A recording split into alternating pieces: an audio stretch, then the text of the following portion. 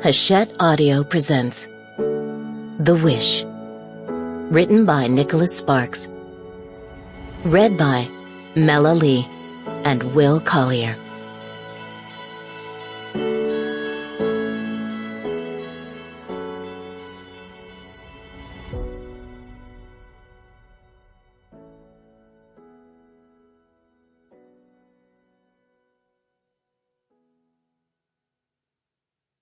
This is Nicholas Sparks, and I wanted to thank you for downloading the audio version of my latest novel, The Wish.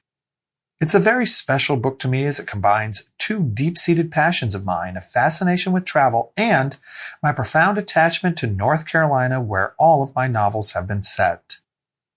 In the past 18 years, beginning with the around-the-world trip documented in my memoir, 3 Weeks with My Brother, I've had the privilege of traveling to some of the most remarkable places in the world, each unforgettable for its natural geography, rare cultural history, or astounding wildlife. However, the best part of any trip is coming home, and small-town North Carolina has been my beloved home for decades now. I never tire of its slow rhythms, its easygoing charm, and varied landscapes. On the first page of The Wish, you will meet Maggie Dawes, a New York-based travel photographer who's made a career of capturing images from every corner of the globe. But the origins of her extraordinary career lie in a summer when she was just 16 years old and found herself exiled to a tiny island off the coast of North Carolina in the off-season. Ocracoke Island is a tiny resort destination, windswept and beautiful, but quite isolated during the winter. Nonetheless, it is there, among the hardy island folk, that she finds not only the first love that marks her forever, but also family and a passion that will become her career. I'm attached to all of my novels for different reasons, but I do think this might be one of my best. You will cry, but hopefully you'll also laugh and come away deeply satisfied from this story of a woman trying to reconcile what might have been with the way things turned out for her. It's a challenge we all face as humans, to find and express love in the time and in the ways that our often unpredictable lives allow. Thank you again, and happy listening.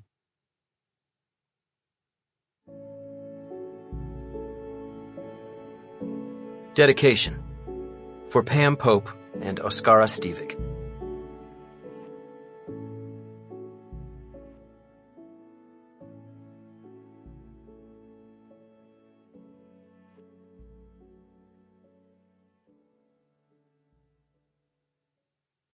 "'Tis the season." Manhattan, December 2019. Whenever December rolled around, Manhattan transformed itself into a city that Maggie didn't always recognize. Tourists thronged the shows on Broadway and flooded the sidewalks outside department stores in Midtown, forming a slow-moving river of pedestrians. Boutiques and restaurants overflowed with shoppers clutching bags. Christmas music filtered from hidden speakers, and hotel lobbies sparkled with decorations. The Rockefeller Center Christmas tree was lit by multicolored bulbs, and the flashes of thousands of iPhones and crosstown traffic, never speedy in the best of times, became so jammed up that it was often quicker to walk than to take a cab. But walking had its own challenges. Frigid wind frequently whipped between the buildings, necessitating thermal underwear, plentiful fleece, and jackets zipped to the collars.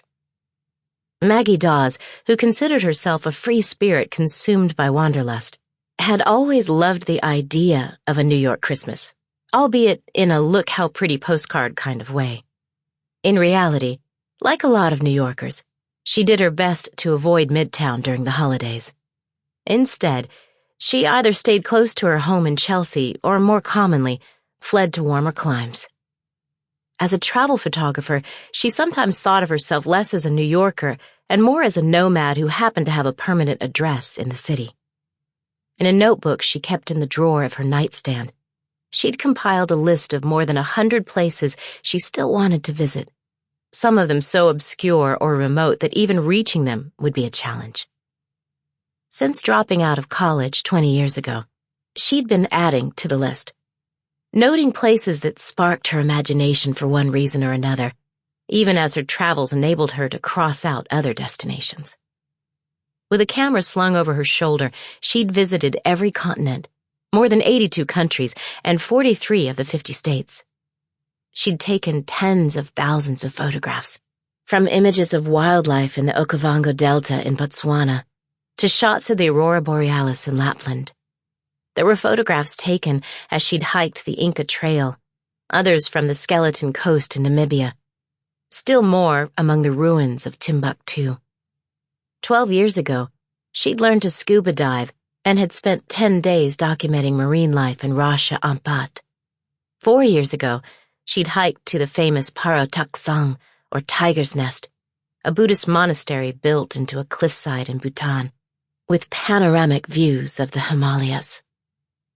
Others had often marveled at her adventures, but she'd learned that adventure is a word with many connotations, not all of them good. A case in point was the adventure she was on now.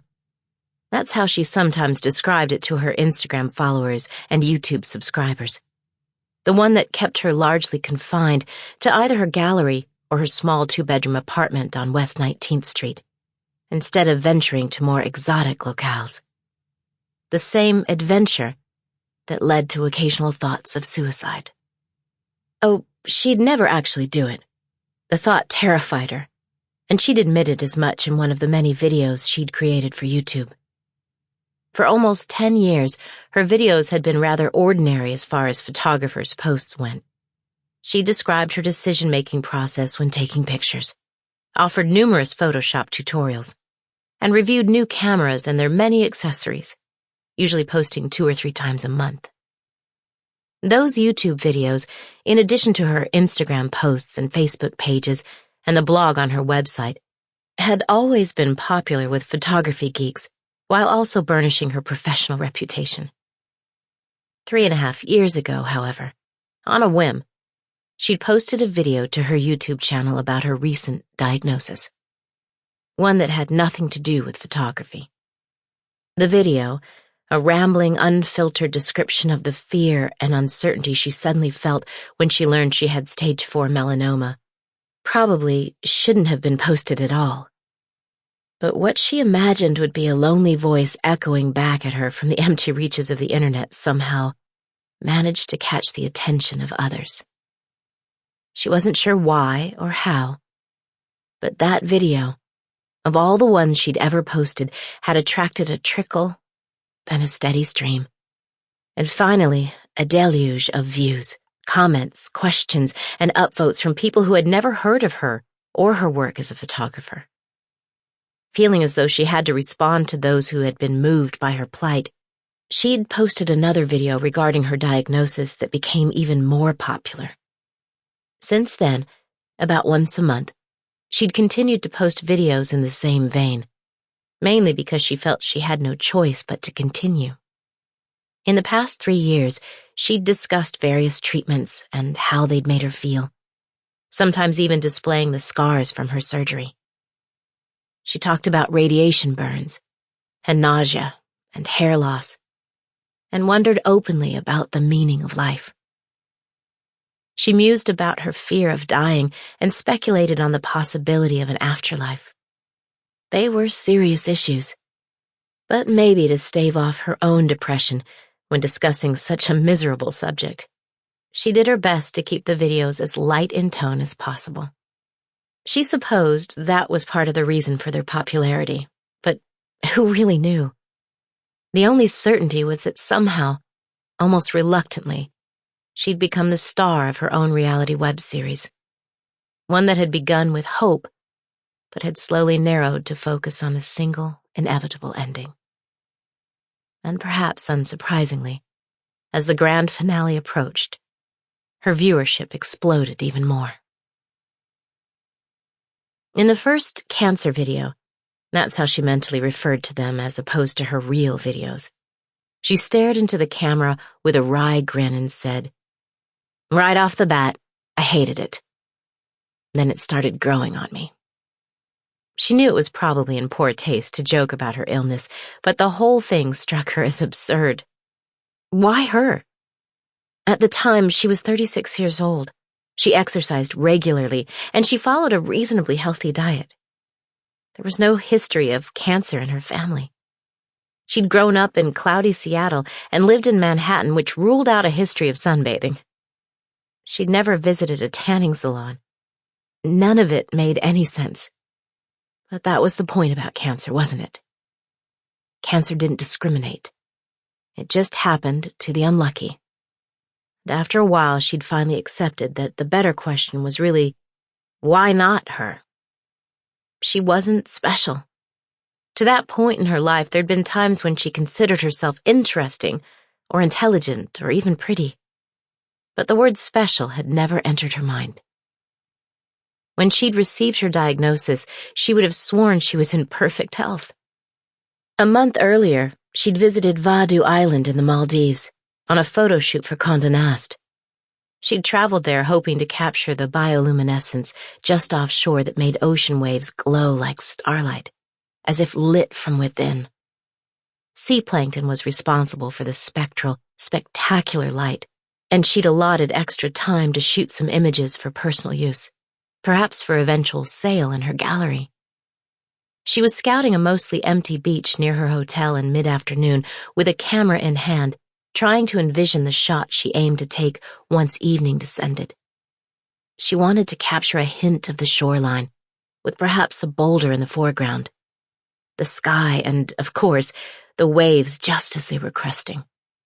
She'd spent more than an hour taking different shots from different angles and various locations on the beach when a couple strolled past her holding hands. Lost in her work, she barely registered their presence. A few moments later, while scanning the line where the waves were breaking offshore through her viewfinder, she heard the woman's voice behind her. She spoke English, but with a distinctly German accent. "Excuse me," the woman said. "I can see that you're busy, and I am sorry to bother you." Maggie lowered her camera. "Yes?"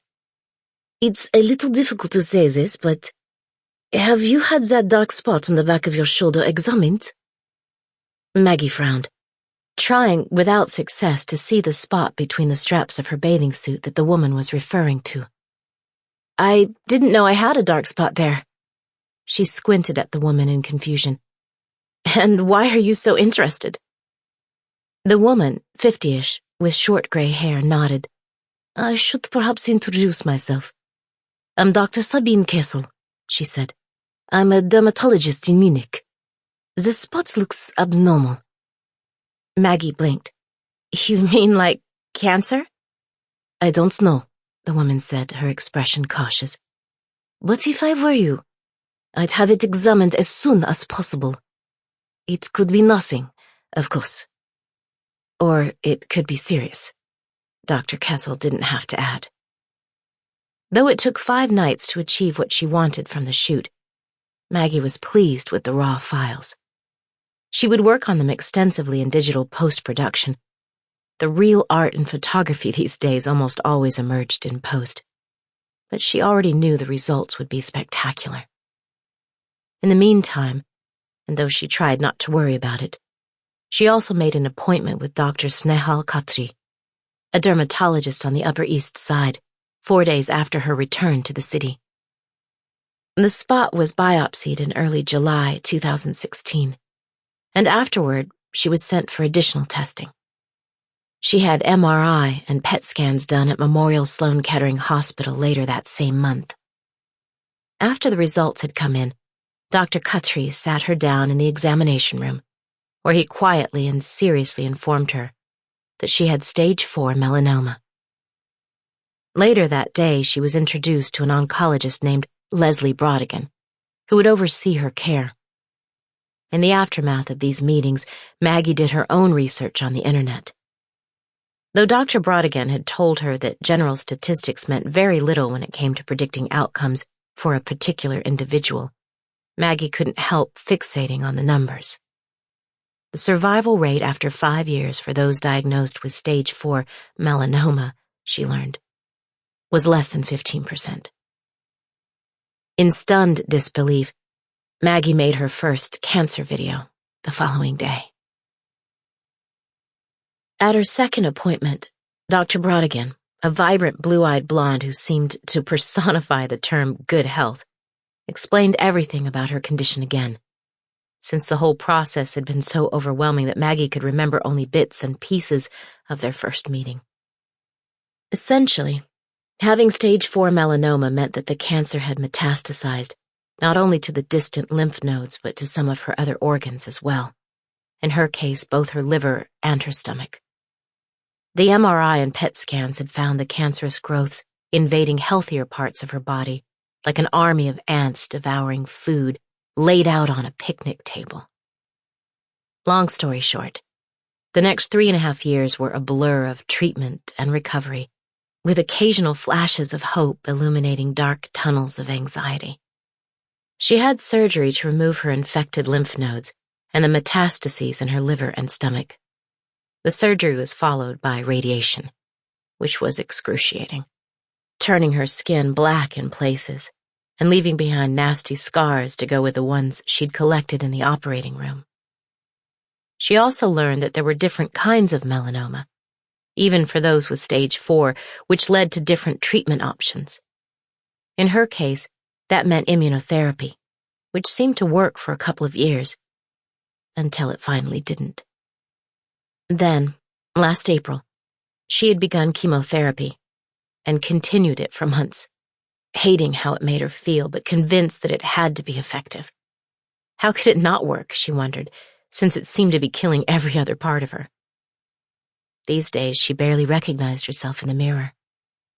Food nearly always tasted too bitter or too salty, which made it hard to eat, and she dropped more than 20 pounds from her already petite frame.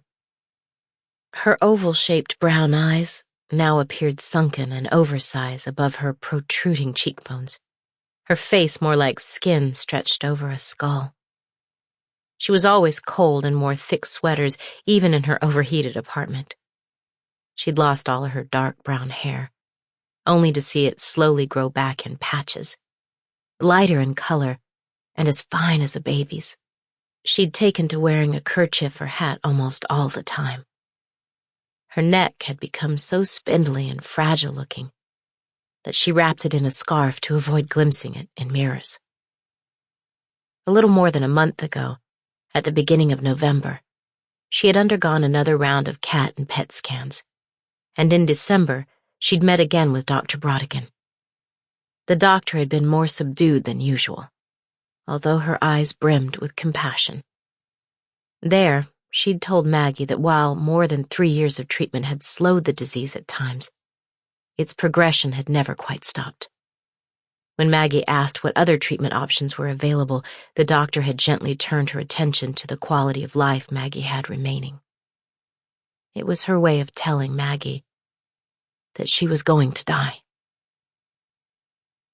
Maggie had opened the gallery more than 9 years ago with another artist named Trinity, who used most of the space for his giant and eclectic sculptures. Trinity's real name was Fred Marshburn, and they'd met at an opening for another artist's show, the kind of event Maggie seldom attended. Trinity was already wildly successful at that point and had long toyed with the idea of opening his own gallery. He didn't, however, have any desire to actually manage the gallery, nor did he want to spend any time there. Because they'd hit it off, and because her photographs in no way competed with his work, they'd eventually made a deal. In exchange for her managing the business of the gallery, she would earn a modest salary and could also display a selection of her own work. At the time, it was more about prestige. She could tell people she had her own gallery than it was about the money Trinity paid her. In the first year or two, she sold only a few prints of her own. Because Maggie was still traveling extensively at the time, more than 100 days a year on average, the actual day-to-day running of the gallery fell to a woman named Luann Summers.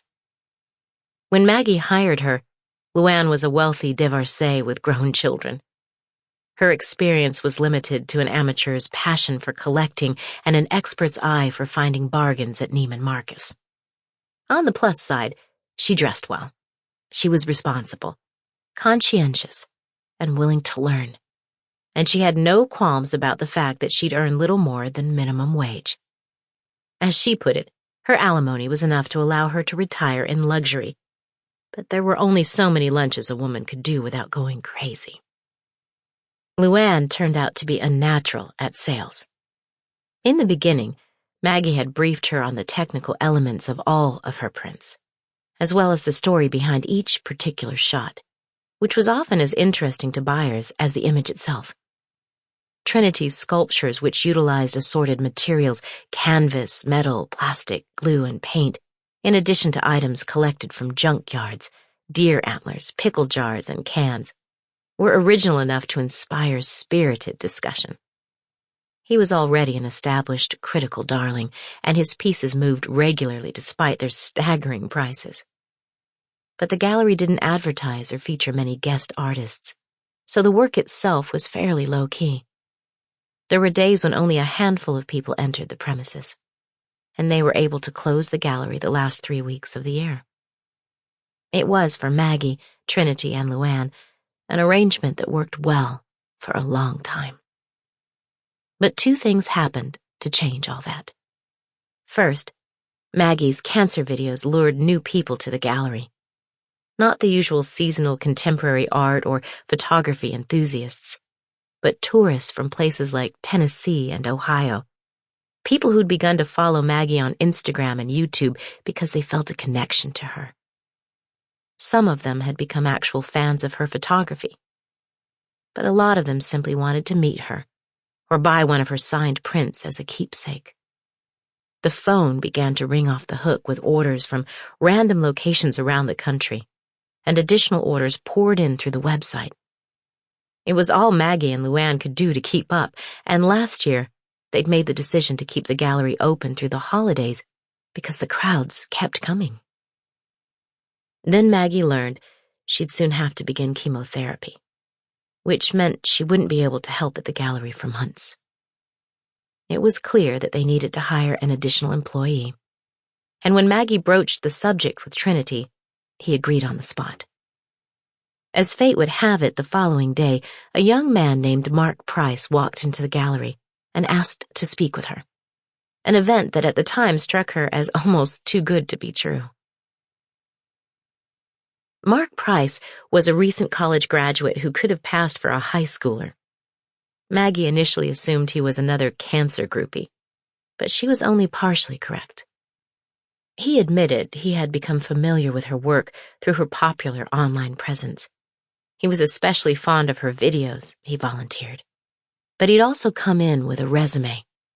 He explained that he was looking for employment, and the idea of working in the art world strongly appealed to him.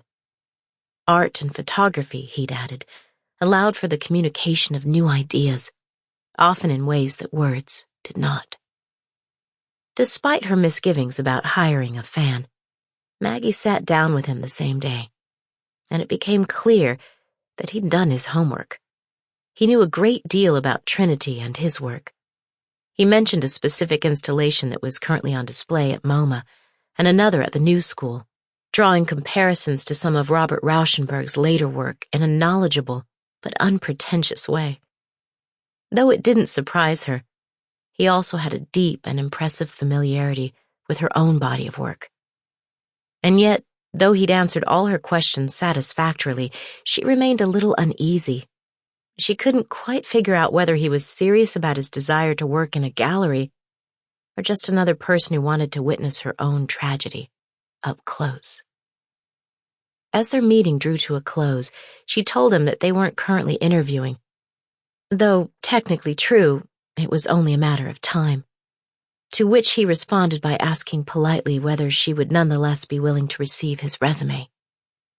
It was, she thought in retrospect, the way he'd phrased his request that charmed her. Would you nonetheless be willing to receive my resume?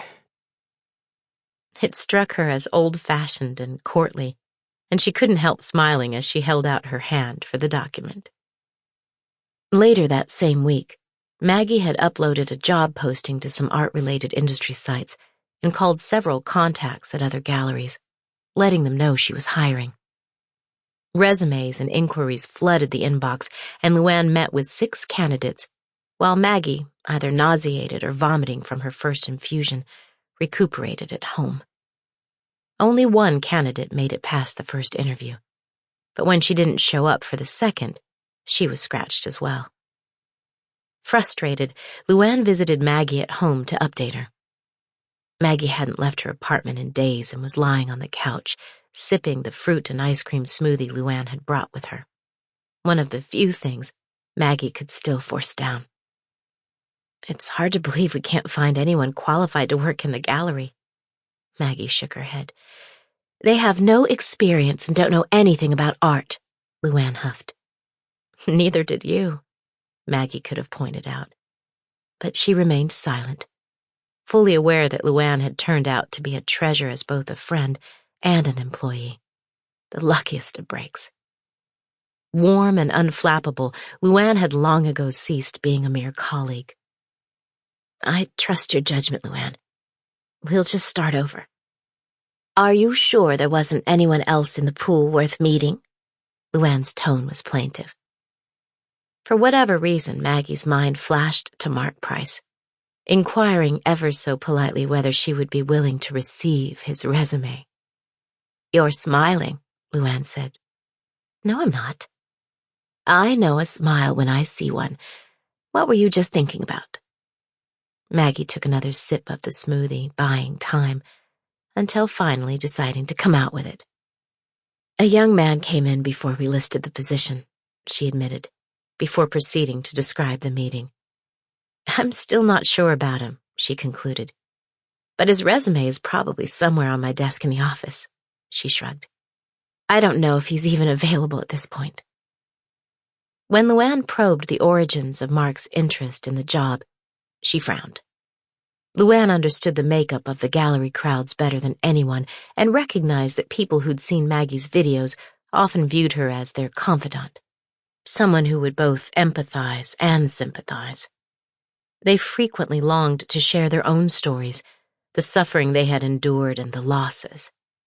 And as much as Maggie wanted to offer them comfort, it was often too much to support them emotionally when she felt like she was barely holding it together herself. Luann did her best to shield her from the more aggressive contact seekers. "Let me review his resume and I'll speak with him," she said. "After that, we'll take it one step at a time." Luann contacted Mark the following week. Their first conversation led to 2 more formal interviews, including one with Trinity. When she later spoke with Maggie, her praise for Mark was effusive, but Maggie insisted on meeting with him again, just to be certain. It took 4 more days before she had the energy to make it to the gallery. Mark Price was on time, dressed in a suit and holding a slim binder as he stepped into her office. She felt sick as a dog as she studied his resume, noting that he was from Elkhart, Indiana. And when she saw his graduation date from Northwestern, she did a quick mental calculation. "You're 22 years old?" Yes. With his neatly parted hair, blue eyes, and baby face, he looked like a well-groomed teenager ready for the prom. "And you majored in theology?" I did. he said. "Why theology?" My father is a pastor. Eventually, I want to get a master's in divinity as well, to follow in his footsteps. As soon as he said it, she realized it didn't surprise her in the slightest. "Then why the interest in art if you intend to go into ministry?" He brought his fingertips together as though wanting to choose his words with care. I've always believed that art and faith have much in common. Both allow people to explore the subtlety of their own emotions and to find their own answers as to what the art represents to them. Your work and Trinity's always makes me think. And more importantly, they make me feel in ways that often lead to a sense of wonder. Just like faith. It was a good answer, but she nonetheless suspected that Mark was leaving something out. Setting those thoughts aside, Maggie continued with the interview, asking more standard questions about his work history and knowledge of photography and contemporary sculpture before finally leaning back in her chair. "Why do you think you'd be a good fit for the gallery?" He seemed unfazed by her grilling. For starters, having met Ms. Summers, I have the sense that she and I would work well together. With her permission, I spent some time in the gallery after our interview, and after a bit of additional research, I put together some of my thoughts about the work currently on display. He leaned forward, offering her the binder. I've left a copy with Ms. Summers as well. Maggie thumbed through the binder.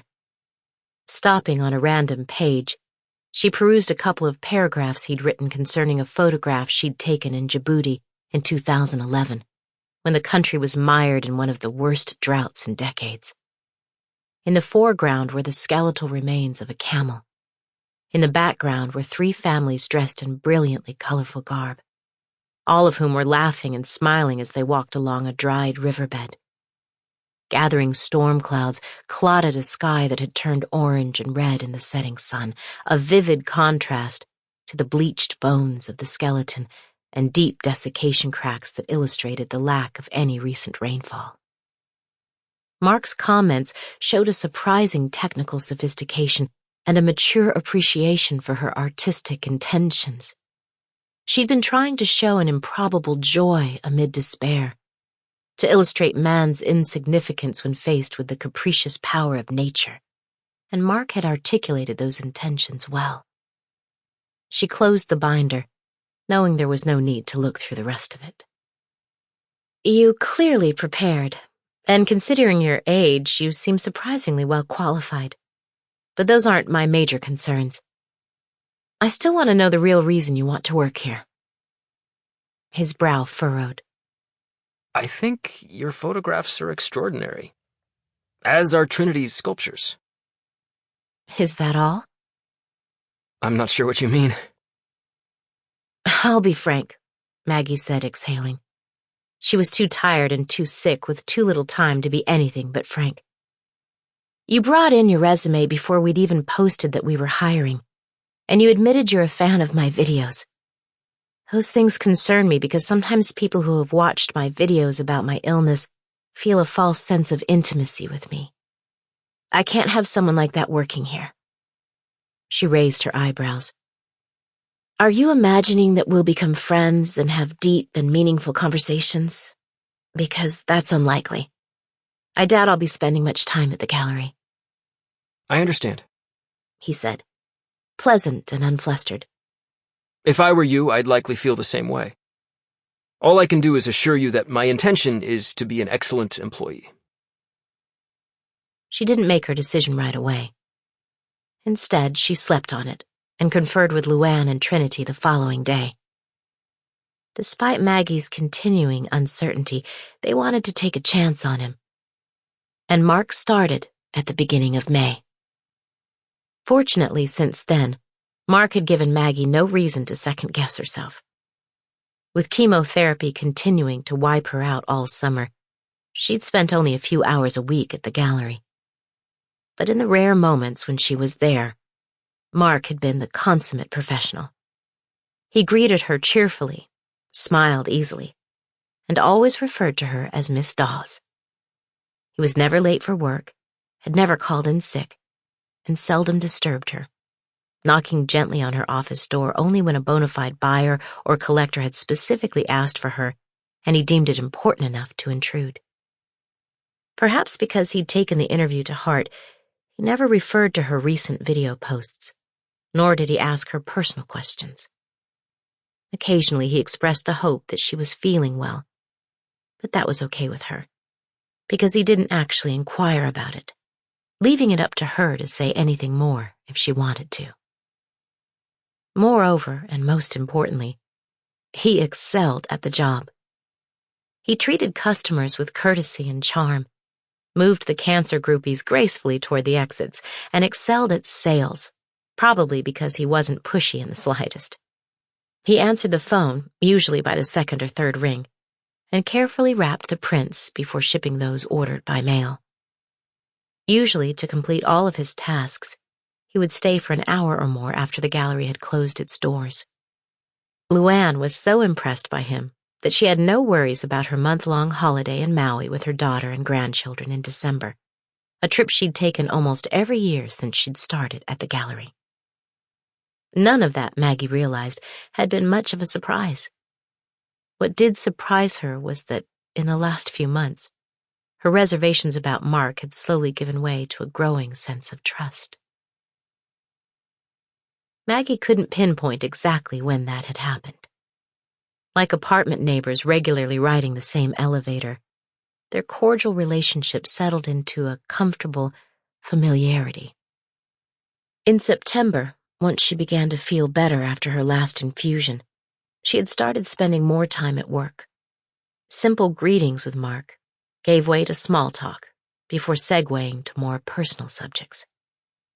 Sometimes those conversations took place in the small break room down the hall from her office. Other times in the gallery when it was devoid of visitors. Mostly they occurred after the doors had been locked, while the three of them processed and packaged the prints that had been ordered by phone or through the website. Usually Luann dominated the conversation, chattering about her ex-husband's poor dating choices, or her kids and grandkids. Maggie and Mark were content to listen. Luann was entertaining. Every now and then one of them would roll their eyes at something Luann had said. "I'm sure my ex is paying for all the plastic surgery on that tacky gold digger." And the other would smile slightly. A private communication meant just for the two of them. Sometimes, though, Luann had to leave immediately after closing. Mark and Maggie would work together alone, and little by little, Maggie came to learn quite a bit about Mark, even as he refrained from asking personal questions of her. He told her about his parents and his childhood, which often struck her as something akin to an upbringing imagined by Norman Rockwell, complete with bedtime stories, hockey and baseball games, and his parents' attendance at every school event he could remember. He also spoke frequently about his girlfriend, Abigail, who'd just started working toward a master's degree in economics at the University of Chicago. Like Mark, she'd grown up in a small town, in her case, Waterloo, Iowa, and he had countless photographs of the two of them on his iPhone. The photos showed a pretty young redhead with a sunny Midwestern affect, and Mark mentioned that he planned to propose after she received her degree. Maggie could remember laughing when he said it. "Why get married when you're still so young?" she'd asked. "Why not wait a few years?" "Because," Mark had answered, "she's the one with whom I'd like to spend the rest of my life." "How can you know that?" "Sometimes you just know." The more she learned about him, the more she came to believe that his parents had been as lucky with him as he'd been with them. He was an exemplary young man, responsible and kind, disproving the stereotype that millennials were lazy and entitled. Still, her growing fondness for him sometimes surprised her, if only because they shared so little in common. Her early life had been unusual, at least for a time, and her relationship with her parents had often been strained. She herself had been nothing like Mark. While he'd been studious and had graduated with highest honors from a top university, she'd generally struggled in school and had finished less than 3 semesters at a community college. At his age, she had been content to live in the moment and figure things out on the fly, whereas he seemed to have a plan for everything. Had she met him when she was younger, she suspected that she wouldn't have given him the time of day. When she'd been in her 20s, she'd had a habit of choosing exactly the wrong kinds of men. Nonetheless, he sometimes reminded her of someone she'd known long ago, someone who had once meant everything to her. By the time Thanksgiving rolled around, Maggie considered Mark a definite member of the gallery family. She wasn't as close to him as she was to either Luann or Trinity. They'd spent years together, after all. But he'd become something akin to a friend, nonetheless. And 2 days after that holiday, all 4 of them had stayed late in the gallery after closing. It was Saturday night, and because Luann planned to fly to Maui the following morning while Trinity left for the Caribbean, they opened a bottle of wine to go with the cheese and fruit tray Luann had ordered. Maggie accepted a glass, even though she couldn't fathom the thought of either drinking or eating anything. They toasted the gallery, It had been far and away their most successful year ever, and settled into easy conversation for another hour. Toward the end, Luann offered Maggie a card. "There's a gift inside," Luann said. "Open it after I'm gone." "I haven't had a chance to get yours yet." "That's fine," Luann said. "Seeing you back to your old self these past few months has been more than enough gift for me. Just make sure you open it well before Christmas, though." After Maggie assured her that she would, Luann stepped toward the platter and grabbed a couple of strawberries. A few feet away, Trinity was speaking to Mark. Because he visited the gallery even less frequently than Maggie did, she heard Trinity asking the same kinds of personal questions that she had over the last few months. "I didn't know you played hockey," Trinity offered. "I'm a huge Islanders fan, even if they haven't won the Stanley Cup in what seems like forever." It's a great sport. I played every year until I got to Northwestern. "Don't they have a team?" I wasn't good enough to play at the collegiate level. Mark admitted. Not that it seemed to matter to my parents. I don't think either of them ever missed a game. "Will they come out to see you for Christmas?" No. Mark said. My dad set up a tour of the Holy Land with a couple dozen members of our church for the holidays. Nazareth, Bethlehem, the whole works. "And you didn't want to go?" It's their dream, not mine. Besides, I have to be here. Maggie saw Trinity glance in her direction before he turned his attention back to Mark. He leaned in, whispering something, and though Maggie couldn't hear him, she knew exactly what Trinity had said because he'd expressed his own concerns to her a few minutes earlier. "Make sure you keep an eye on Maggie while Luann and I are gone. We're both a little worried about her." In response, Mark simply nodded. Trinity was more prescient than he probably realized. But then again, both Trinity and Luann had known that Maggie had another appointment with Dr. Brodigan scheduled on December 10th. And sure enough, at that appointment, Dr. Brodigan had urged Maggie to focus on her quality of life. Now it was December 18th. More than a week had passed since that awful day, and Maggie still felt almost numb. Nor had she told anyone about her prognosis. Her parents had always believed that if they prayed hard enough, God would somehow heal her, and telling them the truth would take more energy than she could summon. Same thing in a different way with her sister. Long story short, she didn't have the energy. Mark had texted a couple of times to check in on her, but saying anything about her situation via text struck her as absurd, and she hadn't been ready to face anyone just yet. As for Luann or even Trinity, she supposed she could call them, but what would be the point? Luann deserved to enjoy the time she was spending with her own family without worrying about Maggie, and Trinity had his own life as well. Besides, there was nothing that either of them could really do. Instead, dazed by her new reality, she'd spent much of the last 8 days either in her apartment or on short, slow walks through her neighborhood.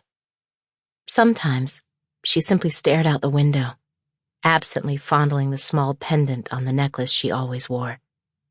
Other times she found herself people-watching. When she'd first moved to New York, she had been enthralled by the ceaseless activity around her, by seeing people rushing down into the subway or peering up into office towers at midnight with the knowledge that people were still at their desks.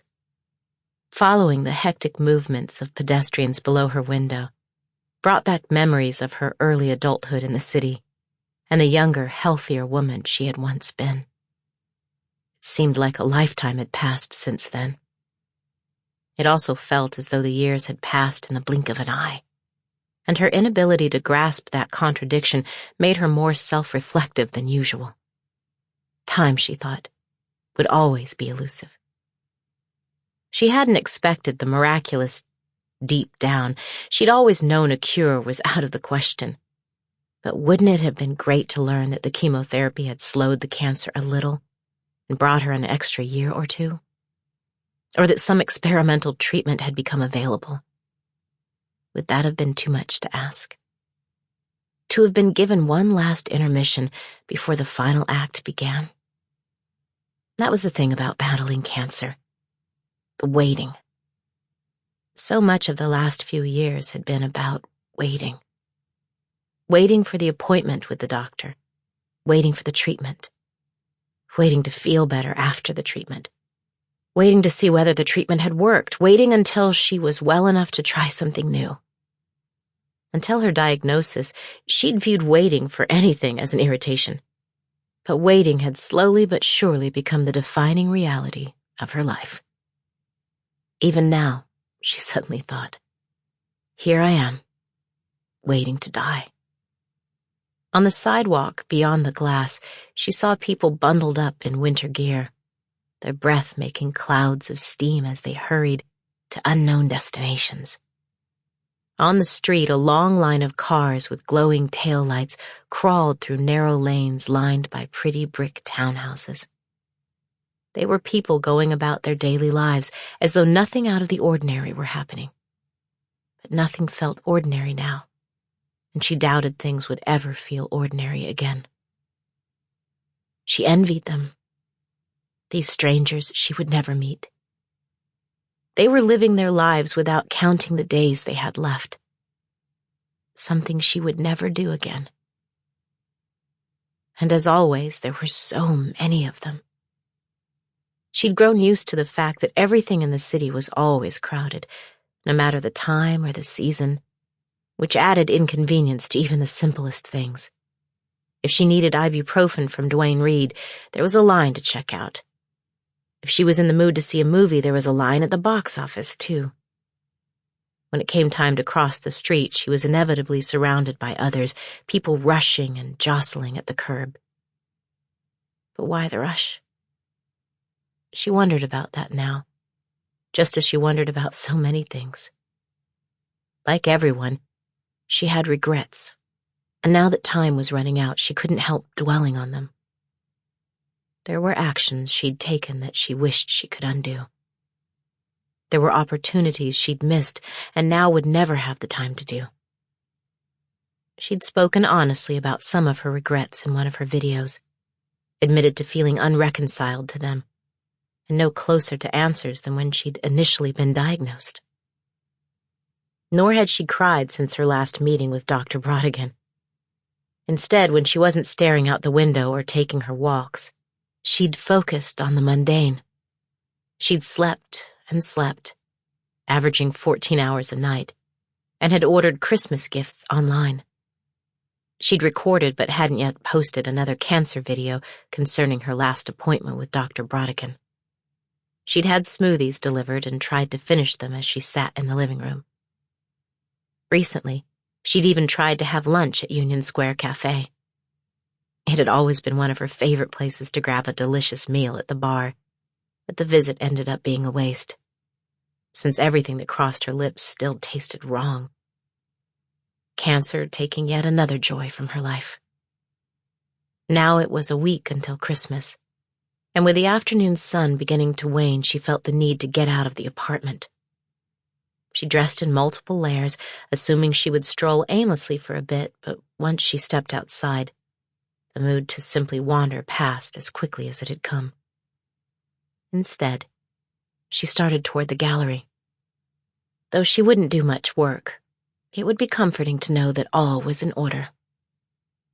The gallery was several blocks away, and she moved slowly, trying to avoid anyone who might bump into her. The wind was icy, and by the time she pushed through the doors of the gallery a half hour before closing, she was shivering. It was unusually crowded.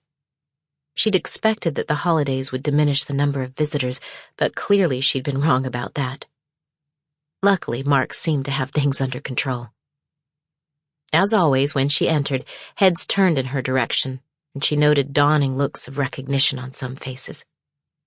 "Sorry, not today, folks," she suddenly thought, offering a quick wave before hurrying to her office. She shut the door behind her.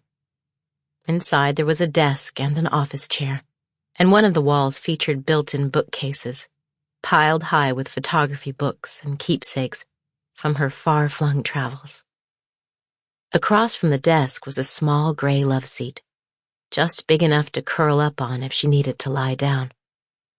In the corner stood an ornately carved rocker with flowered cushions that Luann had brought from her country house, lending a touch of warmth to the modern office. After piling her gloves, hat, and jacket on the desk, Maggie readjusted her kerchief and collapsed into her office chair. Turning on the computer, she automatically checked the weekly sales figures, noting the spike in volume, but realized she wasn't in the mood to study the numbers in detail. Instead, she opened another folder and began clicking through her favorite photos, finally pausing at a series of images she'd taken in Ulaanbaatar, Mongolia, last January.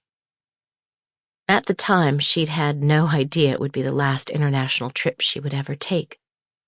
The temperature had been well below zero the entire time she was there, with biting winds that could freeze exposed skin in less than a minute. It had been an effort to keep her camera working because the components grew finicky in temperatures that low. She could remember repeatedly tucking the camera inside her jacket to warm it against her body, but the photographs were so important to her. She'd braved the elements for almost 2 hours. She'd wanted to find ways to document the poisonous levels of air pollution and its visible effects on the population. In a city of 1.5 million people, nearly every home and business burned coal throughout the winter, darkening the sky even in brightest daylight. It was a health crisis as well as an environmental one, and she'd wanted her images to spur people to action.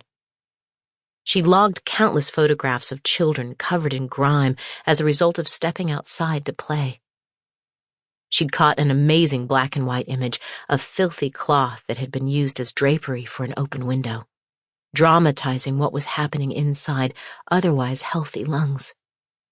She'd also sought out a stark panorama of the city and finally nailed the image she wanted. A brilliant blue sky that suddenly, immediately gave way to a pale, almost sickly yellow haze, as though God himself had drawn a perfectly straight line, dividing the sky in two. The effect was utterly arresting, especially after the hours that she'd spent refining it in post. As she stared at the image in the solace of her office, she knew she would never be able to do something like that again. She would likely never travel for work again. She might never even leave Manhattan unless she gave in to her parents and returned to Seattle. Nor had anything in Mongolia changed. In addition to the photo essay that she'd contributed to The New Yorker, a number of media outlets, including Scientific American and The Atlantic, had also tried to raise awareness regarding the dangerous levels of pollution in Ulaanbaatar. But the air, if anything, had grown even worse in the last 11 months. It was, she thought, yet another failure in her life, just like her battle with cancer. The thoughts shouldn't have been connected, but in that instant they were, and all at once she felt tears begin to form. She was dying. She was actually dying, and it dawned on her suddenly that she was about to experience her very last Christmas. What should she be doing with these last precious weeks? And what did quality of life even mean when it came to the actuality of day-to-day living? She was already sleeping more than ever, but did quality mean getting more sleep to feel better, or less sleep so the days seemed longer? And what about her routines? Should she bother making an appointment to have her teeth cleaned? Should she pay off the minimum balance on her credit cards or go on a spending spree? Because what did it matter? What did anything really matter? 100 random thoughts and questions overran her. Lost in all of it, she felt herself choke before letting go completely. She didn't know how long the outburst lasted. Time slipped away. When she was finally spent, she stood and swiped at her eyes. Glancing through the one-way window above her desk, she noticed that the gallery floor was empty, and that the front door had been locked. Strangely, she didn't see Mark, even though the lights were still on. She wondered where he was until she heard a knock at the door. Even his knock was gentle. She considered making an excuse until the evidence of her breakdown had subsided, but why bother?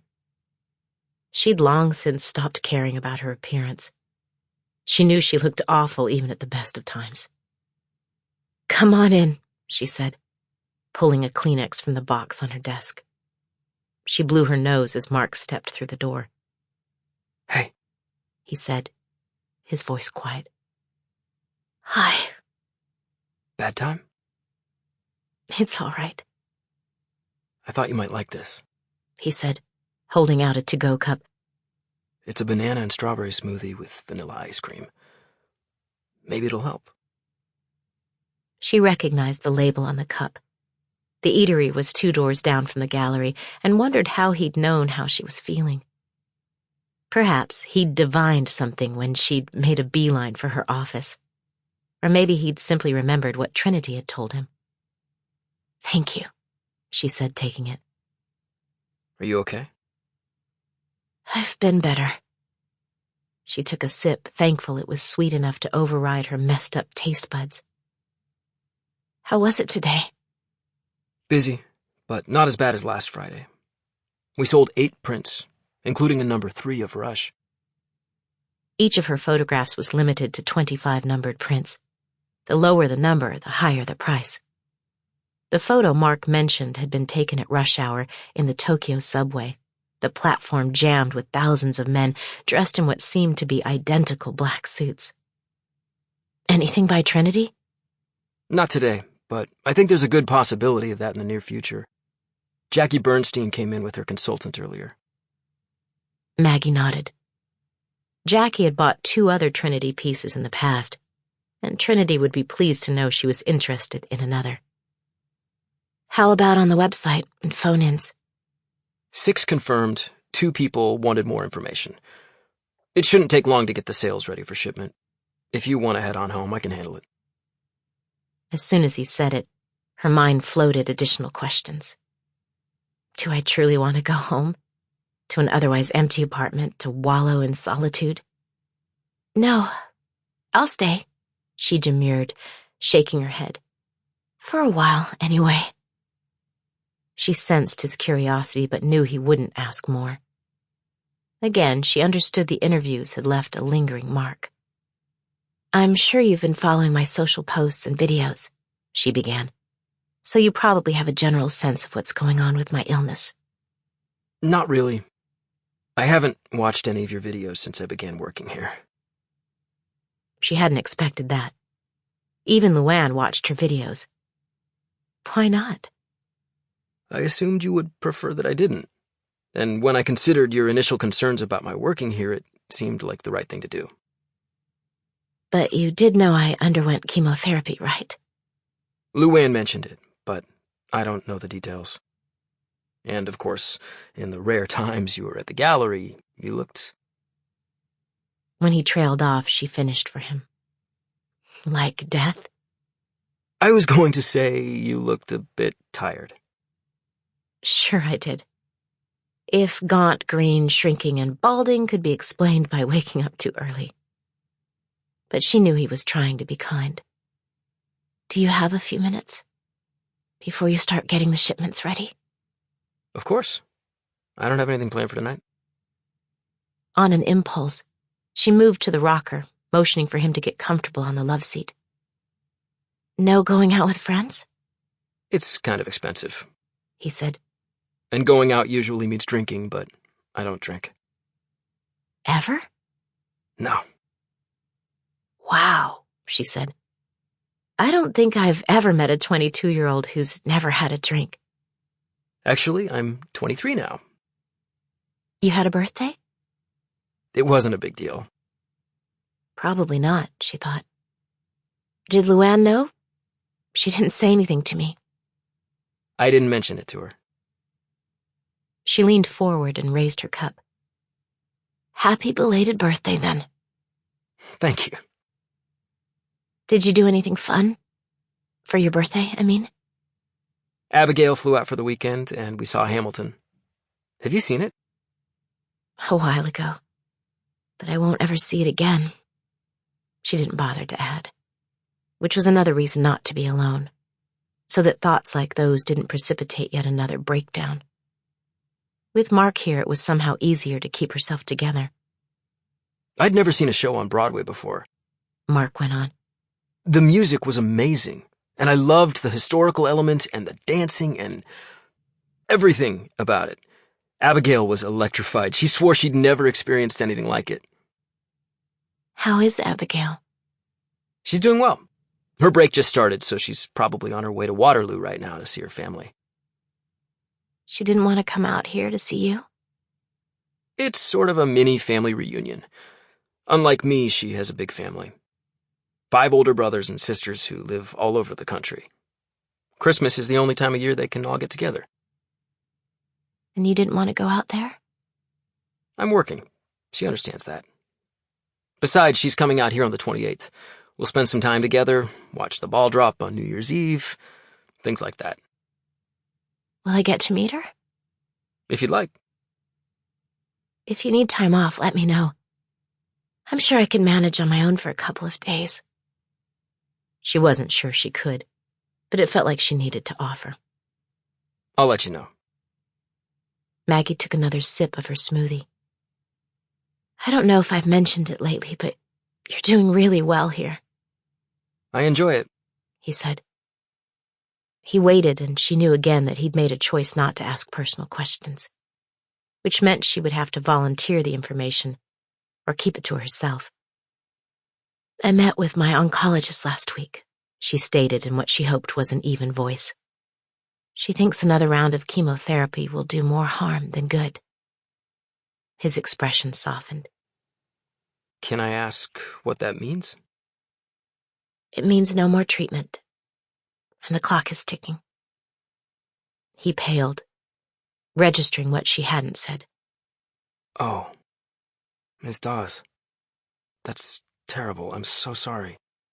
I don't know what to say. Is there anything I can do? I don't think there's anything anyone can do. But please call me Maggie. I think you've worked here long enough for the two of us to use first names. Is the doctor certain? The scans weren't good, she said. Lots of spread everywhere. Stomach, pancreas, kidneys, lungs, and though you won't ask, I have less than 6 months. Most likely it's somewhere around 3 to 4. Maybe even less. Surprising her, his eyes began to well with tears. Oh, Lord, he said with his expression suddenly softening. Would you mind if I pray for you? Not now, but when I get home, I mean. She couldn't help smiling. Of course he would want to pray for her, future pastor that he was. She suspected he'd never uttered a profanity in his life. He was, she thought, a very sweet kid. Well, technically he was a young man, but I'd like that. For a few seconds, neither of them said anything.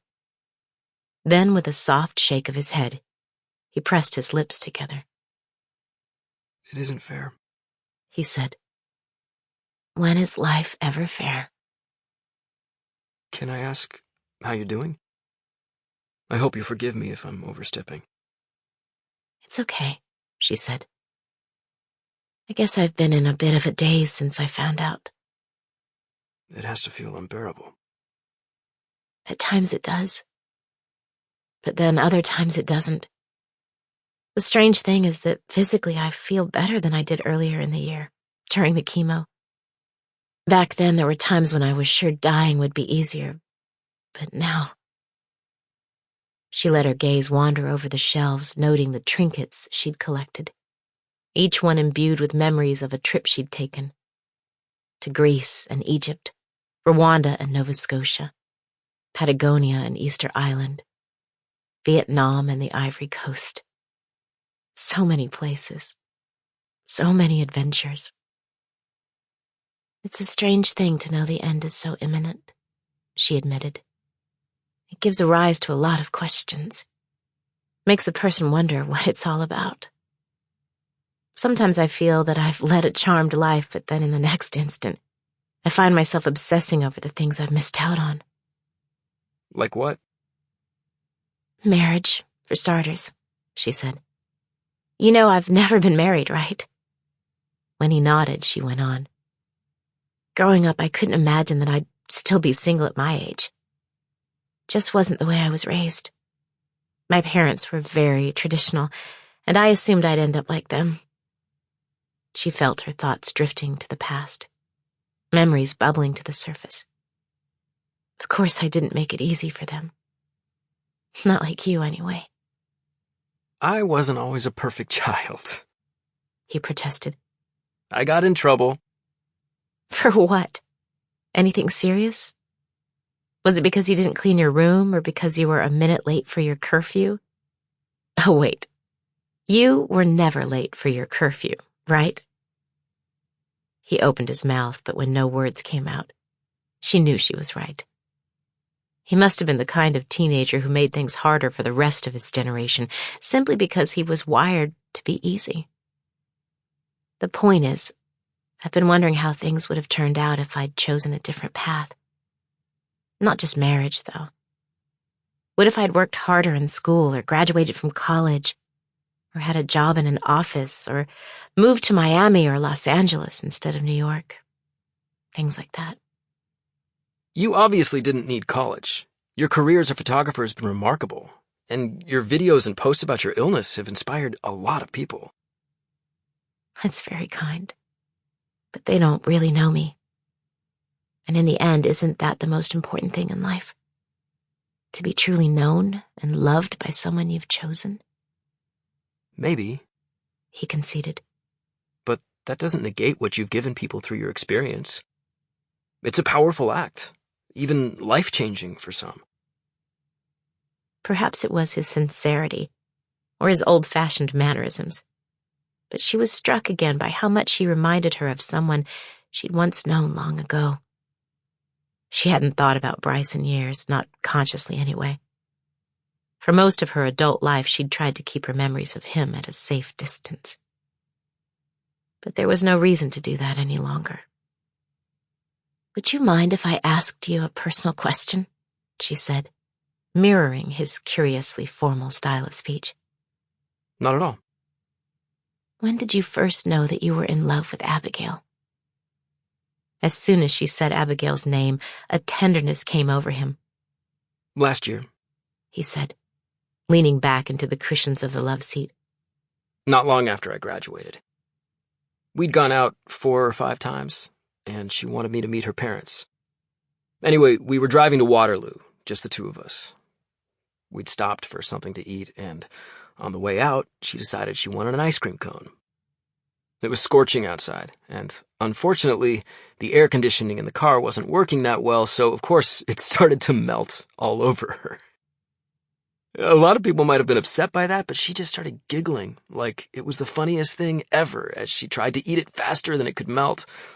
There was ice cream everywhere, on her nose and fingers, in her lap, even in her hair. And I remember thinking that I wanted to be around someone like that forever. Someone who could laugh at the inconveniences of life and find joy in any occasion. That's when I knew she was the one. Did you tell her then? Oh, no. I wasn't brave enough. It took me until last fall before I could finally work up the courage to tell her. Did she say that she loved you too? She did. That was a relief. She sounds like a wonderful person. She is. I'm very lucky. Though he smiled, she knew he was still troubled. I wish there was something I could do for you, he said, his voice soft. Working here is enough. Well, that and staying late. I'm glad to be here. I wonder, though... Go ahead, she said, gesturing with the smoothie. You can ask whatever question you'd like. I've got nothing to hide anymore. Why didn't you ever get married? If you thought you would, I mean. There were a lot of reasons. When I was just starting out in my career, I wanted to concentrate on that until I established a foothold. And then I started traveling a lot, and then came the gallery, and I guess I was just too busy. And you never met someone who made you question all that? In the silence that followed, she unconsciously reached for the necklace, feeling for the small shell-shaped pendant, making sure it was still there. I thought I did. I know I loved him, but the timing wasn't right. Because of work? No, she said. It happened long before then. But I'm pretty sure I wouldn't have been good for him. Not back then, anyway. I can't believe that. You don't know who I used to be. She put down her cup and folded her hands in her lap. Do you want to hear the story? I'd be honored. It's kind of long. Those are usually the best kind of stories.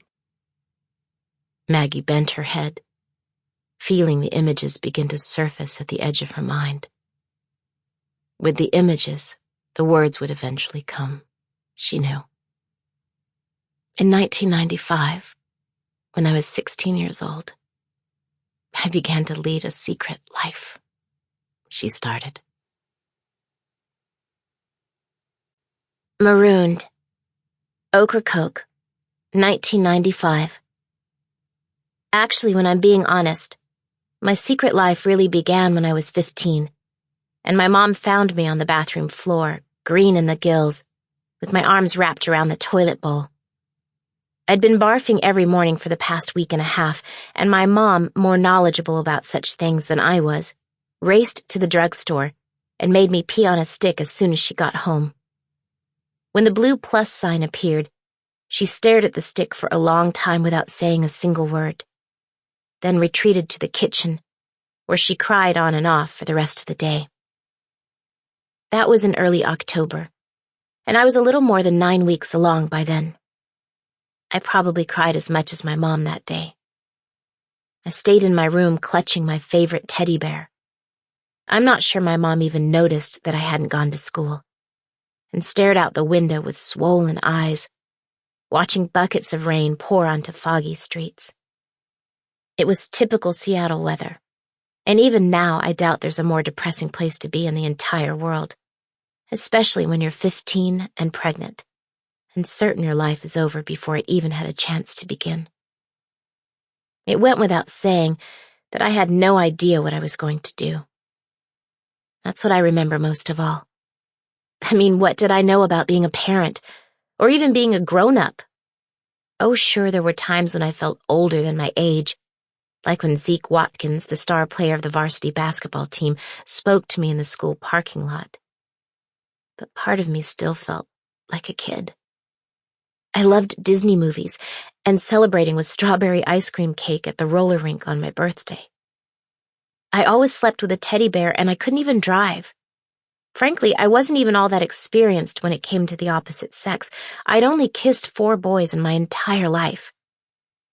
But one time, the kissing went too far, and a little more than 3 weeks after that awful, barfing, and tear-filled day, my parents shipped me off to Ocracoke in the Outer Banks of North Carolina, a place I didn't even know existed. It was supposedly a picturesque beach town adored by tourists. There, I would live with my Aunt Linda Dawes, my father's much older sister, a woman I'd met only once in my life. They'd also made arrangements with my teachers so I wouldn't fall behind in my studies. My parents had a long discussion with the headmaster, and after the headmaster spoke to my aunt, he decided to trust her to proctor my exams, making sure I didn't cheat and that all my assignments were turned in. And just like that, I suddenly became the family secret. My parents didn't come with me to North Carolina, which made leaving that much harder.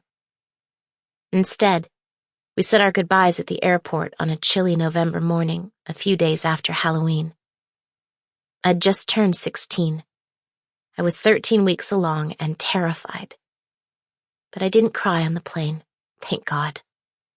Nor did I cry when my aunt picked me up at a rinky-dink airport in the middle of nowhere, or even when we checked into a dumpy motel near the beach, since we had to wait to catch the ferry to Ocracoke the following morning.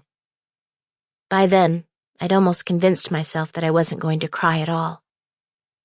Boy, was I ever wrong. After we disembarked from the ferry, my aunt gave me a quick tour of the village before bringing me to her house. And to my dismay, Ocracoke was nothing like I'd imagined. I guess I'd been picturing pretty pastel cottages nestled in the sand dunes, with tropical views of the ocean stretching to the horizon. A boardwalk complete with burger joints and ice cream shops, and crowded with teens, maybe even a Ferris wheel or a carousel. But Ocracoke was nothing like that. Once you got past the fishing boats in the tiny harbor where the ferry dropped us off, it looked ugly. The houses were old and weather-beaten. There wasn't a beach, boardwalk, or palm tree in sight. And the village, that's what my aunt called it, a village, seemed utterly deserted. My aunt mentioned that Ocracoke was essentially a fishing village and that less than 800 people lived there year-round. But I could only wonder why anyone would want to live there at all. Aunt Linda's place was right on the water, sandwiched between homes that were equally run down. It was set on stilts with a view of the Pamlico Sound, with a compact front porch and another larger porch off the living room that faced the water. It was also small. Living room with a fireplace and a window near the front door, dining area and kitchen, 2 bedrooms and a single bath. There wasn't a television in sight, which left me feeling suddenly panicked, though I don't think she realized it. She showed me around and eventually pointed out where I would be sleeping, across the hall from her room in what usually served as her reading room. My first thought was that it was nothing like my bedroom back home. It wasn't even like half my bedroom back home. There was a twin bed wedged beneath a window along with a padded rocking chair, a reading lamp, and a shelf crammed with books by Betty Friedan, Sylvia Plath, Ursula K. Le Guin, and Elizabeth Berg, in addition to tomes on Catholicism, St. Thomas Aquinas, and Mother Teresa. Again, no television. But there was a radio, even if it looked 100 years old, and an old-fashioned clock. The closet, if you could call it that, was barely a foot deep, and the only way I would be able to store my clothes was to fold and stack them in vertical piles on the floor. There was no nightstand or chest of drawers, all of which made me suddenly feel like I was visiting unexpectedly for a single night, rather than the 6 months intended. "I love this room," my aunt said with a sigh, setting my suitcase on the floor. "It's so comfortable." "It's nice," I forced out. After she left me alone to unpack, I plopped down on the bed, still in disbelief that I was actually here. At this house, in this place, with this relative. I stared out the window, noting the rust-colored wooden planking on the neighbor's house, wishing with every blink that I'd be able to see Puget Sound, or the snow-capped Cascade Mountains, or even the rocky and rugged coast I'd known all my life. I thought about the Douglas fir and red cedar trees, and even the fog and rain. I thought about my family and friends, who might as well have been on another planet, and the lump in my throat grew even bigger. I was pregnant and alone, marooned in a terrible place, and all I wanted was to turn back the clock and change what had happened. All of it. The oops, the barfing, the withdrawal from school, the trip here. I wanted to be a regular teenager again. Hell, I would have taken being just a kid again instead of this. But I suddenly remembered the blue plus sign on the pregnancy test, and the pressure began to build behind my eyes.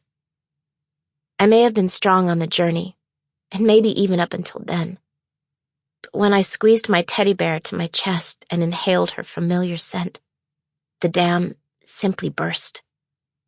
It wasn't a pretty cry like you see in Hallmark movies.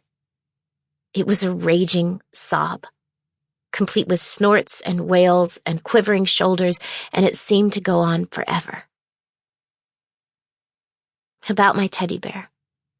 She was neither cute nor expensive, but I'd slept with her for as long as I could remember. The thin, coffee-colored fur had worn away in patches, and Frankenstein stitches held one of her arms in place. I'd had my mom sew on a button when one of her eyes had popped off, but the damage made her seem even more special to me, because sometimes I felt damaged too. In 3rd grade, I'd used a Sharpie to write my name on the bottom of her foot, marking her as mine forever. When I was younger, I used to bring her with me everywhere, my own version of a security blanket. Once I'd accidentally left her at a Chuck E. Cheese when I'd gone to a friend's birthday party, and when I got home, I cried so hard I actually puked. My dad had to drive back across town to retrieve her, and I'm pretty sure I held on to her for almost a week straight after that. Over the years, she had been dropped in mud, splashed with spaghetti sauce, and soaked with sleep drool. Whenever my mom decided it was finally time to wash her, she'd throw her in the laundry along with my clothes. I'd sit on the floor watching the washer and dryer, imagining her tumbling among the jeans and towels, and hoping she wouldn't be destroyed in the process. But Maggie Bear, short for Maggie's Bear, would eventually emerge clean and warm. My mom would hand her back to me, and I'd suddenly feel complete again, like all was right in the world. When I went to Ocracoke, Maggie Bear was the only thing I knew I couldn't leave behind. Aunt Linda checked on me during my breakdown, but didn't seem to know what to say or do, and apparently she decided it was probably best to let me sort through things on my own. I was glad about that, but kind of sad too, because it made me feel even more isolated than I already did. Somehow, I survived that first day, then the next. She showed me a bicycle she'd bought at a garage sale which looked older than I was, with a cushy seat big enough for someone twice my size and a basket on the front hanging from massive handlebars. I hadn't ridden a bike in years. I had a young man in town fix it up, so it should work fine. Great, was all I could muster. On the 3rd day, my aunt went back to work and was out of the house long before I finally woke. On the table, she'd left a folder filled with my homework, and I realized that I was already falling behind. I hadn't been a great student even in the best of times. I was middle of the pack and hated when my report cards came out. And if I hadn't cared much about acing my classes before, I was even more apathetic now. She'd also written me a note to remind me that I had 2 quizzes the following day. Even though I tried to study, I couldn't concentrate and already knew I was going to bomb them, which I promptly did. Afterward, maybe because she was feeling even more sorry for me than usual, my aunt thought it might be a good idea to get me out of the house and drove me to her shop. It was a small eatery and coffee bar that offered a lot more than just food.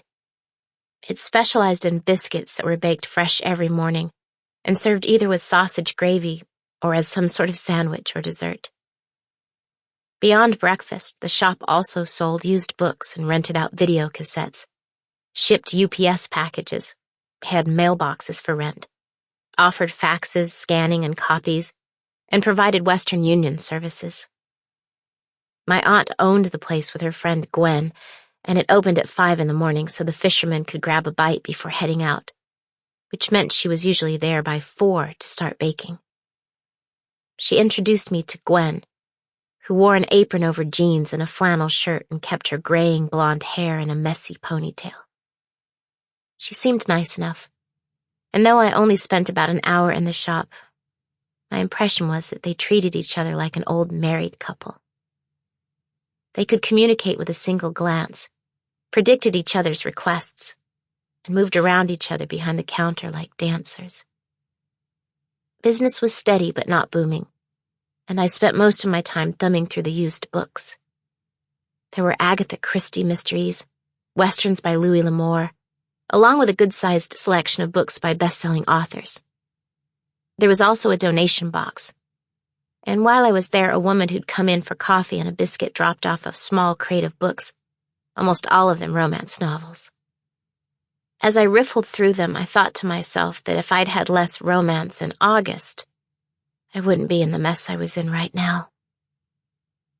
The shop closed at 3 during the week, and after Gwen and Aunt Linda locked the doors, my aunt took me on a longer, more extensive tour of the village.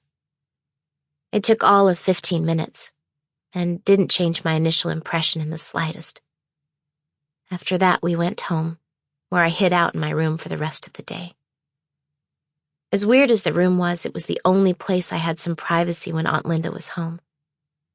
When I wasn't half-assing my way through my schoolwork, I could listen to music, brood, and spend way too much time contemplating death and my growing belief that the world, and especially my family, would be better off without me. I wasn't quite sure what to make of my aunt either.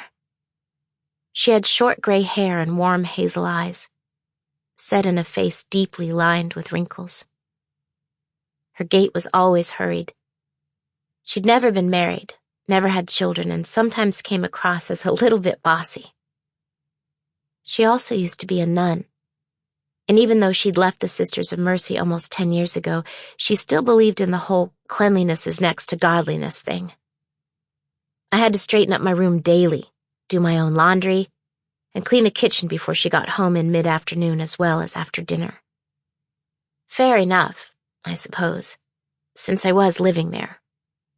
But no matter how hard I tried, I never seemed to do it right. Our conversations about it were usually short.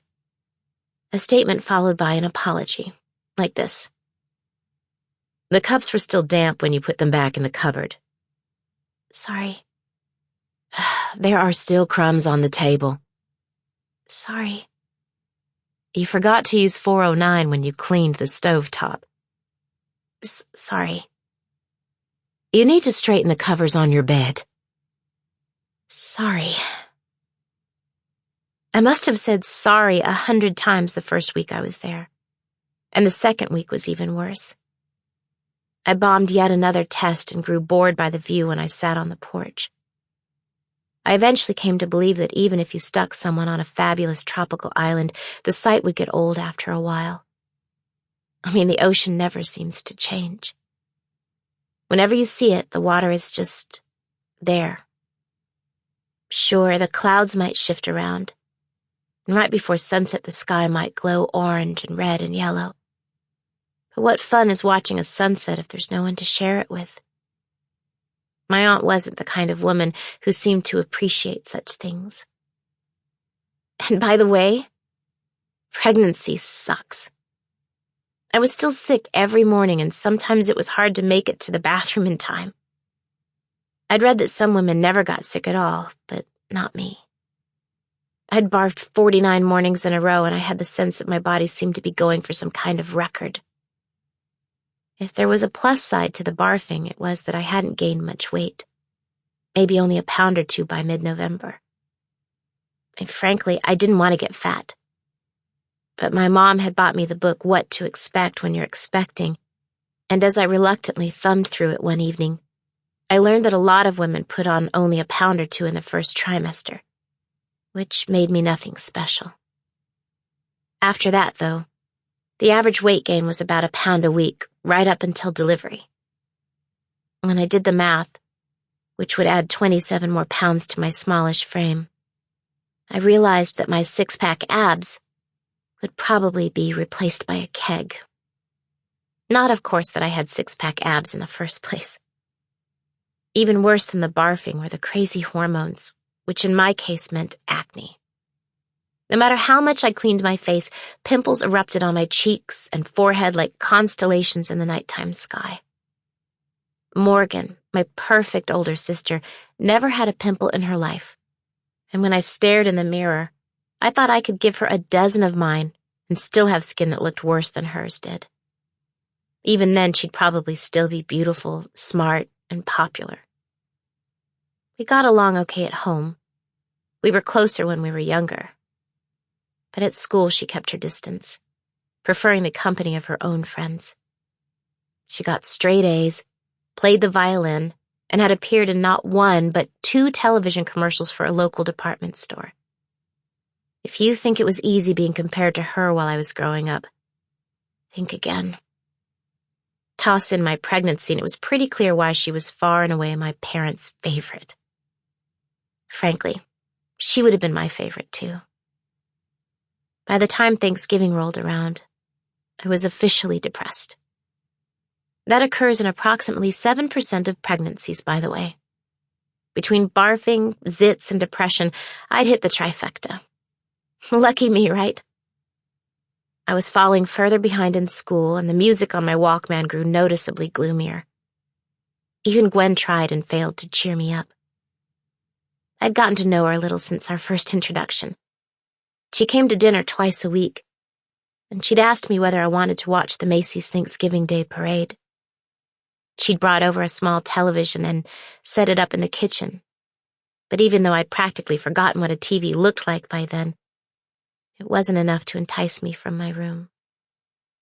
Instead, I sat alone and tried not to cry while imagining my mom and Morgan making stuffing or baking pies in the kitchen and my dad in the recliner, enjoying a football game. Even though my aunt and Gwen served a meal similar to what my family usually had, it just wasn't the same, and I barely had any appetite. I also thought a lot about my best friends, Madison and Jody. I hadn't been allowed to tell them the truth about why I'd left. Instead, my parents had told people, including Madison's and Jody's parents, that I'd gone to live with my aunt in some remote place because of an urgent medical situation with limited telephone availability. No doubt they'd made it sound like I volunteered to help Aunt Linda, being that I was such a responsible do-gooder. Lest the lie be discovered, however, I wasn't supposed to speak with my friends while I was gone. I had no cellular phone. Few kids did back then. And when my aunt went to work, she would bring the cord from the home phone with her, which I guess made the limited telephone availability part as true as the urgent medical situation part. My parents, I realized, could be just as sneaky as I, which was a revelation of sorts. It was around that time, I think, that my aunt began to worry about me, though she tried to downplay her concerns. As we were eating Thanksgiving leftovers, she casually mentioned that I hadn't seemed particularly chipper lately. That was the word she used. Chipper. She'd also eased up a little on the tidiness thing. Or maybe I was doing a better job of cleaning. But for whatever reason, she hadn't been complaining as much recently. I could tell she was making an effort to engage me in conversation. Are you taking your prenatal vitamin? Yes, I answered. It's yummy. In a couple of weeks, you'll see the OBGYN in Morehead City. I set up the appointment this morning. Swell, I said. I moved the food around my plate, hoping she wouldn't notice that I wasn't really eating. The food has to actually go in your mouth, she said, and then you have to swallow it. I think she was trying to be funny, but I wasn't in the mood, so I simply shrugged. Can I make you something else? I'm not that hungry. She brought her lips together before scanning the room as if searching for magic words that would make me chipper again. Oh, I almost forgot to ask. Did you call your parents? No. I was going to call them earlier, but you took the phone cord with you. You could call them after dinner. I guess. She used her fork to cut a bite of turkey. How are your studies going? She asked. You're behind in your homework, and you haven't been doing that well on your quizzes lately. I'm trying, I answered, even though I really wasn't. How about math? Remember that you have some pretty big tests coming up before Christmas break. I hate math, and geometry is stupid. Why does it matter whether I know how to measure the area of a trapezoid? It's not like I'm ever going to need to use that in my real life. I heard her sigh, watched her cast about again. Did you write your history paper? I think that's also due next week. It's almost done, I lied. I'd been assigned to do a report on Thurgood Marshall, but I hadn't even started it. I could feel her eyes on me, wondering whether to believe me. Later that night, she tried again. I was lying in bed with Maggie Bear. I'd retreated to my room after dinner, and she was standing in the doorway dressed in her pajamas. Have you thought about getting some fresh air? My aunt asked. Like maybe going for a walk or a bike ride before you start doing your homework tomorrow. There isn't anywhere to go. Almost everything is closed for the winter. How about the beach? It's peaceful this time of year. It's too cold to go to the beach. How would you know? You haven't been outside in days. That's because I have too much homework and too many chores. Have you thought about trying to meet someone closer to your own age? Maybe make some friends? At first, I wasn't sure I'd heard her right. Make friends? Why not? Because no one my age lives here. Of course they do, she said. I showed you the school. The village had a single school that served children from kindergarten through high school. We'd ridden past it during the tour of the island. It wasn't quite the single-room schoolhouse I'd seen in reruns of Little House on the Prairie, but it wasn't much more than that either. I guess I could head to the boardwalk, or maybe hit the clubs. Oh, wait. Ocracoke doesn't have either of those things. I'm just saying that it might be good for you to talk to someone besides me or Gwen. It's not healthy to stay so isolated. No doubt about it. But the simple fact was that I hadn't seen a single teenager in Ocracoke since I had arrived. And, oh yeah, I was pregnant, which was supposed to be a secret.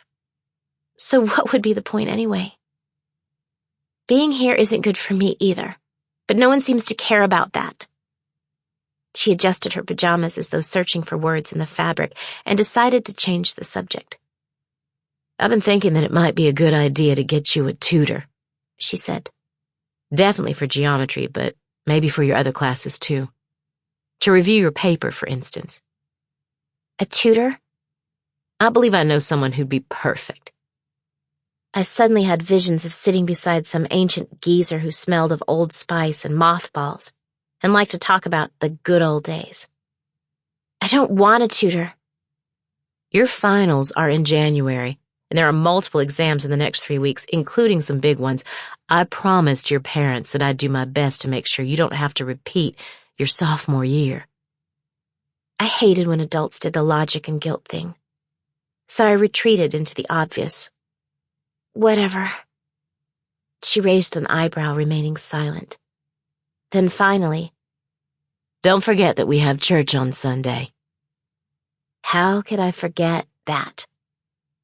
I remember, I finally muttered. Perhaps we could pick out a Christmas tree afterward. Super, I said. But all I really wanted was to pull the covers over my head in the hope of making her leave. But it wasn't necessary. Aunt Linda turned away. A moment later, I heard her bedroom door close, and I knew that I'd be alone the rest of the night, with only my own dark thoughts to keep me company. As miserable as the rest of the week was, Sundays were the absolute worst. Back in Seattle, I didn't really mind going to church because there was a family there named the Taylors with 4 boys. All of them from 1 to a few years older than me. They were boy band perfect, with white teeth and hair that always looked blow-dried. Like us, they sat in the front row. They were always on the left while we were always on the right, and I'd sneak peeks at them even when I was supposed to be praying. I couldn't help it. I'd had a massive crush on one or the other pretty much as long as I could remember, even though I never actually spoke to any of them. Morgan had better luck. Danny Taylor, one of the middle ones, who at the time was also a pretty good soccer player, took her out for ice cream one Sunday after church. I was in the 8th grade at the time and desperately jealous that he'd asked her, not me. I remember sitting in my room and staring at the clock, watching the minutes pass. When Morgan finally got home, I begged her to tell me what Danny was like. Morgan, being Morgan, simply shrugged and said that he wasn't her type, which made me want to strangle her. Morgan had guys practically drooling if she so much as walked down the sidewalk or sipped a Diet Coke in the food court at the local mall. The point is, back home there was something interesting to see at church. More specifically, 4 very cute somethings. and that made the hour pass quickly. Here, though, church was not only a chore but an all-day event. There was no Catholic church in Ocracoke. The nearest one was St. Egbert's in Morehead City, and that meant catching the ferry at 7 in the morning. The ferry generally took 2.5 hours to reach Cedar Island, and from there it was another 40 minutes to the church itself. The service was at 11, which meant we had to wait yet another hour for it to begin, and the Mass lasted until noon. If that wasn't bad enough, the ferry back to Ocracoke didn't leave until 4 in the afternoon, which meant killing even more time. Oh, we'd have lunch with Gwen afterward, since she always came with us. Like my aunt, she also used to be a nun, and she considered attending services on Sundays the highlight of her week.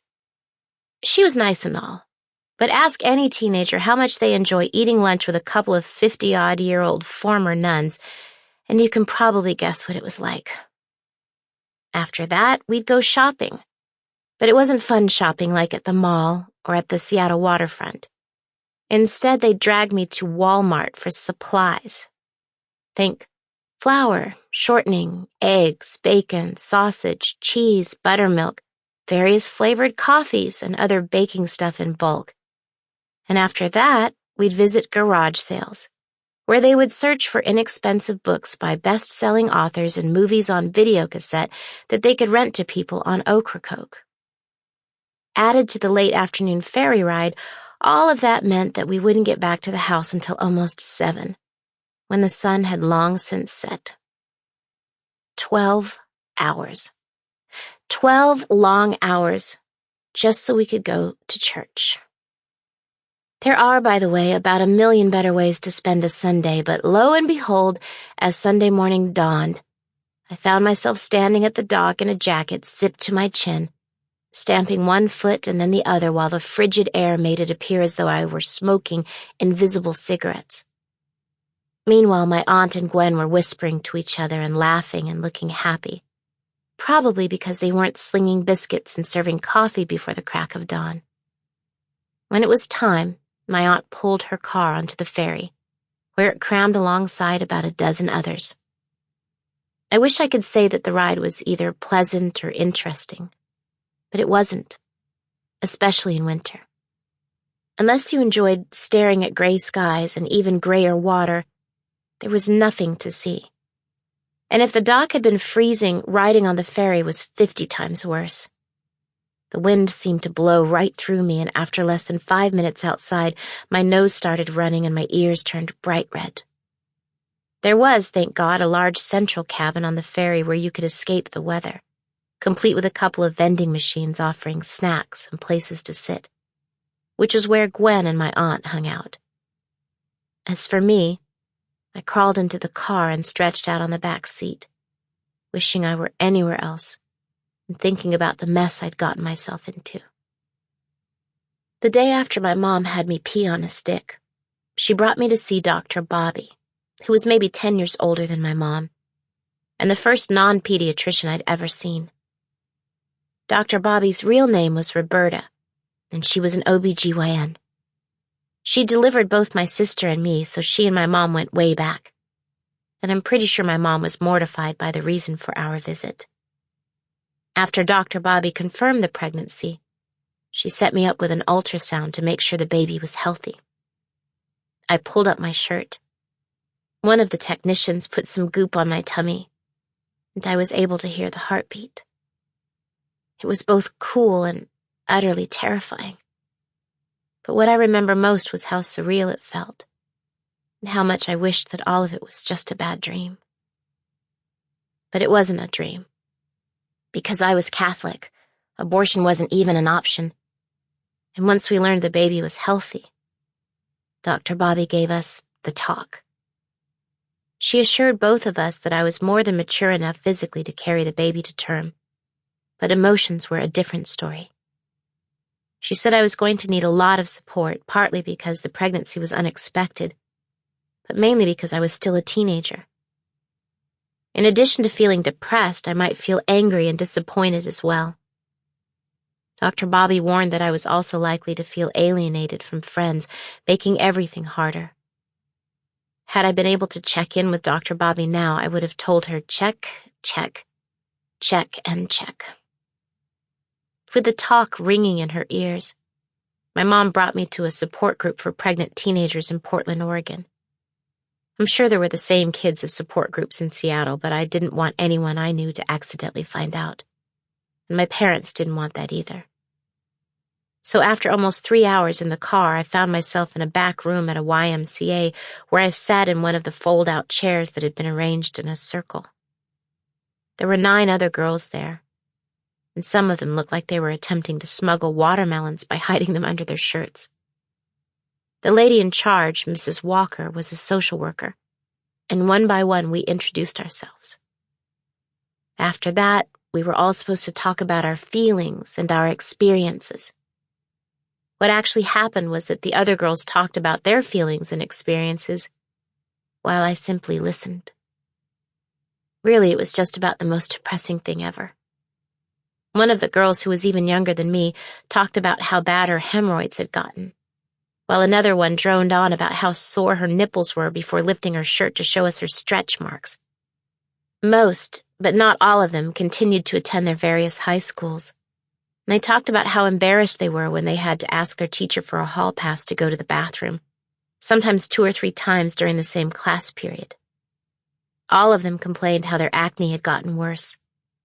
2 of them had dropped out. And though both said they planned to go back to school, I'm not sure anyone believed them. All had lost friends, and another had been kicked out of her house and was living with her grandparents. Only one of them, a pretty Mexican girl named Sarita, still spoke with the father of the child. And aside from her, none intended to marry. Except for me, all of them planned to raise their babies with the help of their parents. When it was over, as we were walking toward the car, I told my mom that I never wanted to do something like that again. It was supposed to be helpful and make me feel less alone, but it left me feeling exactly the opposite. What I wanted was to simply get through this so I could return to the life I had before, which was the same thing my parents wanted. That, of course, led them to making the decision to send me here. And though they assured me that it was for my own good, not theirs, I wasn't sure I believed them. After church, Aunt Linda and Gwen dragged me through the lunch shop for supplies garage sales routine before heading to a graveled lot near a hardware store, which held so many Christmas trees for sale that it resembled a miniature forest. My aunt and Gwen tried to make the experience fun for me and kept asking my opinion. For my part, I did a lot of shrugging and told them to pick whatever they wanted, since no one seemed to care what I thought anyway, at least when it came to decisions about my life. Somewhere around the 6th or 7th tree, Aunt Linda stopped asking, and they eventually made the selection without me. Once it was paid for, I watched as 2 guys wearing overalls tied the tree to the roof of the car, and we climbed back in. For whatever reason, the ride back to the ferry reminded me of the ride to the airport on my last morning in Seattle. Both my mom and my dad had seen me off, which was kind of a surprise, since my dad had barely been able to look at me since he'd learned I was pregnant. They walked me to the gate and waited with me until it was time to board. Both of them were really quiet, and I wasn't saying much either. But as time inched forward toward the departure, I remember telling my mom that I was afraid. In truth, I was terrified to the point that my hands had begun to shake. There were a lot of people around us, and she must have noticed the trembling because she took my hands and squeezed them. Then she led me to a less crowded gate, where we could have some privacy. I'm afraid too. Why are you afraid? I asked. Because you're my daughter. All I do is worry about you, and what happened is unfortunate.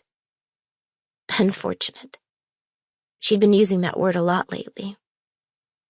Next, she'd remind me that leaving was for my own good. I don't want to go, I said. We've talked about this, she said. You know it's for your own good. Bingo. I don't want to leave my friends. By that point, it was all I could do to choke out the words. What if Aunt Linda hates me? What if I get sick and I have to go to the hospital? They don't even have a hospital there. Your friends will still be here when you get back, she assured me. And I know it seems like a long time, but May will come more quickly than you realize. As for Linda, she used to help pregnant girls just like you when she was at the convent. You remember when I told you that? She'll take care of you. I promise. I don't even know her. She has a good heart, my mom said, or you wouldn't be going there. As for the hospital, she'll know what to do. But even in the worst-case scenario, her friend Gwen is a trained midwife. She's delivered lots of babies.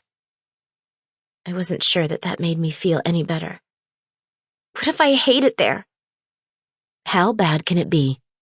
It's right on the beach. And besides, you remember our discussion, right? That it might be easier in the short run if you stay, but in the long run, it will surely make things harder for you. She meant gossip. Not only about me, but about my family as well. It might not be the 1950s, but there was still a stigma attached to unwed teenage pregnancies. And even I had to admit that 16 was way too young to be a mom. If word got out, I would always be that girl to neighbors, other students at school, the people at church. To them, I'd always be that girl who got knocked up after her freshman year. I would have to endure their judgmental stares and condescension. I'd have to ignore their whispers as I walked past them in the hallways. The rumor mill would churn with questions about who adopted the baby, about whether I ever wanted to see the child again. Though they might not say it to me, they would wonder why I hadn't bothered to use birth control or insist that he wear a condom. I knew that many parents, including friends of the family, would use me as an example to their own children. As that girl. The one who'd made poor decisions. And all this while waddling the school hallways and having to pee every 10 minutes. Oh yeah, my parents had spoken with me about all of it more than a few times. My mom could tell, though, that I didn't want to revisit it, so she changed the subject. She did that a lot when she didn't want to argue. Especially when we were in public. Did you enjoy your birthday? It was okay. Just okay? I barfed all morning. It was kind of hard for me to get excited. My mom brought her hands together. I'm still glad you had a chance to visit with your friends. Because it's the last time you'll see them for a long, long time, she didn't have to add. I can't believe I'm not going to be home for Christmas. I'm sure Aunt Linda will make it special. It still won't be the same, I whined. No, my mom admitted. It probably won't be. But we'll have a nice visit when I see you in January. Will Daddy come? She swallowed. Maybe, she said. Which also means maybe not, I thought. I'd heard them talking about it, but my dad hadn't committed to anything. If he could barely look at me now, how would he feel when I was doing my best to impersonate a female Buddha? I wish I didn't have to go. Me too, she said. Do you want to visit with your dad for a while? Shouldn't you be asking him if he wants to visit with me? But again, I kept quiet. I mean, what's the point? It's okay, I said. When I trailed off, my mom offered a sympathetic expression. And strangely, despite the fact that she and my dad were shipping me off, I had the sense she actually felt bad about it.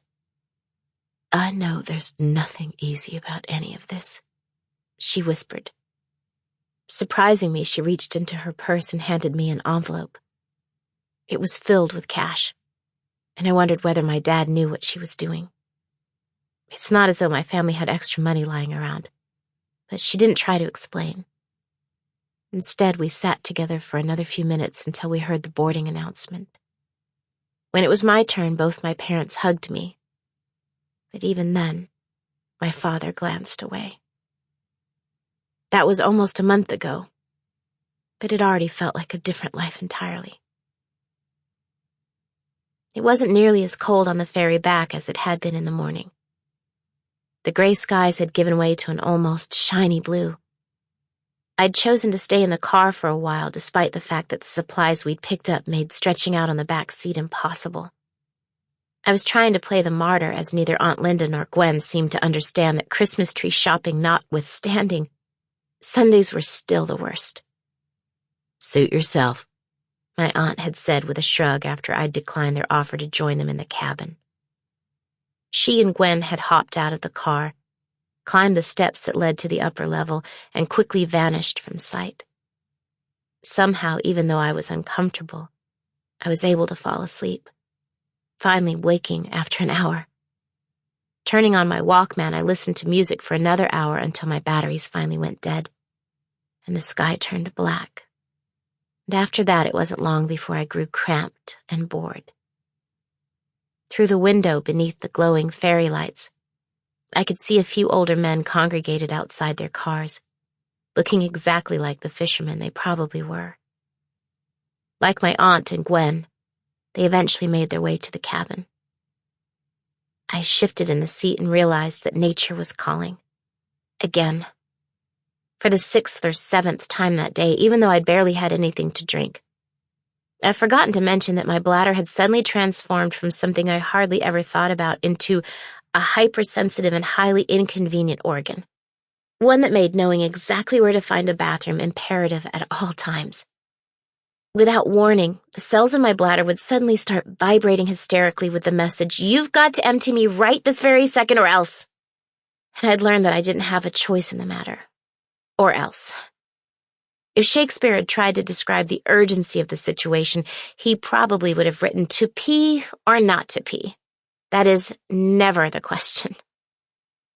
I scrambled out of the car, hurried up the steps and into the cabin where I vaguely noticed my aunt and Gwen chatting with someone at one of the booths.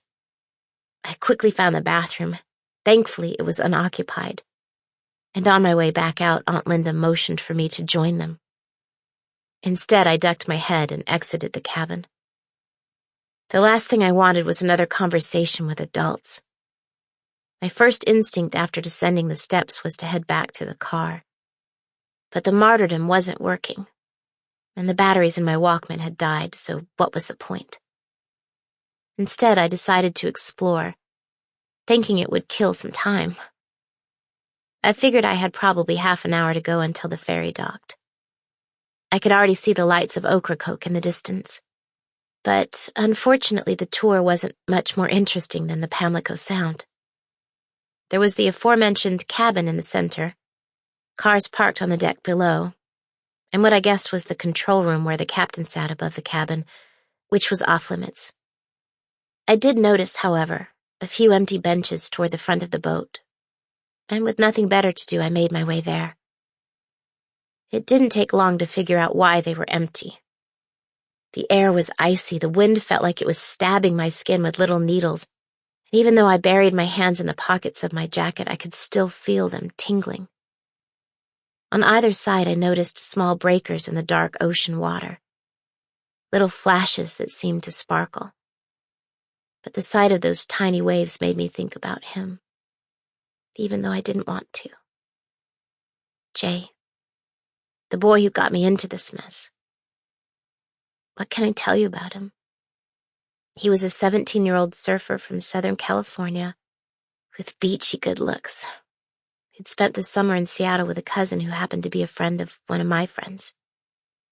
I first saw him at a little get-together in late June.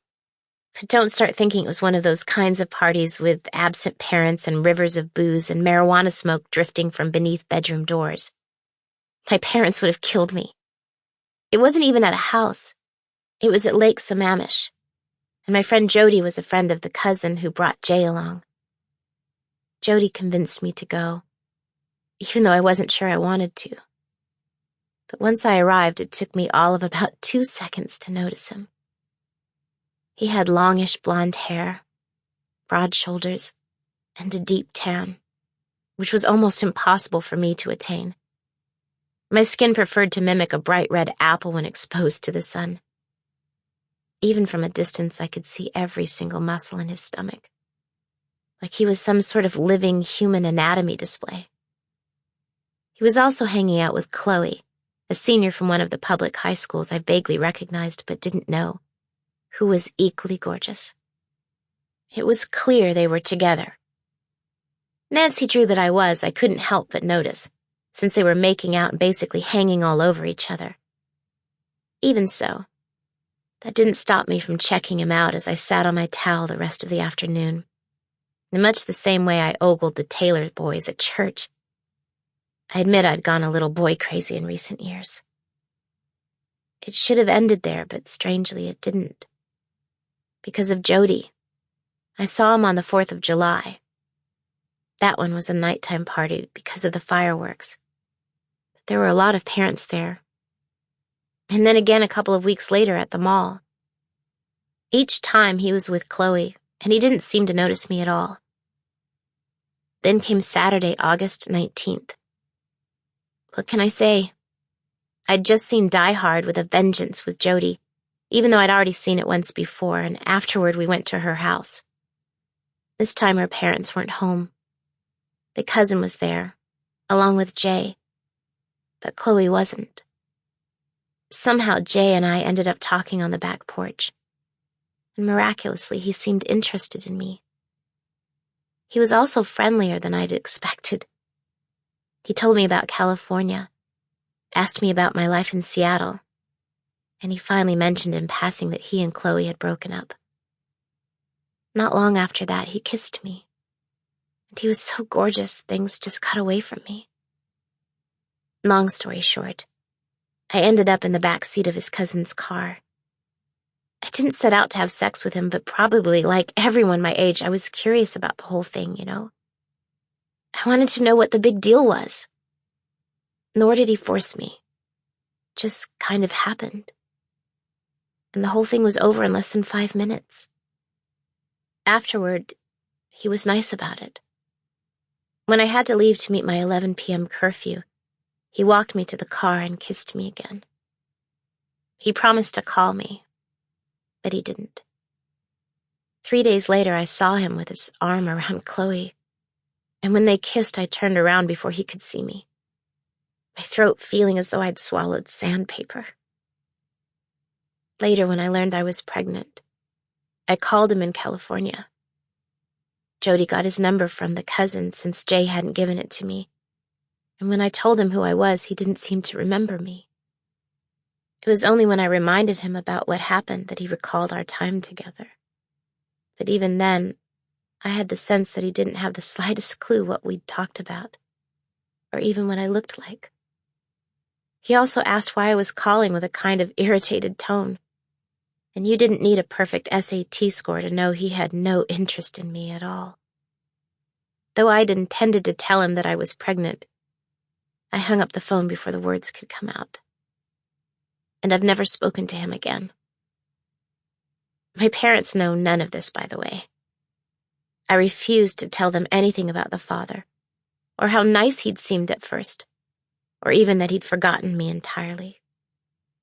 It wouldn't have changed anything, and by then I already knew I'd be giving the baby up for adoption. You know what else I haven't told them? That after that phone call with Jay, I felt stupid, and as disappointed and angry as my parents were with me, I felt even worse about myself. While I was seated on the bench, with ears already red and my nose beginning to run, I saw a flash of movement from the corner of my eye. Turning, I spotted a dog trotting by with a Snickers wrapper in its mouth. It looked almost exactly like Sandy, my dog back home, only a little bit smaller. Sandy was a cross between a golden and a Labrador retriever, with a tail that never seemed to stop wagging.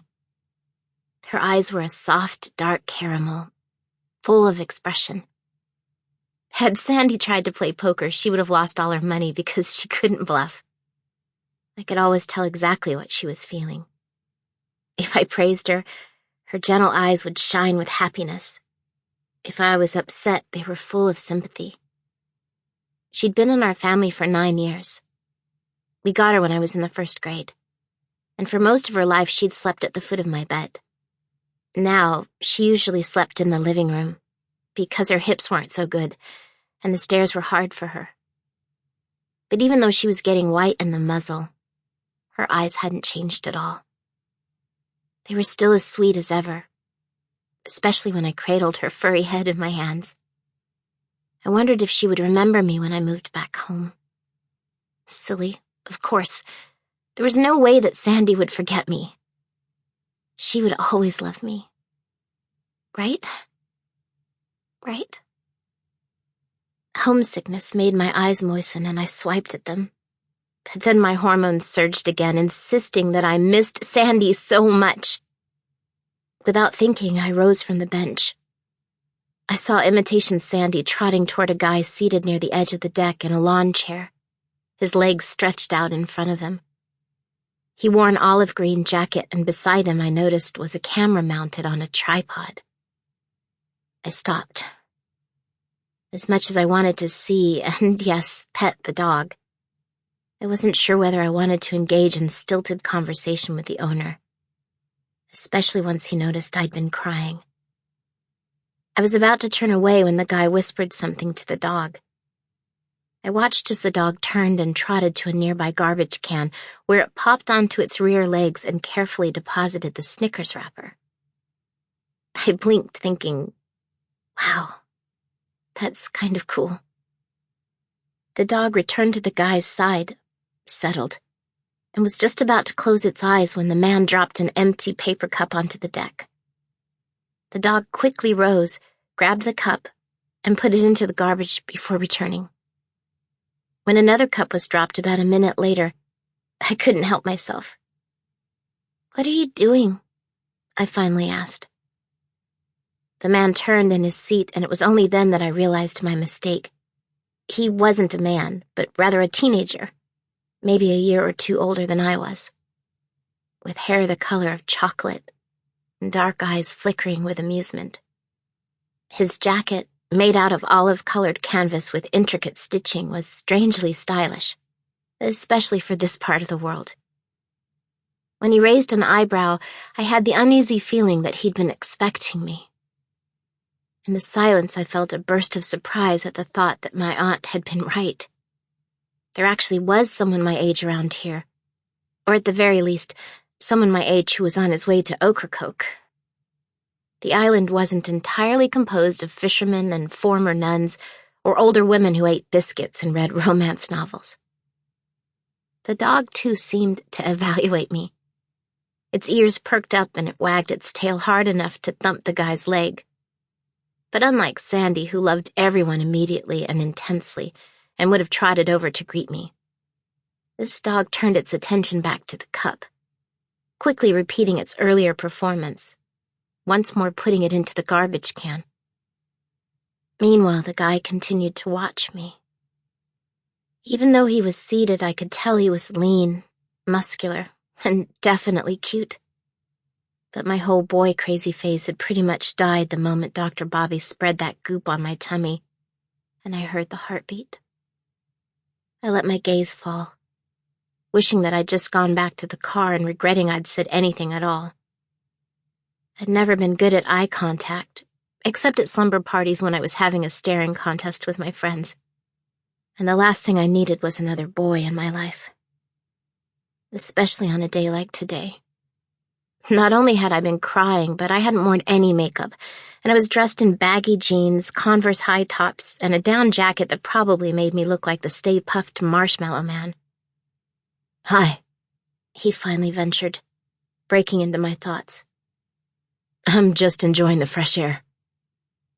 I didn't answer. Instead, I continued to focus on the water, pretending that I hadn't heard him and hoping he wouldn't ask if I'd been crying. "Are you okay? You look like you've been crying." Great, I thought. Even though I didn't want to talk to him, I didn't want him to think I was an emotional wreck either. "I'm fine," I asserted. I was at the front of the boat and the wind made my eyes water. I wasn't sure he believed me, but he was nice enough to act like he did. "It's pretty up there." "There's not much to see once the sun goes down." "You're right," he agreed. "The whole ride has been pretty quiet so far. No reason to even reach for the camera." I'm Bryce Trickett, by the way. His voice was soft and melodic. Not that I cared one way or the other. Meanwhile, the dog had begun to stare at me, its tail thumping, which reminded me of the reason I'd spoken up in the first place. Did you train your dog to throw out garbage? I'm trying to, he said before breaking into a smile, dimples flashing. But she's young and still working on it. She ran off a few minutes ago, so we had to practice again. My attention was fixed on those dimples, and it took me a second to retrieve my train of thought. Why? Why what? Why train your dog to throw out the garbage? I don't like litter, and I didn't want any of it blowing into the ocean. It's not good for the environment.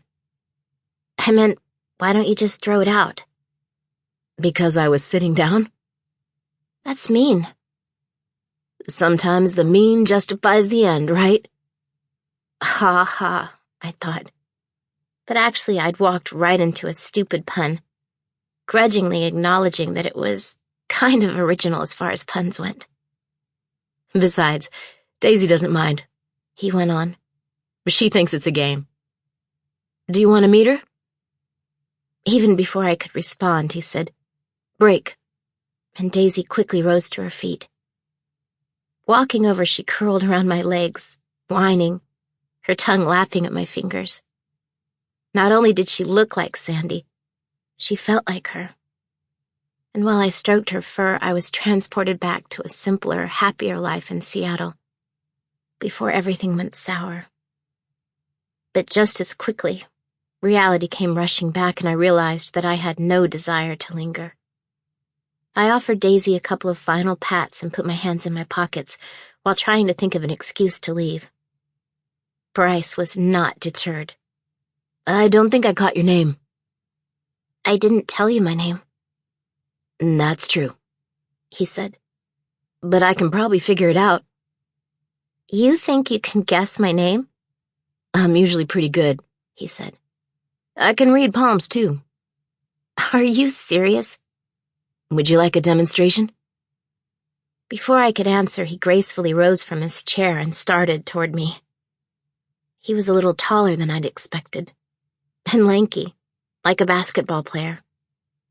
Not a center or forward like Zeke Watkins, but maybe a shooting guard. When he was close, I could see flecks of hazel in his brown eyes, and again I noticed the trace of amusement in his expression that I'd seen earlier. He seemed to scan my face, and when he was satisfied, he motioned to my hands, which were still buried in my pockets. Can I see your hands now? Just hold them face up. It's cold. It won't take long. This was weird and getting weirder, but whatever. After I showed him my palms, he leaned closer to them, concentrating. He held a finger up. Do you mind? He asked. Go ahead. He traced his finger lightly over the lines in my palms, one after the other. It struck me as strangely intimate, and I felt a little unsettled. You're definitely not from Ocracoke, he intoned. Wow, I said, trying to keep him from knowing how I felt. Amazing. And your guess probably has nothing to do with the fact that you've never seen me around here before. I meant that you're not from North Carolina. You're not even from the South. You might have also noticed I don't have a Southern accent. Nor did he, I suddenly realized, which was strange since I thought everyone in the South was supposed to sound like Andy Griffith. He continued to trace for another few seconds before pulling his finger back. Okay, I think I've got it now. You can put your hands back in your pockets. I did. I waited, but he said nothing. And what? Do you have all your answers? Not all of them, but enough. I'm pretty sure I know your name. No, you don't. If you say so. Whether he was cute or not, I was done with the game and it was time for me to go. I think I'm going to sit in the car for a while, I said. It's getting cold. Nice meeting you. Turning around, I took a couple of steps before I heard him clear his throat. "You're from the West Coast," he called out. "but not California. I'm thinking Washington, maybe Seattle." His words stopped me in my tracks, and when I turned, I knew I couldn't hide my shock. "I'm right, aren't I?" "How did you know?" "The same way I know you're 16 and a sophomore. You've also got an older sibling, and I'm guessing it's a sister? And her name starts with an M. Not Molly or Mary or Marie, but something even more formal like Margaret? Only you probably call yourself Maggie or something like that." I felt my jaw drop slightly, too stunned to say anything at all. "And you didn't move to Ocracoke permanently. You're only staying a few months or so, right?" He shook his head, breaking into that smile again. "But enough.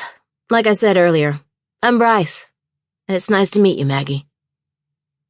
It took a few seconds before I was finally able to croak out, "You could tell all that from looking at my face and my palms?"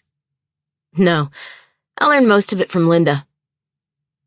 It took me a second to figure it out. "My aunt?" "I visited her for a little while when I was in the cabin.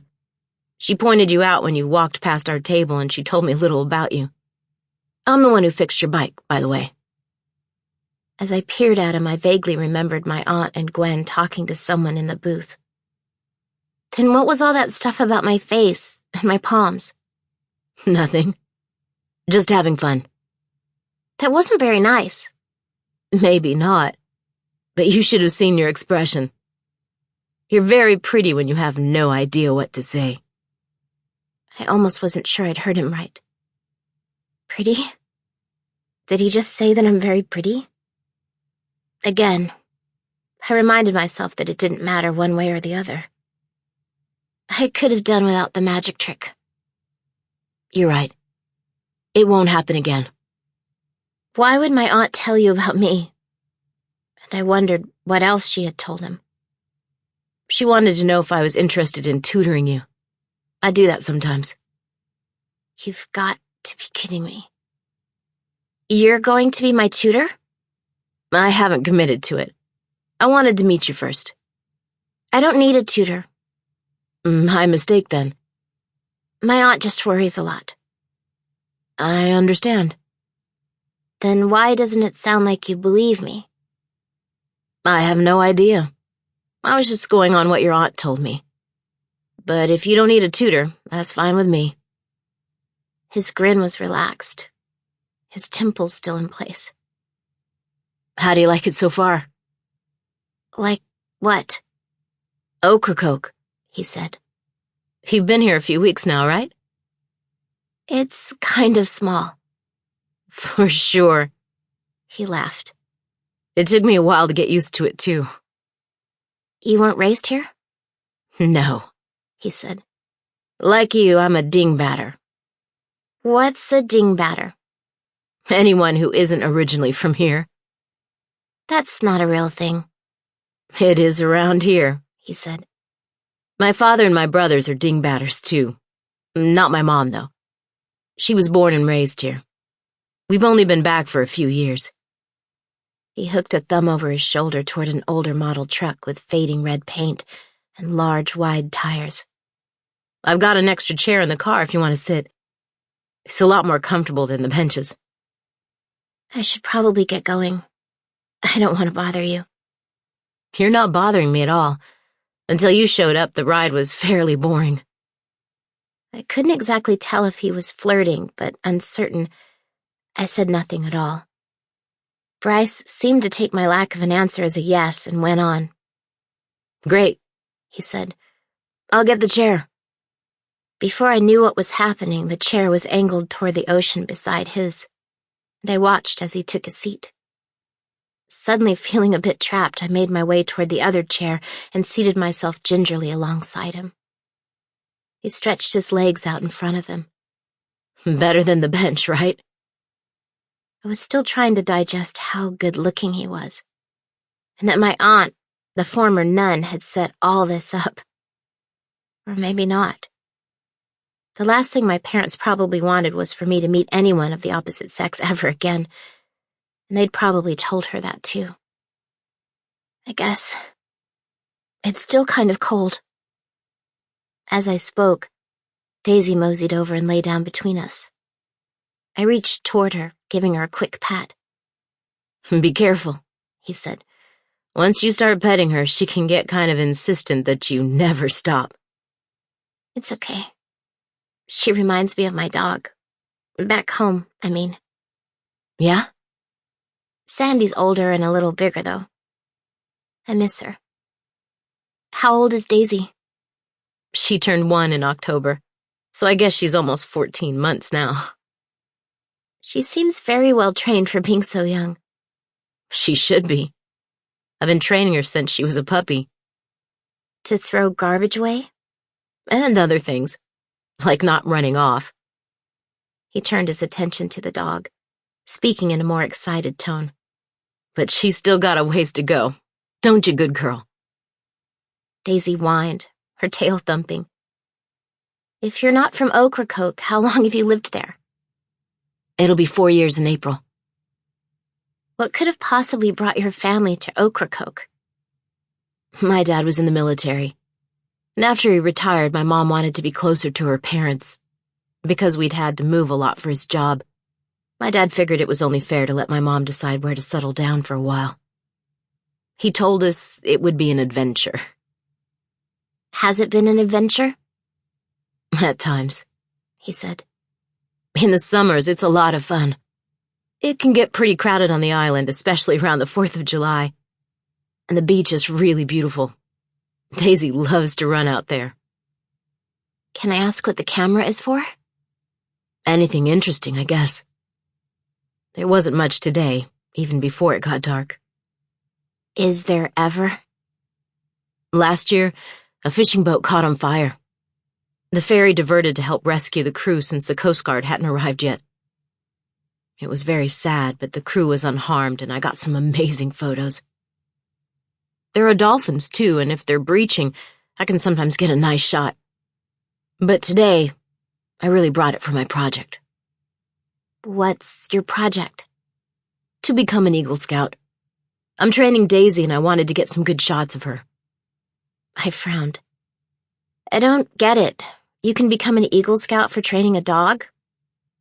I'm getting her ready for more advanced training later, he said. She's learning to be a mobility assistance dog. As if anticipating my next question, he explained. For people in wheelchairs.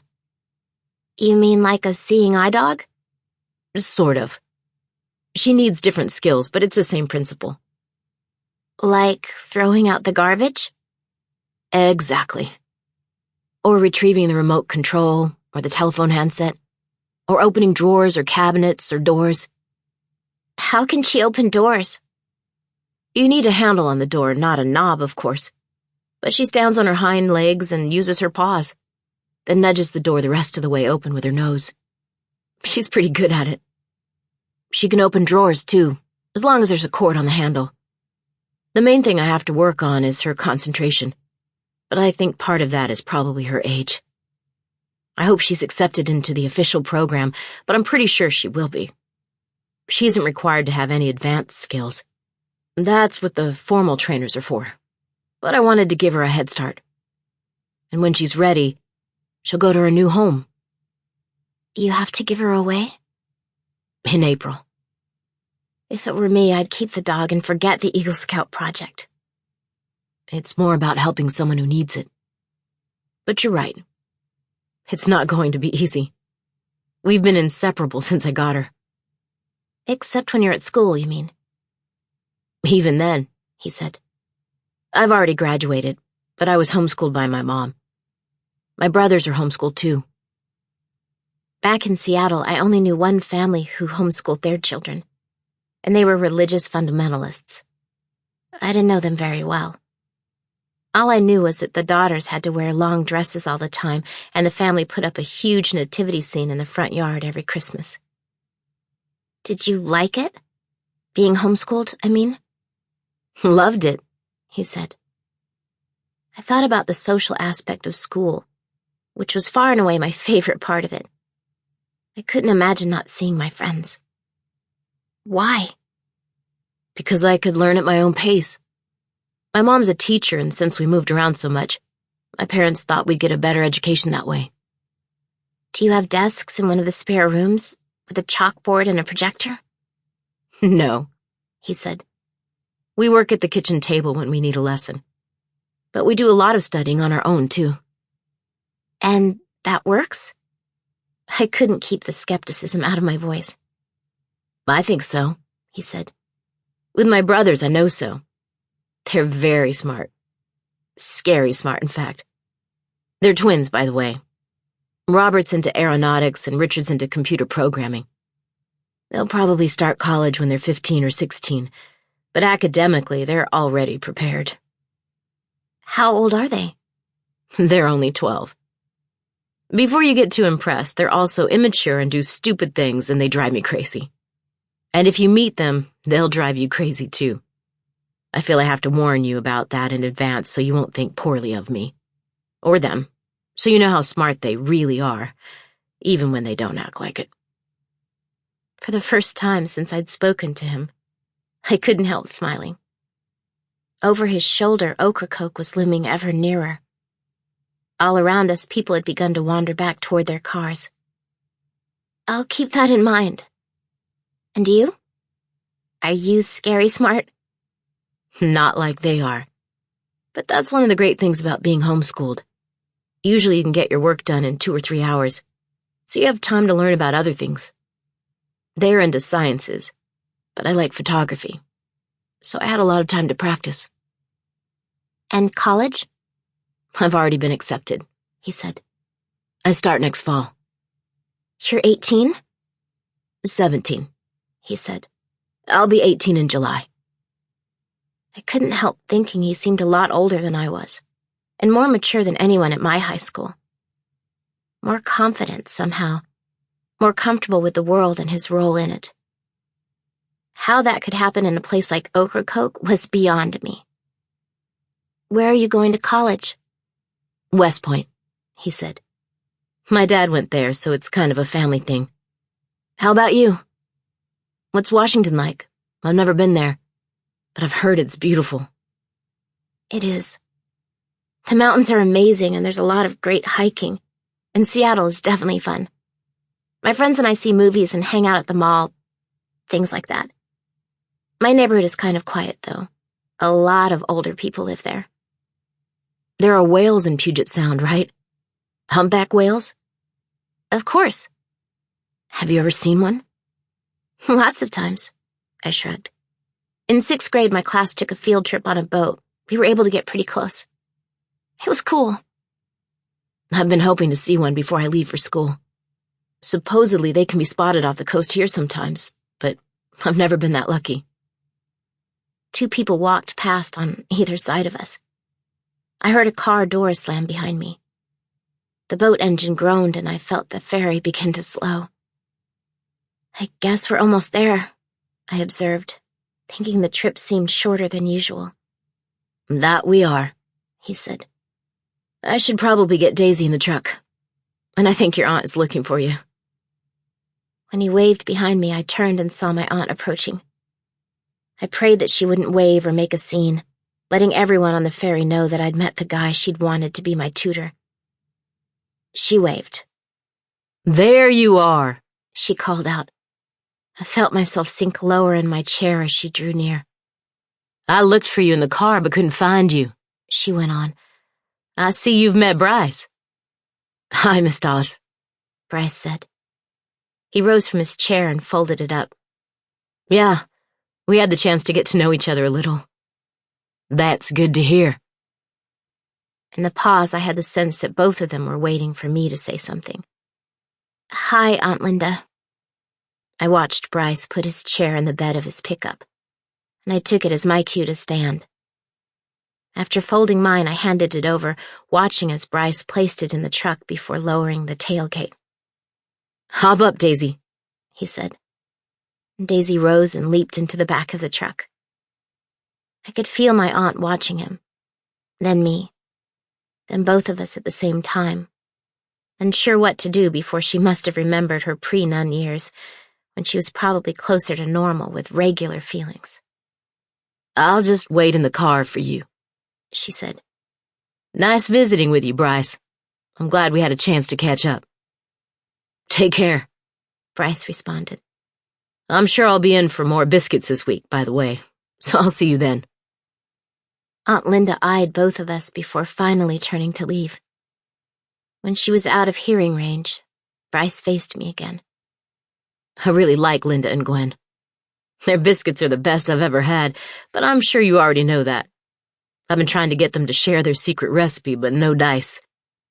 My dad and grandfather grab a few every time they head to the boat." The boat? My grandfather's a fisherman. When my dad isn't consulting with the DOD, he helps out my grandfather, repairing the boat and equipment, or actually going out in the water with him. What's DOD? Department of Defense.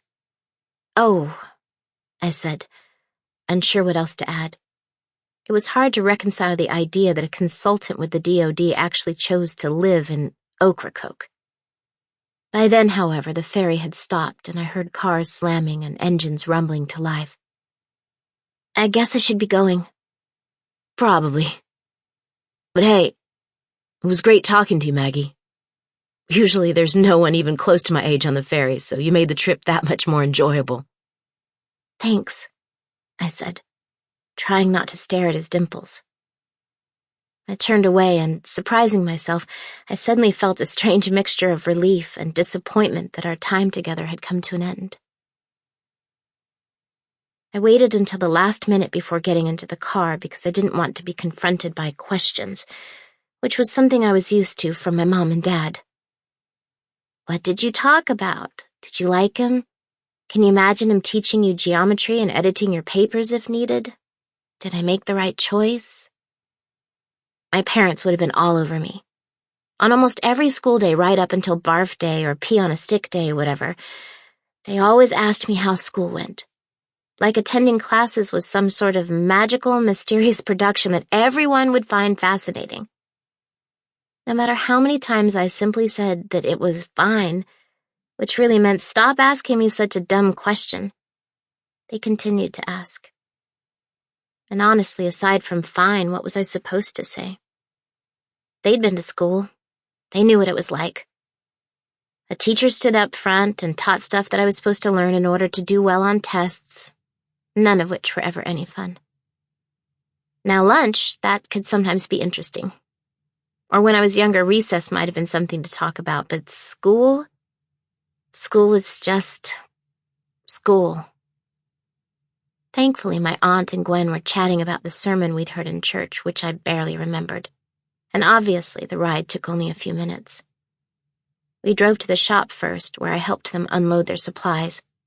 But instead of dropping Gwen off, we brought her with us to my aunt's house so she could help us haul the Christmas tree inside. Despite my pregnancy, and despite them being older ladies, we were somehow able to muscle it up the steps and prop it in a stand that Aunt Linda retrieved from the back of the hall closet. By then, I was kind of tired, and I think they were too. Instead of decorating right away, my aunt and Gwen got busy in the kitchen. Aunt Linda made fresh biscuits while Gwen heated up yet more Thanksgiving leftovers. I hadn't realized how hungry I was, and I cleared my plate for the first time in a while. And maybe because Bryce had said something about them, I realized the biscuits were tastier than usual. As I reached for a second one, I saw Aunt Linda smile. "What?" I asked. "I'm just glad you're eating," my aunt said. "What's in these biscuits?" "The basics: flour, buttermilk, shortening." "Anything secret in the recipe?" If she wondered why I cared, she didn't let on. She cast a conspiratorial glance at Gwen before facing me again. "Of course." "What is it?" "It's a secret," she said with a wink. We didn't talk more after that, and once I finished doing the dishes, I retreated to my room. Outside my window, the sky was filled with stars, and I could see the moon hovering over the water, making the ocean glow almost silver. I slipped into my pajamas and was about to crawl in bed when I suddenly remembered that I had to do the paper on Thurgood Marshall. Grabbing my notes, I'd at least gotten that far. I started the actual writing. I'd always been okay at writing. Not great, but definitely better than I was at math. And had gotten through a page and a half when I heard a knock at the door. Glancing up, I saw Aunt Linda poke her head in. When she noticed I was doing homework, she lifted an eyebrow. But I'm sure she immediately thought it was better not to say anything lest my progress come to a screeching halt. "The kitchen looks great," she said. "Thank you." "You're welcome. Thanks for dinner." "It was just leftovers," she shrugged. "Except for the biscuits. You should call your parents tonight. It's still early there." I eyed the clock. They're probably eating dinner. I'll call them in a little bit. She quietly cleared her throat. "I wanted to let you know that when I spoke with Bryce, I didn't tell him about, your situation. I just said that my niece had come to stay with me for a few months, and I left it at that." I hadn't known I'd been concerned about that, but felt myself expel a breath of relief. "Didn't he ask why?" "He might have, but I stuck to the subject of whether he'd be willing to tutor you." "But you told him about me?" "Only because he said he needed to know something about you." "If I want him to be my tutor, you mean?" "Yes," she agreed. "And not that it matters, but he's the same young man who fixed your bicycle." I already knew that, but I was still pondering the prospect of seeing him day after day. What if I promised to catch up on my own, without his help? "Can you? Because you know I can't help you. It's been a long time since I was in school." I hesitated. "What should I say if he asks me why I'm here?" She considered it. "It's important to remember that none of us is perfect. Everyone makes mistakes. All we can do is try to be the best version of ourselves as we move forward. In this case, if he asks, you can tell the truth. Or you can lie. I suppose it comes down to the kind of person you want to see when you look in the mirror." I winced, knowing I should never have asked a former nun a question that dealt with morality. With no possible comeback to that, I returned to the obvious. "I don't want anyone to know, including him." She offered a sad smile. "I know you don't. But bear in mind that pregnancy is a hard secret to keep, especially in a village like Ocracoke. And once you start showing—" She didn't have to finish. I knew what she meant. "What if I don't leave the house?" Even as I said it, I knew how unrealistic that idea was. I rode the ferry with others from Ocracoke to go to church on Sundays. I would have to see a doctor in Morehead City, which meant yet more ferry rides. I'd been in my aunt's shop. People already knew I was on the island, and no doubt some of them were wondering about the reason. For all I knew, Bryce was doing the same thing. They might not be thinking pregnancy, but they would suspect that I was in some sort of trouble. With my family, with drugs, with the law, with something. Why else would I have shown up out of the blue in the middle of winter? "You think I should tell him, don't you?" "I think," she said, drawing out the words, "that he's going to learn the truth whether you want him to or not. It's just a matter of when, and who tells him. I think it would be best if it came from you." I stared out the window, unseeing. He's going to think I'm a terrible person. I doubt that. I swallowed, hating this, hating all of it. My aunt remained silent, allowing me to think. In that way, I had to admit she was better than my parents. "I guess Bryce can be my tutor." "I'll let him know," she said, her voice quiet. Then clearing her throat, she asked, "What are you working on?" "I'm hoping to be done with the first draft of my paper tonight." "I'm sure it'll be great. You're an intelligent young lady." Tell my parents that, I thought. Thanks. Is there anything you need before I turn in? A glass of milk, maybe? I have an early day tomorrow. I'm okay. Thanks. Don't forget to call your parents. I won't. She turned to leave before coming to a stop again. Oh, another thing. I was thinking we could decorate the tree tomorrow night after dinner. Okay. Sleep well, Maggie. I love you. Love you too, I said. The phrase came automatically, like it did with my friends. And later, when I was talking to my parents and they asked how I was getting along with Linda, I realized it was the first time we'd ever said the words to each other. The Nutcracker, Manhattan, December 2019. Mark was sitting with his fingertips pressed together when Maggie finally trailed off, his expression unreadable. He said nothing right away, but finally shook his head as though suddenly realizing it was his turn to speak. I'm sorry, he said. I guess I'm still trying to absorb what you just told me. My story so far isn't quite what you expected, is it? I'm not sure what I expected, he admitted. What happened next? I'm a bit too tired to go into the rest of it just now. Mark raised a hand. I get it, but still. Wow. When I was 16, I doubt I could have handled a crisis like that. I didn't have a choice in the matter. Still. He absently scratched an ear. Your Aunt Linda seems interesting. Maggie couldn't help smiling. For sure. Do you still keep in touch? We used to. She and Gwen visited me in New York a few times, and I saw her in Ocracoke once. But mainly we wrote letters and chatted on the phone. She passed away 6 years ago. I'm sorry to hear that. I still miss her. Did you keep the letters? Every single one. He gazed off to the side before coming back to Maggie. Why did your aunt stop being a nun? Did you ever ask? Not back then. I would have been uncomfortable asking her. And besides, I was too wrapped up in my own problems for the question to have even crossed my mind.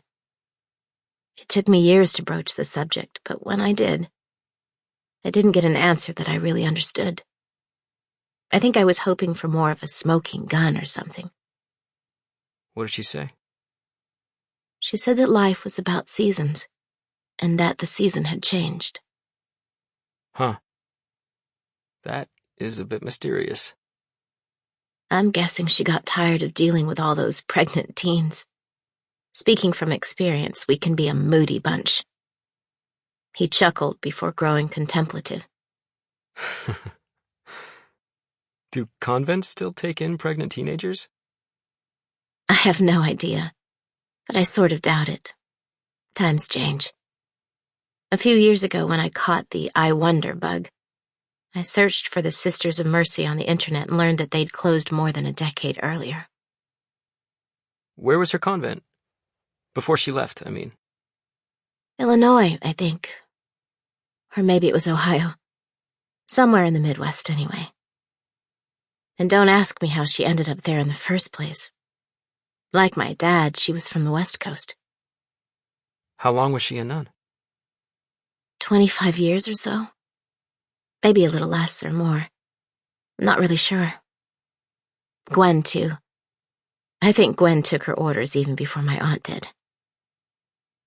Do you think they were...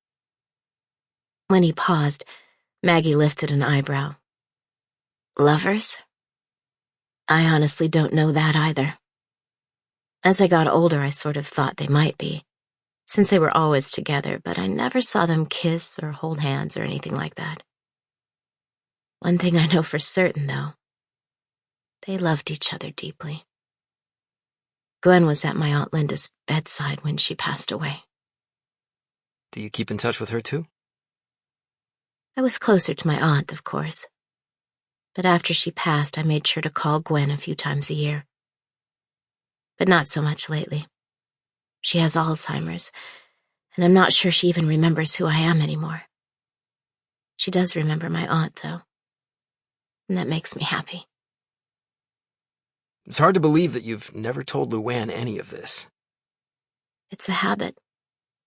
Even my parents still pretend that it never happened. Morgan, too. Have you heard from Luann since she left for Hawaii? I haven't told her what the doctor said, if that's what you're asking. He swallowed. I hate that this is happening to you. He said. I really do. You and me both. Do yourself a favor and never get cancer. Especially when you're supposed to be in the prime of life. He bowed his head, and she knew he was at a loss for words. If joking about death helped her keep other, darker feelings at bay, the downside was that no one ever knew exactly how to respond. Finally, he looked up. I got a text from Luann today. She said she'd texted you, but that you didn't get back to her. I haven't checked my phone today. What did it say? It said to remind you to open your card, if you haven't already. Oh yeah, because there's a gift inside. It's probably still on the desk somewhere if you want to help me find it. He got up and started going through her inbox while Maggie rummaged in the top drawer of her desk. As she sorted, Mark pulled an envelope from a stack of invoices and handed it over. Is this it? It is, she said, taking a second to examine it. I hope she's not giving me a sexy Polaroid of herself. Mark's eyes widened. That doesn't sound like her. She laughed. I'm teasing. I just wanted to see how you'd react. She opened the envelope. Inside was an elegant card with a standard greeting, along with a short note from Luann, thanking Maggie for being a pleasure with whom to work. Luann was always a stickler when it came to correct grammar and verbiage. Enclosed were 2 tickets to the New York City Ballet's Nutcracker at Lincoln Center. The show was on Friday evening, 2 nights away. She removed the tickets, showing them to Mark. It's a good thing you reminded me. They're about to expire. What a great gift. Have you seen it? I've always talked about going but never quite made it. How about you? Can't say that I have. Would you like to join me? Me? Why not? It can be a reward since you've had to work late. I'd like that. Great. I also enjoyed your story, even if you left it with a cliffhanger. What cliffhanger? About you. The rest of your pregnancy, the fact that you were beginning to forge a relationship with your aunt. Bryce? I know you agreed that he could be your tutor, but how did it go?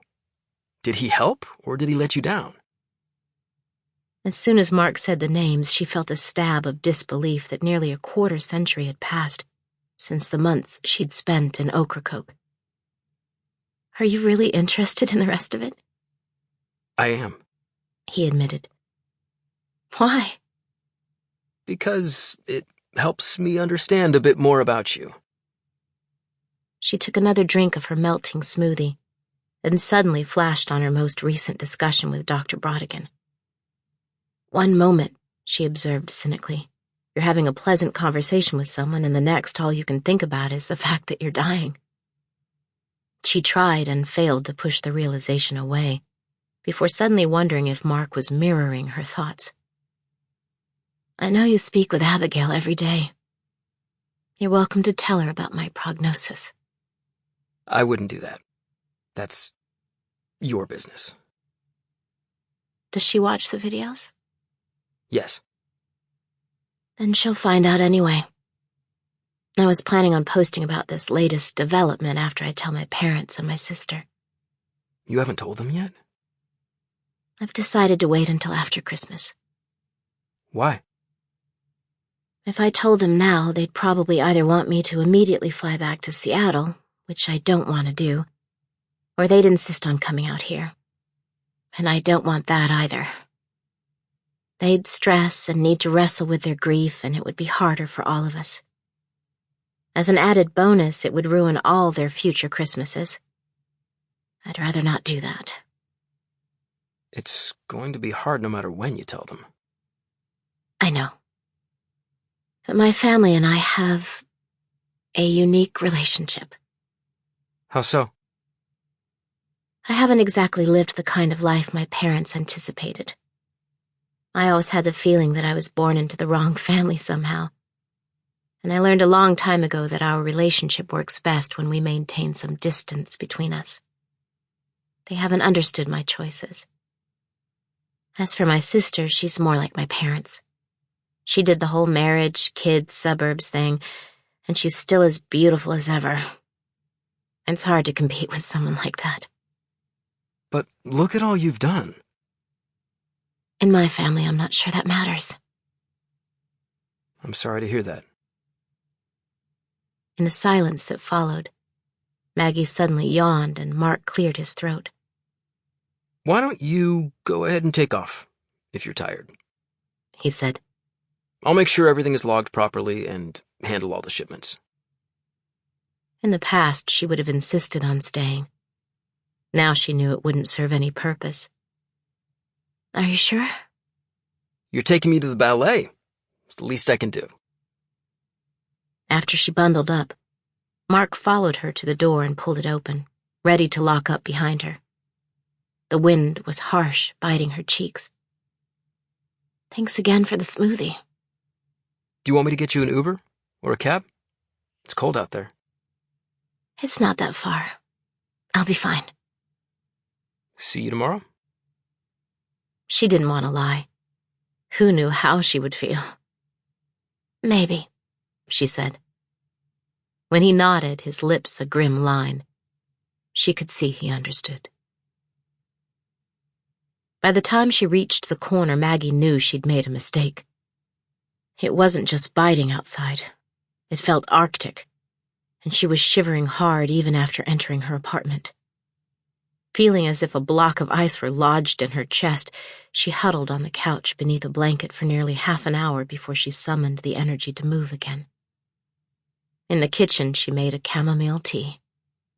She thought about taking a warm bath as well, but it was too much effort.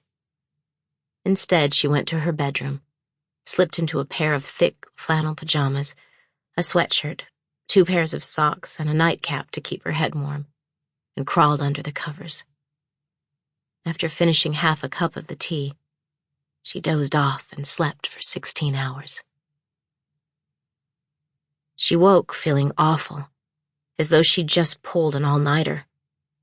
Worse, pain seemed to radiate from various organs, sharpening with every beat of her heart. Steeling herself, she was somehow able to rise from bed and make it to the bathroom, where she kept the painkillers Dr. Brodigan had prescribed. She washed 2 of the pills down with water, then sat on the edge of the bed, still and concentrating, until she was sure she would keep them down. Only then was she ready to start her day. Drawing a bath because showering now felt like being stabbed, she soaked in the warm, soapy water for nearly an hour.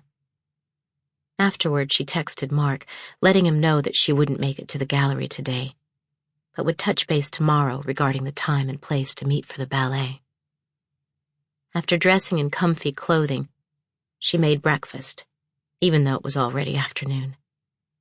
She forced down an egg and half a piece of toast, both of which tasted like salted cardboard, and then, as had become a habit in the last week and a half, she settled onto the couch to watch the world outside her window. There were snow flurries, the tiny flakes flickering against the glass, the movements hypnotic. Catching a glimpse of poinsettias in an apartment window across the street, she recalled her first Christmas back in Seattle after she'd returned from Ocracoke. Though she'd wanted to be excited for the holiday, she'd spent much of December simply going through the motions. Even on Christmas morning, she remembered opening her gifts with feigned enthusiasm. She knew that part of that had to do with getting older. Gone were the beliefs from her childhood, and she'd reached the stage where even smelling a cookie meant calculating calories. But it was more than that. Her months in Ocracoke had turned her into something she no longer recognized, and there were times when Seattle no longer felt like home. In retrospect, she understood that even back then, she'd been counting the days until she could finally leave for good. Then again, she'd been feeling that way for months by that point. Not long after returning to Seattle, once she'd began to feel vaguely back to normal, Madison and Jody had been eager to pick up where they had left off. On the surface, not much had changed. Yet the more time she spent with them, the more she felt like she'd grown up while they'd stayed exactly the same. They had the same interests and insecurities they'd always had, the same sorts of crushes on boys, felt the same thrill at hanging out in the food court at the mall on Saturday afternoons. They were familiar and comfortable, and yet, little by little, Maggie began to understand they would eventually drift from her life entirely, in the same way Maggie sometimes felt as though she were drifting through her own. She'd also spent much of those first few months back at home thinking about Ocracoke and missing it more than she'd imagined. She'd thought about her aunt and the desolate, windswept beach, the ferry rides and garage sales. It amazed her when she reflected on all that had happened while she was there, so much so that even now it sometimes took her breath away. Maggie watched a drama on Netflix, something starring Nicole Kidman, though she couldn't remember the title, took a late afternoon nap, and then ordered 2 smoothies for delivery. She knew she wouldn't be able to finish both, but she felt bad ordering only one since the check was so small. And really, what did it matter if she threw one away? She also debated whether to have a glass of wine. Not now, but later. Maybe before bedtime. She hadn't had a drink in months, even counting the little get-together at the gallery in late November, when she'd pretty much simply held the glass for show. While she was undergoing chemotherapy, the thought of alcohol had been nauseating. And after that, she simply hadn't been in the mood. She knew there was a bottle in the refrigerator, something from Napa Valley she'd purchased on a whim, and though it sounded like a good idea now, she suspected that later the desire would fade, and all she'd want to do would be to sleep. Which might, she admitted, be for the best. Who knew how the wine would affect her? She was taking painkillers and ate so little that even a couple of sips might leave her either passed out or rushing to the bathroom to make an offering to the porcelain gods. Call it a quirk, but Maggie never wanted anyone to see or hear her vomit, including the nurses who'd watched over her during chemotherapy. They would help her to the bathroom, where she'd shut the door and try to be as quiet as possible. Aside from the morning her mom had found her in the bathroom, as far as she could remember, there'd only been one other instance when someone had seen her throw up. That had been when she'd gotten seasick while photographing from a catamaran off Martinique. The nausea had come on fast like a tidal wave.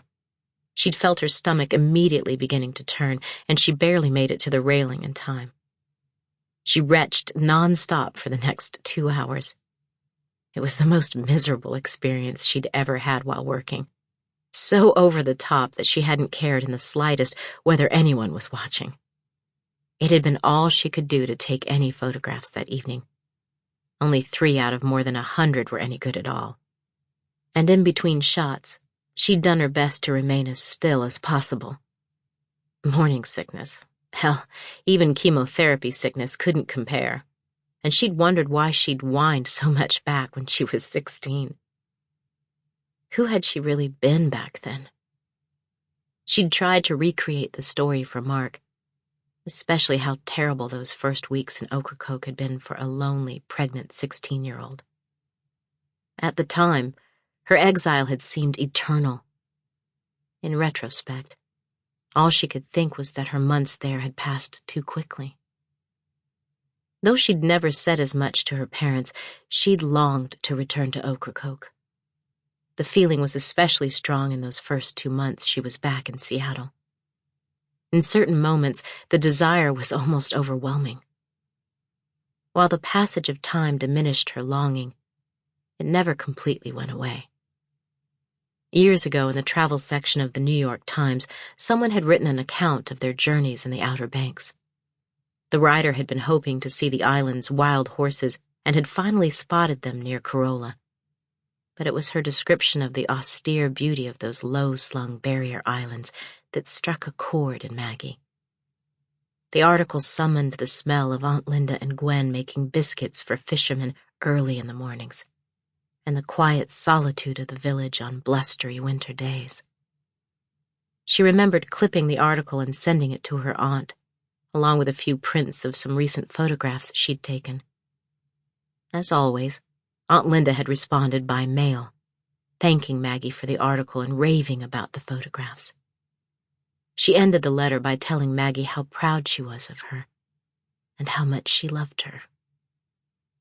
She'd told Mark that she and Aunt Linda had grown closer over the years, but she hadn't elaborated fully. With her endless letters, Aunt Linda became a more constant presence in Maggie's life than the rest of Maggie's family combined. There was something comforting in the knowledge that someone out there loved and accepted her for the person she was. To Maggie, it was the months they'd spent together that taught her the meaning of unconditional love. A few months before Aunt Linda died, Maggie had confessed to her that she'd always wanted to be more like her. It was on her first and only visit to Ocracoke since the day she'd departed as a teenager. The village hadn't changed much, and her aunt's house triggered a flood of bitter-sweet memories. The furniture was the same. The smells were the same. But the passage of time had slowly taken its toll. Everything was a bit more worn, faded, and tired, including Aunt Linda. By then, the lines on her face had deepened into wrinkles, and her white hair had thinned to reveal her scalp in places. Only her eyes had remained the same, with that forever recognizable gleam. At the time, the two women were seated at the kitchen table where Maggie had once done her homework. "Why would you want to be more like me?" Aunt Linda had asked her, taken aback. "Because you're wonderful." "Oh, honey." Aunt Linda had reached over with a hand so bird-like and frail that it nearly broke Maggie's heart. She gently squeezed Maggie's fingers. "Don't you realize that I could say exactly the same thing about you?" On Friday, after waking from her coma-like sleep and puttering around the apartment, Maggie swallowed some flavorless instant oatmeal while texting Mark her plans to meet him later at the gallery. She also made a reservation at the Atlantic Grill and arranged for a car pickup after dinner, since finding an Uber or cab in that neighborhood in the evening was often impossible. With all that accomplished, she went back to bed. Since a later-than-usual night was on tap, Maggie needed to be rested enough not to fall face-first into her dinner plate. She didn't set the alarm and slept another 3 hours. Only then did she start getting ready. The thing is, Maggie thought, when a face is as gaunt as a skeleton's, with skin as fragile as tissue paper, there's only so much you can do to appear presentable. One glimpse of her baby fuzz hair and anyone would know she was knocking at death's door. But she had to make an attempt, and after her bath she took her time with her makeup, trying to add color, life to her cheeks. Next, she applied 3 different shades of lipstick before she found the one that seemed remotely natural. She had a choice about the hair, scarf or hat, and finally decided on a red wool beret. She thought about wearing a dress but knew she'd freeze, so she opted for pants with a thick, nubbly sweater that added substance to her frame. As always, her necklace was in place, and she donned a lovely bright cashmere scarf to keep her neck warm. When she stepped back to appraise herself in the mirror, she felt she looked almost as good as she had before chemotherapy started. Collecting her purse, she took a couple more pills. The pain wasn't as bad as yesterday, but no reason to risk it, and called an Uber. Pulling up to the gallery a few minutes after closing time, she saw Mark through the window, discussing one of her photographs with a couple in their 50s. Mark offered the slightest of waves when Maggie stepped inside and hurried to her office. On her desk was a small stack of mail. She was quickly sorting through it when Mark suddenly tapped on her open door. Hey, sorry. I thought they'd make a decision before you arrived, but they had a lot of questions. And? They bought 2 of your prints. Amazing, she thought. Early in the life of the gallery, weeks could go by without the sale of even a single print of hers. And while the sales did increase with the growth of her career, the real renown came with her cancer videos. Fame did indeed change everything, even if the fame was for a reason she wouldn't wish upon anyone. Mark walked into the office before suddenly pulling up short. Wow, He said, you look fantastic. I'm trying. How do you feel? I've been more tired than usual, so I've been sleeping a lot. Are you sure you're still up for this? She could see the worry in his expression. It's Luann's gift, so I have to go. And besides, it'll help me get into the Christmas spirit. I've been looking forward to it ever since you invited me. Are you ready? Traffic is going to be terrible tonight, especially in this weather. I'm ready. After turning out the lights and locking the door, they stepped into the frigid night. Mark raised a hand, flagging down a cab, and held Maggie's elbow as she crawled in. On the ride to Midtown, Mark filled her in on the customers and let her know that Jackie Bernstein had returned to purchase the Trinity sculpture she'd been admiring. It was an expensive piece, and worth it, in Maggie's opinion, if only as an investment. In the past 5 years, the value of Trinity's art had skyrocketed. 9 of Maggie's photos had sold as well, including those last 2, and Mark assured her that he had been able to get all the shipments out before she'd arrived. I was ducking into the back whenever I had a spare minute, but I wanted to make sure to get them out today. A lot of them are intended as gifts. What would I ever do without you? Probably hire someone else. You don't give yourself enough credit. You forget that a lot of people applied for and didn't get the position. Did they? You didn't know that? How would I?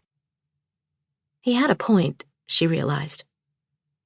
I also want to thank you for shouldering the whole load without Luann, especially over the holidays. You're welcome. I enjoy talking with people about your work. And Trinity's work, Of course. he added. But his are a little intimidating. I've learned that with them, it's usually better to listen more and speak less. People who are interested in his work generally know more than I do. You have a knack for it, though. Did you ever think about being a curator or running your own gallery? Maybe getting a master's degree in art history instead of divinity? No, He said. His tone was good-natured but determined. I know the path I'm supposed to take in life. I'm sure you do, she thought. When does that start? Your path, I mean. Classes begin next September. Have you already been accepted? Yes, He said. I'll be attending the University of Chicago. With Abigail? Of course. Good for you, she said. Sometimes I wonder what the college experience would have been like. You went to community college? I mean a 4-year school, with dorm life and parties and listening to music while playing frisbee in the quad. He lifted an eyebrow. And going to classes and studying and writing papers. Oh yeah, that too, she grinned. Did you tell Abigail we were going to the ballet tonight? Yeah, and she's a little jealous about it. She made me promise to bring her one day. How's the family reunion going?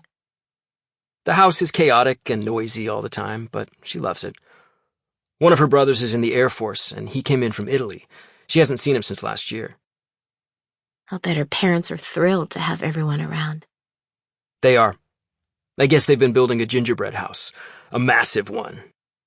They do it every year. And had your boss not needed you, you could have helped them.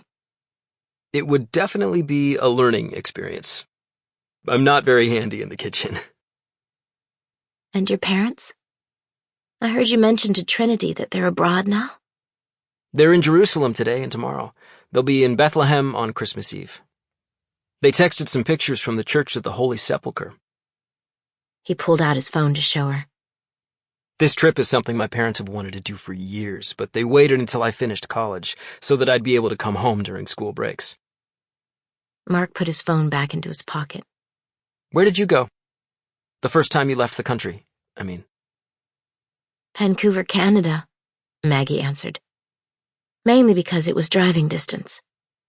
I spent a weekend taking photos in Whistler after a major ice storm had rolled through. I still haven't ever been out of the country. You have to experience it, she said. Visiting other places changes your perspective. It helps you understand that no matter where you are or what country you're in, people are pretty much the same everywhere. Traffic began to slow as they exited the West Side Highway, then slowed even more as they made their way east on the cross streets. Despite the cold, the sidewalks were jammed. She saw people carrying shopping bags and lining up near corner food vendors. Others hurried home from work. Eventually, they reached the point where they could see the lighted windows of Lincoln Center, which left them with the option of either sitting in an idling cab for another 10 or 15 minutes, or getting out and walking. They decided to walk, and slowly made their way through a throng that extended beyond the front doors. Maggie kept her arms crossed and shifted from one foot to the other in hopes of staying warm. But thankfully, the line moved quickly, and they entered the lobby after only a few minutes. Directed by the ushers, they found their seats in the first tier of the balcony of the David H. Koch Theater. They continued to chat quietly before the show, taking in their surroundings and watching the seats fill with a mix of adults and children. In time, the lights dimmed, the music came up, and the audience was introduced to Christmas Eve at the Stahlbaum House. As the tale unfolded, Maggie was transfixed by the dancers' grace and beauty, their soaring, delicate movements animating the dreamlike notes of Tchaikovsky's score. Occasionally, Maggie peeked over at Mark, noting his rapt attention. He couldn't seem to tear his eyes from the stage, reminding her that he was a Midwestern boy who'd probably never seen anything like it. When the ballet was over, they joined the festive crowds as they poured onto Broadway. She was grateful that the Atlantic Grill was just across the street, feeling cold and wobbly, maybe because of the pills, or because she'd eaten almost nothing all day. She looped her arm through Mark's as they approached the crosswalk. He slowed his pace, allowing her to use him for support. It wasn't until they were seated at their table that she began to feel a bit better. Are you sure you'd rather not just call it a night? I'll be okay, she said, not altogether convinced herself. And I really need to eat. When he didn't seem reassured, she went on. I'm your boss. Think of this as a business dinner. It's not a business dinner. Personal business, she said. I thought you wanted to hear more about my time in Ocracoke. I do, he said. But only if you feel up to it. I really do have to eat. I'm not kidding about that. Reluctantly, he nodded just as the waitress arrived and handed them the menus. Surprising herself, Maggie decided she would like a glass of wine, settling on a French Burgundy. Mark ordered an iced tea. As the waitress walked away, Mark took in the restaurant. Have you ever been here before? On a date, maybe 5 years ago. I couldn't believe they had a spot for us tonight, but I guess someone must have canceled. What was he like? The guy who brought you here? She tilted her head, trying to remember. Tall. Great salt and pepper hair. Worked for Accenture as a management consultant. Divorced, a couple of kids, and very smart. He wandered into the gallery one day. We had coffee and then ended up going out a few times. But it didn't work out? Sometimes the chemistry just isn't there. With him, I figured it out when I went to Key Largo for a shoot and realized when I got back that I hadn't missed him at all. That's pretty much the story of my entire dating life. No matter who I dated. I'm afraid to ask what that means. In my 20s, when I first moved out here, I frequented the club scene for a few years, going out at midnight, staying up until almost dawn, even on weeknights. None of the guys I met there were the kind I could bring home to my family. Frankly, it probably wasn't a good idea to bring them back to my place. No? Think a lot of tattoos and dreams of being rappers or DJs. I definitely had a type back then. He made a face, which made her laugh. The waitress returned with her glass of wine, and she reached for it with a confidence she didn't quite feel. She took a small taste, waiting to see if her stomach rebelled. But it seemed okay. By then, they'd both decided on what they wanted. She ordered the Atlantic cod. He opted for the fillet. And when the waitress asked if they wanted to start with appetizers or a salad, both of them declined. When the waitress walked away, she leaned over the table. "You could have ordered more food," she chided. "Just because I can't eat much, you don't have to follow my lead." I had a couple of slices of pizza before you got to the gallery. Why would you do that? I didn't want to run up the bill. Places like this are expensive. Are you serious? That's silly. That's what Abigail and I do. You're one of a kind, you know that? I've been meaning to ask you, how did you start with travel photography? Sheer persistence. And lunacy. That's all? She shrugged. I also got lucky since salaried gigs for magazines don't really exist anymore. The first photographer I worked for in Seattle already had a reputation as a travel photographer because he'd worked a lot for National Geographic back in the day. He had a pretty good list of contacts with magazines, tour companies, and ad agencies, and he'd sometimes bring me along to assist him. After a couple years, I went a bit crazy and ended up moving here. I roomed with some flight attendants, got discount flights, and took pics in whatever place I could afford to visit. I also found work with a cutting-edge photographer here. He was an early adopter of digital photography and was always investing whatever fees he earned in more gear and software, which meant I had to as well. I started my own website with tips and reviews and Photoshop lessons, and one of the photo editors at Condé Nast stumbled across it. He hired me to shoot in Monaco, and that led to a second job, and then another.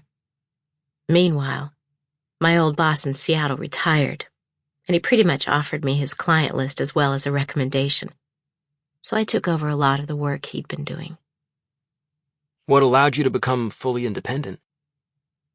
My reputation grew to the point where I was able to book my own local gigs.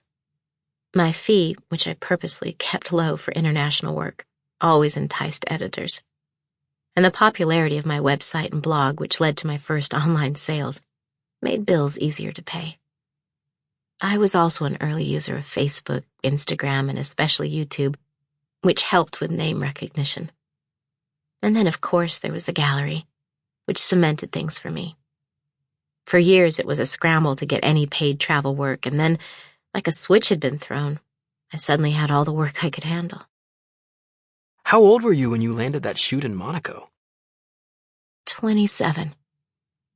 She could see the gleam in his eyes. That's a great story. Like I said, I was lucky. Maybe at first. After that, it was all you. Maggie took in the restaurant. Like so many spots in New York, it was decorated for the holidays, featuring both an ornamented Christmas tree and a glowing menorah in the bar area.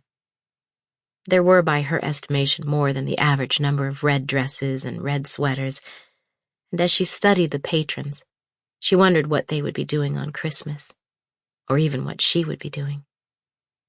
She took another sip of her wine, already feeling its effects. Speaking of stories, do you want me to pick up where we left off now, or wait until the food arrives? If you're ready now, I'd love to hear it. Do you remember where I stopped? You'd agreed to let Bryce tutor you, and you'd just told your Aunt Linda that you loved her. She reached toward her glass, staring into its purplish depths. On Monday, she began, the day after we bought the Christmas tree. Beginnings. Ocracoke, 1995. I woke to sunlight streaming through my window. I knew my aunt was long gone, though in my haze, I imagined I heard someone rummaging in the kitchen. Still groggy and dreading the barf because it's morning thing, I gently pulled the pillow over my head and kept my eyes closed until I felt like it was safe to move. I waited for the nausea to take over while I slowly came back to life. By then it was as predictable as the sunrise. But strangely, I continued to feel okay. I slowly sat up, waited another minute, and still nothing. Finally, putting my feet to the floor, I stood, certain that my stomach would start doing cartwheels any second. But still there was nothing. Holy cow! And hallelujah! Because the house was chilly, I threw on a sweatshirt over my pajamas, then slid into some fuzzy slippers. In the kitchen, my aunt had thoughtfully stacked all my textbooks and various manila folders on the table, probably to get me kick-started first thing in the morning. I pointedly ignored the pile because I wasn't just not sick. I was actually hungry again. I fried an egg and reheated a biscuit for breakfast, yawning the whole time. I was more tired than usual because I'd stayed up late to finish the first draft of my paper on Thurgood Marshall. It was 4.5 pages. Not quite the 5 pages required, but good enough. And feeling sort of proud of my diligence, I decided to reward myself by blowing off the rest of my homework until I felt more awake. Instead, I grabbed the Sylvia Plath book from my aunt's shelf, bundled up in a jacket, and took a seat on the porch to read for a while. The thing is, though, I'd never really liked reading for pleasure. That was Morgan's thing. I'd always preferred skimming bits here and there to get the general concept, and after opening the book to a random page, I saw a few lines that my aunt had underlined. The silence depressed me. It wasn't the silence of silence. It was my own silence. I frowned and read it again, trying to figure out what Plath had meant by that. I thought I understood the first part. I suspected she was talking about loneliness, albeit in a vague way. The second part wasn't so hard either. To my mind, she was just making it clear that she was talking about loneliness specifically, not the fact that being in a quiet place is depressing. But the third sentence was trickier. I guessed she was referring to her own apathy, perhaps a product of her loneliness. So why hadn't she just written being lonely sucks? I wondered why some people had to make things so complicated. And frankly, why was that insight even profound? Didn't everyone know that loneliness could be a bummer? I could have told them that, and I was just a teenager. Hell, I'd been living it since I'd been marooned in Ocracoke. Then again, maybe I'd misinterpreted the whole passage. I was no English scholar. The real question was why my aunt had underlined it. It obviously had meant something to her. But what? Was my aunt lonely? She didn't seem lonely, and she spent a lot of time with Gwen. But then again, what did I really know about her? It wasn't as though we'd had any deeply personal conversations since I'd been here. I was still thinking about it when I heard an engine and the sound of tires crunching gravel out front. After that, the thumping of a car door. Rising from my seat, I opened the slider and listened, waiting. Sure enough, I eventually heard someone knocking. I had no idea who it could possibly be. It was the first time I'd heard a knock at the door since I'd been there. Maybe I should have been nervous. But Ocracoke wasn't exactly a hotbed of criminal activity, and I doubted a criminal would knock in the first place. Without a care, I went to the front door and swung it open, only to see Bryce standing before me, which pretty much made my brain freeze in confusion. I knew I'd agreed to let him tutor me, but somehow I thought I had a few days before we'd begin. "Hi, Maggie," he said. "Your aunt said I should come by so we can get started." "Huh?" "Tutoring," he said. She mentioned that you might need some help preparing for your tests, maybe catching up on your homework." I hadn't showered, hadn't brushed my hair, hadn't put on makeup. In my pajamas and slippers and jacket, I probably looked homeless. "I just got out of bed," I finally blurted out. He tilted his head. "You sleep in your jacket?" "It was cold last night." When he continued to stare, I went on, "I get cold easy." "Oh," he said. "My mom does too. But are you ready? Your aunt said you'd be here at 9. 9? I talked to her this morning after I finished working out. She said she'd come back to the house and leave you a note." I guess I had heard someone in the kitchen earlier. Oops. "Oh," I said, trying to buy time. There wasn't a chance I'd let him come in with the way I was looking now. "I thought the note said 10. "Do you want me to come back at 10? "That might be better," I agreed, trying not to breathe on him. For his part, he looked, well, a lot like he had the day before. Hair slightly windblown, dimples flashing. He was wearing jeans and that cool olive jacket again. "No problem," he said. "Until then, can you get me the stuff that your Aunt Linda set out? She said it might help me get a handle on things." "What stuff?" "She told me it was on the kitchen table." Oh yeah, I suddenly thought. That thoughtful stack on the table for the morning kickstart. "Hold on," I said. "Let me check." I left him waiting on the porch and retreated to the kitchen. Sure enough, on the top of the stack was a note from my aunt. "Good morning, Maggie. I just spoke to Bryce and he'll be coming by at 9 to get started with you. I also photocopied the list of assignments and homework, as well as quiz and test dates. I'm hopeful he'll be able to explain the subjects that I can't. Have a wonderful day, and I'll see you this afternoon. Love you. Blessings, Aunt Linda." I reminded myself to keep my eye out for the notes in the future. I was about to grab the stack when I remembered the paper I'd written. I went to the bedroom and retrieved it before scooping everything else into my arms and carrying it all to the front door, where I quickly realized my mistake. "Bryce, are you still here?" "Yeah, I'm here." "Can you open the door? My hands are full." When the door swung open, I handed him the stack. "I think this is what she set out for you. I also wrote a paper last night, so I put that on top." If he was surprised by the size of the pile, he didn't show it. "Great," he said, reaching for it. He took the stack, bobbling it slightly before rebalancing. "Do you mind if I figure this out here on the porch, instead of going home and coming back?" "Not at all," I said. I really, really wished I'd brushed my teeth. "I need a little time to get ready, okay?" "Sounds good," he said. "I'll see you whenever. Take your time." After closing the door, I went straight to my bedroom to find something to wear. Quickly undressing, I pulled out my favorite jeans from the pile in the closet. But when I buttoned the top, it dug into my skin and hurt. Same thing with my second favorite pair, which meant I'd probably have to wear the same baggy ones I'd worn on the ferry. I sorted through my tops, but thankfully they still fit.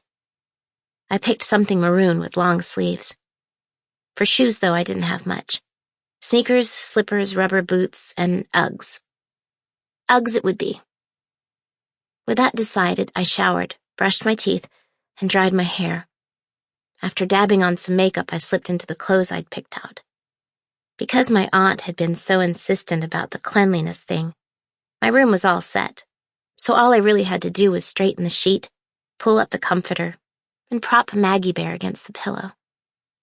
Not, of course, that I had any intention of showing him my bedroom, but if he needed to use the bathroom and peeked in, he might notice that I kept things tidy. Not that it mattered.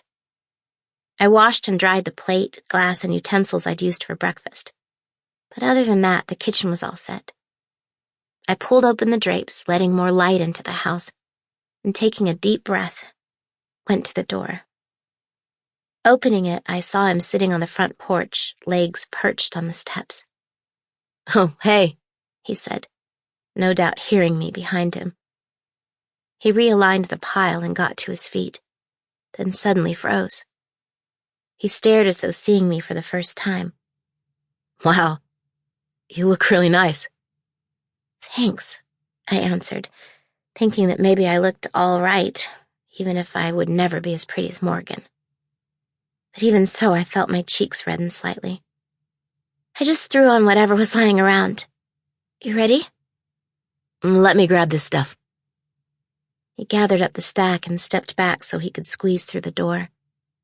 He stopped, no doubt, wondering where to go. "The kitchen table is fine," I said, motioning. "That's where I usually work." In those rare instances I do work, I thought.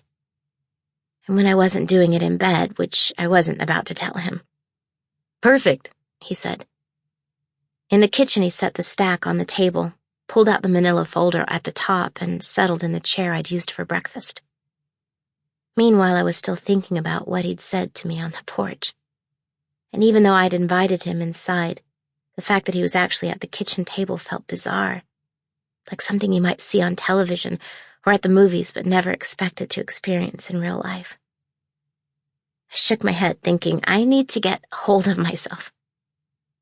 Starting toward the kitchen, I veered to the cupboards near the sink. "Would you like some water? I'm going to get a glass." "That would be great, thanks." I filled 2 glasses and brought them to the table, then sat in the spot that was usually my aunt's. I was struck by the thought that the house looked entirely different from this angle, which made me wonder how it appeared to Bryce. "Did you see the paper I wrote?" "I read it," he said. "He's one of the most prominent justices ever to serve. Did you choose him, or did the teacher assign it?" "The teacher picked it." "He got lucky there because there's so much to write about." He folded his hands in front of him. "Let's start with this. How do you think you're doing in your classes?" I hadn't expected the question, and it took me a second to answer. "I'm doing okay, I guess, especially considering that I'm supposed to learn all this on my own without having a teacher. I didn't do all that great on my recent quizzes or tests, but there's still time to get my grades up." "Do you want to get your grades up?" "What do you mean?" "I grew up hearing my mom say, there is no teaching, there is only learning, over and over. I must have heard it more than 100 times, and for a long time I didn't know what she meant. Because she was my teacher, right? Was she telling me that she wasn't a teacher? But as I got a little older, I finally understood that she was telling me that teaching is impossible unless a student wants to learn. I guess that's another way I could have phrased it. Do you want to learn? Really and truly, or do you simply want to do enough to get by?" Just like on the ferry, he came across as more mature than other people his age. But maybe because his tone was so nice, it made me reflect on what he was really asking. "Well, I don't want to have to repeat my sophomore year." "I get that, but it still doesn't really answer my question. What grades would you like? What would make you happy?" Straight A's without having to do the work, I knew, but I didn't think that would do me any good to say it out loud. The fact was, I was normally a B or C student, with more C's than B's. Sometimes I got an A in the easier classes like music or art, but I'd had a couple of D's too. I knew I'd never compare with Morgan, but part of me still wanted to please my parents. "I think if I averaged B's, I'd be happy with that." "Okay," he said. He smiled again, dimples and all. "Now I know." "That's it?" "Not exactly. Where you are and where you'd like to be aren't aligned right now. You're at least 8 assignments behind in your math homework, and your test scores are pretty low. You're going to need to do outstanding work the rest of the semester to get a B in geometry. Oh. You're way behind in biology, too. Oh. Same situation in American history and English and Spanish, too. By then, I couldn't meet his eyes, knowing he probably thought I was an idiot. I understood enough to know that West Point was almost as hard to get into as Stanford. What did you think about my paper? I asked, almost afraid of the answer. His gaze flickered over it. It wasn't in the folder. He'd placed it on top of the stack of textbooks. I wanted to discuss that with you, too. Because I'd never had a tutor before, I wasn't sure what to expect. Add in the tutor is way cute, and I was even more clueless. I guess I imagined we'd work and then take a break and get to know each other, maybe even flirt a little. But the day was nothing like that, other than the first part. We worked. I went to the bathroom. We worked some more. Yet another bathroom break. Repeat for hours. Aside from going over my paper, he wanted me to make it more chronological as opposed to jumping back and forth in time. We spent most of the day on geometry, catching up on homework.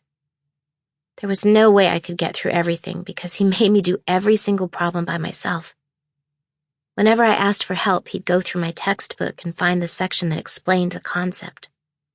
He'd have me read through it, and if I didn't understand, he'd try to break it down for me. When that still didn't help, which was most of the time, he'd examine the homework question that had me stumped and would then create an original question that was similar. After that, he'd patiently show me how to answer that sample question, step by step. Only then would I go back to the original homework problem, which I had to do myself. All of which was seriously frustrating, because it made the whole process slower while simultaneously increasing the amount of work I had to do. My aunt came home just as Bryce was about to leave, and they ended up speaking in the doorway. I have no idea what they discussed, but their voices sounded cheery. As for me, I hadn't moved from my chair and my forehead was on the table. Right before my aunt had walked in the door, and even after all I'd done, Bryce had given me additional homework, or rather, homework I was already supposed to have completed. In addition to reworking my paper, he wanted me to read chapters in both my biology and history textbooks. Though he'd smiled when he'd said it, as though his request was entirely reasonable after hours of brain-frying strain, his dimples meant absolutely nothing to me. Except, the thing is, he was really good at explaining things in a way that made intuitive sense. He was patient the whole time. By the end, I kind of felt like I understood a bit more about what was going on and felt less intimidated by the sight of shapes and numbers and equal signs. But don't be misled. I hadn't suddenly turned into some sort of geometry whiz. I made big mistakes and little mistakes all day long, and by the end I was pretty down on myself. Morgan, I knew, wouldn't have struggled at all. As soon as he left, I took a nap. Dinner was ready when I finally woke, and after eating and cleaning the kitchen, I returned to my room and read from the textbooks. I still had more work to do on my paper, so I cranked up the Walkman and began scribbling. My aunt poked her head through my doorway a few minutes later and said something to me. I pretended I'd heard her, even though I hadn't. If it was important, I figured that she'd come back and tell me again later. After I'd been writing for a while, I made the mistake of forgetting that I was pregnant. I shifted to a more comfortable position, and all at once nature called. Again. When I opened the door to the hallway, I was surprised to hear a conversation drifting from the living room. Peeking around the corner to see who it was, I noticed Gwen placing a cardboard box full of ornaments and lights in front of the Christmas tree, and vaguely remembered my aunt telling me that we were going to decorate it tonight after work. What I hadn't expected was to see Bryce chatting with my aunt as she tuned the radio, finally settling on a station that was playing Christmas music. I felt my stomach do a little flip at the sight of him. But at least I wasn't wearing pajamas and slippers and looking generally like I rode the rails hobo style. There you are, Aunt Linda said. I was about to come get you. Bryce just arrived. Hi, Maggie, Bryce said.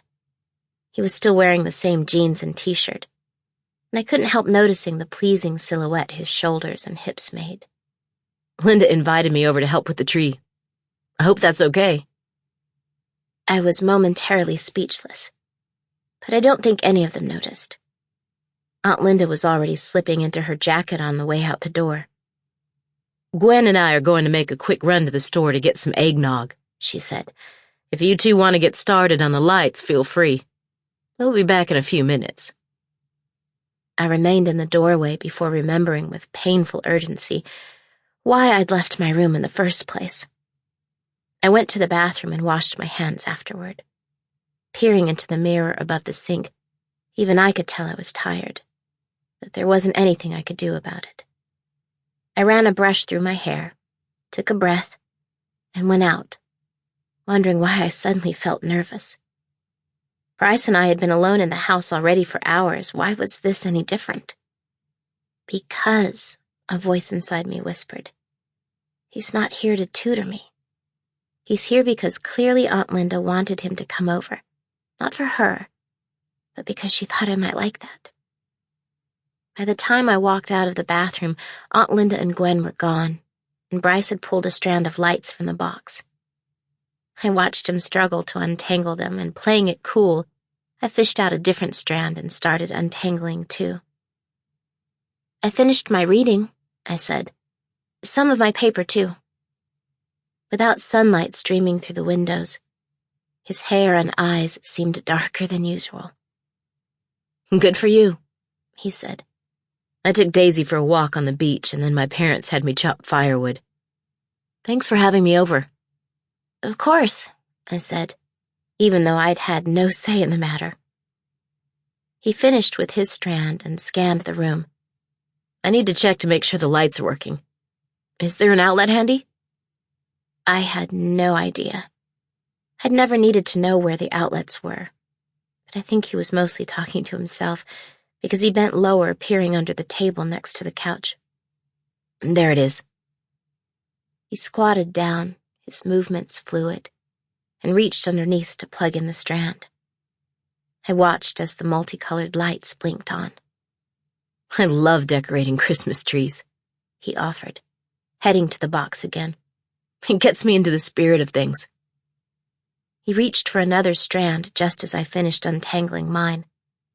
I plugged it into the strand on the floor, watching as it blinked on as well, then reached for another strand. I've never decorated a tree. Really? My mom usually does it, I said. She likes it to look a certain way. Oh, he said, and I could tell he was puzzled. It's the opposite in our house. My mom sort of directs while the rest of us do it. She doesn't like to decorate? She does, but you'd have to meet her to understand. The eggnog was my idea, by the way. That's part of our tradition, and as soon as I mentioned it, your Aunt Linda thought we should have some here, too. I was telling her how well I thought you did today, especially at the end. I barely had to help you at all. I'm still pretty far behind. I'm not worried, he said. If you keep going like you did today, you'll catch up in no time. I wasn't so sure. He clearly had more confidence in me than I did. Thanks for all your help. I'm not sure that I told you before you left. I was kind of out of it by then. No worries, he said. He took my strand and checked those lights as well. How long have you lived in Seattle? Since I was born, I said. Same house, same bedroom, in fact. I can't imagine what that would be like. Until we got here, I moved pretty much every other year. Idaho, Virginia, Germany, Italy, Georgia, even North Carolina. My dad was at Fort Bragg for a while. I don't know where that is.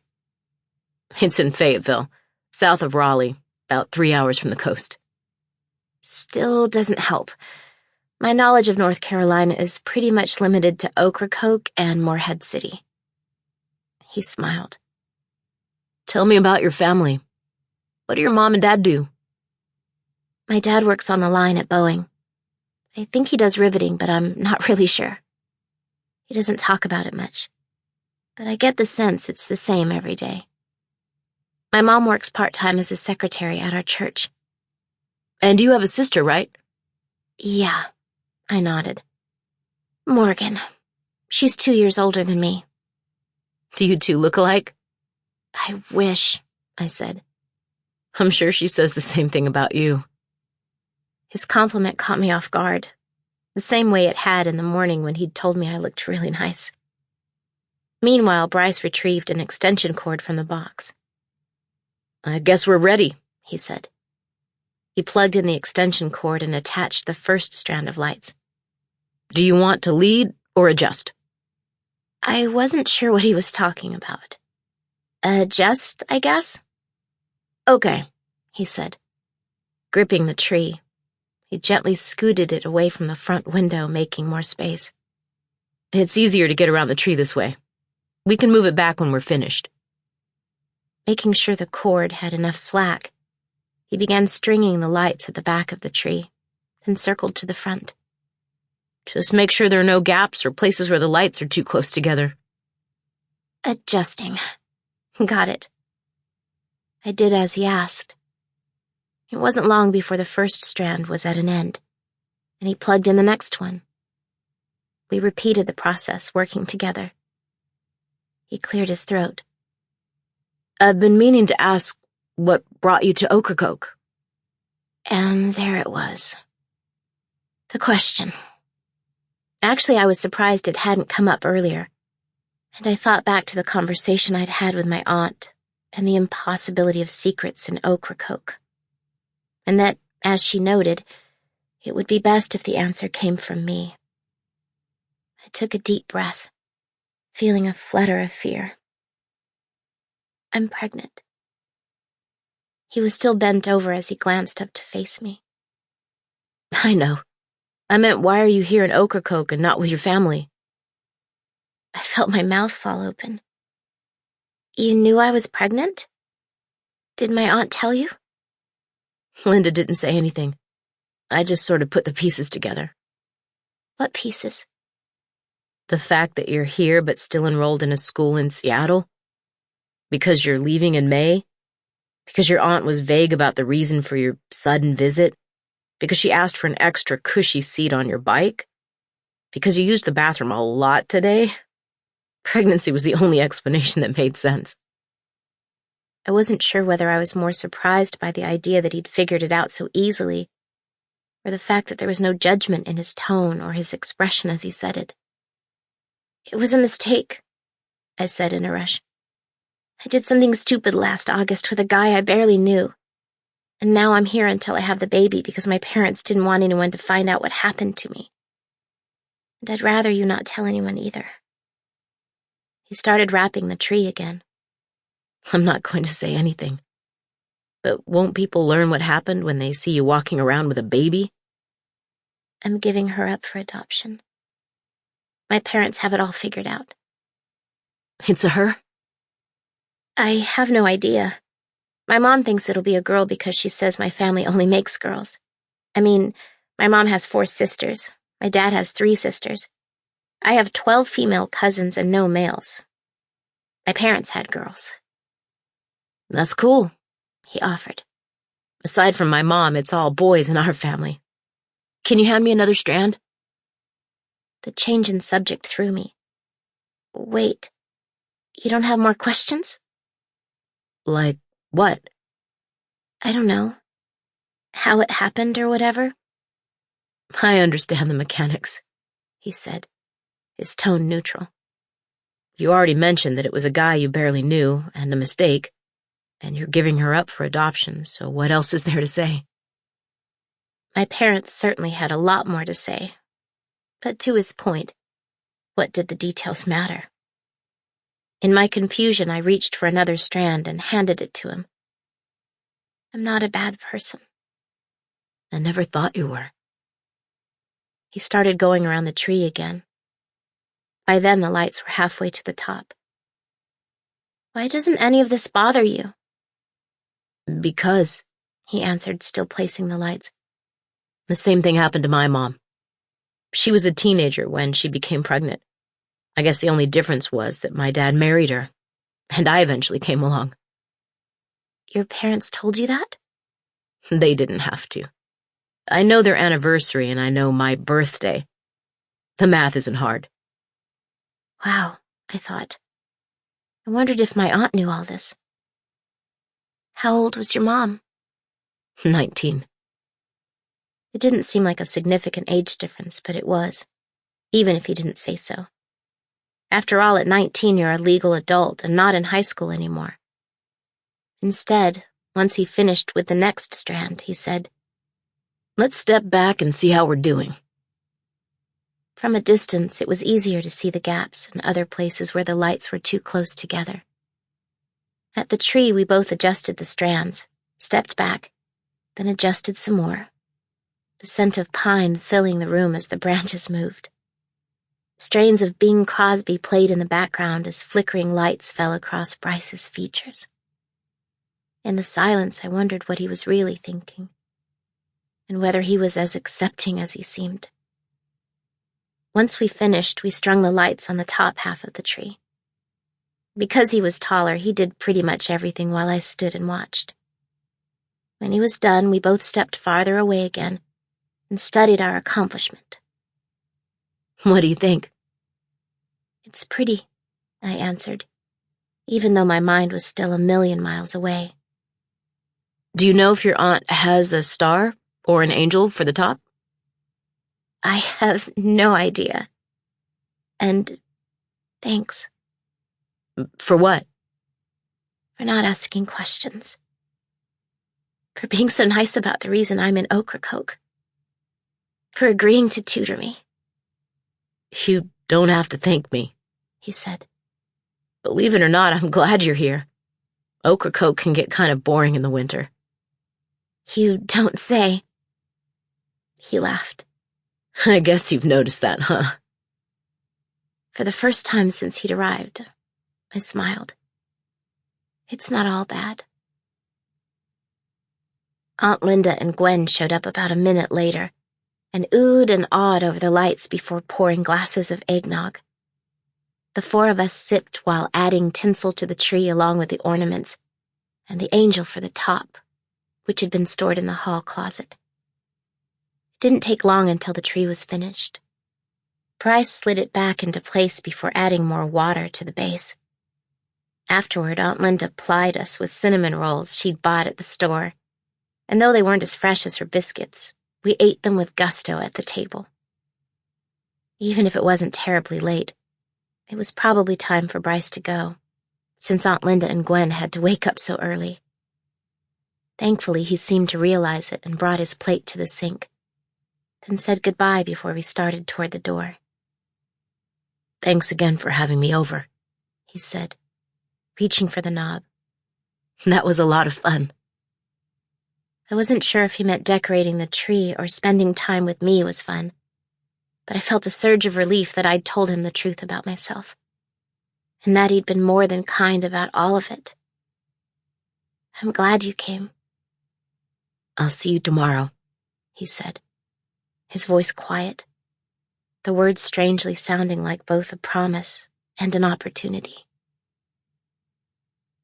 I told him, I said to Aunt Linda later, after Gwen had left.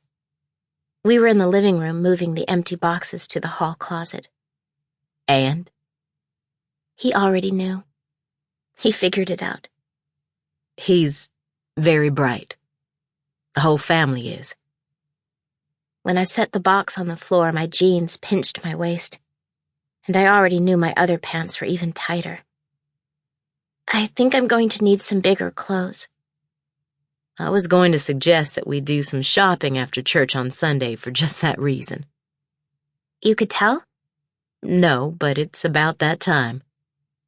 I brought a lot of young pregnant girls shopping when I was a nun. Is it possible to buy pants that don't make my situation so obvious?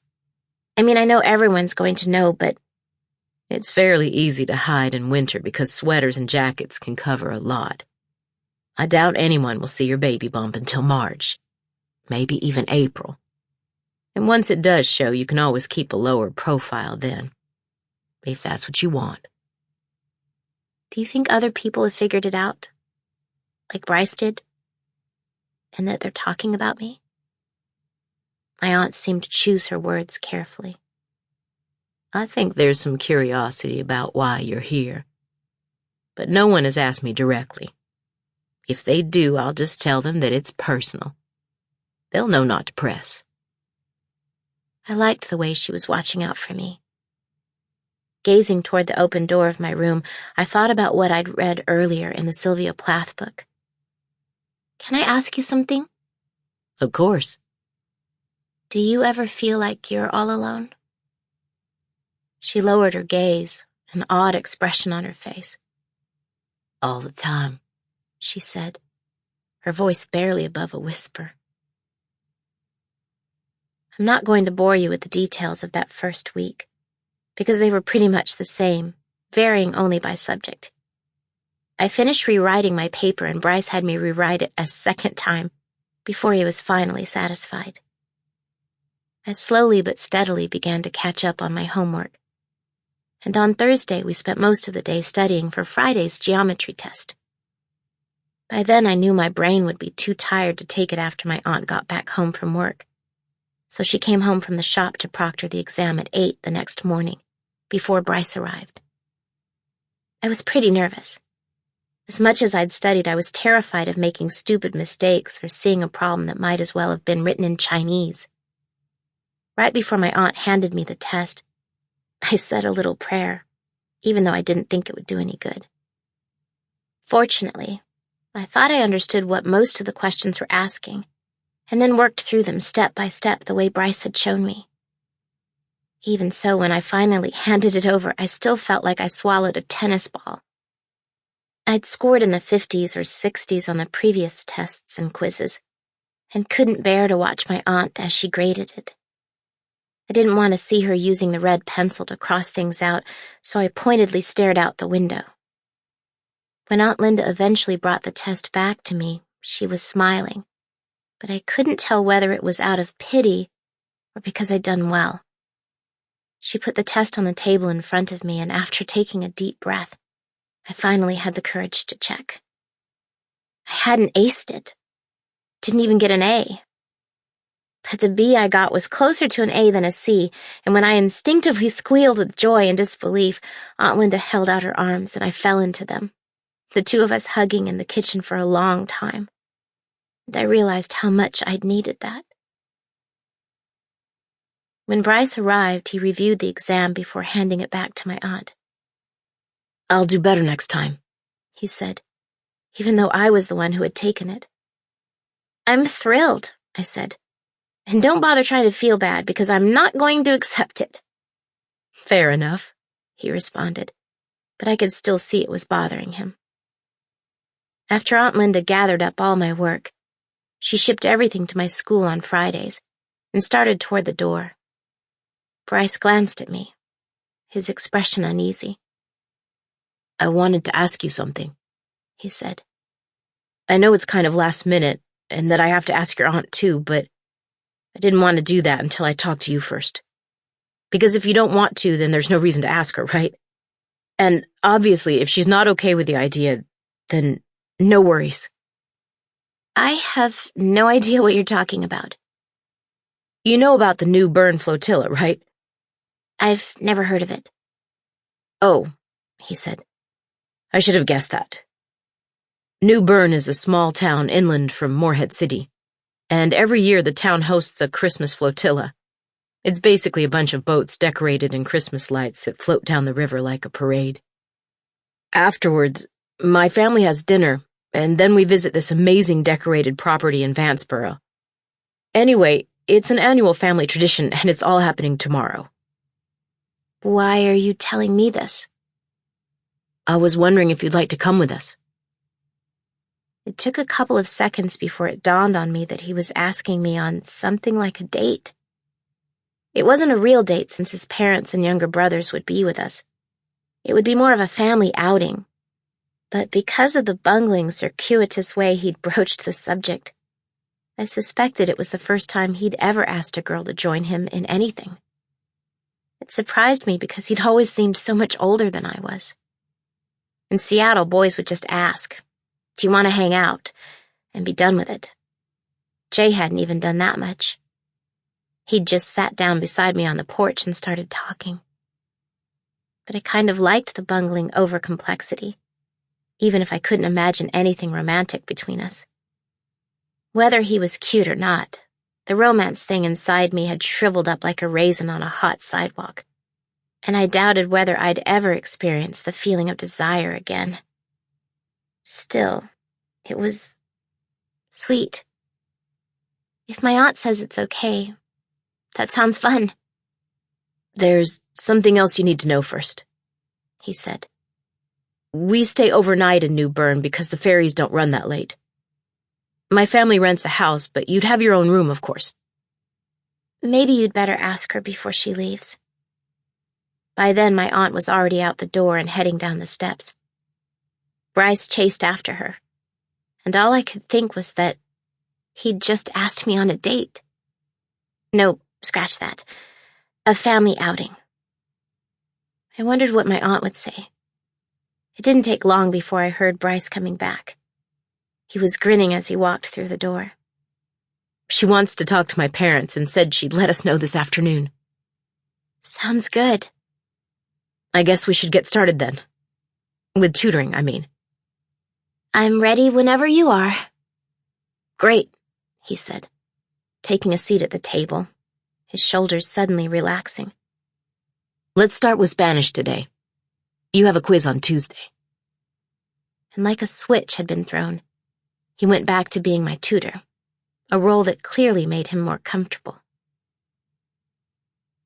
Aunt Linda returned to the house a few minutes after 3. Though I had the sense she was tired, she smiled as she walked in and shrugged off her jacket. It struck me that she always smiled when she walked in the door. "Hi there," she said. "How did it go today?" "It went well," Bryce answered as he gathered up his things. "How was it at the shop?" "Busy," she said. She hung her coat on the rack. "I spoke to your parents, and it's fine if Maggie wants to join you tomorrow. They said they'd meet us at the church on Sunday. Thank you for speaking with them, and for agreeing." "My pleasure," she said. Then to me she added, "And after church on Sunday, we'll go shopping, okay?" "Shopping?" Bryce asked automatically. My aunt caught my eye for only a split second, but she knew what I was thinking. "Christmas gifts," she said. And just like that, I had a date. Kind of. The following morning, I slept late, and for the 6th day in a row, my stomach felt fine. That was definitely a plus, which was followed by another surprise when I undressed before getting into the shower. My bust was definitely larger. I'll admit I used the word bust instead of the other one that had originally popped into my head because of the crucifix hanging on the bathroom wall. It was, I figured, the word my aunt would have used. I'd read that would happen, but not like this. Not overnight. Okay, maybe I hadn't been paying close attention and they'd been growing without my being aware of it. But as I stood in front of the mirror, I thought I suddenly looked like a miniature Dolly Parton.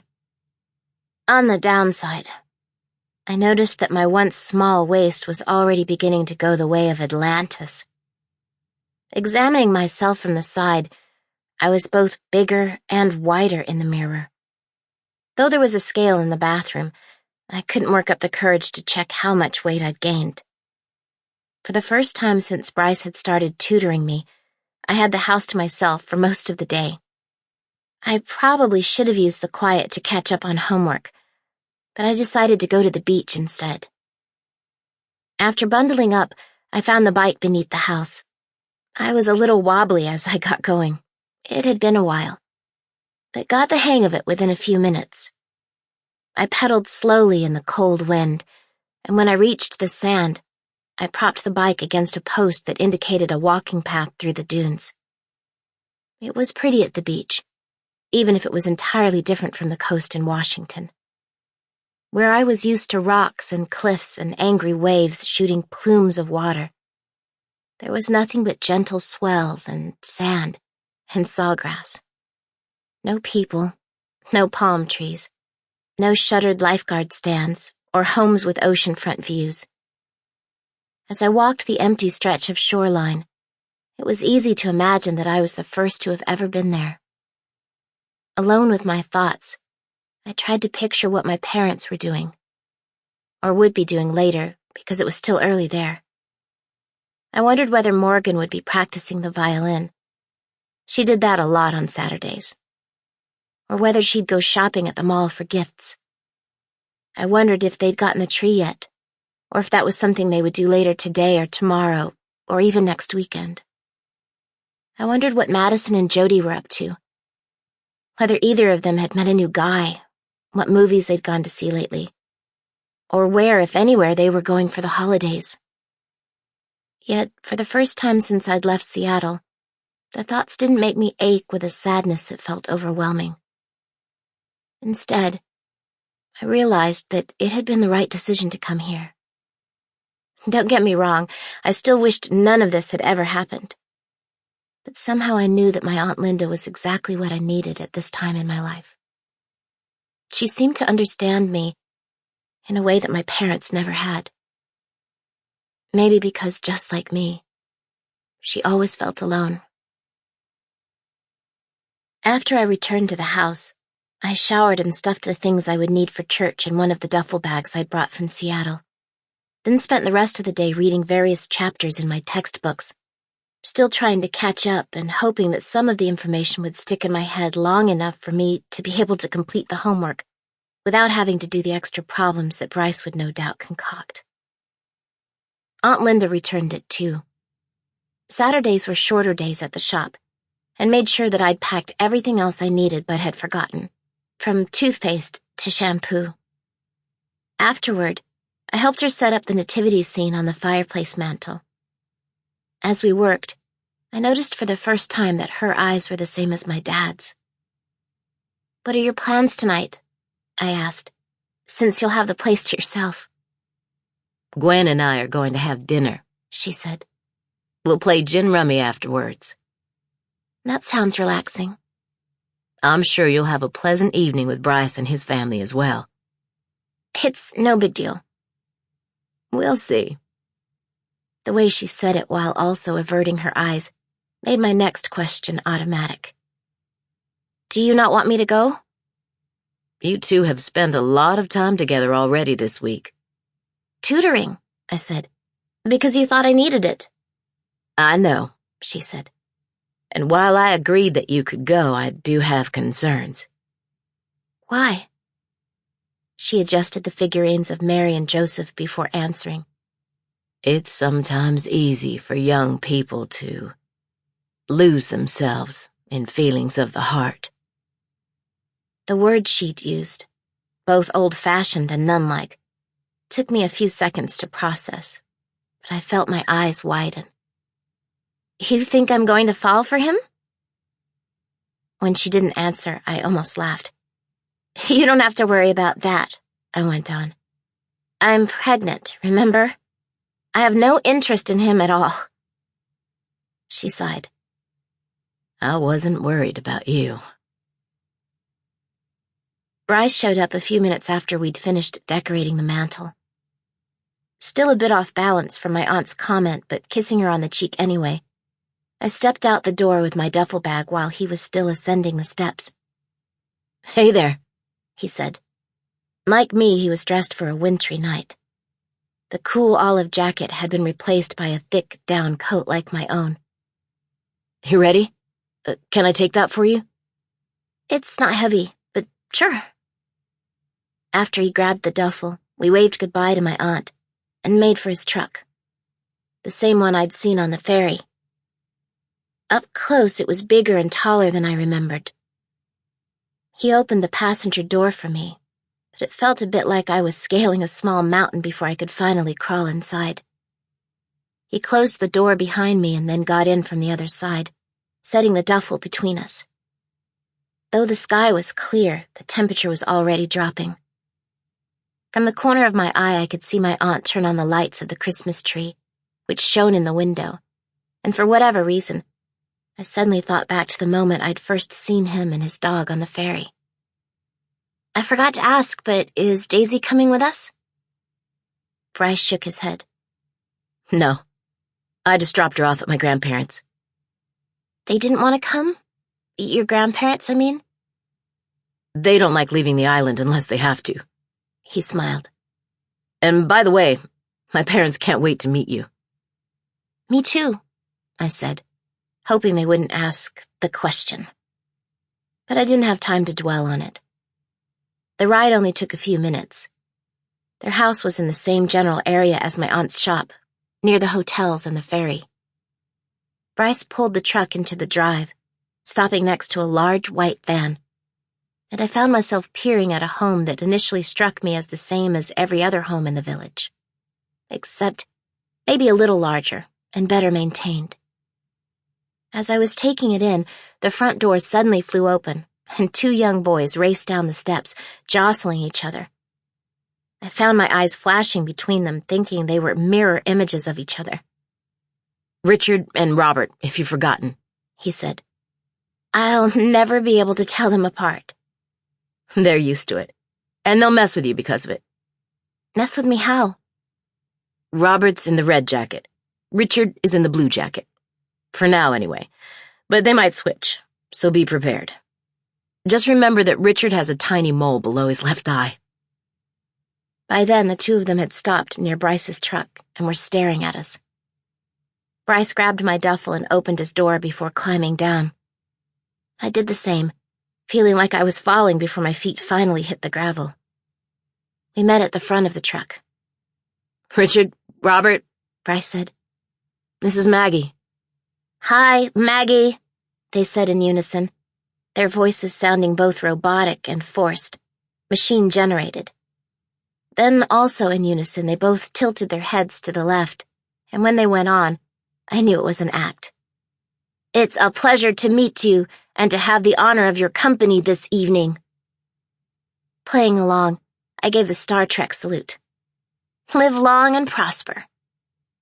They both giggled, and even though they were standing close and it was daytime, I couldn't detect the mole. But Blue Jacket Richard leaned into Red Jacket Robert, who pushed Richard, who then punched Robert, and after that Robert was chasing Richard, finally vanishing behind the house. From the corner of my eye, I saw movement to my right, at ground level beneath the house. When I turned, I saw a youngish-looking woman in a wheelchair emerge, followed by a tall man with a crew cut, who I assumed was Bryce's father. I'd seen people in wheelchairs, of course. There was a girl named Audrey in my 3rd and 4th grade classes who was in a wheelchair. And Mr. Petrie, like my dad, a deacon at the church, used one too. But I hadn't expected his mom to be in one. If only because Bryce hadn't said anything about it.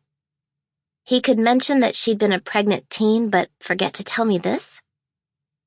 Somehow, I was able to keep my expression friendly but neutral. The two of them approached as his mom called out, R and R, in the van, or we'll leave without you. Seconds later, the brothers came roaring around the opposite side of the house from where I'd last seen them. Now, Blue Jacket Richard was chasing Red Jacket Robert. Or were they messing with me? There was no way to tell. In the van, Bryce's dad shouted, and circling at once, the twins opened the side door and jumped inside, the van bouncing slightly. Smart or not, they definitely had energy. By then, Bryce's parents had drawn closer, and I could see the welcome on their faces. His mom's jacket was even puffier than mine, and her auburn hair was offset by green eyes. His father, I noticed, stood ramrod straight, his black hair threaded with silver near his ears. Bryce's mom held out her hand. Hi, Maggie, she said with an easy grin. I'm Janet Trickett, and this is my husband Porter. I'm so glad you can join us. "Hi, Mr. and Mrs. Trickett," I said. "Thanks for having me." I shook Porter's hand as well. "Pleasure," he added. "It's nice to see a new face around here. I hear you're staying with your Aunt Linda." "For a few months," I said. "Then Bryce has really been helpful with my studies." "That's good to know," Porter said. "Are you both ready to go?" "We are," Bryce said. "Is there anything still in the house that I need to grab?" "I've already loaded the bags. We should probably head out since you never know how crowded the ferry will be." As I was about to head to the van, Bryce gently took hold of my arm, signaling for me to wait. I watched as his parents made their way to the side opposite the door his brothers had used. His father reached inside and I heard the hum of hydraulics and watched a small platform extend from the van, then lower to the ground. "I helped my dad and grandfather modify the van," he said, "so that my mom can drive it too." "Why didn't you just buy one?" "They're expensive," he said, "and they didn't have a model that would work for us. My parents wanted one where either of them could drive, so the front seat had to be easily interchangeable. It basically slides from one side to the other, and then locks down." "The three of you figured that out?" "My dad's pretty smart about those kinds of things." "What did he do in the Army?" "Intelligence," he answered. "But he's also a genius with anything mechanical." Why was I not surprised? By then, Bryce's mom had vanished into the interior, and the platform was rising again. Bryce took it as his cue to start walking. Opening the door on the opposite side, we got in, squeezing in beside the twins in the back seat. After the van backed out, we started toward the ferry, and I eyed the twin next to me. He was wearing a blue jacket and peering closely. I thought I could see the mole. "You're Richard, right? And you're a Maggie. Are you the one into computers or aeronautical engineering?" "Computers. Engineering is for geeks." "Better than being a nerd," Robert added quickly. He leaned forward in his seat, turning his head to peer at me. "What?" I finally asked him. "You don't look 16, he said. "You look older." I wasn't sure whether it was a compliment or not. "Thanks," I offered. His expression was steady on mine. "Why did you move here?" "Personal reasons." "Do you like ultralights?" "Excuse me?" "They're small, slow, very light planes that only need a short runway to land. I'm building one in the backyard, like the Wright brothers did." Richard cut in. "I make video games." I turned toward him. "I'm not sure what you mean." "A video game uses electronically manipulated images on a computer or other display device that allow a user to engage in quests, missions, or journeys, perform duties, or perform other tasks, either alone or with others as part of a competition or as a team." "I know what a video game is. I didn't know what you meant by make." "It means," Bryce said, "that he conceives games, writes the code, and then designs them. And I'm sure she'll want to hear all about it and the plane later. But how about the two of you let us ride to the ferry in peace?" "Why?" Richard asked. "I'm just trying to talk to her." "Richard, let it be," I heard Mr. Trickett call out. "Your father's right," Mrs. Trickett added, glaring at them over her shoulder as well. "And you need to apologize." "For what?" "For being rude." "How am I being rude?" "I'm not debating with you," she said. "Apologize, both of you." Robert piped up. "Why do I have to apologize?" "Because," his mom answered. "You were both showing off, and I'm not going to ask you again." From the corner of my eye, I noticed both of them sink lower in their seats. "Sorry," they said in unison. Bryce leaned closer, his breath warm on my ear as he spoke. "I tried to warn you." I stifled a giggle, thinking, and I thought my family was weird. We waited in a longish line of cars for the ferry, but there was plenty of room on the deck, and we departed on schedule. Richard and Robert scrambled out of the van almost immediately, and we followed, watching as they raced toward the railing. Behind us, as I put on my hat and gloves, I heard the hydraulic lift. I gestured toward the upper enclosed seating area. Will your mom be able to go inside? I mean, is there an elevator? Usually they spend most of the time in the van, Bryce answered. but she enjoys the fresh air for a little while. Would you like to get a soda? I saw the crowd moving in that direction and shook my head. Let's go up front for a while. We walked toward the bow along with a few other people, but were able to find a place where we weren't sandwiched next to others. Despite the chilly air, the water was calm in all directions. Is Robert really building an airplane? I asked. He's been working on it for almost a year now. My father helps, but it's his design. And your parents will let him fly it? He'd need his pilot's license first. He's mainly doing it as an entry into some national student science competition. And knowing him, I'm sure it will fly. My dad will make sure it's safe, though. Your dad can fly too? He can do a lot of things. But your mom homeschools? Not your dad? He always worked. How can your mom possibly teach any of you anything? She's pretty smart, too. He shrugged. She started at MIT when she was 16. Then how did she become pregnant as a teenager? I wondered. Oh yeah, sometimes it's just an oops. But still, what a family. I'd never even heard of another one like it. How did your parents meet? They were both interning in Washington, D.C., but I don't know much more than that. They don't really share those kinds of stories with us. Was your mom in a wheelchair then? I'm sorry, I know I probably shouldn't ask.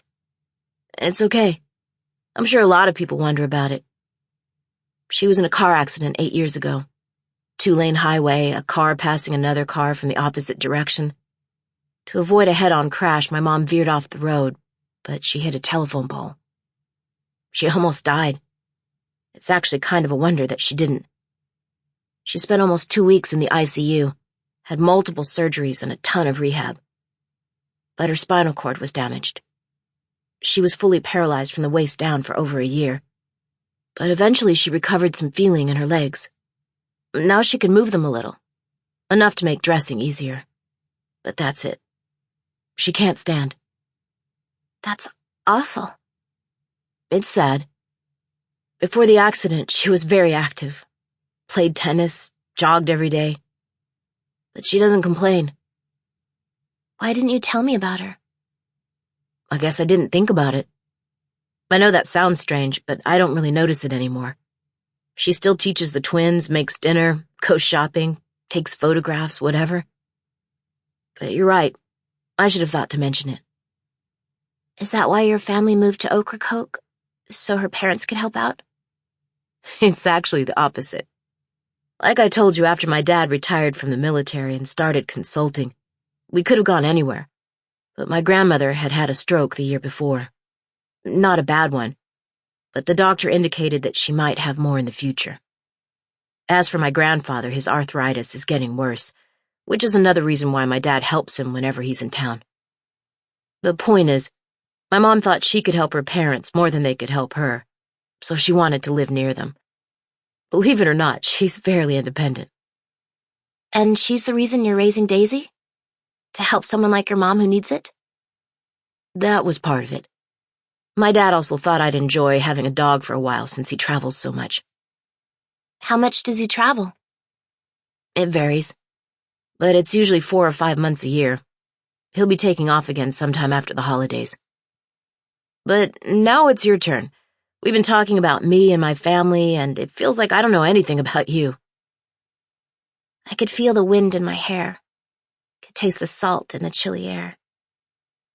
I've told you about my parents and my sister. What about you, then? What else do you like to do? Do you have any hobbies? I used to dance when I was little, and I played sports in middle school, but no real hobbies. What do you do after school or on the weekends? Hang out with my friends, talk on the phone, watch TV. Even as I said it, I understood how lame that sounded, and I knew I needed to get off the subject of me as quickly as possible. You forgot to bring your camera. For the flotilla, you mean? I thought about it, but I figured it would be a waste of time. I tried last year and I couldn't get the photos to turn out right. The colored lights all came out white. Did you try using the automatic setting? I tried everything, but I still couldn't make it work. At the time, I didn't realize. I should have used a tripod and adjusted the ISO, but even then the images probably wouldn't have come out. I think the boats were too far offshore, and obviously they were moving. I had no idea what any of that meant. Seems complicated. It is, and it isn't. It's like learning anything, in that it takes time and practice. And even if I think I know exactly what to do for a shot, I still find myself changing the aperture constantly. When I shoot in black and white, which I normally do, I also really have to watch the timer in the darkroom to get the shading just right. And now with Photoshop, there's even more I can do in post. You have your own darkroom? My dad built it for my mom, but I use it too. You must be an expert. My mom's the expert, not me. When I have a problem with a print, either she helps or Richard does. Sometimes both of them. Richard? With Photoshop, I mean.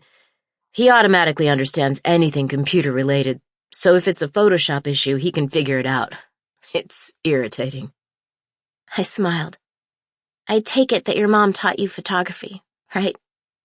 She did. She's taken some incredible shots over the years. I'd like to see them. The darkroom, too. I'll be happy to show you. How did your mom get into photography? She said she just picked up a camera one day in high school, took some photos, and got hooked. After I was born, neither my mom nor my dad wanted to put me in daycare, so she began to freelance with a local photographer on weekends, when my dad could stay with me. Then, whenever we moved, she'd find work assisting a new photographer. She did that up until the twins came along. By then, she'd started homeschooling me and taking care of them, so photography became more of a hobby. But she still goes out with her camera whenever she can. I thought about my own parents, trying to figure out their passions. But aside from work, family, and church, I couldn't come up with anything. My mom didn't play tennis or bridge or anything like that. My dad had never played poker or whatever it was guys did when they hung out together. They both worked. He took care of the yard and the garbage and emptied the garbage, while she cooked, did laundry, and cleaned the house. Aside from going out to dinner every other Friday, my parents were pretty much homebodies, which probably explained why I didn't do much either. Then again, Morgan had the violin, so maybe I was just making excuses. Will you keep up the photography once you get to West Point? I doubt I'll have the time. It's a fairly regimented schedule. What do you want to do in the Army? Maybe intelligence, like my dad. But part of me wonders what it would be like to go the Special Forces route and become a Green Beret, or get selected for Delta. Like Rambo? I asked, referring to the Sylvester Stallone character. Exactly, but hopefully without the PTSD afterward. And again, we're back to talking about me. I'd like to hear about you. There's not much to say. What's it been like? Moving to Ocracoke, I mean. I hesitated, wondering whether I wanted to talk about it or how much I would tell him. But that feeling lasted only a few seconds, and evolved to, why not? After that, the words just began to spill out. While I didn't tell him about Jay, what was there really to say, other than that I was stupid? I told him about my mom finding me puking in the bathroom and picked up from there, talking about everything right up until the moment he'd shown up to tutor me. I thought it would be harder, but he didn't interrupt me often, allowing me the space I needed to tell the story. By the time I finished, there was only half an hour left before the ferry was going to dock, and I was saying a silent prayer of thanks that I'd bundled up. It was freezing, and we retreated to the van, where Bryce pulled out a thermos and poured 2 cups of hot chocolate, His parents were chatting up front, and we said a quick hello before they went back to their conversation. We sipped the hot chocolate as my face slowly returned to its normal color. Through it all, we continued to chat about regular teenage things. Favorite movies and television shows, music, what kind of pizza we liked, thin crust with double cheese for me, sausage and pepperoni for him, and anything else that came to mind. Robert and Richard clambered back into the van just as Bryce's dad was starting the engine and the ferry was about to dock. We drove along dark and quiet roads, past farmhouses and mobile homes decked out in Christmas lights. One small town gave way to the next. I could feel Bryce's leg pressed against my own, and when he laughed at something one of the twins had said, I thought about the easy way he seemed to relate to his family. His mom, probably thinking that I might be feeling left out, asked the kinds of questions that parents always asked. And even though I was happy to answer in a general way, I still wondered how much Bryce had told them about me beforehand. When we reached New Bern, I was taken with how quaint it was. Historic homes fronted the river. The downtown area was lined with small shops, and lampposts at every intersection were decorated with illuminated wreaths. The sidewalks were crowded with people making their way to Union Point Park, and after parking, we fell in alongside them. By then, the temperature was even colder, my breath coming out in little puffs. At the park, more hot chocolate was proffered, along with peanut butter cookies. It wasn't until I took the first bite that I realized how hungry I was. Bryce's mom, seeming to read my mind, handed me another as soon as I finished the first. But when the twins asked for seconds, she told them they'd have to wait until after dinner. The conspiratorial wink she gave me immediately made me feel like I belonged. While I was still nibbling, the flotilla began.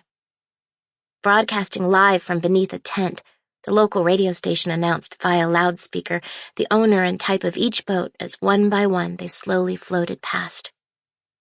For some reason, I guess I was expecting yachts, but aside from a handful of sailboats, they were either similar in size or smaller than the fishing boats I saw in the docks at Ocracoke. Some were festooned with lights, some sported characters like Winnie the Pooh or the Grinch, and still others had simply placed decorated trees along the decking. The whole affair had a sort of Mayberry vibe to it, and though I thought it might arouse a feeling of homesickness, it didn't. Instead, I found myself focusing on how close Bryce was standing next to me, and watching his dad point and grin with the twins. His mom merely sipped the hot chocolate, her expression content. A short while later, when Bryce's dad leaned over and tenderly kissed his wife, I found myself trying to remember the last time I'd seen my father kiss my mother in the same way.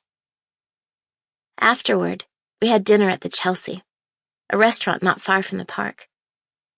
We weren't the only ones who headed over there after the flotilla ended. The place was bustling. Nonetheless, the service was quick and the food satisfying. At the table, I found myself mainly listening while Richard and Robert debated their mom and dad on heady scientific topics. Bryce sat back, remaining as quiet as I was. When dinner was over, we returned to the van and drove to what seemed like the middle of nowhere, eventually parking alongside the highway with our hazard lights flashing. Climbing out, I could only stare and wonder as I tried to take it all in. While houses decked out in Christmas lights were common in Seattle, and the malls were decorated professionally, this was on an entirely different scale, with the holiday display spread over at least 3 acres. Off to my left sat a small house at the edge of the property with lights framing the windows and lining the roof. A Santa and sleigh perched near the chimney. But it was the remainder of the grounds that amazed me.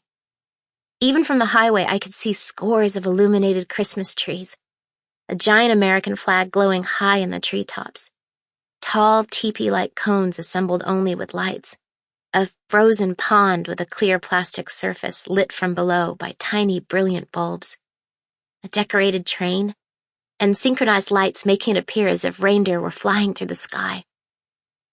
In the middle of the property, a miniature glowing Ferris wheel rotated slowly. Stuffed animals seated in the cars. Here and there I could make out comic and cartoon characters painted on plywood, cut to exacting standards. The twins ran off in one direction, while Bryce's parents moved slowly in another, leaving Bryce and me alone. Winding among the decorations, I felt my gaze drifting here and there. Dew was moistening the toes of my shoes, and I pushed my hands deeper in my pockets. All around us, families wandered the property, children racing from one display to the next. Who does all this? The family who lives in the house, Bryce answered. They set it up every year. They must really love Christmas. No doubt, he agreed. I always find myself wondering how long it takes them to set all of this up, and how they pack it up so they can do it again the following year. And they don't care that people are basically walking through their yard? I guess not. I cocked my head. I'm not sure I'd like strangers traipsing through my yard all month. I think I'd always be wary of someone peeking in the windows. I think most people understand that's a no-no.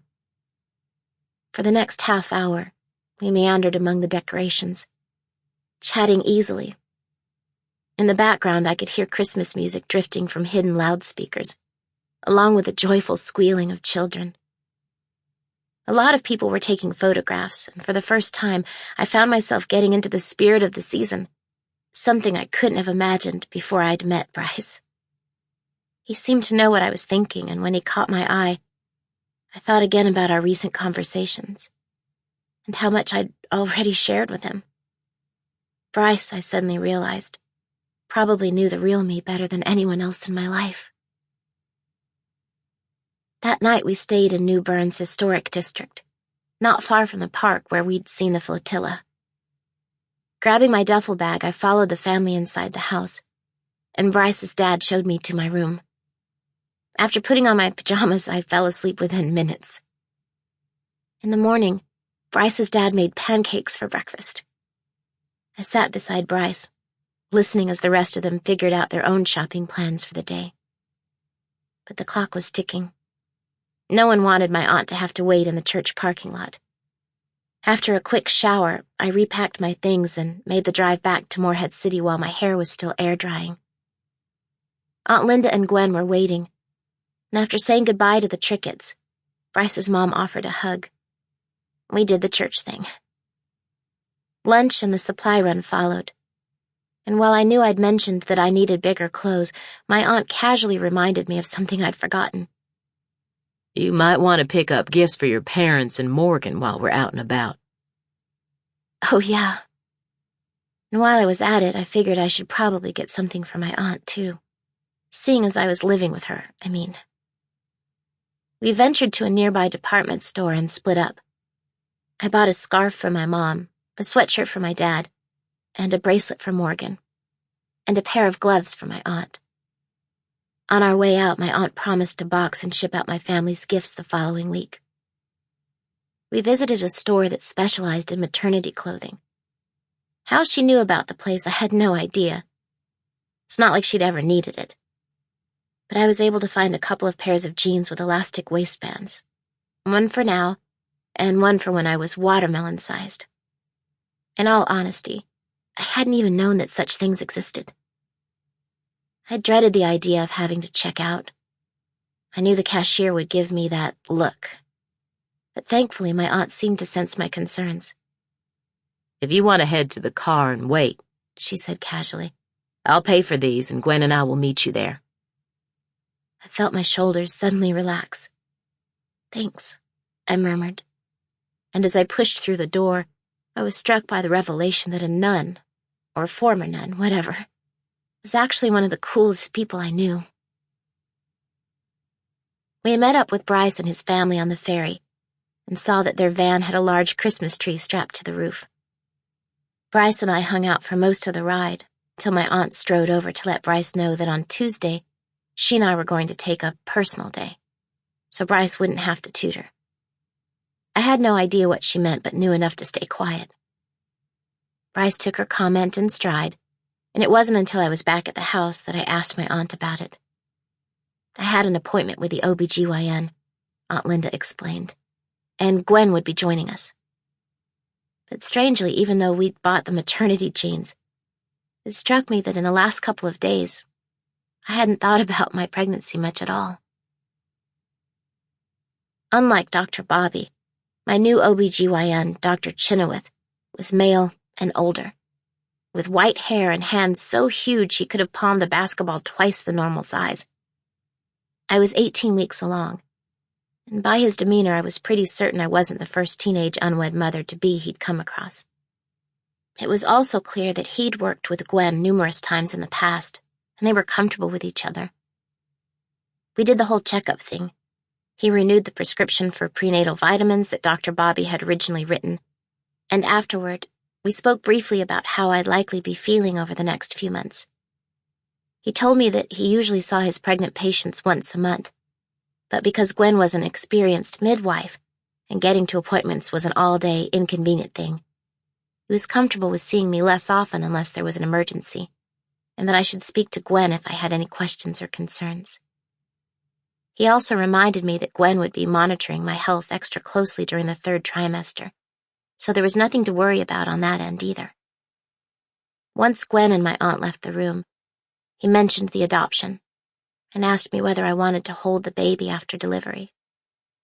When I didn't answer right away, he asked me to think about it, assuring me that I still had time to figure it out. The whole time he was talking, I couldn't take my eyes from his hands, which actually frightened me. When I was shown into an adjoining room for the ultrasound, the technician asked whether I wanted to know the sex of the baby. I shook my head. Later, though, as I was putting my jacket back on, I overheard her murmuring to my aunt, "It was hard to get a good angle, but I'm almost certain it's a girl," which confirmed my mom's earlier suspicion. As the next days and weeks unfolded, my life settled into a regular routine. The December weather brought even chillier days. I completed homework assignments, reviewed chapters, wrote papers, and studied for exams. By the time I took the last round of tests before my winter break began, I felt like my brain was going to explode. On the plus side, my grades were definitely improving, and when I spoke with my parents, I couldn't help bragging a little. While my scores weren't at Morgan's level, I'd never be at Morgan's level. They were a lot higher than they'd been when I left Seattle. Though my parents didn't say it, I could almost hear them wondering why studying suddenly seemed so important to me. Even more surprising, I was slowly but surely getting used to life in Ocracoke. Yeah, it was small and boring, and I still missed my family and wondered what my friends were up to. But the regular schedule made things easier. Sometimes after I finished my studies, Bryce and I would walk the neighborhood. Twice he brought his camera and the light meter along. He'd take photos of random things. Houses, trees, boats, from interesting angles, explaining what he was trying to achieve with each photo, his enthusiasm evident. 3 times we ended the walk at Bryce's house. The kitchen featured a lowered prep area that Bryce's mom could easily access. Their Christmas tree looked a lot like the one we'd decorated, and his home always smelled like cookies. His mom made a small batch almost every day, and as soon as we entered, she'd pour 2 glasses of milk and join us at the table. Through these snack time chats, we gradually got to know each other. She told stories about growing up in Ocracoke. Apparently, it had been quieter back then than it was now, which I found almost impossible to believe. And when I asked how she'd been accepted to MIT at such a young age, she merely shrugged, saying that she'd always had a knack for science and math, as if that explained it all. I knew there was a lot more to the story. There had to be. But because the topics seemed to bore her, we usually spoke about other things. What Bryce and the twins had been like when they were younger. What it was like to move every few years. Life as a military wife. Homeschooling. And even her struggles after the accident. She asked me lots of questions as well. But unlike my parents, she didn't ask what I intended to do with my life. I think she picked up on the fact that I had absolutely no idea. Nor did she ask why I'd come to Ocracoke in the first place. But I suspected that she already knew. Not because Bryce had said anything. It was more like a teen pregnancy radar. But she always insisted that I have a seat while we chatted, and never asked why I wore the same stretchy jeans and baggy sweatshirts. We also spoke about photography. They showed me the darkroom, which kind of reminded me of my high school science lab. There was a machine called an enlarger and plastic tubs used for chemicals, along with a clothesline where prints were hung to dry. There was a sink and counters lining the walls, half of which were low enough for Bryce's mom to access, and a cool red light that made it seem like we'd traveled to Mars. Photos lined the walls of their home, and Mrs. Trickett sometimes mentioned the stories behind them. My favorite was one that Bryce had taken, an impossibly large full moon casting light over the Ocracoke lighthouse. Even though it was in black and white, it looked almost like a painting. How did you get that shot? I set up a tripod on the beach and used a special cable release because the exposure time had to be super long, he answered. Obviously, my mom coached me a lot when it came to developing the print. Because I was curious, Robert showed me the ultralight he was building with his dad. Staring at it, I knew I wouldn't ride in the thing for $1 million, even if it did fly. In turn, Richard showed me the video game he was creating, which was set in a world complete with dragons and knights in armor, packing every weapon imaginable. The graphics weren't great, even he conceded that. But the game itself seemed interesting, which was saying something since I'd never seen the appeal of parking myself in front of a computer for hours on end. But hey, what did I know? Especially when compared to a kid or a family like that. Have you figured out what you want to get Bryce? Aunt Linda asked. It was Friday evening, and Christmas was 3 days away. I was washing dishes at the sink and she was drying, even though she didn't have to. Not yet. I thought about getting him something for his camera, but I wouldn't know where to start. Do you think we could run by a store after church on Sunday? I know it'll be Christmas Eve, but it'll be my last chance. Maybe I can figure something out. Of course we can go, she said. We'll have more than enough time. It'll be a long day. Sundays are always long. She smiled. Extra long, then. Because Christmas is on Monday. We have regular Sunday Mass in the morning like always, and then midnight Mass for the Christmas celebration. And a couple of other things in between, too. We'll stay overnight in Morehead City and catch the ferry back in the morning. Oh. If she heard the unhappiness in my tone, she ignored it. I washed and rinsed a plate and handed it to her, knowing it would be pointless to try to talk her out of it. What did you get for Gwen? A pair of sweaters and an antique music box. She collects those. Should I buy something for Gwen, too? No, she said. I added your name on the music box. It'll be from both of us. Thanks, I said. What do you think I should get Bryce? You know him better than I do. Have you asked his mom what he might want? I forgot, I said. I guess I could go over tomorrow and ask. I just hope it won't be too expensive. I have to get his family something too, and I was thinking I'd get them a nice picture frame. She put a plate into the cupboard. Keep in mind that you don't have to buy Bryce anything. Sometimes the best gifts are free. Like what? An experience, or maybe you can make something. Or teach him something. I don't think there's anything I can teach him, unless he's interested in makeup or painting his nails. She rolled her eyes, but I could see the mirth in them. I have faith you'll figure something out. I thought about it while we finished up in the kitchen, but it wasn't until we moved to the living room that inspiration finally struck. The only problem was that I was going to need my aunt's help in more ways than one. She beamed as soon as I explained. I can do that, she said. And I'm sure he's going to love it. An hour later, the phone rang. I guessed it was probably my parents, and was surprised when Aunt Linda handed me the phone telling me that Bryce was on the other end, which was, to my knowledge, the first time he'd called the house. "Hi, Bryce," I said. "What's up?" "I was wondering if it would be possible for me to stop by on Christmas Eve. I want to give you your gift." "I'm not going to be here," I said. I explained about the double mass on Sunday. "I won't be back until Christmas Day." "Oh," he said. "Okay. Well, my mom also wanted me to ask if you'd like to come by for our Christmas meal. It'll be around 2. His mom wanted me to come?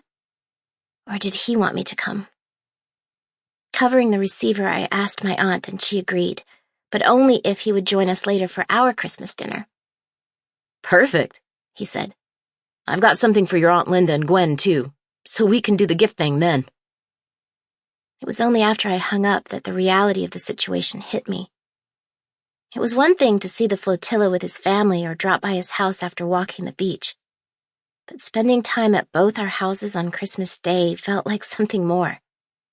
Almost like we were taking a step in a direction I was pretty sure I didn't want to go.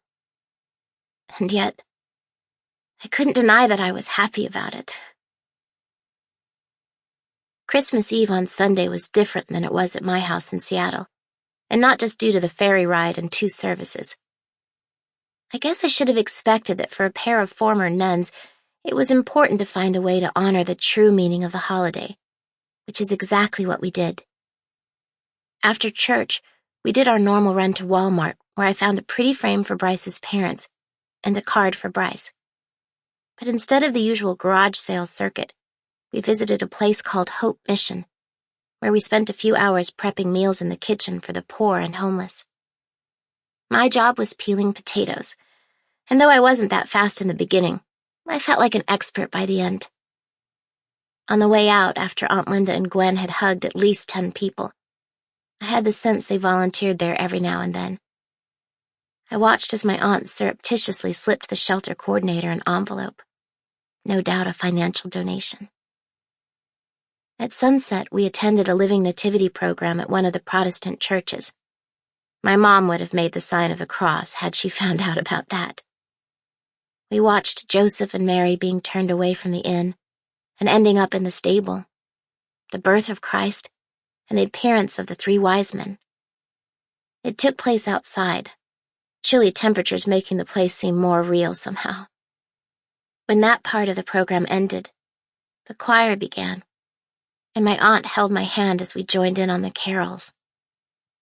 Dinner came next, and then because we still had hours until the midnight service, we went to the same motel we'd stayed at when I'd flown in from Seattle. I roomed with Aunt Linda, and after setting the alarm, we all took evening naps. At 11, we were awake again, and if I was concerned about still being tired at the service, the priest used enough incense to keep anyone awake. My eyes couldn't stop watering. It was also kind of eerie, but in a spiritual way. There were candles glowing throughout the church, an organ adding depth and resonance to the solemn music. When I glanced at my aunt, I noticed her lips moving with silent prayers. Then it was back to the motel and onto the ferry first thing in the morning. It didn't feel much like Christmas at all, but my aunt tried to make up for it. In the seating area, she and Gwen shared stories of their favorite Christmases. Gwen, who'd grown up on a farm in Vermont, told us about the time she'd received an Australian Shepherd puppy. She was 9 years old, and she'd wanted a dog for as long as she could remember. In the morning, after unwrapping all of her packages, she'd been crestfallen, not realizing that her dad had slipped out the back door. He reappeared a minute later holding the puppy, who was wearing a red bow for a collar. And even almost half a century later, she could still recall the joy she'd felt when the puppy bounded over and began playing with her. On a quieter note, Aunt Linda recounted how she had baked cookies with her mother on Christmas Eve. It was the first time her mom had allowed her not only to help, but to do most of the measuring and mixing. She remembered how proud she'd been when everyone in the family raved about the cookies, and in the morning, she received her own apron and her name stitched on it, as well as her own baking utensils. There were more stories like that, and as I sat with them, I remember thinking how normal the stories sounded. It had never occurred to me that future nuns had ordinary childhood experiences. I just assumed that they grew up praying all the time and finding Bibles and rosaries beneath the tree. Back home, I chatted with my parents and Morgan on the phone, wrote the card for Bryce, then started getting ready. I showered and did the hair and makeup thing. On went the stretchy jeans, God bless them, by the way, and a red sweater. Outside the window, darker clouds had filled the sky, so just in case I put on my rubber boots. Evaluating myself in the mirror, except for my ever-expanding bust, I thought I barely looked pregnant. Perfect. Tucking the gift under my arm, I started toward the Trickett house. In the Pamlico Sound, I could see small whitecaps in the swells, and the wind had picked up, playing havoc with my hair, which made me wonder why I'd bothered to style it in the first place. Bryce opened the door as I was climbing the steps. In the distance, I heard a deep rumble echoing in the sky. The storm, I knew, would be coming soon. Hey there. Merry Christmas. You look amazing. Thanks. You too, I said, eyeing his dark wool slacks and button-up shirt, as well as his shiny loafers. Inside, the house was a picture-perfect version of Christmas Day. The remains of wrapping paper had been crumpled up and packed into a cardboard box beneath the tree. The aromas of ham and apple pie and corn simmering in butter filled the air. The table was set, some side dishes already in place. Richard and Robert were on the couch in their pajamas and fuzzy slippers reading comic books, reminding me that as smart as they were still kids. Daisy, who'd been nestled at their feet, rose and wandered toward me, tail wagging. In the meantime, Bryce introduced me to his grandparents. While they were perfectly friendly, I barely understood a word they said. I nodded and smiled, and after Bryce finally maneuvered me away, he whispered in my ear. Hoi toiter, he said. It's an island brogue.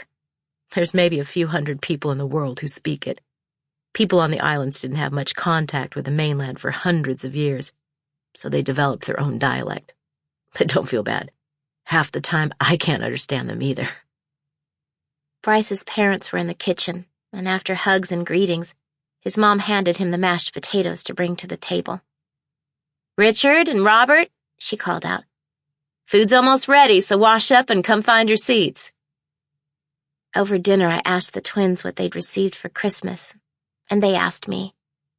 When I explained that my aunt and I planned to open our gifts later, Robert or Richard, I still couldn't tell them apart, swiveled his gaze to his parents. I like opening the gifts on Christmas morning. Me too, the other one said. Why are you telling me this? Their mom asked. Because I don't want you to get any crazy ideas in the future. He sounded so serious that his mom burst out laughing. When everyone was finished eating, Bryce's mom opened the gift I'd brought, for which she and her husband thanked me graciously, and everyone pitched in to clean the kitchen. Leftovers went in Tupperware and then into the fridge, and when the table was cleared, Bryce's mom brought out a jigsaw puzzle. After dumping out the contents of the box, Bryce's parents, brothers, and even the grandparents began flipping the pieces, turning them right side up. We always do a puzzle on Christmas, Bryce whispered to me. Don't ask me why. As I sat beside him, trying to find matching pieces along with the rest of the family, I wondered what my own family was doing. It was easy to imagine Morgan putting her new clothes away while my mom cooked in the kitchen and my dad caught a game on television. It occurred to me that after the morning frenzy of opening gifts, aside from the meal, everyone in my family did their own thing. I knew that families had their own holiday traditions, but ours seemed to keep us dispersed while Bryce's gathered them together. Outside, it began to rain, then pour. As lightning flickered and thunder boomed, we worked steadily on the puzzle. There were 1,000 pieces, but the family were absolute puzzle wizards, especially Bryce's dad. and we finished it in about an hour.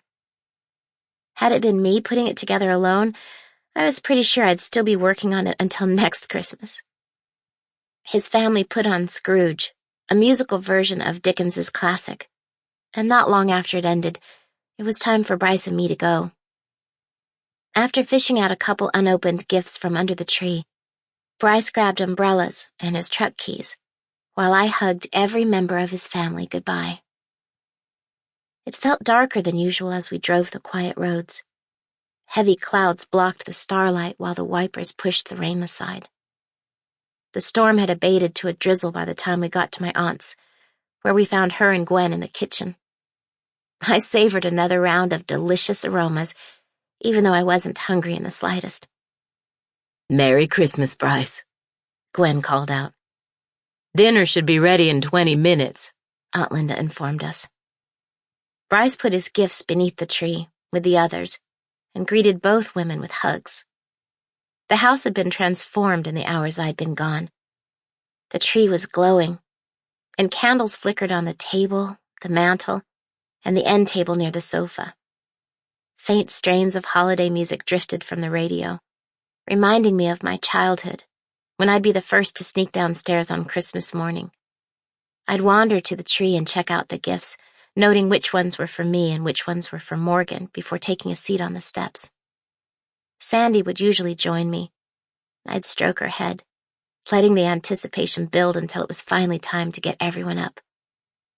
As I recalled those mornings, I could feel Bryce's curious gaze on me. "Good memories," I said simply. "It must be hard being away from your family today." I met his eyes, feeling warm in a way I hadn't expected. "Actually," I said, "I'm doing okay." We took a seat on the couch and chatted in the glow of the lights from the Christmas tree until dinner was ready. My aunt had made turkey, and despite eating only small portions, I felt like I was going to pop when I finally put my fork down. By the time we cleaned the kitchen and retreated to the living room, the storm had passed. Though lightning still flickered on the horizon, the rain had stopped, and a light fog had begun to roll in. Aunt Linda had poured herself and Gwen a glass of wine. It was the first time I'd ever seen either of them drink anything with alcohol. And we began opening gifts. My aunt loved the gloves. Gwen exclaimed over the music box, and I opened the gifts that my parents and Morgan had sent. I found a nice pair of shoes and some cute tops and sweaters that were one size larger than I usually wore, which I suppose made sense considering my situation. When it was Bryce's turn, I handed him the envelope. I'd picked a fairly generic card, with room to write my own message. Because the light was so dim in the living room, he had to turn on the reading lamp to see what I'd written. "Merry Christmas, Bryce. Thank you for all your help. And in the spirit of the holidays, I wanted to get you something I knew you would love. A gift that just might keep on giving for the rest of your life. This card entitles you to the following. 1. My aunt's super secret biscuit recipe. And 2. A baking lesson for the two of us, so that you can learn how to make them on your own. Obviously, this gift is from both my aunt and me, but it was my idea. Maggie. P.S. My aunt would like you to keep the recipe secret." As he read the card, I stole a peek at Aunt Linda, whose eyes were glittering. When he finished, he turned first toward me, then toward her, before finally breaking into a grin. "This is great," he declared. "Thank you. I can't believe you remembered." "I wasn't sure what else to get you." "It's the perfect gift," he said. Turning to my aunt, he said, "I don't want you to go to a lot of trouble, so if it's easier, we can go to your shop early and watch you prepare them like you always do." "In the middle of the night?" I said, my eyes widening. "I don't think so." Both Aunt Linda and Gwen laughed. "We'll figure it out," my aunt said. Next were the gifts from Bryce. As my aunt carefully unwrapped the gift he'd given both of them, I caught a glimpse of the frame and knew immediately he'd given them a photograph. Curiously, My aunt and Gwen both stared at it without speaking, causing me to rise from my spot on the couch and peek over their shoulders. I suddenly understood why they couldn't stop staring. It was a color image of the shop taken early in the morning, and from the angle I suspected that Bryce had to lie in the road to take it. A customer, I guessed he fished for a living based on his attire, was leaving with a small bag in hand, just as a woman was entering. Both were bundled up, and you could actually see their breath frozen in space. In the window, I spotted the reflection of clouds, and beyond the glass, I could see my aunt's profile and Gwen placing a cup of coffee on the counter. Above the roof, the sky was slate gray, accentuating the faded painted siding and the weather-beaten eaves. Though I'd seen the shop countless times, I'd never seen it appear so arresting. Beautiful, even. "This is incredible," Gwen managed to say. "I can't believe we didn't see you taking this." "I was hiding. I actually went out there 3 mornings at a row to get just the shot I wanted. It took 2 rolls of film." "Are you going to hang it in the living room?" I asked. "Are you kidding?" my aunt replied. "This will be front and center at the shop. Everyone should see this." Because my gift came in a box similar in shape and size, I knew that I'd been given a photograph as well. As I unwrapped it, I silently prayed that it wasn't a picture of me, something he'd sneakily taken when I hadn't been paying attention. As a general rule, I disliked photos of myself, let alone a photo taken while I was in baggy sweats or ugly pants, with my hair being blown in every direction. But it wasn't a photo of me. Instead, it was the photograph I had loved, the one of the lighthouse and the giant moon. Like me, Aunt Linda and Gwen were stunned by the image. They both agreed it should hang in my room where I could see it while lying in bed. With the gifts opened, we visited for a little while, until Gwen announced that she wanted to go for a short walk. Aunt Linda joined her at the door, and we watched while they bundled up. "Are you sure you don't want to join us?" my aunt asked. "To help digest dinner before the rain comes back?" "I'm okay," I said. "I think I'd just like to sit for a while if that's all right." She finished wrapping the scarf around her neck. "We won't be gone long." After they left, I looked from the photograph to the glowing tree, to the candles, and then to Bryce. He was beside me on the couch, not wedged against me, but close enough that if I leaned, our shoulders would brush against each other. Music continued to play on the radio, and beneath that, barely detectable, was the sound of gentle swells lapping against the shoreline. Bryce was quiet. Like me, he seemed content. I thought back to my first few weeks in Ocracoke, the fear and sadness, and the ache of loneliness as I lay in my room, the notion that my friends would forget me, and the conviction that being away from home for the holidays was a wrong that could never be righted. And yet, as I sat beside Bryce with the photograph in my lap, I knew already that this had become a Christmas I would never forget. I thought about Aunt Linda and Gwen, and Bryce's family, and the ease and kindness I'd found here. But mostly I thought about Bryce. I wondered what he was thinking, and when his eyes suddenly flashed toward me, I wanted to tell him that he'd inspired me in ways he probably couldn't imagine. "You're thinking about something," Bryce stated, and I felt my thoughts drift away like vapor, leaving only a single idea. "Yeah," I said. "I was." "Care to share?" I glanced down at the photograph he'd given me before finally turning to meet his gaze. "Do you think you could teach me photography?" The Christmas Tree. Manhattan, December 2019. When the waitress came by with the dessert menu and an offer of coffee, Maggie used the opportunity to catch her breath. She'd related her story throughout their meal, barely noticing as her mostly untouched plate was cleared. Mark ordered a decaf, while Maggie declined, still nursing her original glass of wine. There were only a handful of occupied tables left, and conversations had dropped to a low murmur. Bryce taught you how to take pictures? Mark exclaimed. Maggie nodded, and he introduced me to the rudimentary basics of Photoshop, which was relatively new back then. His mom taught me a lot of darkroom technique, dodging and burning and cropping, the importance of timing in the development process. Essentially, the now lost art of making prints the old-fashioned way. Between the two of them, it was like a crash course. He also predicted that digital photography was going to replace film, and that the internet was going to change the world. Lessons I took to heart. Mark raised an eyebrow. Impressive. He was a smart guy. Did you start taking pictures right away? No.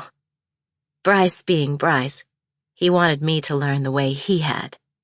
So he came by the day after Christmas with a photography book, a 35mm Leica camera, the manual, and a light meter, she said.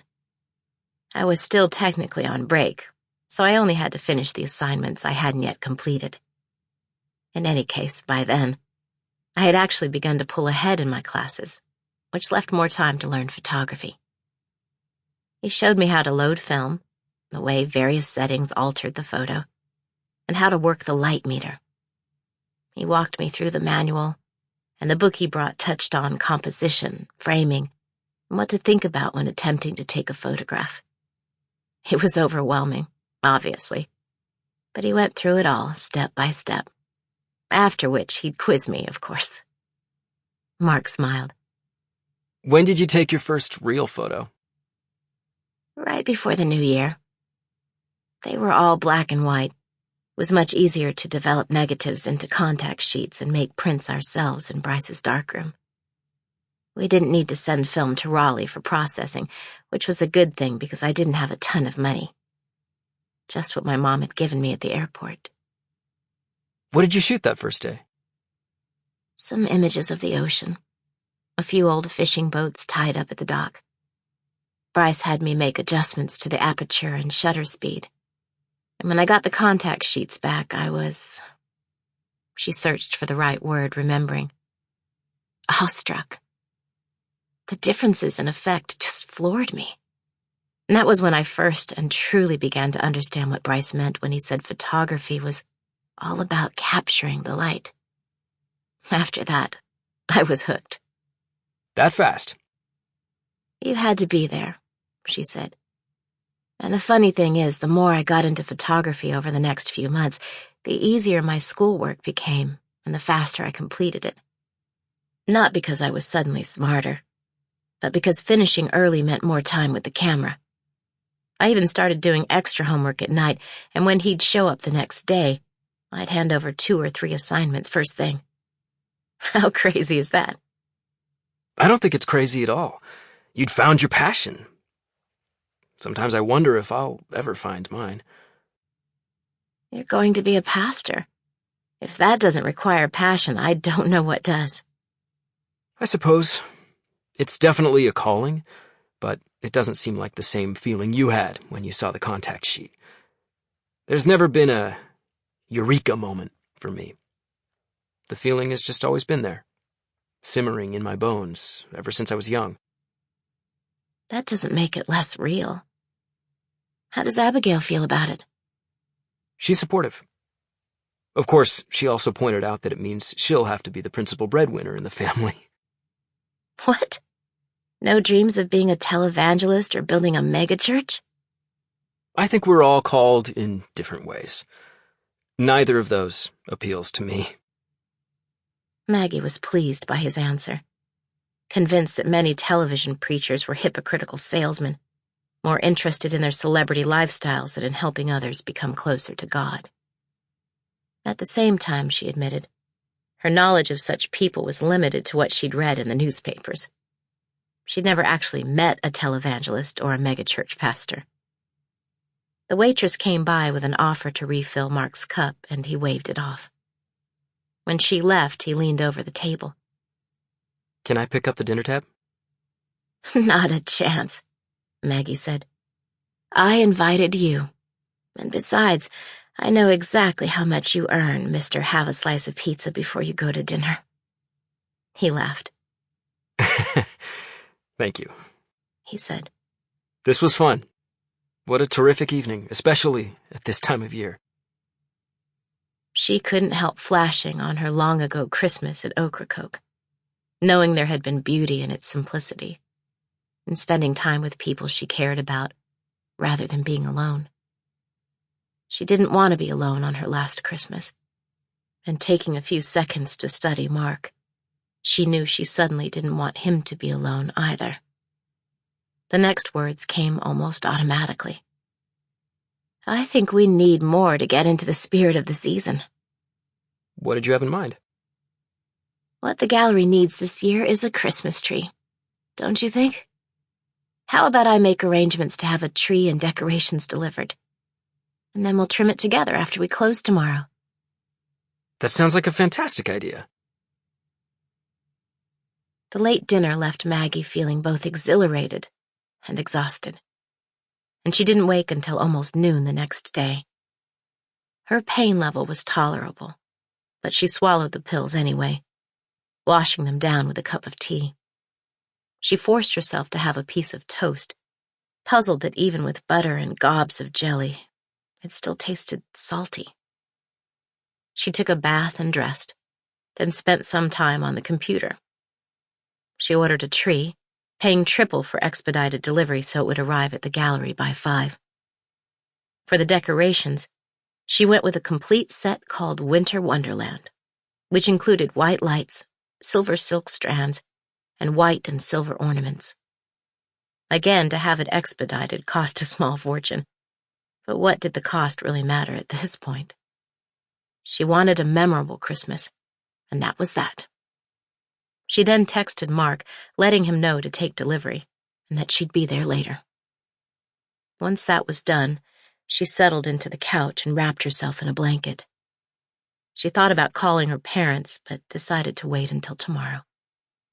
On Sundays, she knew they'd both be around the house. She knew she should probably call Morgan, too. But she put that off as well.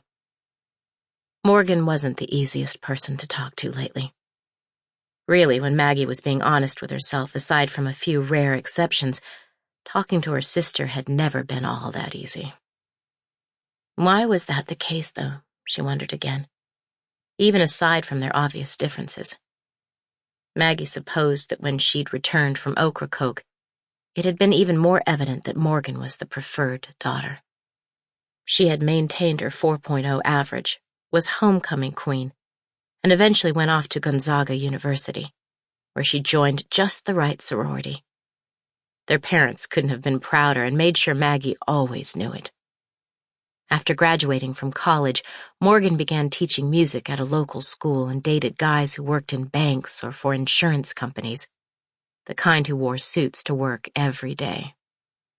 She eventually met Jim, who worked for Merrill Lynch, and after they'd dated for 2 years, he proposed. They'd had a smallish but perfectly orchestrated wedding, immediately moving into the house Jim and Morgan bought, complete with a grill in the backyard. A few years later, Morgan gave birth to Tia. 3 years after that, Bella came along, giving rise to family photos so perfect they could have been used to sell frames.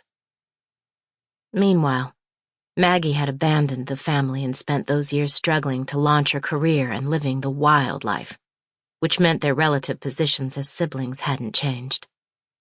Both Maggie and Morgan knew their familiar roles, the star and the struggler, which informed their regular, if not frequent, phone conversations. But then Maggie got her break and slowly earned a reputation that allowed her to regularly travel the world. After that, her stewardship of the gallery. Over time, even her social life stabilized.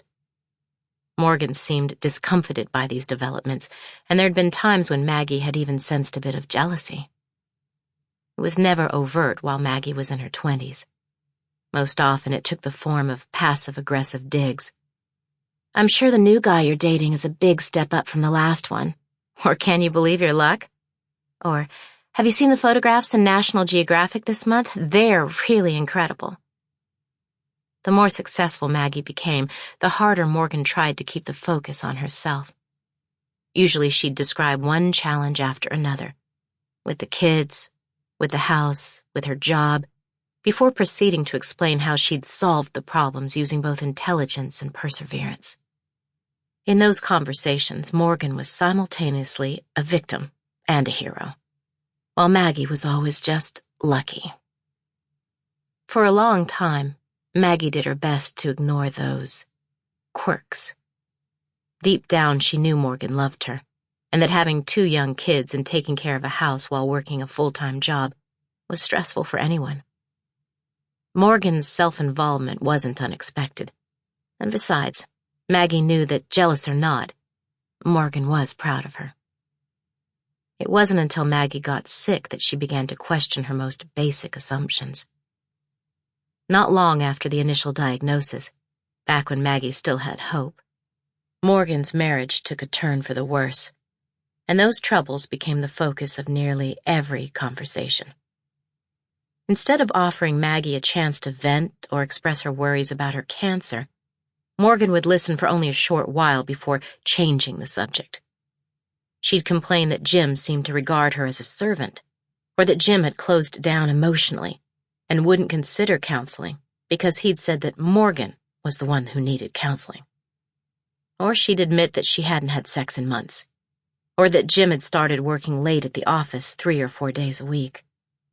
It was one thing after another, and whenever Maggie tried to clarify something Morgan had said, her sister would grow irritated and accuse Maggie of taking Jim's side.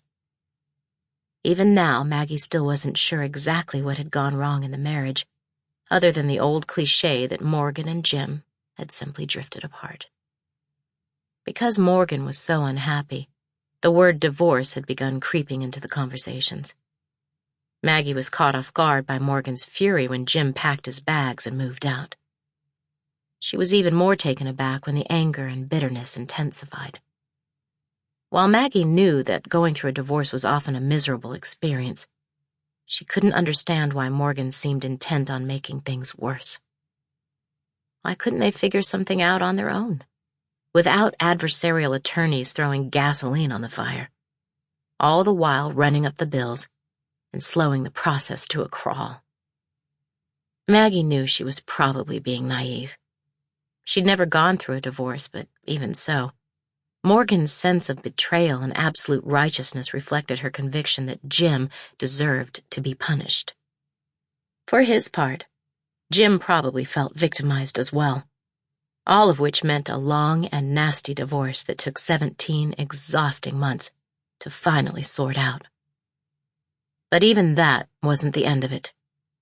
Last summer, whenever they touched base, Morgan had still complained about Jim and his new younger girlfriend, or she'd wax on about the fact that Jim wasn't measuring up as a parent. She would tell Maggie that Jim had been late to the parent-teacher conferences, or that he'd tried to take the kids hiking in the Cascades even though it was technically Morgan's weekend to have them, or that Jim had forgotten to bring an EpiPen when he'd taken the girls to an apple farm, even though Bella was allergic to bees. To all of those things, Maggie had wanted to add, "Chemotherapy sucks, by the way. My hair is falling out and I'm puking all the time. Thanks for asking." In all fairness, Morgan did ask how Maggie was feeling. Maggie simply had the sense that no matter how awful she felt, Morgan viewed her own situation as worse. All of that meant fewer and fewer phone calls, especially in the last month and a half. Their last call had taken place on Maggie's birthday before Halloween, and aside from a quick text and an equally quick response, they hadn't even touched base on Thanksgiving. She hadn't mentioned those things to Mark when talking about her reasons for wanting to stay quiet about her diagnosis for now. And it was also true that she didn't want to cast a pall over Morgan's Christmas, especially because of Tia and Bella. But for Christmas to remain peaceful, Maggie figured she'd be better off without her. Maggie caught a cab to the gallery and arrived half an hour after closing. Despite the languid day and another dose of painkillers, She still felt thumped, like she'd been accidentally tossed into the dryer with the rest of the laundry. Her joints and muscles ached as though she'd exercised way too much, and her stomach was churning. When she caught sight of the Christmas tree just to the right of the door, however, her spirits lifted slightly. It was full and straight. Since she hadn't chosen it, part of her had feared that she'd end up with the kind of tree Charlie Brown had picked in the old cartoon Christmas special. After unlocking the door, she stepped into the gallery just as Mark was emerging from the back offices. Hi, He said, his face brightening. you made it. For a few minutes there, I wasn't sure you would. Time slipped away from me. It was more like not having enough steam to make the kettle whistle. But why start with doom and gloom? How was it today? Moderately busy. There were a lot of groupies, but only a couple of photographs sold. We received a bunch of online orders, though. Anything for Trinity? Just some online inquiries. I've already sent the information, so we'll see how that goes. There was also an email from a gallery in Newport Beach wondering if Trinity would be open to doing a show out there. He won't, Maggie said. But I assume you passed the information along to his publicist. I did. I also got all your online orders shipped. You've been busy. When did the tree arrive? Around 4 or so? The decorations actually arrived earlier. I'm guessing they were really expensive. The tree is pretty, too. I'm sort of amazed they had a good one left. I would have thought they'd all be sold by now. Small miracles. He agreed. I already added water in the base, and I popped over to Dwayne Reed to get an extension cord in case we need it. Thanks, she sighed. Even standing, she realized, was taking more effort than she'd imagined it would. Would you mind bringing my office chair out here so I can sit? Of course. He said. He turned and vanished into the back. A moment later, he was rolling the chair across the floor, finally adjusting it to face the tree. When Maggie sat, she winced, and Mark frowned with concern. Are you feeling all right? No, but I'm pretty sure I'm not supposed to be. What with the cancer eating my insides and all. His gaze fell, making her regret that she hadn't come up with a gentler response. But cancer was anything but gentle. Can I get you anything else? I'm all right for now, she said. Thank you. She studied the tree, thinking that it needed to be rotated slightly. Mark followed her eyes. You're not happy about the gap toward the bottom, right? I didn't notice it when I saw the tree from outside. He walked toward the tree.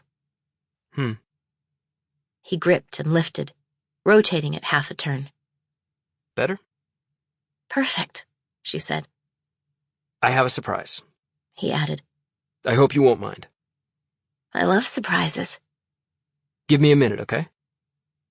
He vanished into the back again, returning with a small portable speaker and candles tucked beneath his arm, along with 2 glasses filled with a creamy liquid.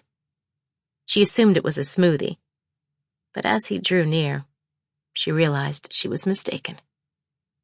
Eggnog? I thought it seemed appropriate. He handed her a glass and she took a sip, hoping her stomach wouldn't sour. Thankfully, it didn't, nor was there much of an aftertaste. She took another drink, realizing how hungry she was. There's plenty in the back for refills, he said.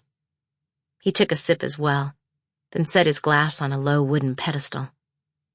He put the speaker next to the glass and pulled his phone from his pocket.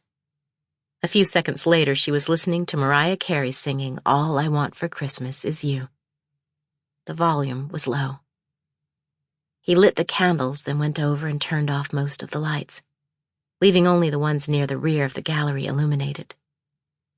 He took a seat on the pedestal. My story really got to you, huh? She asked. I told Abigail all about it when we FaceTimed last night. She suggested that if we were going to decorate the tree, I might as well try to recreate parts of your Ocracoke Christmas as well. She helped me with the playlist, and I picked up the eggnog and candles when I grabbed the extension cord. Maggie smiled as she removed her gloves. But still chilled, she decided to keep her jacket and scarf on. I'm not sure I'm going to have enough energy to help you with the tree, she confessed. That's fine. You can direct, like Bryce's mom did. Unless you'd like to try again tomorrow. Not tomorrow. Let's do it now. She swallowed another mouthful of eggnog. I wonder when people started putting up Christmas trees in the first place. I'm pretty sure it was the mid to late 16th century in what's now Germany. For a long time, it was regarded as a Protestant custom. The first tree wasn't displayed at the Vatican until 1982. And you just happen to know that off the top of your head? I did a report on it when I was in high school. I can't remember anything from the reports I did in high school.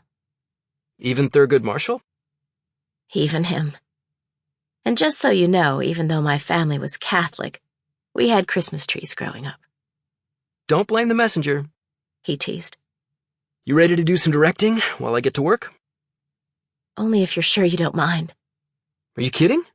This is great. I don't have a tree in my apartment, so this is the only chance I'll have this year. He found the box, freed the lights from their plastic packaging, then plugged in the extension cord. Like Bryce long ago, he moved the tree out from the corner to string the lights, making adjustments as Maggie suggested. The silk ribbons came next, then finally a large matching bow, which he'd placed on top in lieu of a star. He finished by dispersing the ornaments throughout the tree, following Maggie's instructions. After scooting it back into place, he retreated to Maggie's side, the two of them evaluating it. Good? He asked. It's perfect, she said. Mark continued to stare at the tree before finally reaching for his phone. He took a series of pictures, then began tapping the screen. Abigail? She watched him actually blush. She wanted to see the tree as soon as it was finished. I'm not sure she trusted me to do a good job. I'm sending it to my parents, too. Did you hear from your folks today? They texted some photos from Nazareth and the Sea of Galilee. You've been to Israel, right? It's an incredible country. When I visited, I kept thinking to myself that I might be following in Christ's footsteps. Literally, I mean. What were you photographing? Tel Megiddo, the Qumran Cliffs, and a few other archaeology digs.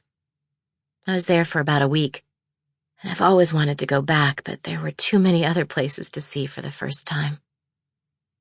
Mark leaned forward, his elbows on his knees as he stared up at her. If I could visit one place in the world, what do you think that should be? Light flickered in his eyes, making him appear almost childlike. A lot of people have asked me that question, but there's no single answer. It depends on where you are in life. I'm not sure I follow. If you've been stressed and working a zillion hours for months, maybe the best place to go would be a tropical beach somewhere.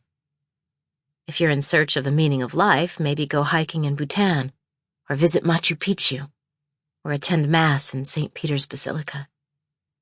Or maybe you just want to see animals, so you travel to Botswana or northern Canada. I can say that I see all those places differently, and I photographed them differently, based partly on my own life experiences at the time. I get that, he said. Or at least I think I do. Where would you want to go, if you could only see one place? He reached for his eggnog and took a sip. I like your Botswana idea. I'd love to go on safari, see the wild animals. I might even be convinced to bring a camera, though I'd stick with the automatic setting. I can give you a few photography pointers if you'd like. And who knows, maybe you'll have your own gallery too one day. He laughed. Not a chance. Going on safari is a good choice. Maybe think about it for your honeymoon? I hear it's kind of expensive, but I'm confident we'll get there one day. Where there's a will, there's a way, and all that. Like your parents and their trip to Israel? Exactly, he said. She leaned back in her chair, finally beginning to feel closer to normal again. She wasn't yet warm enough to take off her jacket, but the bone-deep chill had passed. I know your dad is a pastor, but I don't think I've ever asked about your mom. She's a child psychologist. She and my dad met when they were both getting their PhDs at Indiana. Does she teach or practice? She's done a bit of both in the past, but now she mainly practices. She also assists the police when necessary. She's an on-call specialist if there's a child in trouble, and because she often serves as an expert witness, she testifies in court quite a bit. She sounds smart and very busy. She is. Though it took some effort, Maggie tucked her leg up, trying to get more comfortable. I'm guessing that in your house, there wasn't a lot of shouting when emotions were high, since your dad's a pastor and your mom is a psychologist. Never. He agreed. I don't think I've ever heard either of them raise their voice. Unless they were cheering for me in hockey or baseball, I mean. They prefer talking things out. Which sounds great, but it can also be frustrating. It's no fun to be the only one shouting. I can't imagine that you ever shouted. I didn't do it much, but when I did, they'd ask me to lower the volume so we could have a reasonable discussion. Or they'd tell me to go to my room until I calmed down, after which we'd have the reasonable discussion anyway. It didn't take long before I understood that shouting doesn't work. How long have your parents been married? 31 years, he said. She did the mental calculation. They're a little older then, right? Since they met when they were getting their PhDs. They'll both turn 60 next year. My mom and dad sometimes talk about retiring, but I'm not sure that day will ever come. They both love what they do too much. She recalled her earlier reflections about Morgan. Did you ever wish you had siblings? Not until recently, he said. Being an only child was all I knew. I think my parents wanted more kids, but it just didn't work out. And being an only child sometimes has its advantages. It's not like I had to make compromises when it came to what movie to see or what to ride first at Disney World. But now that I'm with Abigail and I see how close she is to her siblings, I sometimes wonder what it would have been like. After Mark trailed off, neither of them said anything for a short spell. She had the sense that he wanted to hear more about her time in Ocracoke, but realized she wasn't quite ready to start just yet. Instead, what was it like growing up in Indiana? She asked. It's one of those states I've never visited. Do you know anything about Elkhart? Not a single thing. It's in the northern part of the state, with a population of about 50,000. And like a lot of towns in the Midwest, it still has a small-town vibe. Most stores close at 6, most of the restaurants are done serving at 9, and agriculture, in our case, dairy, plays a big part in the economy. I do think people there are genuinely kind. They'll help out a sick neighbor, and churches are central to the community. But when you're a kid, you don't really think about any of those things. What was important to me was that there were parks and fields to play on. Baseball diamonds, basketball courts, a hockey rink. Growing up, as soon as I'd get home from school, I'd head straight back out to play with my friends. There was always a game going on somewhere. That's what I remember most about growing up there. Just playing basketball or baseball or soccer or hockey every afternoon. And here I thought everyone in your generation was glued to their iPads, she said in mock wonder. My parents wouldn't let me have one. They didn't even allow me to get an iPhone until I was 17. And then they made me buy it. I had to work all summer to afford it. Were they anti-technology? Not at all. I had a computer at home, and they had cell phones. I think they wanted me to grow up the same way they had. Old-fashioned values? I suppose. I'm beginning to like your parents more and more. They're good people. Sometimes I don't know how they do it. What do you mean? He stared into his eggnog, as though searching for words in the glass. In her job, my mom can hear some pretty awful things. especially when she works with the police. Physical abuse, sexual abuse, emotional abuse, abandonment. And my dad, because he's a pastor, he does a lot of counseling too.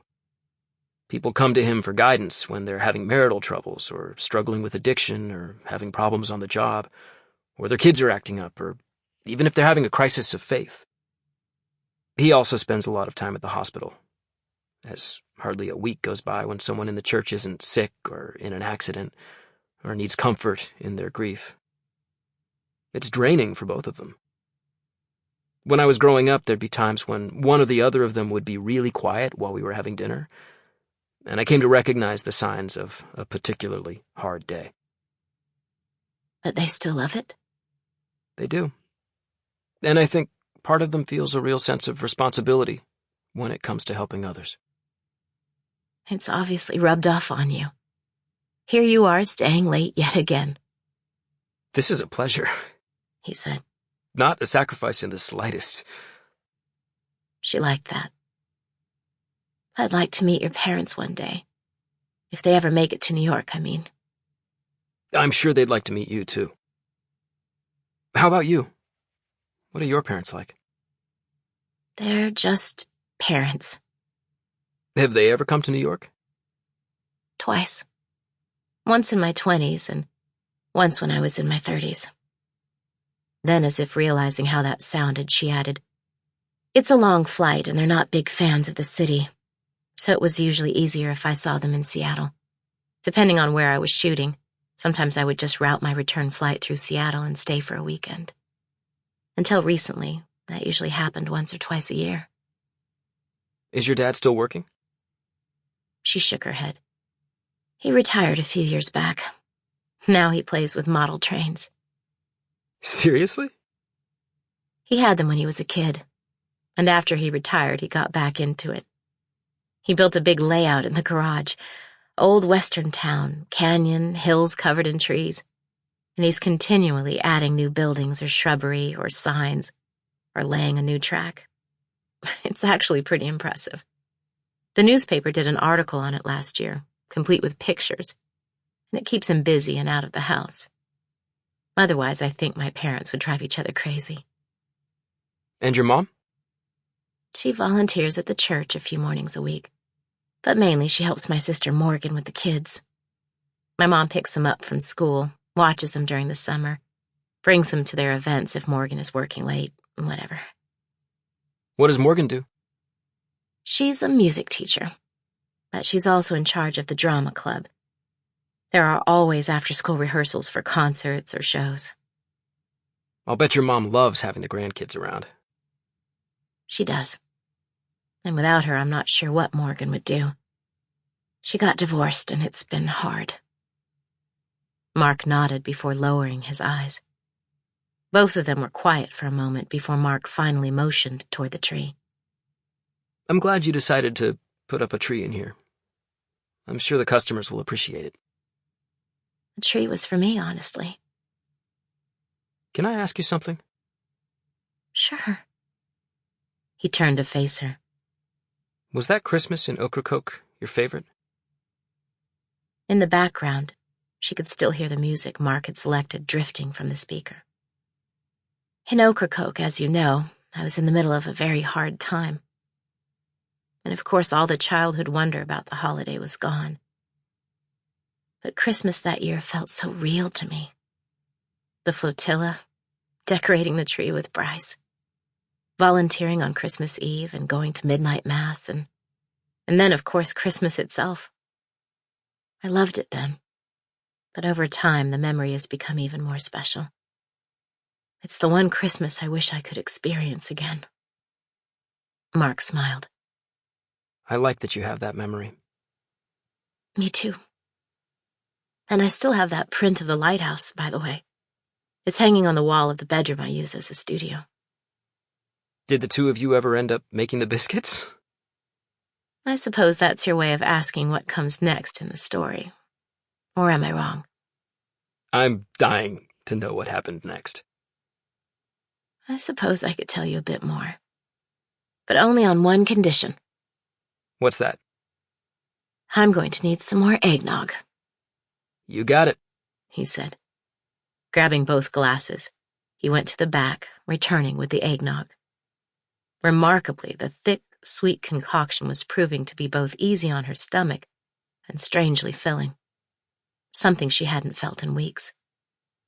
She took another swallow. Did I tell you about the storm? You mean the one on Christmas? When it was raining? No, she said. A different storm. The one in January. Mark shook his head. You told me about the week after Christmas, when you powered through your schoolwork and Bryce began teaching you the basics of photography. Oh yeah, she said. That's right. She studied the ceiling as if scanning the exposed pipes for her lost memories. When she returned her gaze to Mark, she commented, "My grades were actually pretty good by the end of that first semester, by the way. For me, anyway. A couple of A's, and the rest were B's. It ended up being my best semester in high school." Even better than the spring semester. Yes, she said. Why? Because photography took over? No, she said. It wasn't that. I think... She adjusted her scarf, buying time to figure out how best to pick up the thread where she'd left off. For Bryce and me, I think everything began to change right around the time that the nor'easter smashed into Ocracoke. The second trimester. Ocracoke, 1996. The nor'easter arrived the second week of January, after 3 days in a row of higher-than-normal temperatures and sunny days that felt unfamiliar after the grayish gloom of December. I could never have predicted that a gigantic storm was in the offing. Nor could I have seen the changes ahead in my relationship with Bryce. On New Year's Eve, I still considered him nothing more than a friend, even though he'd chosen to spend the evening at my house while the rest of his family went out of town. Gwen brought over her television, and we tuned into Dick Clark's show live from Times Square. As midnight approached, we counted down with the rest of America. When the ball dropped, Bryce set off a couple of bottle rockets from the porch that exploded over the water with loud bangs and tails of sparkles. The neighbors on their porches clanked pots with spoons as well. But within minutes, the town reverted to sleepy mode, and lights in the nearby houses began to blink out. I called my parents to wish them a Happy New Year, and they reminded me that they would be coming to visit me later in the month. Despite the holiday, Bryce was back less than 8 hours later, this time with Daisy, which was the first time he'd brought her over. He helped my aunt and me take down the tree, which was a definite fire hazard by then, and dragged it out to the road. After I repacked the decorations and swept up the needles, we took our places at the table for schoolwork. Daisy was sniffing around in the kitchen. When he called her over, she promptly lay down near his chair. "Linda said it was okay to bring her when I asked her about it last night," he explained. "My mom says she still wanders too much." I glanced at Daisy, who stared back at me with innocence and contentment, tail thumping. "She seems fine to me. And look at her cute face." Sure enough, Daisy seemed to know we were talking about her, and she sat up, poking her nose at Bryce's hand. When he ignored her, she moseyed toward the kitchen again. "See, this is exactly what I'm talking about," he said. "Daisy, come." Daisy pretended not to hear him. It wasn't until the second command that she finally returned to his side and lay down with a groan. Daisy, I noticed, was sometimes stubborn, and when she tried to wander off again, he ended up putting her on a leash and attaching it to the chair, a vantage point from which she watched us, looking glum. That week or so was pretty similar to the previous week: schoolwork and photography. In addition to letting me take a lot of pictures, Bryce hauled over a file box filled with photos that he and his mother had taken over the years. On the back of every photo were notes on the technical aspects of the shot: time of day, lighting, aperture, film speed. And little by little, I began to anticipate how changing a single element could alter the image entirely. I also spent my first afternoon in the darkroom, watching Bryce and his mom develop 12 black and white photos I'd taken downtown. They walked me through the process of how to get the chemical baths just right. The developer, the stop bath, the fixer, and how to clean the negative. They showed me how to use the enlarger and the way to create just the right balance of light and dark I wanted. Even though most of it went over my head, when I watched the ghostly images emerge, it seemed like magic. What was interesting was that even though I was still a novice at taking pictures and developing prints, it turned out I was a bit of a natural when it came to Photoshop. Loading the images required a high-end scanner and a Mac computer, and Porter had purchased both for his wife a year earlier.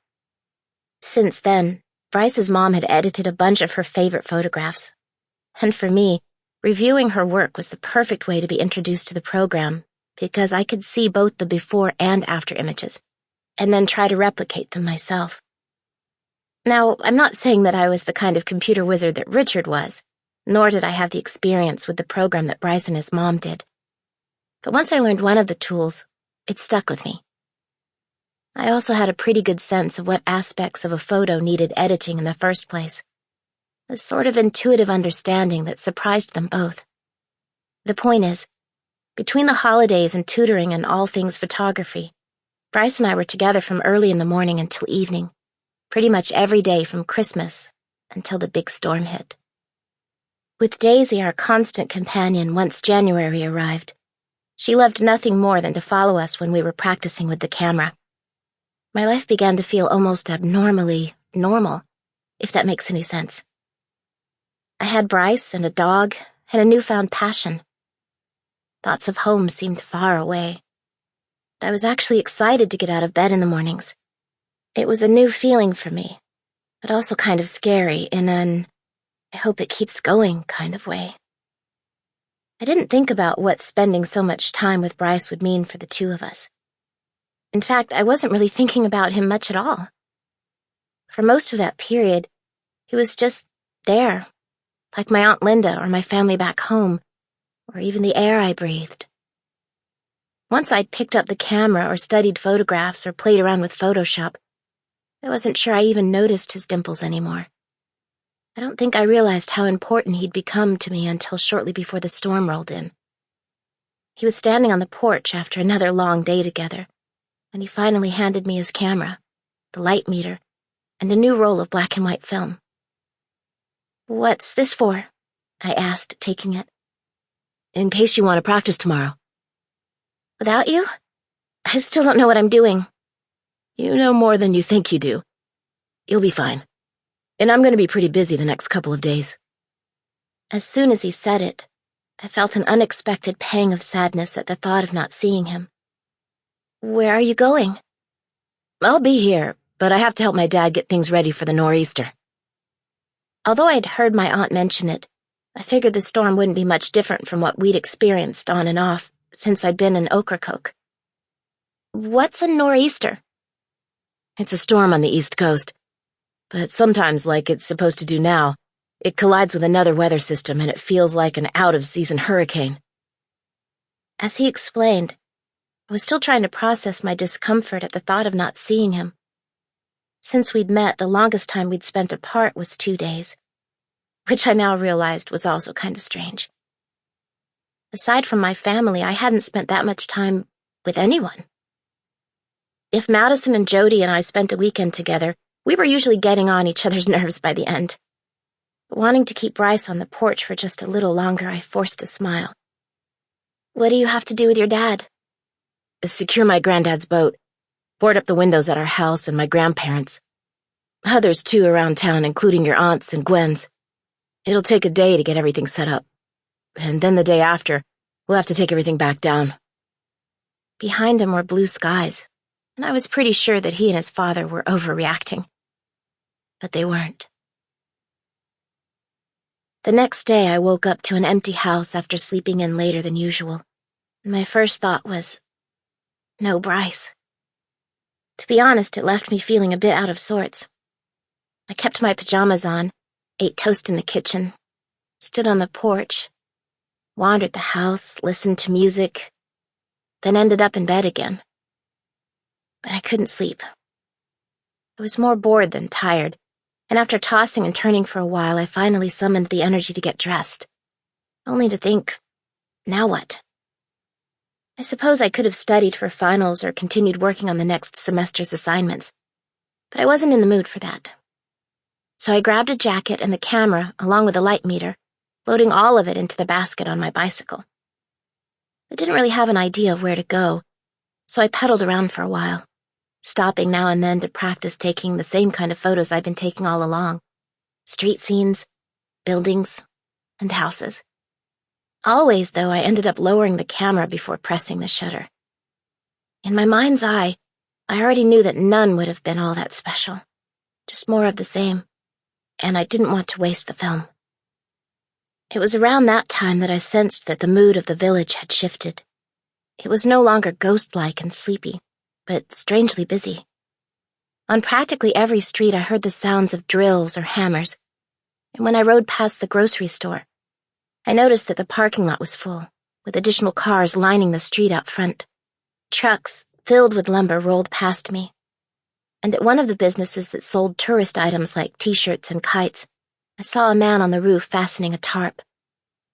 Boats at the docks were lashed with dozens of ropes, while others had been anchored in the harbor.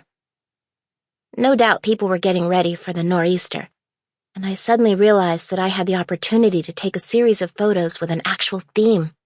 Something with a name, like People Before the Storm.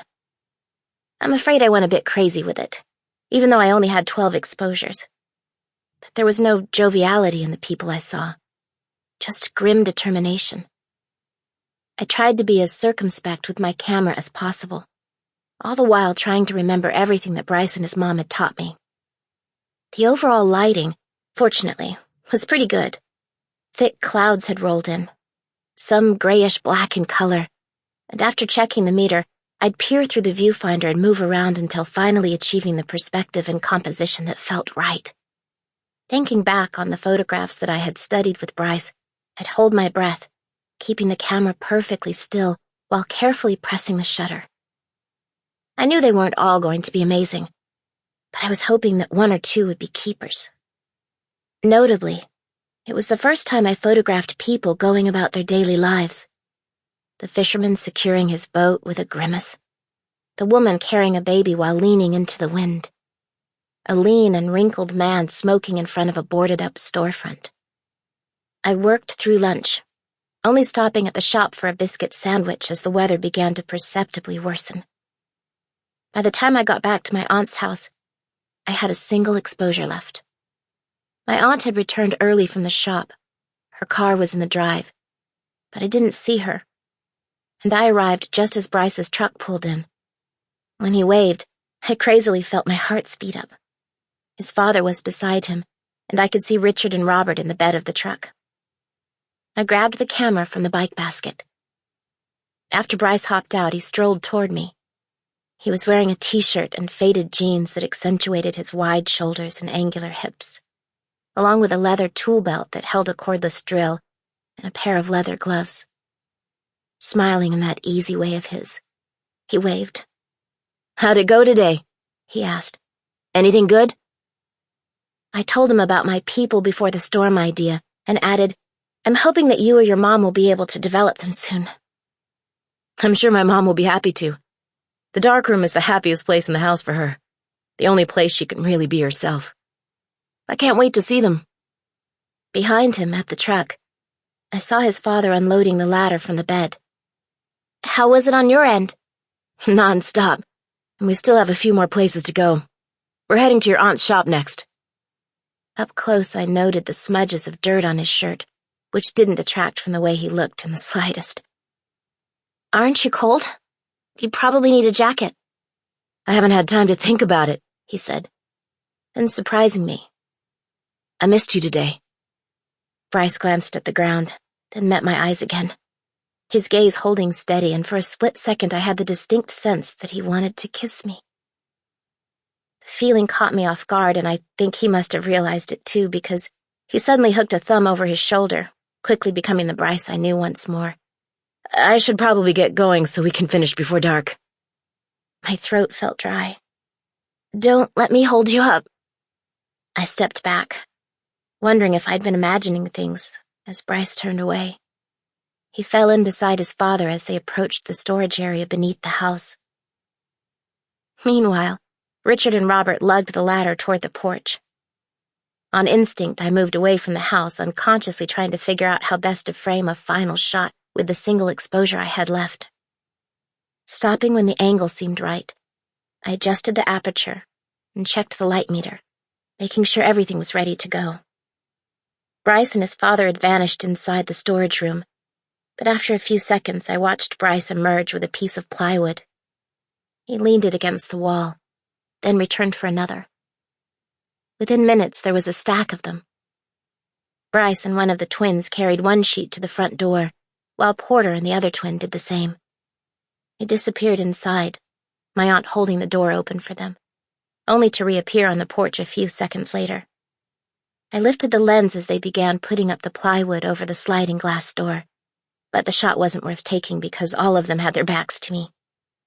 Bryce sank the first screw, the rest following in rapid succession. Up went the second piece of plywood with equal speed, and the four of them descended the ladder. Both times, I lowered the camera. 2 more pieces of plywood went over the front window just as quickly, and again I had a bad angle. I didn't get the shot I wanted until the ladder was moved to my aunt's bedroom. Bryce went up the ladder first. The twins handed a smaller sheet of plywood to their father, who then passed it farther up to Bryce. I zeroed in on the focus, and suddenly Bryce had to twist in my direction. As he gripped the plywood with both hands, I automatically pressed the shutter. Just as quickly, he twisted back, in position to secure the plywood, and I couldn't help but wonder if I'd missed it. And just like that, the window was covered, making it obvious this wasn't their first rodeo. The twins carried the ladder back to the truck while Bryce and his father returned to the storage area. They emerged carrying something heavy that resembled a small engine. They set it next to the storage area, in a spot that would be sheltered from the wind and rain. With a pull of the cord, they started it, the sound akin to a lawnmower. "Generator!" Bryce called out, knowing I had no idea what I was seeing. "It's pretty much guaranteed the power will go out." After shutting it off, they filled the tank from a large can of gasoline that had been in the bed of the truck, and Bryce ran a long power cord into the house. I absently began to rewind the film, hoping that I'd miraculously gotten the shot of Bryce that I'd wanted. When the film clicked, I turned toward the water, which had already become a sea of whitecaps. Had he really wanted to kiss me? I continued to wonder as I saw him skip back down the steps. The others were already at the truck, and after another exchange of waves, I watched him drive away. Lost in my own thoughts, I debated heading inside before impulsively hopping on my bicycle again. I sped to Bryce's house, knowing they wouldn't be there yet, relieved when his mom opened the door. "Maggie?" She stared at me, curious. "If you're here to see Bryce, he's working with his dad today." "I know, but I have a big favor I wanted to ask. I know you might be busy getting ready for the storm and everything, but I was wondering if you wouldn't mind developing these for me." As with Bryce, I explained my theme, and I could see her studying me. "You said you got one of Bryce, too?" "I'm not sure. I hope so," I said. "It's the last photo on the roll." She tilted her head, no doubt intuiting its importance to me before holding out her hand. "Let me see what I can do." My aunt's house was dark and cave-like. No surprise since there wasn't a glint of light coming through the covered windows. In the kitchen, the refrigerator was pulled away from the wall, no doubt so it could be easily connected to the generator when the time came. My aunt was nowhere to be seen, and as I took a seat on the couch, I found myself replaying the moment when I thought Bryce might kiss me, still trying to figure it out. Hoping to get my mind off it, I retrieved my textbooks and spent the next hour and a half studying and doing homework. My aunt eventually emerged from her room to start dinner, and as I was dicing tomatoes for the salad, I heard the unmistakable rumble of a vehicle on the gravel outside. My aunt heard it too, and raised an eyebrow, no doubt wondering if I'd invited Bryce for dinner. "He didn't mention that he would be coming over," I said with a shrug. "Would you do me a favor and see who it is? I've got chicken in the pan." I went to the door and recognized the Trickett family van in the driveway. Bryce's mom behind the wheel. The sky had grown increasingly dark and the wind was gusting hard enough to make me grip the railing hard. When I reached the van, his mom rolled down the driver's side window and held out a manila envelope. "I got the feeling you were in a hurry, so I started developing them as soon as you left. You took some wonderful shots. You caught a lot of character in some of the faces. I especially liked the one of the man smoking by the store."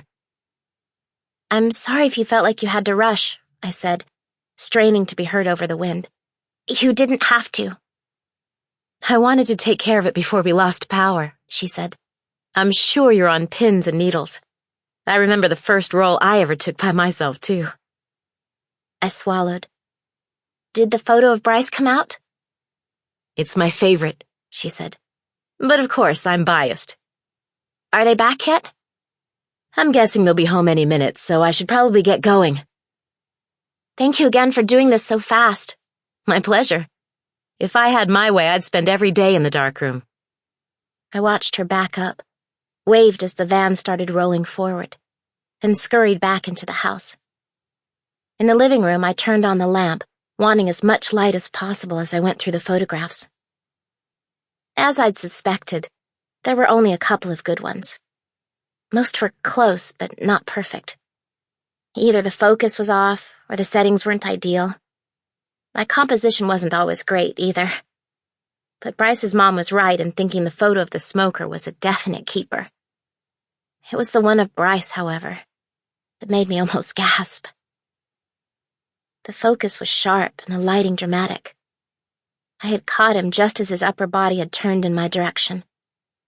The muscles in his arms stood out as if etched in relief, and his expression reflected intense concentration. He looked very much like himself, unself-conscious and naturally graceful. I traced my fingertip lightly across his figure.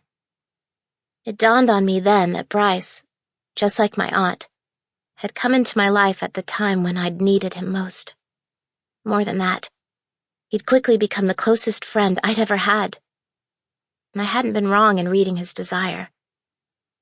Had we been alone, he might have even attempted a kiss, even if we both knew it was the last thing I wanted or needed. Like me, he had to know that there was no way a relationship between us could ever work. In a few short months, I'd leave Ocracoke behind and become someone new again. Someone I didn't yet know.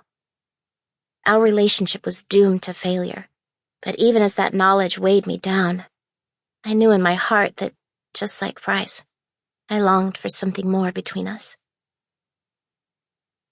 My thoughts continued to tumble and flop like clothes in a dryer throughout dinner, and even as the storm approached. It howled as darkness overtook us, growing in intensity with every passing hour. Rain and wind lashed the house, making it creak and shake. My aunt and I sat in the living room, neither one of us wanting to be alone. Just when I thought the storm couldn't get any worse, we'd be slammed by another gust, and rain would pound so hard it sounded like firecrackers. The power, as predicted, went out, and the living room went pitch black. We bundled up, knowing we had to get the generator started. As soon as Aunt Linda turned the knob, the door practically flew inward. The rain stung my face as we hurried down the steps, both of us gripping the railing so we wouldn't blow away. Beneath the house, the wind kept me unsteady on my feet, but at least we were out of the downpour. I watched my aunt struggle to get the generator started. I took over and was finally able to get it going on the third attempt. We fought our way back into the house, where Aunt Linda lit a bunch of candles and plugged in the refrigerator. The tiny flickers did little to illuminate the room. I finally fell asleep on the sofa sometime after midnight. The storm continued to rage until just after dawn. While it was still windy, the rain eventually diminished to a drizzle, before finally stopping mid-morning. Only then did we step outside to survey the damage. A tree on the neighbor's property had toppled over, limbs scattered everywhere, and patches of shingles had been ripped from the roof. The road out front was under more than a foot of water. Neighboring docks had twisted or been torn away completely, the debris nearly reaching the house. The air was frigid, the wind positively Arctic. Bryce and his father showed up an hour before noon. By then, the wind was a whisper of what it had been. Aunt Linda brought out a bag of leftover biscuits while I started toward Bryce. As I walked, I tried to convince myself that my feelings from the day before were akin to a dream upon waking. They weren't real. They were nothing but flickers and sparks, fated to vanish completely. But when I saw him reach for the ladder in the bed of the truck, I thought again about the way he'd paused before me and knew I was only kidding myself. His smile was as ready as ever. He was wearing the sexy olive jacket again and a basketball hat along with his jeans and the tool belt. I kind of felt like I was floating, but did my best to appear nonchalant, like it was just another day for us. What did you think about the storm? He asked. That was crazy last night. It sounded like my words were coming from somewhere else. How does the rest of the town look? He set the ladder on the ground. There are a lot of toppled trees, and there's no power anywhere. Utility crews will hopefully get here this afternoon, but who knows? One of the motels and a couple of other businesses flooded, and half of the downtown buildings have roof damage. I guess the big thing was that one of the boats broke free and washed onto the road near the hotel. Because he seemed like his normal casual self, I felt myself relaxing. Was my aunt's shop damaged?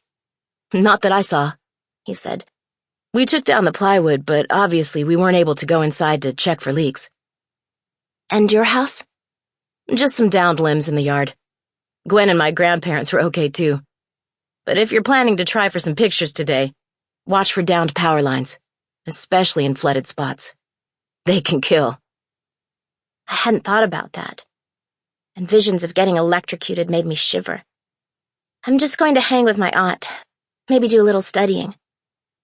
But I'd still like to see the damage and maybe take some pictures. How about I come by later and drive you around? I can grab some more film. Will you have time? Taking the boards down goes a lot faster than putting them up, and my grandpa already took care of the boat. When I agreed, he hoisted the ladder and carried it toward the porch. From there, Bryce and his father reversed the process from the day before. The only difference was that they used a caulk gun to fill in the screw holes. While they worked, my aunt and I began cleaning the debris from the yard, piling it near the street. We were still working when Bryce and his father backed down the drive. With the yard done, Aunt Linda and I returned to the house, blinking at the lights streaming through the windows. My aunt immediately went to the kitchen and started making peanut butter and jelly sandwiches. Bryce said the shop seemed okay, I commented. His dad said the same thing, but I need to head over there in a little while to make sure.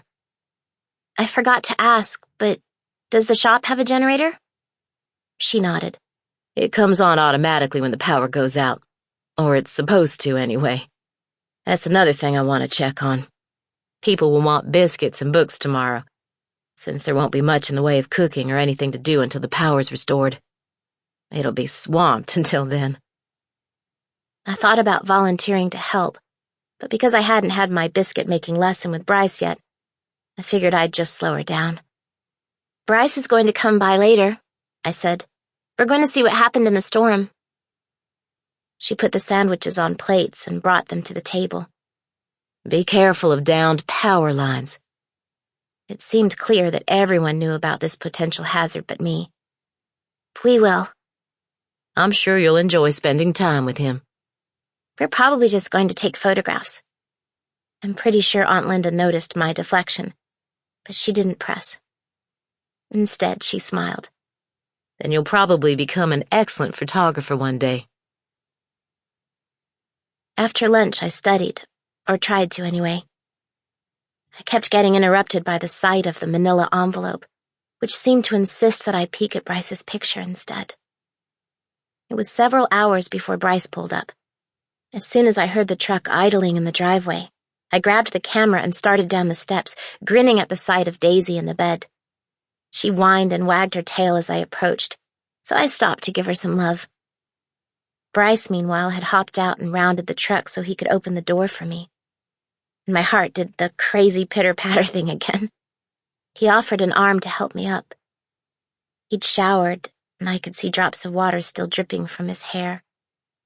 And when he closed the door, a voice inside scolded me to get a grip. We drove through town, chatting easily while stopping here and there to take photos. Near the hotel where the boat was resting on its side in the middle of the road, I spent a lot of time trying to get just the right shot. In the end, I handed the camera to Bryce to let him try, and I found myself watching him walk away, noting again the fluid way he moved. I knew he was working out to get ready for West Point, but his natural grace and coordination made me think that he would have been good at any sport. Then again, why should that surprise me? Bryce, as far as I could tell, seemed to be good at everything. He was the perfect son and older brother, smart and athletic, handsome and empathetic. Best of all, he made all of it seem effortless. Even his demeanor was like no one else's I'd known, especially when compared to the boys at my school. A lot of them seemed nice enough when I talked with them one-on-one, but when they hung out with their friends, they'd preen and act cool and say idiotic things, and I'd end up wondering who they really were. And yet, if Madison and Jody found their attention flattering, and they definitely did, I wondered what they'd think of Bryce. Oh, they'd notice right off the bat that he was cute, but would they care about his intelligence, or his patience, or his interest in photography, or that he was training an assistance dog to help someone in a wheelchair, or that he was the kind of teenager who helped his father board up homes for people like Aunt Linda and Gwen? I wasn't sure, but I had the sense that for Madison and Jody, the way he looked would have been more than enough, and the rest would be only mildly interesting. And, if Jay was any indication, I'd probably been the same way before I'd arrived here and met a guy who'd given me a reason to change my mind. But why was that? I used to think I was mature for my age, but adulthood still seemed like a mirage, and I wondered if part of that had to do with high school in general. When I thought back, it seemed like I'd spent all my time trying to get people to like me, as opposed to figuring out whether I liked them. Bryce hadn't gone to school or had to deal with all those idiotic pressures, so maybe for him, that had never been an issue. He'd been free to be himself. It made me wonder who I would have become had I not been so caught up trying to be exactly like my friends. It was too much to think about, and I shook my head, trying to force the thoughts away. Bryce had climbed on top of a dumpster to get a better view of the boat in the road. Daisy, who'd tagged along with him, stared upward before finally remembering my presence. She trotted toward me, tail wagging, then curled around my legs. Her brown eyes were so friendly. I couldn't help but lean over. I cupped her jaw in my hands and kissed her on the nose. As I did, I heard the faint sound of a shutter clicking. When I glanced up, Bryce, still on the dumpster, wore a sheepish expression as he lowered the camera. "I'm sorry," he called out. He jumped down, landing like a gymnast, and started toward me. I know I should have asked, but I couldn't resist. Though I'd never liked photos of myself, I shrugged. "It's okay. I took one of you yesterday." "I know," he said. "I saw you." "You did?" He shrugged without answering. "What next? Anything else you want to see or do?" At his questions, my thoughts began to race. "Why don't we hang out at my aunt's house for a while?" Aunt Linda had gone to the shop, leaving Bryce and me alone. We sat on the sofa, me on one end with my feet tucked up and Bryce on the opposite end. He was flipping through some of the photos I'd taken the day before, complimenting me, even when I'd done something obviously wrong. Right before he got to the photograph of him, I suddenly felt the tiniest sensation in my tummy, like a butterfly flapping its wings. I automatically put my hands on my belly, but otherwise stayed completely still. He must have asked a question, but concentrating hard, I missed it. What is it? Are you okay? Lost in what I was experiencing, I didn't answer. Instead, I closed my eyes. Sure enough, I eventually felt the fluttering again, like ripples moving through a pond. Though I had no prior experience, I knew exactly what it was. I felt the baby move. I waited for a bit, but when nothing else happened, I settled into a more comfortable position. I knew from the book my mom had given me that in the not-too-distant future those flickers would become kicks. My stomach would move on its own like that super gross and scary scene in Alien. Bryce remained quiet but had paled a little, which seemed kind of funny since he was ordinarily unflappable. "You look like you've seen a ghost," I teased. The sound of my voice seemed to snap him out of it. "I'm sorry," he responded. "I know you're pregnant, but I don't ever really think about it. You haven't even put on any weight." I rewarded his lie with a grateful smile. I'd put on 13 pounds. "I think your mom knows I'm pregnant." "I didn't tell her anything." "You didn't have to. It's a mom thing." Strangely, I realized that it was the first time my pregnancy had come up since we decorated the Christmas tree. I could tell he was curious but didn't know how to express it. "It's okay to ask me questions about it," I said. "I don't mind." He set the photos on the coffee table, his expression thoughtful.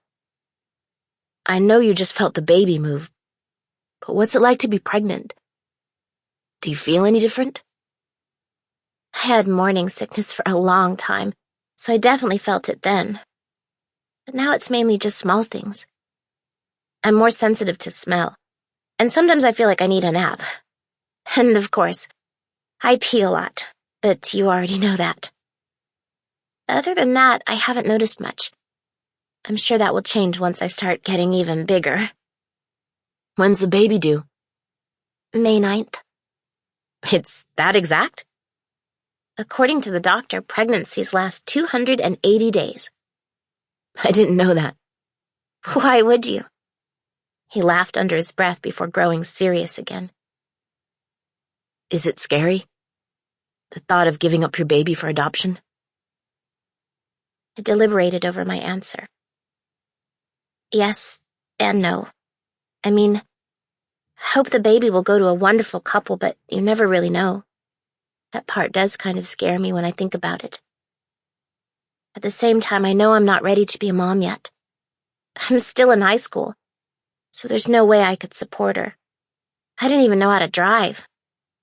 "You don't have your driver's license?" I was supposed to start driver's training in November, but coming here sort of nixed that. "I can teach you how to drive. If my parents say it's okay, I mean. And your aunt, of course." Really? "Why not? There's hardly ever any cars on the road to the far end of the island. It's where my dad taught me." Thanks. "Can I ask another question about the baby?" Of course. "Do you get to name her?" I don't think so. When I went to the doctor, the only thing he asked was whether I wanted to hold the baby after giving birth. "What did you say?" I didn't answer, but I don't think I will. I'm afraid that if I do, it might be harder to give her up. "Have you ever thought about names? If you could name her, I mean." I've always liked the name Chloe or Sophia. "Those are beautiful names. Maybe they should let you name her." I liked that. I have to admit, I'm not looking forward to labor. With first babies, sometimes it can last for more than a day, and I have no idea how an entire baby will... I didn't finish, but that was okay. I knew he understood when I saw him wince. "If it makes you feel better, my mom has never mentioned how hard labor was. She does, however, remind us that none of us were good sleepers, and that we're still responsible for making up for her sleep-deprived years." That would be hard. I do like sleeping. He brought his hands together and I saw the muscles in his forearm flex. "If you leave in May, will you go straight back to school?" I don't know, I answered. Guess it depends on whether I'm all caught up or even ahead. I might not need to be there except for finals, and I might be able to take them at home. I'm sure my parents will have an opinion on it, too. I ran a hand through my hair. They're supposed to come visit me at the end of the month. I'm sure it will be nice for you to see them. Yeah, I agreed. But the truth was I felt ambivalent about it. Unlike my aunt, they weren't the most relaxing people to be around. Do you have any crazy cravings? I love my aunt's beef stroganoff, mainly because it's the best ever. And right now, I'm kind of in the mood for a grilled cheese sandwich, but I don't know if that counts as a craving. I've always liked them. Do you want me to make you one? That's sweet, but I'll be okay. My aunt will be making dinner soon. He scanned the room as if casting about for something else to ask. How are your studies going? Oh, don't ruin the conversation, I said. I don't want to think about school right now. I will admit it's a relief to be finished with high school. When do you have to leave for West Point? In July, he said. Are you excited? It'll be different, he said. It's not like being homeschooled. There's a lot of structure, and I hope I'll be able to handle it. I just want to make my parents proud. I almost laughed out loud at the absurdity of what he just said. I mean, what parent wouldn't be proud of him? It took me a moment before I suddenly realized he was serious. They are proud of you. He reached for the camera, lifted it, then carefully set it back in the same position. I know you've mentioned that your sister Morgan is the perfect one, he said. But it's not easy having Richard and Robert as brothers either. His voice was soft enough that I had to strain to hear him as he went on. Did you know that they took the SAT last September? Remember, they're only 12 and both of them got nearly perfect scores, 1570 and 1580, which were a lot higher than I scored. And who knows if Richard will even need to go to college. He could go straight into a career in coding. You know about the internet, right? It's going to change the world, trust me on that. And Richard is already making a name for himself in the field. He earns more than my grandfather does, working part-time and freelancing. He'll probably be a millionaire by the time he's my age. Robert will do the same. I think he's a bit jealous about the money, so for the last couple of months, he's been working with Richard on programming, in addition to building his plane. And of course, he finds it laughably easy. How can I compete with brothers like that? When he finished, I couldn't say anything. His insecurity made no sense at all, except that in his family it kind of did. I had no idea. Don't get me wrong, I'm proud of how smart they are, but it still makes me feel like I have to do something extraordinary too. And West Point will be a challenge, even though I'm under no illusion that I'll ever be able to replicate what my father did there. What did he do? Every West Point graduate receives a final rating based on academics, merits, and demerits, which are influenced by character, leadership, honor, and things like that. My dad had the 4th highest score in West Point history, right after Douglas MacArthur. I had never heard of Douglas MacArthur, but by the way Bryce said the name, I'd figured he'd been someone pretty important. And then, of course, there's my mom and MIT at 16. The more I thought about it, the more his insecurity began to seem justified, even if the standards in his family belonged in outer space. I'm sure you'll be a general by the time you graduate. Impossible, he laughed. But thanks for the vote of confidence. Outside, I heard my aunt's car pull into the rutted drive and a loud squeak as the engine wound down. Bryce must have heard it too. The drive belt makes that noise. It probably needs to be tightened. I can fix that for her. I heard Aunt Linda coming up the steps before she pushed open the door. Her eyes went to the two of us, and though she didn't say it, I was pretty sure she was happy about the fact that we were on opposite sides of the couch. Hey there, she said. How'd it go? I asked. She took off her jacket. No leaks and the generator is working fine. Oh, good. Bryce says he can fix your car. What's wrong with my car? The drive belt needs to be tightened. She seemed confused by the fact that I'd said it, not Bryce. When I glanced at him, I could tell he was pondering his recent admissions. "Can Bryce stay for dinner?" "Of course he can," she said. "But it's not going to be anything fancy." "Grilled cheese sandwiches?" "Is that what you'd like?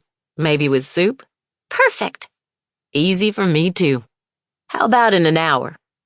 I felt my craving burst forth like popcorn cooking in the microwave. "I can't wait." After dinner, I walked Bryce to the door. On the porch, he turned around. "I'll see you tomorrow?" I asked. "I'll be here at 9. Thanks for dinner." "Thank my aunt, not me. I just do the dishes." "I already thanked her." He tucked a hand into his pocket before going on. "I had a nice time today," he said. "Getting to know you better, I mean." "I did too. Even if you lied to me." "When did I lie?" "When you said I didn't look pregnant." "You don't," he said. "Not at all." "Yeah, well," I gave a wry smile. "Just wait a month." The next week and a half was a blur of test prep for finals, getting a head start on next semester's assignments, and photography. I had a quick examination with Gwen, who said that both the baby and I were doing well. I also started paying for the film and photography paper I was using. Bryce's mom ordered in bulk, so it was less expensive. Bryce was hesitant to take the money, but I was using so much film it only seemed right. Best of all, with every roll I seemed to be getting a little bit better. Bryce, for his part, almost always developed my film at night, when I did my extra schoolwork. We would review the contact sheets the next morning and decide together which images to print. He also helped me make flashcards when I thought I needed them, quizzed me on the chapters I needed to know in every subject, and pretty much had me ready for anything by the time my finals came around. I'm not going to say I aced them, but considering where my grades had been, I almost pulled a shoulder muscle patting myself on the back. Aside from that, and watching Bryce tighten the drive belt in my aunt's car, the only big thing left to do was have my aunt teach us how to make biscuits at the shop. We went in on a Saturday, a few days before my parents were to arrive. My aunt had us wear aprons and went through each step with us. As for the secrets, they really came down to this. It was important to use White Lily self-rising flour, not any other brand, and to sift the flour before measuring it because it made the biscuits fluffier. Add Crisco, buttermilk, and a bit of super secret confectioner sugar, which some people in the South might consider blasphemous. After that, it was all about being careful not to overwork the dough when you mixed it together. Oh, and never twist the biscuit cutter. Press it straight down after the dough has been rolled out. Then when the biscuits are fresh and hot from the oven, cut both sides of them with melted butter. Naturally, Bryce asked a zillion questions and took the lesson way more seriously than I did. When he took a bite, he practically moaned like a little kid.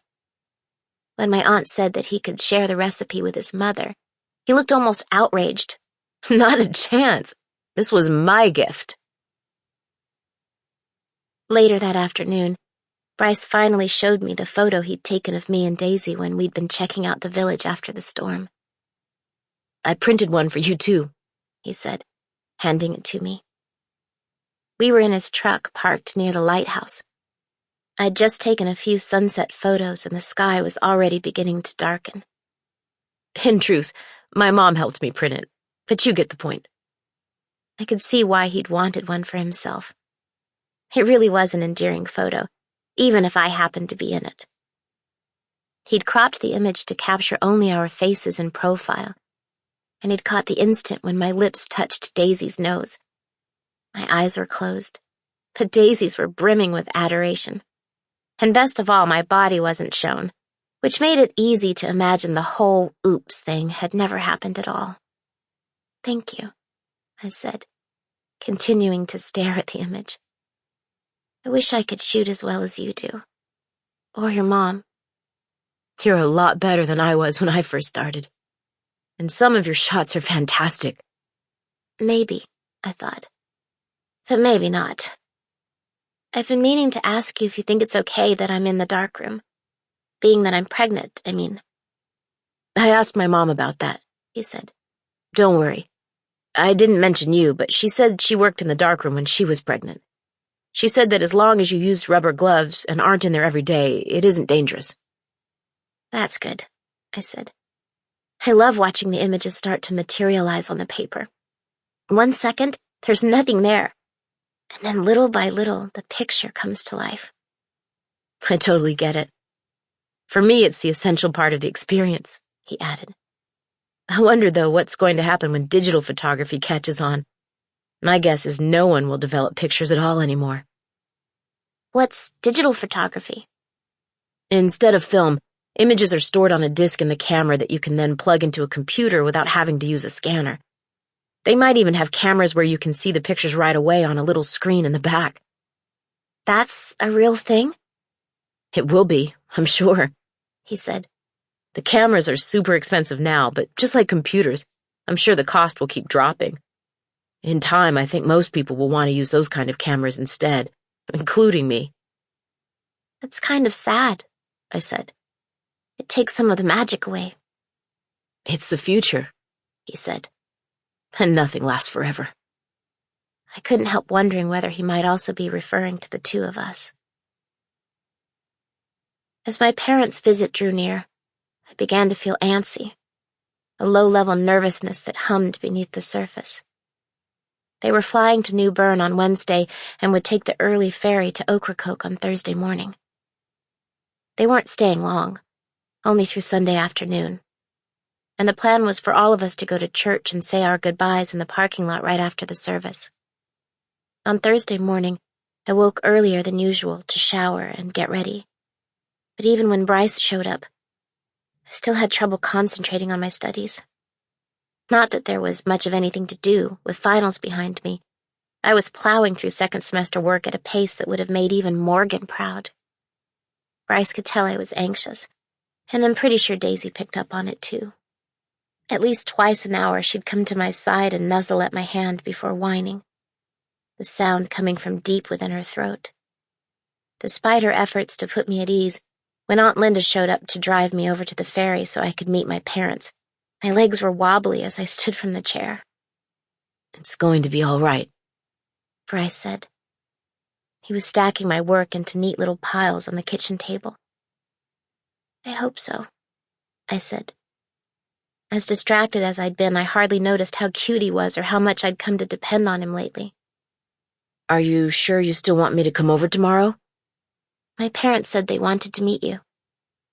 I didn't mention that the thought of being alone in the house with my parents while Aunt Linda was at the shop kind of terrified me.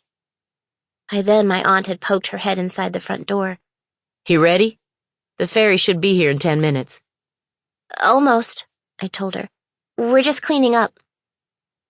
I dropped off my schoolwork in my bedroom, and after grabbing my jacket, Bryce followed me down the stairs. He offered a quick wink as he hopped into his truck, which gave me the encouragement I needed to crawl into my aunt's car, despite my nerves. It was cold and gray as we drove to the docks. My parents' rental car was the second vehicle to roll off the ferry. When they saw us, my dad pulled the car to a stop and we walked over to join them. Hugs and kisses, a couple of good to see yous, no comments about my size, probably because they wanted to pretend I wasn't pregnant at all. And then I was back in the car with my aunt. My eyes occasionally flashed to the side mirror while my parents followed us home. And after parking beside us, I got out of the car and stared at the house. In the gloom, it struck me as shabbier than usual. So this is it, huh? My mom asked, pulling her coat tighter against the chill. I understand why we had to book a room at the hotel. It seems kind of small. It's comfortable and has a great view of the water, I offered. The ferry seemed to take forever. Is it always that slow? I guess so, I said. But after a while you get used to it. She said. My dad, meanwhile, remained quiet, and my mom added nothing more. How about some lunch? my aunt chimed in with forced cheer. I made chicken salad earlier and thought we could do sandwiches. I'm allergic to mayonnaise, my mom said. Aunt Linda recovered quickly. I think I still have meatloaf leftovers and I could make you a sandwich with that. My mom nodded. My dad remained silent. The four of us started up toward the front door, the pit in my stomach growing larger with every step. Somehow we made it through lunch, but the conversation was just as stilted. Whenever an uncomfortable silence settled over the table, Aunt Linda reverted to talking about the shop, chattering away as though their visit was nothing out of the ordinary. Afterward, we all piled into my aunt's car for a quick tour of the village. She pretty much repeated the same things she'd told me when she'd first shown me around, and I'm pretty sure my parents were as unimpressed as I had been. In the back seat, my mom appeared almost shell-shocked. They seemed to like the shop, though. Gwen was there, and even though they'd eaten, she insisted on giving them dessert biscuits, which were essentially biscuits made with blueberries and topped with a sugary glaze. Gwen immediately picked up on the awkward vibe with my family and kept the conversation light. In the book area, she pointed out some of her favorites, in case either of my parents was interested. They weren't. My parents weren't readers, but they nodded anyway, making me feel like we were participating in a play where all of the characters wanted to be somewhere else. Back at the house, Aunt Linda and my dad began chatting about family, their other sisters and my cousins, so after a while my mom cleared her throat. How about we take a walk on the beach? She suggested to me. She made it sound like I didn't have much of a choice, and the two of us drove to the beach, parking the rental car near the dune. I thought the beach would be closer, she said. The village is on the sound side. How do you get here? She asked. I ride my bike. You have a bike? Aunt Linda picked it up at a garage sale before I arrived. Oh, she said. Back at home, she knew my bike was in the garage, with tires cracking and low on air from disuse, the seat covered in dust. At least you're getting outside now and then. You're too pale. I shrugged without answering. We got out of the car, and I zipped my jacket up all the way before stuffing my hands in my pockets.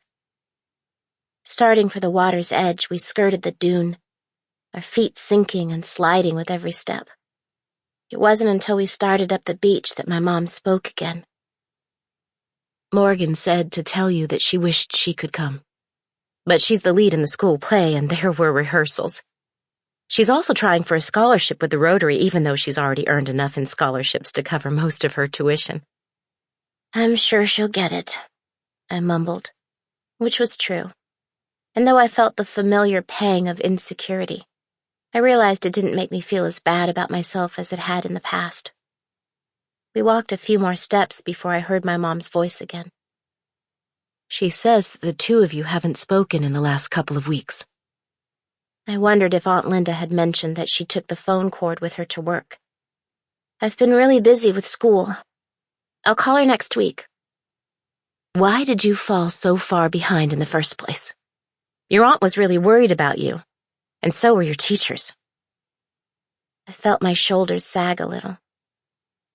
I guess it just took me a while to adjust to being here. Well, you're not missing anything back home.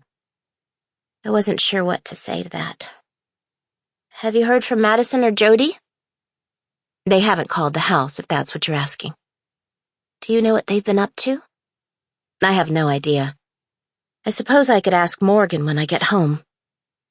That's okay, I said, knowing my mom wouldn't. To her mind, the less people were talking or wondering about me, the better. If you want to write them letters, she went on, I suppose I can have them delivered for you.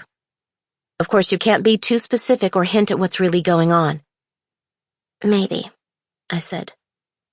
I didn't want to lie to them, and since I couldn't tell the truth either, I wouldn't have anything to say. She adjusted her jacket collar to cover her neck. What did you think about the doctor Linda found? I know Gwen could probably deliver the baby, but I told Linda that I'd be more comfortable if you were in a hospital. As soon as she asked, I immediately visualized Dr. Chenoweth's giant hands. He's older, but he seems nice, and Gwen has worked with him a lot. I'm having a girl, by the way. The doctor's a man? Is that a problem? She didn't seem to want to answer and simply shook her head. Anyway, you'll be home and back to normal in just a few more months. At a loss, I asked, "How's Dad doing?" He's had to work overtime because there's a big order for the new planes, but other than that, he's the same. I thought about Bryce's parents and the tender way they treated each other, which was so different from mine. "Are you still going out to dinner twice a month?" Not lately, she said. There was a plumbing leak, and between getting that repaired, Christmas, and coming out here to see you, we've been on a tight budget. Even though she probably hadn't meant to, that made me feel bad. In fact, the whole walk was making me feel more depressed than I'd been before they arrived. But it got me to wondering. I guess the tutoring is expensive, too. That's been taken care of. By Aunt Linda? No, she said. She seemed to debate before explaining and finally sighed. Some of your expenses are being taken care of by the prospective parents through the agency. Your school, the part of your doctor's bills that our insurance won't cover, your flights out here and back, even a little spending money for you. Which explained the envelope of cash she'd given me in the airport. Have you met the parents? I mean, are they nice people? I haven't met them, but I'm sure they'll be loving parents. How do you know for sure if you haven't met them? Your aunt and her friend Gwen have worked with this particular agency before, and they know the woman in charge, so she screened the candidates personally. She's very experienced, and I'm sure she's evaluated the prospective parents thoroughly. That's really all I know, and you shouldn't want to know more than that either. The less you worry, the easier it will be in the end. I suspected she was right. Even though the baby was moving regularly now, my pregnancy still didn't always seem real. My mom knew better than to harp on the subject, so she let it pass. It's been quiet in the house since you've been gone. It's quiet here, too. It seems like it. I guess I thought the town would be bigger. It's so remote. I mean, what do people do here? They fish and cater to tourists. In the off-season, they fix their boats and equipment and hunker down for the winter, I answered. Or they own or work for small businesses that keep the town up and running, like Aunt Linda does. It's not an easy life. People have to work hard to get by. I don't think I could live here. But it was okay for me, right? And yet, it's not all bad. Because of Bryce? He's my tutor. And he's teaching you photography, too? His mom got him into it. It's been a lot of fun, and I think I might keep it up when I get back home. Do you ever go to his house?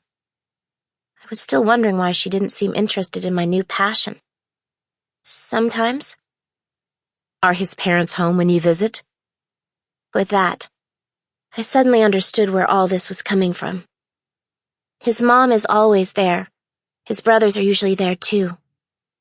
Oh, she said. But in that single syllable, I could hear her relief. Would you like to see some of the photos I've taken? She walked a few steps without saying anything. It's great you found a hobby, but don't you think you should be concentrating on school instead? Maybe use your free time to study on your own. I do study on my own, I said, hearing the defensiveness in my tone.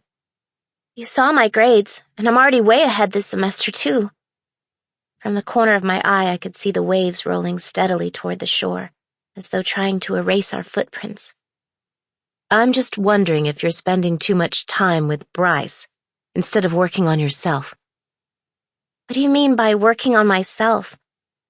I'm doing okay in school. I've found a cool hobby. I've even made friends. Friends? Or friend? In case you haven't noticed, there aren't a lot of people here my age. I'm just worried about you, Margaret. Maggie, I reminded her, knowing my mom only used Margaret when she was upset. And you don't have to worry about me. Have you forgotten why you're here? Her comment stung, reminding me that no matter what I did, I would always be the daughter who let her down. I know why I'm here. She nodded, saying nothing, her eyes darting downward. You're barely showing. My hands went automatically to my belly. The sweater you bought hides a lot. Are those maternity pants? I had to get them last month. She smiled, but it couldn't hide her sadness. We miss you, you know. I miss you too. And in that moment I did, even if she sometimes made it very hard to do. My interactions with my father were just as awkward. He spent nearly all of Thursday afternoon with my aunt, the two of them either sitting at the kitchen table or standing out back near the water's edge. Even at dinner he didn't say much to me other than, "Can you pass the corn?" Tired from their trip or maybe just stressed out of their minds, my parents left for their hotel not long after dinner was over. When they returned the following morning, they saw Bryce and me working at the table. After a quick introduction, Bryce was his normal, charming self while my parents studied him with reserved expressions. They sat in the living room speaking quietly while we went back to work. Even though I was ahead in my assignments, their presence while I was studying made me nervous anyway. To say the whole thing felt weird was an understatement. Bryce picked up on the tension, so we both agreed to make it an early day and finished by lunch. Aside from my aunt's shop, there were only a few places to eat, and my parents and I ended up at the Pony Island restaurant. I'd never been there, and though it served only breakfast food, my parents didn't seem to mind. I had French toast, as did my mom, while my dad had eggs and bacon. Afterward, they poked around my aunt's shop while I went back to the house to nap. By the time I got up, my mom was talking to Aunt Linda, who'd already returned to the house. My dad was drinking coffee on the porch, and I went out to join him, sitting in the other rocker. My first thought was that he looked as low as I'd ever seen him. "How are you doing, Dad?" I asked, pretending I hadn't noticed. "I'm okay," he said. "How about you?" "I'm kind of tired, but that's normal, according to the book anyway." His eyes flashed to my stomach, then up again. I adjusted myself in the chair, trying to get more comfortable. "How's work? Mom says you've had a lot of overtime lately." "There are a lot of orders for the new 777-300, he said, as though everyone shared his expertise in Boeing aircraft. "That's good, right?" "It's a living," he grunted. He took a sip of his coffee. I shifted in my seat again, wondering if my bladder would start screaming at me, giving me an excuse to go back into the house. It didn't. "I've enjoyed learning photography," I ventured. "Oh," he said. "Good. "Would you like to see some of my photographs?" It took him a few seconds to answer. I wouldn't know what I was seeing." In the silence after his answer, I could see the steam rising from his coffee before quickly vanishing, the temporary mirage. Then, as if knowing it was his turn to move the conversation forward, he sighed. "Linda says you've been a big help around the house." "I try," I said. "She gives me chores, but that's okay. I like your sister." "She's a good lady." He seemed to be trying hard to avoid looking in my direction. "I still don't know why she moved here." "Have you asked her?" "She said that once she and Gwen left the order, they wanted to live a quiet life. I thought convents were quiet." "Were you close growing up?" "She's 11 years older than me, so she took care of me and our sisters after school when I was little. But she moved away when she was 19, and I didn't see her again for a long time. She'd write me letters, though. I always liked her letters. And after your mom and I were married, she came out to visit a couple of times." It was as much as my dad ever said in one go, which kind of startled me. "I only remember her visiting us once, when I was little." It wasn't easy for her to get away. And after she moved to Ocracoke, she couldn't. I stared at him. Are you really doing okay, Dad?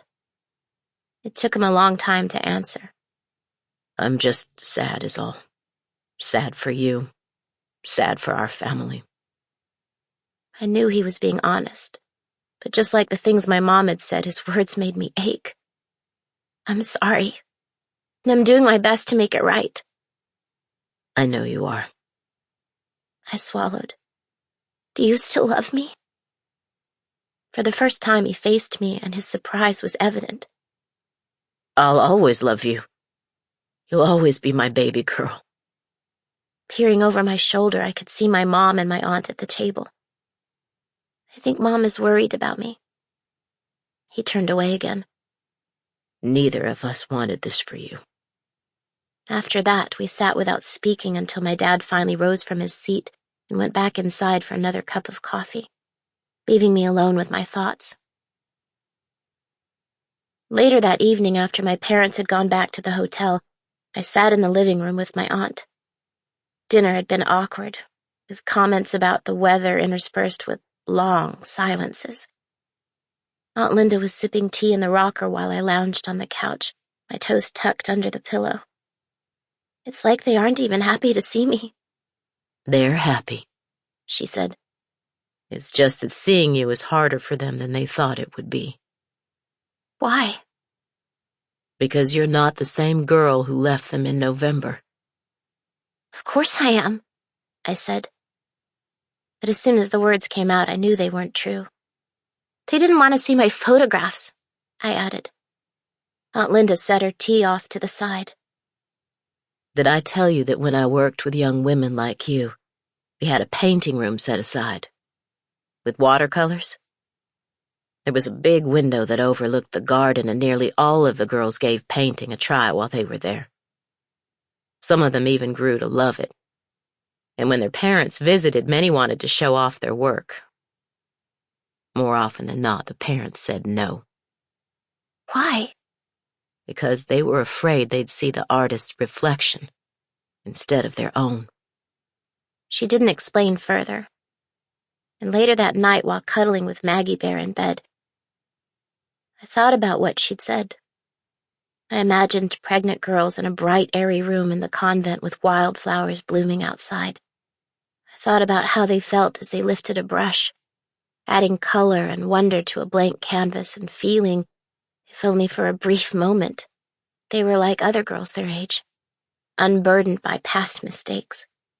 And I knew that they felt the same way I did when I stared through the lens, that finding and creating beauty could illuminate even the darkest periods.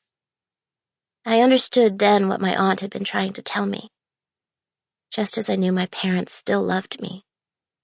I knew they wanted the best for me now and in the future, but they wanted to see their own feelings in the photos, not mine. They wanted me to see myself in the same way they did. My parents, I knew, wanted to see disappointment. My epiphany didn't lift my spirits, even if it helped me understand where my parents were coming from.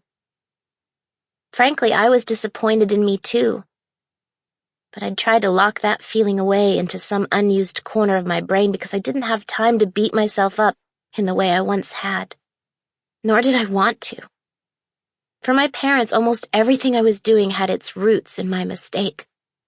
And every time there was an empty seat at the table, every time they passed by my unused room, every time they received copies of grades that I earned across the country, they were reminded of the fact that I'd temporarily broken up the family while shattering the illusion that, as my dad had put it, I was still their baby girl.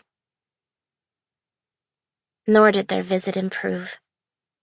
Saturday was pretty much the same as the day before, except that Bryce didn't come by. We explored the village again, which left them about as bored as I expected. I took a nap, and though I could feel the baby kicking whenever I lay down, I made sure not to tell them. I read and did homework assignments in my room with the door closed. I also wore my baggiest sweatshirts and jacket, doing my best to pretend that I looked the same as I always had. My aunt, thank God, carried the conversation whenever tension began to creep in. Gwen, too. She joined us for dinner on Saturday night, and between the two of them I barely had to speak at all. They also avoided any mention of Bryce or photography. Instead, Aunt Linda kept the focus on family. It was interesting to discover that my aunt knew even more about my other aunts and cousins than my parents. As she did with my father, she wrote to all of them regularly, which was yet another thing I didn't know about her. I guessed that she probably wrote the letters when she was at the shop, since I'd never seen her put pen to paper. My dad and Aunt Linda also shared stories about growing up in Seattle when the city still had plenty of undeveloped land. Once in a while, Gwen talked about her life in Vermont, and I learned that her family had 6 prized cows that produced a rich butter used in some upscale restaurants in Boston.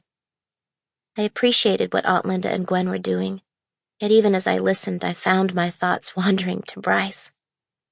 The sun was going down, and had my parents not been here, he and I would have begun playing around with a camera, trying to capture the perfect light of the golden hour.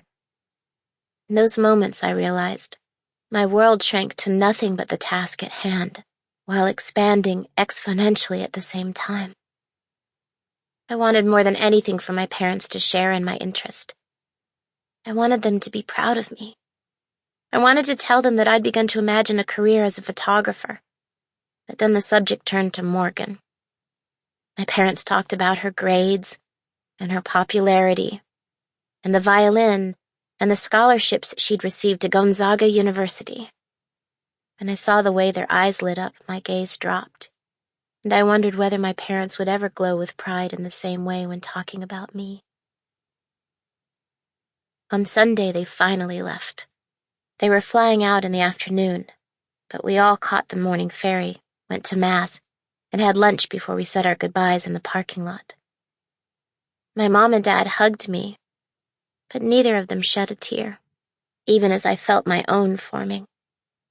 After pulling back, I wiped my cheeks, and for the first time since they'd arrived, I felt something resembling sympathy from both of my parents. You'll be home before you know it, my mom assured me. And though all my dad did was nod, at least he looked at me. His expression was mournful as usual, but more than that, I detected helplessness. "I'll be okay," I said, continuing to swipe at my eyes. And though I meant it, I'm not sure either of them believed me. Bryce appeared at the door later that evening. I'd asked him to come over, and though it was chilly, we sat on the porch in the same spot that my dad and I had a couple of days earlier. I poured out the story of my parents' visit, leaving nothing out, and Bryce didn't interrupt. By the end, I was crying, and he scooted his chair closer to mine. I'm sorry it wasn't the visit you wanted it to be, he murmured. "Thanks." Is there anything I can do to help you feel better? "No." I could drop Daisy off and you could snuggle with her tonight. "I thought Daisy wasn't supposed to get on the furniture." She's not.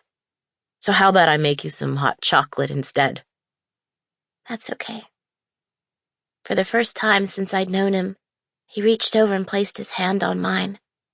He gave it a squeeze, his touch electric. It might not mean anything, but I think you're amazing, he said. You're smart and you have a great sense of humor, and obviously you already know how beautiful you are. I felt myself blush at his words, thankful for the darkness. I could still feel his hand on mine, radiating warmth up my arm. He seemed in no rush to let go. "You know what I was thinking about?" I asked. "Right before you got here?" I have no idea. I was thinking that even though my parents were here for only 3 days, it seemed like an entire month. He chuckled before meeting my eyes again. I felt his thumb teasing the back of my hand, feather light. Do you want me to come by tomorrow to tutor? Because if you need a day to unwind, I completely understand. Avoiding Bryce, I knew, would make me feel even worse. "I want to keep going on my reading and my assignments," I said, surprising even myself. "I'll be okay after I get some sleep." His expression was gentle. You know they love you, right? Your parents, I mean. Even if they aren't too good at showing it. "I know," I answered. But strangely, I found myself suddenly wondering whether he was talking about them or about himself. As we eased into February, Bryce and I fell back into our regular routine. It wasn't quite the same as before, though.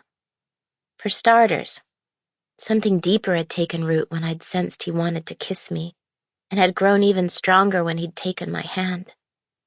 Though he didn't touch me again, and certainly didn't attempt a kiss, there was a new charge between us, a low-level and insistent hum that was almost impossible to ignore. I'd be doing a geometry problem, and I'd catch him staring at me in a way that seemed unfamiliar. Or he'd hand me the camera and hold it for an instant too long, making me pull, and I felt like he was trying to keep his emotions in check. Meanwhile, I was sorting through my own feelings, especially right before drifting off to sleep. I'd get to the point of no return, that brief and hazy period where consciousness blends with the unconscious and things get swimmy, when all of a sudden, I'd picture him on the ladder, or remember the way his touch had set my nerves on fire, and I'd immediately wake up. My aunt, too, seemed to notice that my relationship with Bryce had evolved. He was still having dinner with us 2 or 3 times a week, but instead of leaving immediately afterward, Bryce would sit with us in the living room for a while. Despite the lack of privacy, or maybe because of it, he and I began to develop our own secret nonverbal communication. He'd gently raise an eyebrow, and I know that he was thinking the same thing that I was. Or when I impatiently ran a hand through my hair, Bryce knew I wanted to change the subject. I thought we were pretty subtle about the whole thing, but Aunt Linda wasn't easily fooled. After he'd finally gone home, she'd say something that would make me reflect on what she was really trying to tell me. I'm going to miss having you around here once you leave, she'd say casually. Or, how are you sleeping? Pregnancy can have all kinds of effects on hormones. I'm pretty sure it was her way of reminding me that falling for Bryce wasn't in my best interest, even if she wouldn't say it directly. The net effect was that I would reflect on her comments after acknowledging their underlying truth. My hormones were running wild, and I was going to be leaving soon.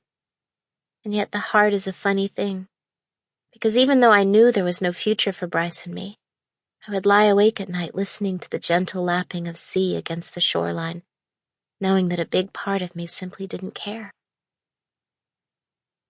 If I could point to a single notable change in my habits since I'd arrived in Ocracoke, it was my diligence when it came to schoolwork. By the second week of February, I was completing March assignments, and I'd done well on all of my quizzes and exams. Simultaneously, I continued to grow more confident with the camera, and my proficiency was steadily improving. Chalk it up to our narrow focus on schoolwork and photography. But Valentine's Day was just okay. I'm not saying that Bryce forgot about it. He showed up that morning with flowers, and though I was momentarily touched, I quickly noticed he'd brought 2 bouquets, one for me and one for my aunt, which sort of diminished their impact. I later confirmed that he'd gotten his mother flowers as well. All of which left me wondering whether everything that was happening between us was simply a hormone-induced fantasy. 2 nights later, however, he made up for it. It was Friday evening. We'd been together 12 hours by then, and my aunt was in the living room while we were on the porch. It was a warmer than usual night compared to what it had been, so we left the slider open slightly. I figured my aunt could hear us, and even though she had a book open in her lap, I suspected she was sneaking the occasional peek at us as well. Meanwhile, Bryce squirmed in his chair and shuffled his feet like the nervous teenager he was. I know you have to be up early on Sunday morning, but I was hoping you might be free tomorrow night. What's happening tomorrow night? I've been building something with Robert and my dad, he said. I want to show it to you. What is it? A surprise, he answered. Then, as though he was in danger of promising too much, he went on, the words coming quickly. It's not a big deal, and it has nothing to do with photography, but I was checking the weather and I think the conditions will be perfect. I guess I could show you during the day, but it will be a lot better at night. I had no idea what he was talking about. The only thing I knew for sure was that he was acting the same way he had before inviting me to the New Bern Christmas flotilla with his family. The sort of date. He really was unbearably cute when he was nervous. "I'll have to check with my aunt." "Of course," he said. I waited, and when he added nothing else, I asked the obvious. "Can you give me a little more information?" "Oh, yeah, right. I was hoping to take you to dinner at Howard's Pub, and then after that, the surprise. I can probably have you home by 10. Inwardly, I smiled, thinking that if a boy asked my parents whether I could stay out until 10, even they would have agreed. Well, in the past they would have, but maybe not now. But still, this sounded like a date, not a sort of date. And even though my heart suddenly boomed in my chest, I rotated in my rocker, trying to look calm and hoping to catch my aunt's eye. 10 o'clock is fine," she said, still gazing toward her book. "but no later." I faced Bryce again. "All good." He nodded, shuffled his feet, nodded again.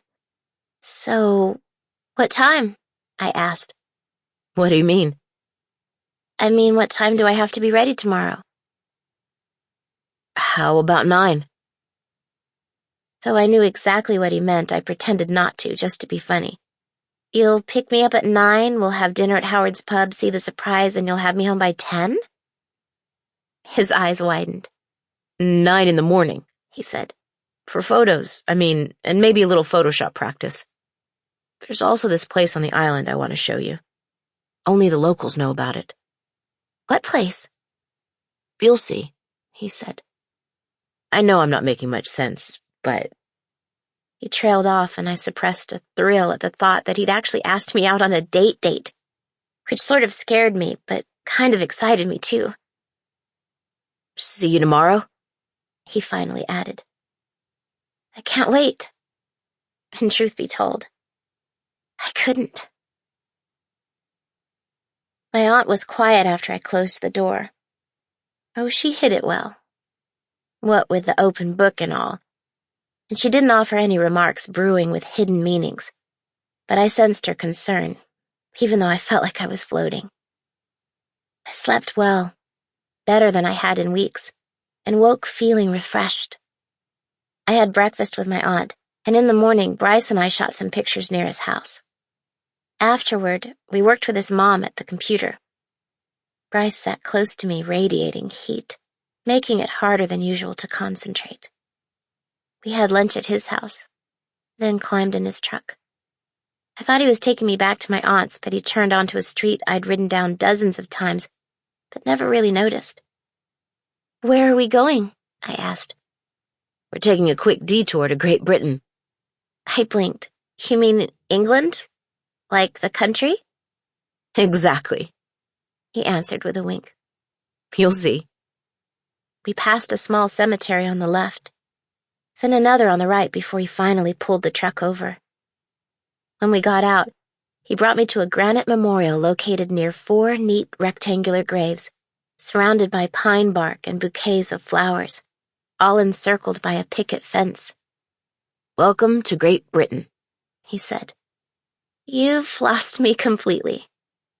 "In 1942, HMT Bedfordshire was torpedoed by a German submarine just off the coast, and 4 bodies washed ashore in Ocracoke.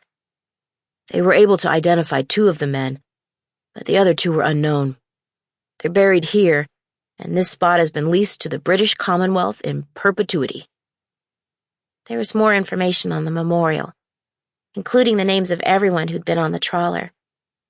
It seemed impossible that German submarines had patrolled here in the waters of these desolate islands. Wasn't there someplace else they should have been?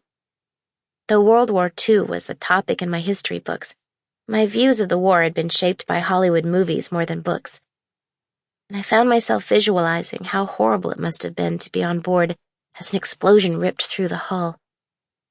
That only 4 bodies were recovered out of the 37 on board struck me as terrible, and I wondered what happened to the rest of the crew. Had they gone down with the ship? Entombed in the hull? Or washed ashore elsewhere? Or perhaps floated farther out to sea? The whole thing gave me shivers. But then I'd never been really comfortable in cemeteries. When my grandparents had died, all 4 of them before I was 10, my parents would bring Morgan and me to their graves, or we'd leave flowers. All I could ever think about was the fact that I was surrounded by dead people. I know death is pretty much unavoidable, but it still wasn't something I liked to think about. Who put the flowers here? The families? Probably the Coast Guard. They're the ones who take care of the plots, even though it's British territory.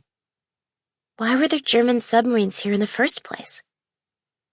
Our merchant fleet would pick up supplies in South America or the Caribbean or wherever, and then follow the Gulf Stream north, then over to Europe. But early on, the merchant ships were slow and unprotected, so they were easy targets for the submarines. Scores of merchant ships were sunk just offshore. That's why the Bedfordshire was here, to help protect them. As I studied the neatly manicured graves, I realized many of the sailors on board the ship probably hadn't been much older than I was, and that the 4 people buried here were an ocean away from the relatives they'd left behind. I wondered if their parents had ever made the trip to Ocracoke to see how they'd been laid to rest, and how heartbreaking it was, no matter what the answer might be. It makes me sad, I finally said, knowing why Bryce hadn't suggested that we bring the camera. It was a place better remembered in person. Me too, he offered. Thank you for bringing me here. He brought his lips together, and after a while, we walked back to the truck, moving more slowly than usual. After he dropped me off, I took a long nap, and then called Morgan. I'd done that a couple of times since my mom and dad had visited, and we chatted for 15 minutes. Or more accurately, Morgan pretty much did all the talking, and all I had to do was listen. After hanging up, I started getting ready for my date. Clothing-wise, I was limited to the stretchy jeans and the new sweater I'd received for Christmas. Thankfully, my acne had receded, so I didn't need a lot of foundation or powder, nor did I go overboard with blush or eyeshadow, but I did put on lip gloss. For the first time, I could really tell I was pregnant. My face was rounder, and I was just bigger, especially my bust. I definitely needed larger bras. I'd have to get them after church, which didn't quite seem appropriate somehow, but it wasn't like I had another option. Aunt Linda was at the stove. She was planning on making beef stroganoff, and I knew Gwen would be joining her. The aroma of her cooking made my stomach rumble, and she must have heard it. Do you want some fruit to tide you over until dinner? I'll be okay, I said. I took a seat at the table. Despite my answer, she dried her hands and grabbed an apple. How was today? I told her about photoshopping and the trip to the cemetery. She nodded. Every year on May 11th, the anniversary of the sinking, Gwen and I go there to leave flowers and pray for their souls. Figures. I'm glad you do. Have you ever been to Howard's Pub? Many times. It's the only restaurant here that's open year-round. Except for yours. We're not a real restaurant. You look pretty. She quickly sliced the apple into wedges and brought them to the table. I look pregnant. No one will be able to tell. She went back to cleaning mushrooms while I nibbled on one of the apple slices, which was exactly what my stomach needed. But it made me think. How bad is labor? I asked. I mean, I've heard so many horror stories. That's hard for me to answer. I've never given birth, so I can't speak from experience. And with the girls who stayed with us, I was only in the hospital room with a few of them. Gwen could probably give you a better answer since she's a midwife. But from what I know, contractions aren't pleasant. And yet it's not so terrible that women refuse to go through it again. That made sense, even if it didn't really answer my question. Do you think I should hold the baby after I give birth? She took a few seconds to answer. I can't answer that either. What would you do? I honestly don't know. I picked up another wedge, nibbling on it, thinking, but was interrupted when I saw headlights flash through the windows and across the ceiling. Bryce's truck, I thought with an unexpected burst of nervousness, which was silly. I'd already spent half the day with him. Do you know where Bryce is taking me after dinner? He told me today before you went to his house. And? Make sure you bring a jacket. I waited, but she added nothing else. Are you mad at me for going out with him? No. But you don't think it's a good idea? The real question is whether you think it's a good idea. We're just friends, I responded. She said nothing. But then again, she didn't have to. Because like me, I realized, she was nervous. Confession time. This was my first real dinner date. Oh, I'd met a boy and some friends at a pizza parlor once, and the same boy had taken me to get ice cream, but other than that, I was pretty much a novice when it came to how to act or what I was supposed to say. Fortunately, it took me all of 2 seconds to realize that Bryce hadn't ever been on a dinner date either, since he was acting even more nervous than I was, at least until we got to the restaurant. He'd splashed on an earthy-smelling cologne, and he wore a button-up shirt, rolling the sleeves to his elbows, and maybe because he knew my clothing options were limited, he was wearing jeans, just like I was. The difference was that he could have strolled out of a magazine photo shoot, while I resembled a puffier version of the girl I wanted to be. As for Howard's pub, it was pretty much as I expected, with wooden plank floors and walls decorated with pennants and license plates, and fronted by a crowded, boisterous bar. At the table we picked up the menus, and less than a minute later a waitress came by to take our drink orders. We both ordered sweet tea, probably making us the only two who hadn't come for the pub part in the restaurant's name. My mom says the crab cakes are good here, Bryce remarked. Is that what you're getting? I'll probably go with the ribs, he said. It's what I always get. Does your family come here often? Once or twice a year. My parents come more often, whenever they need a break from us kids. Supposedly, there are times when we can be a bit overwhelming. I smiled. I've been thinking about that cemetery, I commented. I'm glad we didn't take pictures. I never do. Mostly because of my grandfather. He was one of those merchant marines that the Bedfordshire was trying to protect. Has he ever talked about the war? Not much, other than to say it was the scariest time of his life.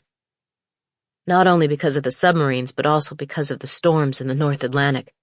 He's been through hurricanes, but the waves in the North Atlantic were beyond terrifying. Of course, before the war, he'd never even set foot on the mainland, so pretty much everything was new to him. I tried and failed to imagine a life like that. In the silence, I felt the baby move. That watery pressure again, and my hand automatically went to my stomach. The baby? He asked. She's getting very active, I said. He set his menu aside. I know it's not my decision or even my business, but I'm glad you decided to put the baby up for adoption and not have an abortion. My parents wouldn't have let me. I suppose I could have gone to Planned Parenthood or whatever on my own, but the thought never crossed my mind. It's a Catholic thing. I meant that if you had, you never would have come to Ocracoke and I wouldn't have had the chance to meet you. You wouldn't have missed much. I'm pretty sure that I would have missed everything. I felt a sudden heat at the back of my neck. Thankfully, the waitress arrived with our drinks, rescuing me. We placed our orders. Crab cakes for me, ribs for him. And while we sipped our tea, the conversation drifted toward easier, less blush-inducing topics. He described the many places around the United States and Europe he had lived. I related the conversation I'd had with Morgan, which mostly revolved around the stress she was under, and shared stories about Madison and Jody, and some of our girlhood adventures, which really centered around slumber parties and occasional makeup fiascos. Strangely, I hadn't thought about Madison or Jody since the conversation with my mom when we'd walked on the beach. Had anyone suggested before I'd arrived here that they would slip my mind for even a day or two, I wouldn't have believed them. Who, I wondered, was I becoming? Our salads arrived, then our meals, as Bryce discussed the grueling application process to West Point. He'd received recommendations from both of North Carolina's U.S. senators, which sort of amazed me. But he said that even if he hadn't gotten in, he would have gone to another university, then entered the Army as an officer after graduation. And then the Green Beret thing? Or Delta, which is another step up, if I qualify, I mean. Aren't you afraid of getting killed? I asked. No. How can you not be afraid? I don't think about it. I knew I'd think about it all the time. What about after the military? Have you ever thought about what you want to do then? Would you want to be a consultant like your dad? Not a chance. If it was possible, I'd follow in my mom's footsteps and try to do some travel photography. I think it would be cool to go to remote places and tell stories with my pictures. How do you even get a job doing that? I have no idea. You could always go into dog training. Daisy's doing much better lately at not wandering off. It would be too hard to give the dogs away over and over. I get too attached. I realized that I'd be sad too. I'm glad you're bringing her to the house then, so you can see her as much as possible before she leaves. He rotated his glass of tea. Would you mind if I stopped to pick her up tonight? What? For the surprise? I think she'd have fun. What are we doing? Can you at least give me a hint? He thought about it. Don't order dessert. That doesn't help. I saw the slightest of twinkles in his eyes. Good. After dinner, we drove to Bryce's house, where we found his parents and the twins watching a documentary on the Manhattan Project, which didn't surprise me in the slightest. After loading an excited Daisy into the bed, we were back on the road, and it didn't take long before I knew where we were going. The road led to only one place. The beach? When he nodded, I peered at him. We're not going in the water, right? Like that opening scene in Jaws where the lady goes out swimming and gets eaten by a shark, because if that's your plan, you can turn around now. The water's too cold to go swimming. Instead of stopping in the parking area, he made for a gap in the dunes, then turned onto the sand and began driving down the beach. Is this legal? Of course, he said. But it's not legal to run over anyone. Thanks, I said, rolling my eyes. I wouldn't have guessed that. He laughed as we bounced through the sand, my hand gripping the handle above the door. It was dark, really, really dark, because the moon was just a tiny sliver, and even through the windshield I could see stars spreading across the sky. Bryce remained quiet while I strained to make out a shadowy outline ahead. Even with the headlights, I couldn't tell what it was. But Bryce turned the wheel as we drew near and eventually brought the truck to a halt. We're here, he said. But close your eyes and wait in the truck until I get things ready. And don't peek, okay? I closed my eyes. Why not? And listened as he got out and closed the door behind him. Even so, I could vaguely hear him occasionally reminding Daisy not to run off while he made a few trips back and forth between the truck and wherever he was going. After what was probably a few minutes but seemed longer, I finally heard his voice through my window. Keep your eyes closed, he called through the glass. I'm going to open the door and help you down and walk you to where I want you to go. Then you can open them, okay? Don't let me fall, I cautioned. I heard the door open, felt his hand when I reached for it. Lowering myself carefully, I stretched out my toe until it finally reached the ground. After that, it was easy. Bryce guiding me across the cool sand, the strong wind whipping my hair about. There's nothing in front of you, he assured me. Just walk. After a few steps, I felt a surge of heat, and there seemed to be light pushing its way through my eyelids. He gently pulled me to a stop. You can open your eyes now. The shadowy outline I had spotted earlier was a pile of sand forming a semicircular wall around a flat-bottomed pit about 2 feet deep. On the ocean side of the hole was a pyramid of wood already glowing with dancing flames. He'd set up 2 small lawn chairs facing it, with a blanket draped over each. In between the chairs was a small cooler, and behind that was something mounted on a tripod. In the realm of romantic movie gestures, it might not have counted for much. But to me, it was absolutely perfect. Wow, I finally said, my voice quiet. I was so overwhelmed that nothing else leaped to mind. I'm glad you like it. How did you get the fire going so fast? Charcoal briquettes, some lighter fluid. And what's that thing? I asked, pointing toward the tripod. A telescope, he said. My dad let me borrow it. It's his, but the whole family uses it. Am I going to see Halley's Comet or something like that? No, he said. That came in 1986. The next time it's visible will be 2061.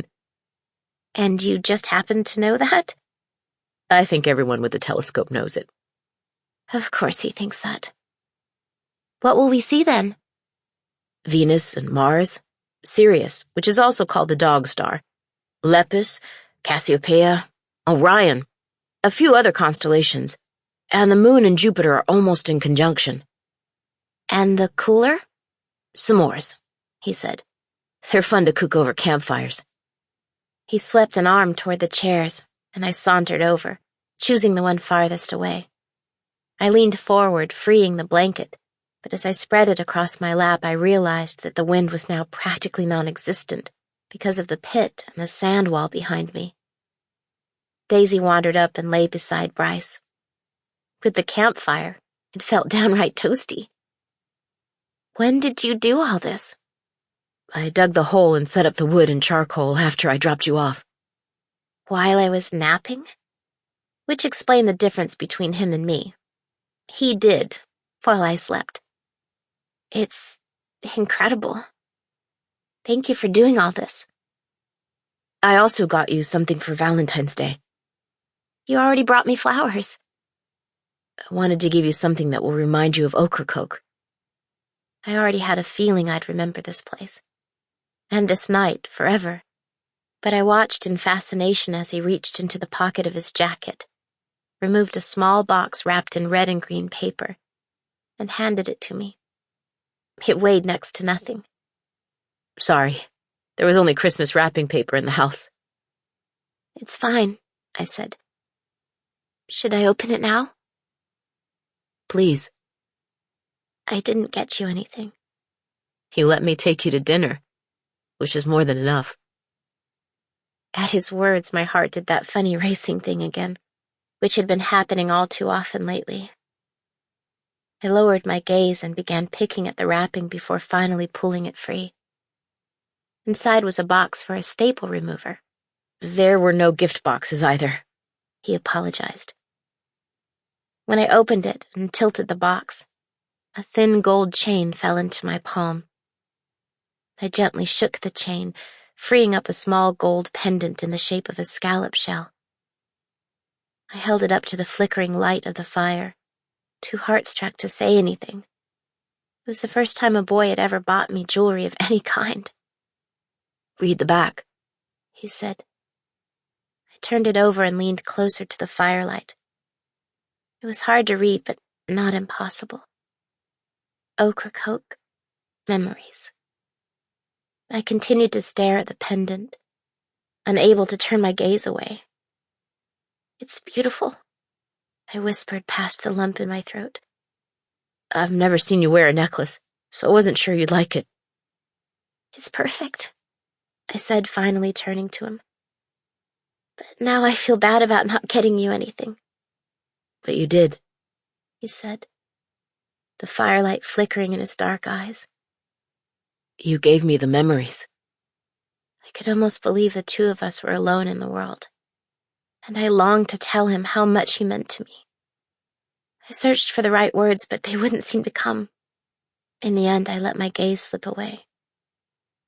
Beyond the firelight, it was impossible to see the waves, but I could hear them rolling onto the shore, muffling the sound of the crackling fire. I smelled smoke and salt, and noticed that even more stars had emerged overhead. Daisy had curled into a ball at my feet. Feeling Bryce's eyes on me, I suddenly knew that he had fallen in love with me. He didn't care that I was carrying someone else's child or that I would be leaving soon. It didn't matter to him that I wasn't as smart as he was, or as talented, or that even on my best day, I would never be pretty enough for a boy like him. "Will you help me put it on?" I was finally able to ask, my voice sounding alien to me. "Of course," he murmured. I turned and lifted my hair, feeling his fingers brush the nape of my neck. When it was hooked, I touched the pendant, thinking it felt as warm as I did, and slipped it inside my sweater.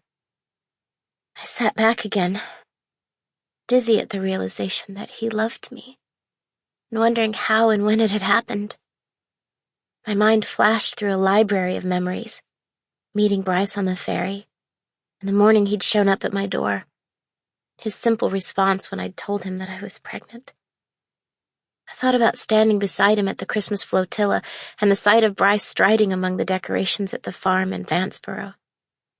I remembered his expression when I'd gifted him the biscuit recipe, and the anticipation in his eyes when he'd first handed me his camera. Lastly, I pictured him standing on the ladder as he boarded up windows, the image I knew I would own forever. When he asked if I wanted to gaze through the telescope, I rose from my chair in a dreamlike state and put my eye to the eyepiece, listening as Bryce described what I was seeing. He rotated and adjusted the lens several times before launching into an introduction to planets and constellations and distant stars. He referenced legends and mythology, but distracted by his closeness and my newfound realizations, I barely registered anything he said. I was still under a kind of spell when Bryce showed me how to make the s'mores. Loading marshmallows onto wooden stakes, he showed me how high above the flames to hold them so they wouldn't catch on fire. Assembling the graham crackers and Hershey bars, we each put together our s'mores, savoring the sweet and gooey delight. I watched as a strand of marshmallow trailed from his lips on his first bite, making him lean forward and fumble with the s'more. He sat up quickly, bobbling the sticky concoction, somehow getting the strand into his mouth. He laughed, reminding me that as good as he was at practically everything, he never seemed to take himself too seriously. A few minutes later, he stood from his chair and walked back to his truck. Daisy trailed behind as Bryce pulled something large and bulky from the bed. I couldn't tell what it was. He carried it past our spot and finally stopped at the hard-packed sand near the water's edge. Only when he launched the kite did I realize what he was holding, and I watched it rise higher until it vanished in the darkness. He waved at me with childlike glee, and I rose from my spot to join him. "A kite?" "Robert and my dad helped me build it," he explained. "But I can't see it." "Can you hold this for a second?" Though I hadn't flown a kite since I was a child, this one seemed glued to the sky. From his back pocket, Bryce pulled out what appeared to be a remote control, similar to a television's. He pressed a button and the kite suddenly materialized against the dark sky, lit by what I guessed were red Christmas lights. The lights ran along the wood framing, etching a large triangle and series of boxes in the sky. "Surprise," he said. I took in his excited face, then turned back to the kite again. It bobbed a little and I moved my arm, watching the kite respond. I let out some more string, watching as the kite rose higher, almost hypnotized by the sight. Bryce was staring up at it too. "Christmas lights?" I said in wonder. "Yes, along with batteries and a receiver. I can make the lights blink if you'd like." "Let's leave it the way it is," I said. Bryce and I stood close enough that I sensed his warmth despite the wind. When I concentrated, I could feel the seashell pendant pressing against my skin. I thought about dinner and the fire and the s'mores and the telescope. Staring up at the kite, I thought about who I'd been when I'd first arrived in Ocracoke and marveled at the new person I'd become. I sensed Bryce turn toward me, and I mirrored him, watching as he took a hesitant step closer. He reached out, placing a hand on my hip, and all at once I knew what was coming.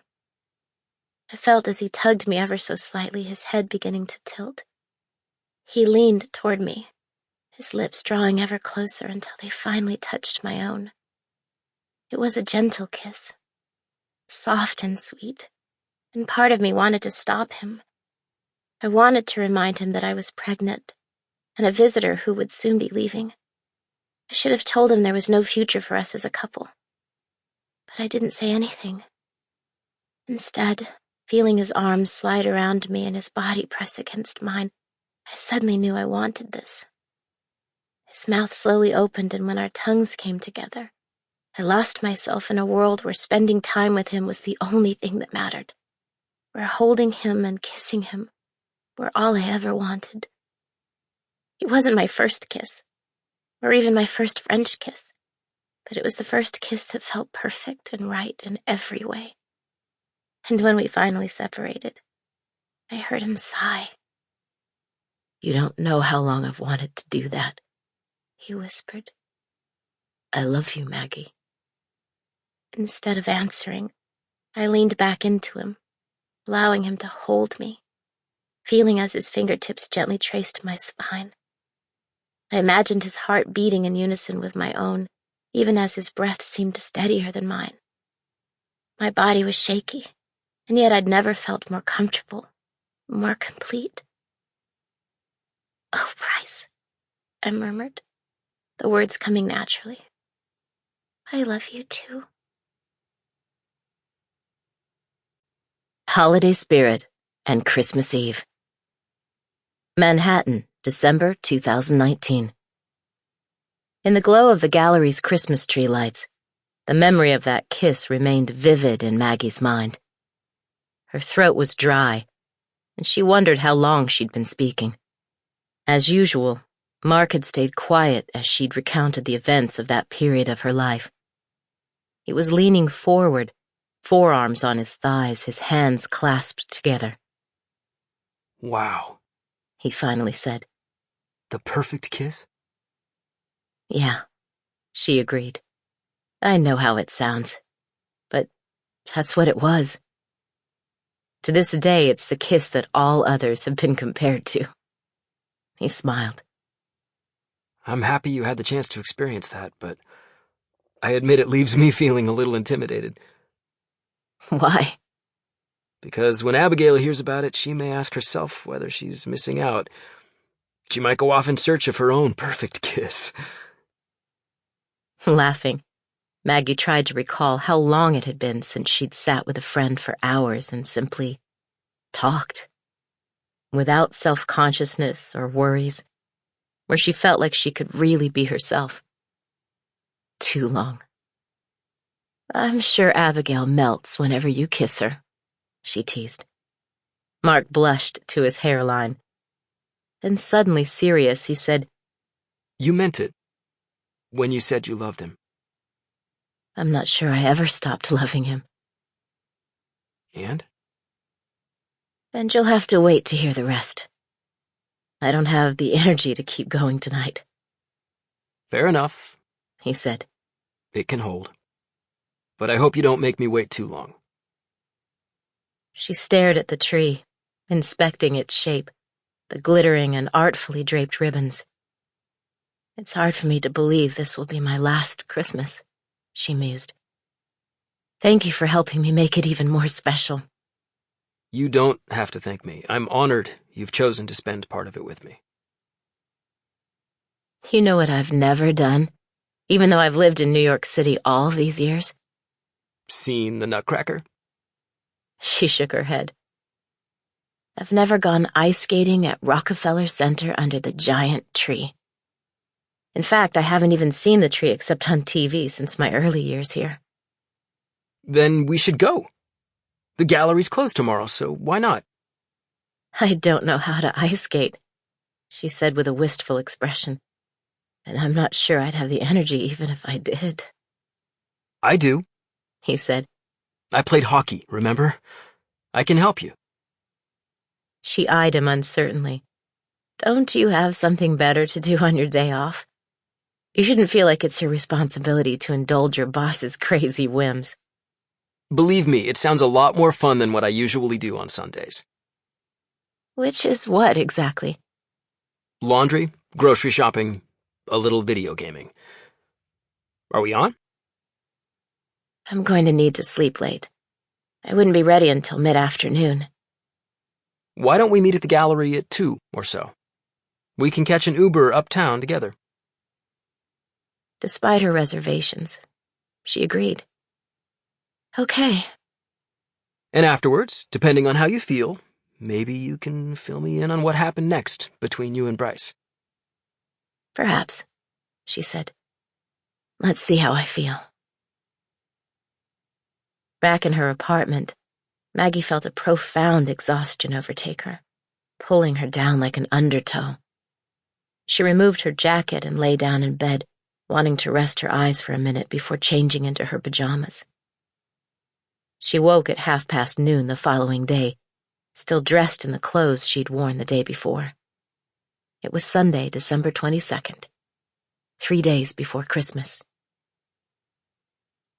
Even if she trusted Mark, Maggie was nervous about the thought of falling on ice.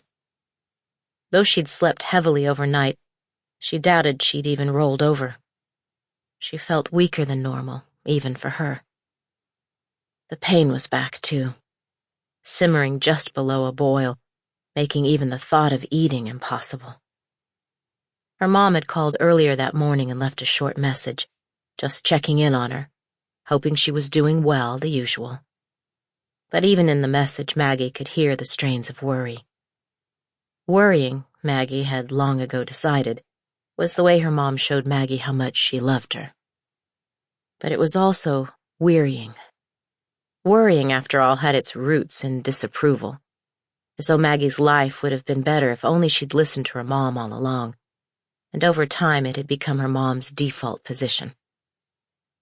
While Maggie had wanted to wait until Christmas, she knew she had to call back. If she didn't, she'd likely receive another, even more frantic message. She sat on the edge of the bed and, after glancing at the clock, realized there was a chance her parents would be at church, which would be ideal. She could leave a message, say that she had a busy day ahead, and avoid the potential for any unnecessary stress. But no such luck. Her mom picked up on the second ring. They spoke for 20 minutes. Maggie asked about her father and Morgan and her nieces, and her mom dutifully filled her in. She asked Maggie how she was feeling, and Maggie replied that she was doing as well as could be expected.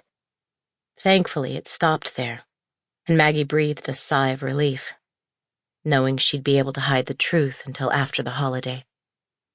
Toward the end of the conversation, Maggie's father got on the line, and he was his normal, laconic self.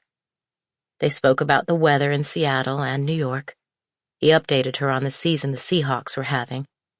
He loved football, and mentioned that he'd purchased a set of binoculars for Christmas. When Maggie asked why, she was told that her mom had joined a birdwatching club. Maggie wondered how long the interest in the club would last, and assumed it would go the same way as other clubs her mom had joined over the years. Initially, there would be a lot of enthusiasm, and Maggie would listen to raves about how fascinating the members were. After a few months, her mom would note that there were a few people in the club she didn't get along with. And later, she'd announced to Maggie that she'd quit because most of the people were just awful. In her mom's world, someone else was always the problem. Her dad said nothing else. And after hanging up the phone, Maggie wished again that she had a different relationship with her parents, especially with her mom. A relationship characterized more by laughter than by size. Most of her friends had good relationships with their moms. Even Trinity got along with his mom, and he was temperamental when compared to other artists. Why was it so hard for Maggie? Because, Maggie silently acknowledged, her mom made it hard, and she'd done so for as long as Maggie could remember. To her, Maggie was more of a shadow than a real person, someone whose hopes and dreams felt incomprehensibly alien. Even if they shared the same opinion on a particular subject, her mom wasn't likely to find comfort in such a thing. Instead, she'd focus her attention on a related area of disagreement, with worry and disapproval as her primary weapons. Maggie knew her mom couldn't help it. She'd probably been the same way as a child. And it was childlike in a way, now that Maggie thought about it. Do what I want or else. For Maggie's mom, tantrums were sublimated into other, more insidious means of control. The years after returning from Ocracoke before she'd moved to New York had been particularly trying. Her mom had believed that pursuing a career in photography was both silly and risky, that Maggie should have followed Morgan to Gonzaga, that she should try to meet the right kind of man and settle down. When Maggie had finally moved away, she dreaded speaking to her mom at all. The sad thing was that her mom wasn't a terrible person. She wasn't necessarily even a bad mom. Thinking back, she'd made the right decision to send Maggie to Ocracoke. And she wasn't the only parent who cared about grades or worried that her daughter was dating the wrong kind of guys, or believed that marriage and having children were more important than a career. And of course, some of her other values had stuck with Maggie. Like her parents, Maggie drank infrequently, avoided recreational drugs, paid her bills, valued honesty, and was law-abiding. She didn't, however, attend church any longer. That had ended in her early 20s when she had a crisis of faith. Well, a crisis of pretty much everything, in fact, which led to her spontaneous move to New York and a series of awful relationships, assuming they could be called relationships at all. As for her dad, Maggie sometimes wondered whether she had ever really known him. If pressed, she would say that he was a product of another era, a time when men worked and provided for their family and went to church and understood that complaining seldom offered solutions. His general quietude, however, had given way to something else since he'd retired, a near reticence to speak at all. He spent hours alone in the garage even when Maggie visited, and was content to let his wife speak for him during dinners. But the call was completed, at least until Christmas, and it made her realize how much she was dreading the next one. No doubt her mom would demand that Maggie return to Seattle, and she'd use every guilt-based weapon at her disposal to try to get her way. It wasn't going to be pretty. Pushing that thought away, she tried to focus on the present. She noted that the pain was getting worse and wondered whether she should text Mark and cancel. With a grimace, she made her way to the bathroom and retrieved the bottle of pain pills, remembering Dr. Brodigan telling her that they were addictive if used inappropriately. What a silly thing to say. What did it really matter if Maggie became addicted at this point? And how much was inappropriate? Her insides felt like a pincushion, and even touching the back of her hand triggered little flashes of white in the corners of Maggie's eyes. She swallowed 2 pills, debated, and then took a third, just in case. She decided to see how she felt in half an hour before making a final decision about today, and went to sit on the couch while they took effect. Though she'd wondered whether the pills would work as usual, like magic, the pain began to fade. When it was finally time to go, she was floating on a wave of well-being and optimism. She could always watch Mark skate if it came down to it, and it was probably a good idea to get some fresh air, wasn't it? She caught a cab to the gallery and spotted Mark standing outside the doors. He was holding a to-go cup, no doubt her favorite smoothie, and when he saw her, he hailed her with a wide grin. Despite her condition, she was certain she'd made the right call. Do you think we'll be able to skate? Maggie asked when they arrived at Rockefeller Center and saw the crowds overflowing the rink. I didn't even consider the idea we might need reservations. I called this morning. Mark assured her. It's all set up. Mark found a place for her to sit while he went to wait in line, and Maggie sipped her smoothie, thinking the third pill had done the trick. She felt a bit loopy, but not as ebullient as earlier. In any case, the pain had diminished to an almost tolerable level. Moreover, she actually felt warm for the first time in what seemed like forever. Though she could see her breath, she wasn't shivering, and her fingers didn't ache for a change. The smoothie was going down easily as well, which was a relief. She knew she needed every calorie, and wasn't that ironic? After a lifetime of watching what she ate and groaning every time the scale ticked a pound upward, now that she actually needed calories, they were almost impossible to ingest. Lately, she was afraid to get on the scale because she was terrified to see how much weight she'd lost. Beneath her clothes, she was turning into a skeleton. But enough of the doom and gloom. Mesmerized by the mass of moving bodies on the ice, she only vaguely heard her phone ding. Reaching into her pocket, she saw that Mark had texted, saying that he was on his way back so he could escort her to the rink and help her with her skates. In the past, his offer of assistance would have humiliated her. But the fact was, she doubted she'd be able to put on the skates without his help. When he reached her, he offered his arm, and the two of them walked slowly down the steps to the changing area where they'd don their skates. Even though he was supporting her, she felt like the wind would topple her over. Do you want me to keep holding you? Mark asked. Or do you think you have the hang of it? Don't even think of letting go, she replied through gritted teeth.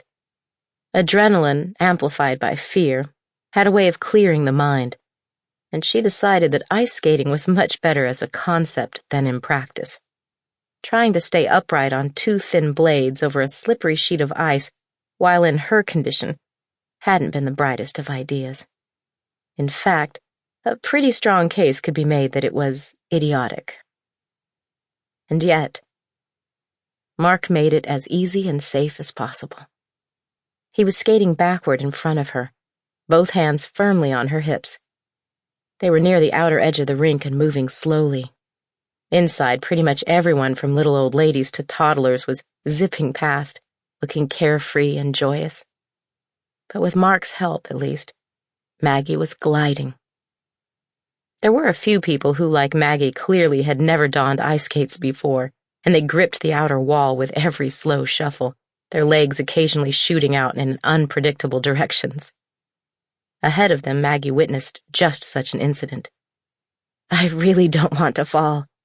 You're not going to fall, Mark said, his eyes fixed on her skates. I've got you. You can't see where you're going, she protested. I'm using my peripheral vision, he explained. Just let me know if someone takes a tumble right in front of us.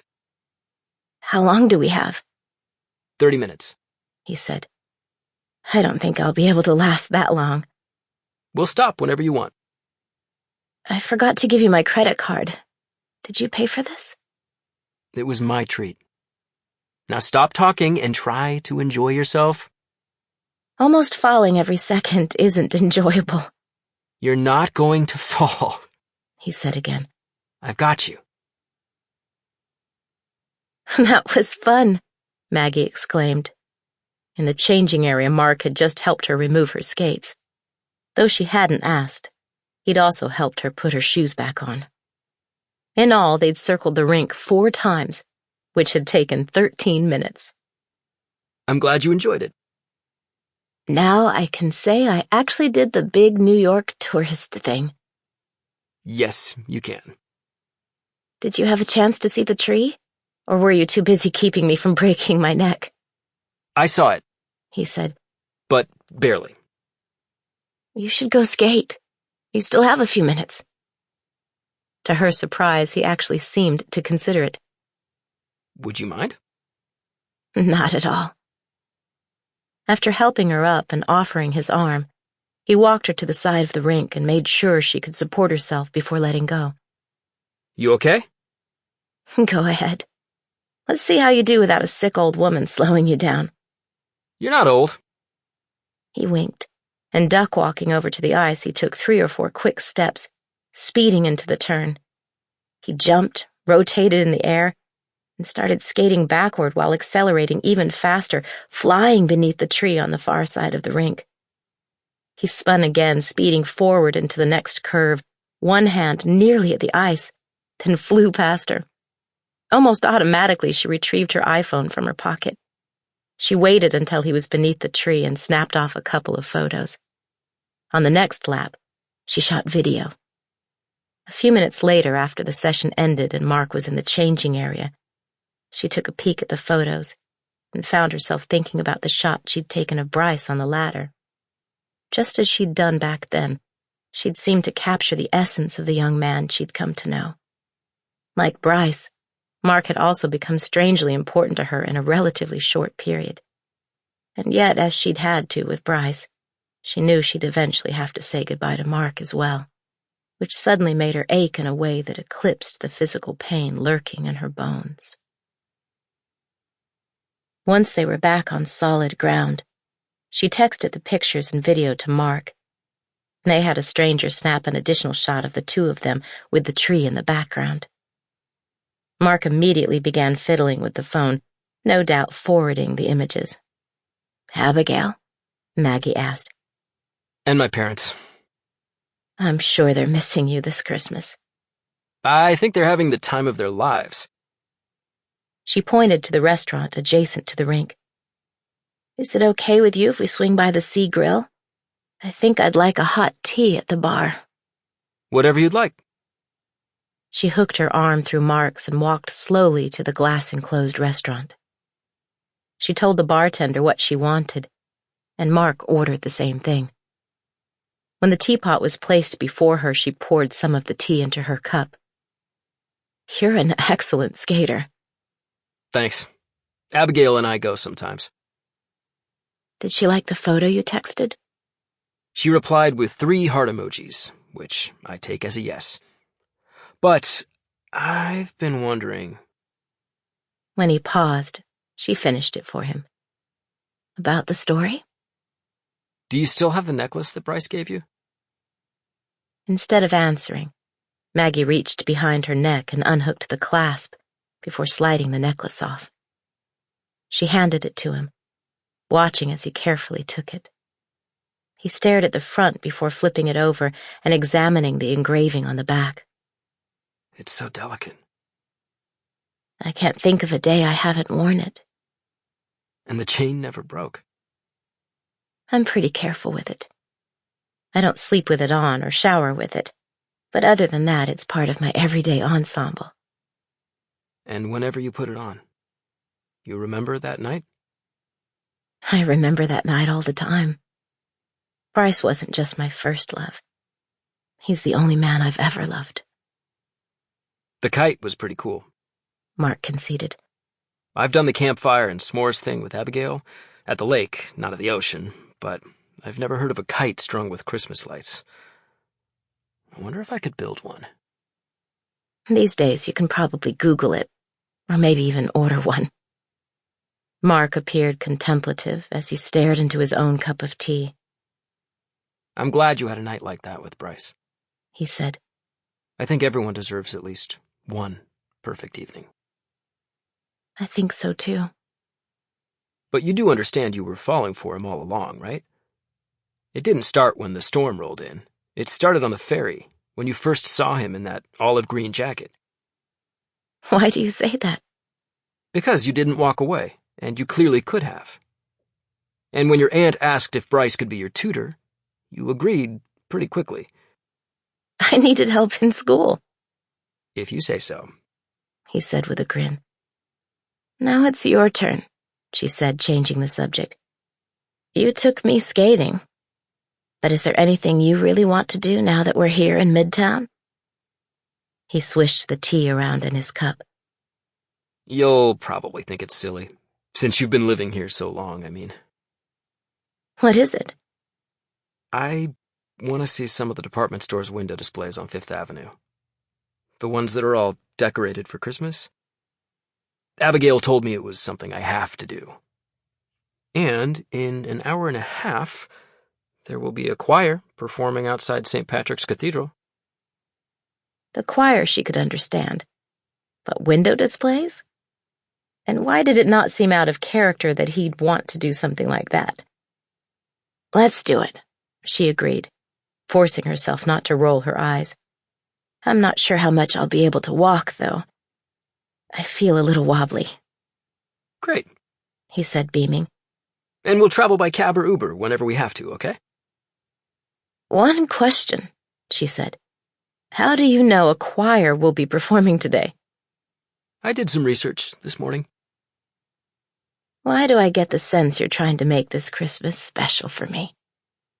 When his eyes flickered with sadness, she knew he didn't have to explain. After finishing their teas, they stepped outside into the chilly air, and Maggie felt a sharp pain deep in her chest, one that continued to flare with every heartbeat. It was blinding white, knives, not needles, worse than ever. She froze, closing her eyes and pressing hard with a fist right below her breast. With her free hand, she gripped Mark's arm, and his eyes went wide. Are you okay? She tried to breathe steadily, the pain continuing to flash and burn. She felt Mark's arm wrap around her. It hurts, she rasped out. Do you need to go back inside and sit? Or should I take you home? With clenched teeth, she shook her head. The thought of moving at all seemed impossible.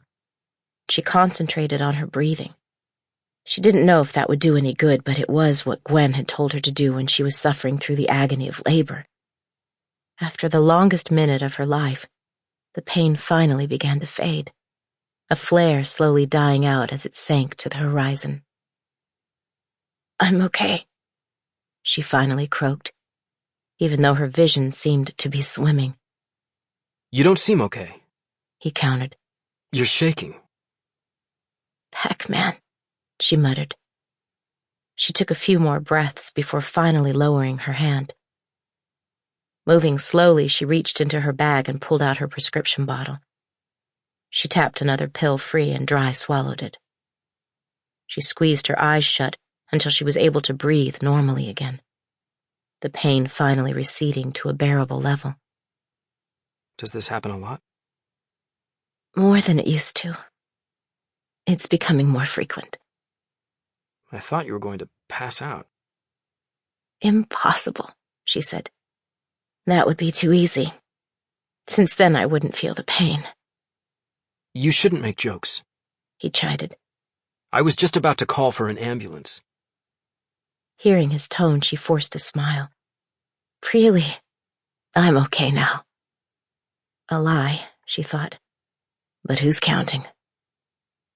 Maybe I should take you home. I want to see the windows and listen to the carols. Which, oddly, was the truth, even if it was kind of silly. If she didn't go now, she knew she never would. Mark seemed to be trying to read her. Okay, he finally said. But if it happens again, I'm bringing you home. She nodded, knowing he might need to. They rode first to Bloomingdale's, then over to Barney's, then to Fifth Avenue, where every store seemed to be trying to outdo the next with its window decorations. She saw Santa and his elves, polar bears and penguins with holiday-themed collars, artificial snow in rainbow colors, elaborate installations highlighting selected apparel or items that probably cost a fortune. By Fifth Avenue, she'd begun to feel better, even a little floaty. No wonder people got addicted to the pills. They actually worked. She clung to Mark's arm as people swarmed past them in both directions, carrying bags bearing the labels of every brand on the planet. Many of the stores had long lines of people waiting to enter, last-minute shoppers hoping for the perfect gift, none of whom appeared happy in the slightest to be standing in the cold. Tourists, she thought, shaking her head.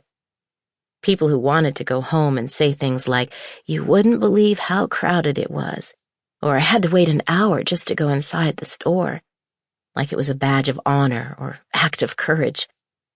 No doubt they would tell the same story for years to come. And yet she found the stroll curiously pleasant. Maybe because of the floatiness, but mostly because Mark was so clearly gobsmacked. Though he kept a firm grip on her hand, he was constantly straining to see over the shoulders of the crowds, eyes widening at the sight of Santa crafting a Piaget watch, or smiling in delight at oversized reindeer decked out in Chanel harnesses, all of them wearing Dolce & Gabbana sunglasses. She was used to grimacing at the crass commercialization of the holiday, but observing Mark's sense of wonder made her regard the store's creativity with new appreciation. They finally reached St. Patrick's Cathedral, arriving with pretty much everyone else in the vicinity who'd come for the same reason. The crowd was so large that they were stranded halfway down the block, and though Maggie couldn't see the singers, she could hear them thanks to the large speakers they had set up. Mark, though, was disappointed, and she realized she should have warned him that this would happen. She'd learned upon moving to New York that attending an event in the city and really seeing the event were often two entirely different things. In her first year here, she'd ventured out to see the Macy's Thanksgiving Day Parade.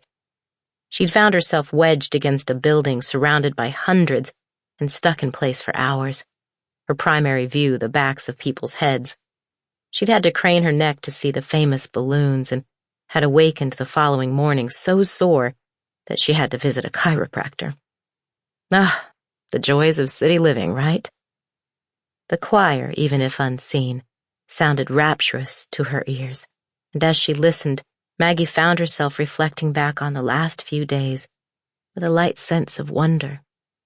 She'd seen the Nutcracker, decorated a tree, shipped gifts to her family, skated at Rockefeller Center, seen the window displays on Fifth Avenue, and now this. She was checking off once-in-a-lifetime experiences with someone she'd come to care about, and sharing the story of her past had lifted her spirits. But as the floatiness started to fade, she felt fatigue setting in, and she knew it was time to go. She squeezed Mark's arm, signaling that she was ready. They'd listened to 4 carols by then, and turning, he began leading her back through the crowd that had formed behind them. When they finally had breathing space, he stopped. "How about some dinner?" he asked. "I'd love to hear the rest of the story." "I think I need to lie down for a while." He knew enough not to argue with her. "I can ride with you." "I'll be okay," she said. "Do you think you'll make it to the gallery tomorrow?" "I'll probably stay home, just in case." "Will I see you Christmas Eve? I want to give you your gift." "You didn't have to get me anything." "Of course I did. It's Christmas." She thought about it, finally deciding, why not? "Okay," she offered. "Do you want to meet at work? Or have dinner? Whatever is easiest for you." "I tell you what, why don't I have dinner delivered to the gallery? We can eat under the tree." "Can I hear the rest of your story?" "I'm not sure you'll want to. It's not really a holiday story. It gets very sad." He turned, raising his hand to hail her an oncoming cab. As the taxi pulled over, he glanced at her without pity. "I know," he said simply. For the second night in a row, Maggie slept in the clothes she'd been wearing. The last time she'd peeked at the clock, it was a few minutes before 6. Dinner hour in much of America, still at the office hour in much of NYC. She woke more than 18 hours later feeling weak and dehydrated, but thankfully, pain-free. Not willing to risk a relapse, she took a single pain pill before wobbling her way to the kitchen, where she forced down a banana along with a piece of toast, which made her feel slightly better. After taking a bath, she stood in front of the mirror, barely recognizing herself. Her arms were stick-thin, Her collarbones bulged beneath her skin like tent supports, and her torso sported numerous bruises, some of them deep purple. In her skeletal face, her eyes resembled an alien's, bright and bewildered. What she'd read about melanoma, and it felt like she'd read just about everything on the subject, suggested that there was no way to predict her final months. Some people had significant pain, requiring morphine via an IV drip. For others, it wasn't debilitating. Some patients had worsening neurological symptoms, while others were clear-headed up until the end. The location of the pain was as varied as the patient's, which she supposed made sense. Once cancer metastasizes, it can go anywhere in the body. But Maggie had been hoping for the more pleasant version of dying. She could handle the loss of appetite and excessive sleep, but the prospect of excruciating pain frightened her. Once she moved to IV morphine, she knew she might never get out of bed again. But the actually being dead part didn't frighten her. Right now, she was too busy being inconvenienced for death to be anything but hypothetical. And who knew what it was actually like? Would she see the bright light at the end of a tunnel, or hear harps as she entered the pearly gates, or would she simply fade away? When she thought of it at all, she imagined it as akin to going to sleep without dreaming. Except she'd never wake up. And obviously she wouldn't care about not waking up because death made caring or not caring impossible. But yesterday's last-ditch holiday celebrations drove home the fact that she was one seriously sick woman. She didn't want more pain, and she didn't want to sleep 18 hours a day. There wasn't enough time for those things. More than anything, she wanted to live normally up until the very end. But she had a growing suspicion that it wasn't going to be possible. In the bathroom, she slipped her necklace back on. She pulled a sweater over a set of thermal underwear and thought about putting on jeans, but what was the point? Pajama bottoms were more comfortable, so she stuck with those. Finally, she donned warm, fuzzy slippers and a knit hat. The thermostat was set in the mid-70s, but still a little chilly. She plugged in a space heater. There was no reason to care about the electricity bill. It wasn't as though she had to save for retirement. She heated a cup of water in the microwave, then wandered to the living room. She sipped at it, thinking about where she'd left off in her story with Mark. Reaching for her phone, she texted him, knowing he would already be at work. "Let's meet at the gallery at 6 tomorrow, okay? I'll tell you the rest of my story and then we can have some dinner." Almost immediately, she saw the dots indicating that he was responding to the text, and his reply popped up in bubble form. Can't wait. Take care of yourself. Looking forward to it. All good at work. Busy today. She waited, seeing if he would add anything else, but he didn't.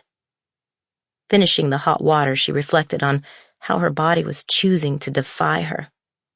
Sometimes it was easy to imagine that the melanoma was speaking to her in a haunted, creepy voice. "I shall take you in the end, but first, I shall make your insides burn and force you to waste away. I'll take your beauty and steal your hair and deprive you of conscious hours until there's nothing left but a skeletal shell." Maggie gave a morbid chuckle at the thought of that imagined voice. Well, it would be silenced soon enough. Which raised the question, what was she going to do about her funeral? She'd been thinking about it on and off since her last meeting with Dr. Brodigan.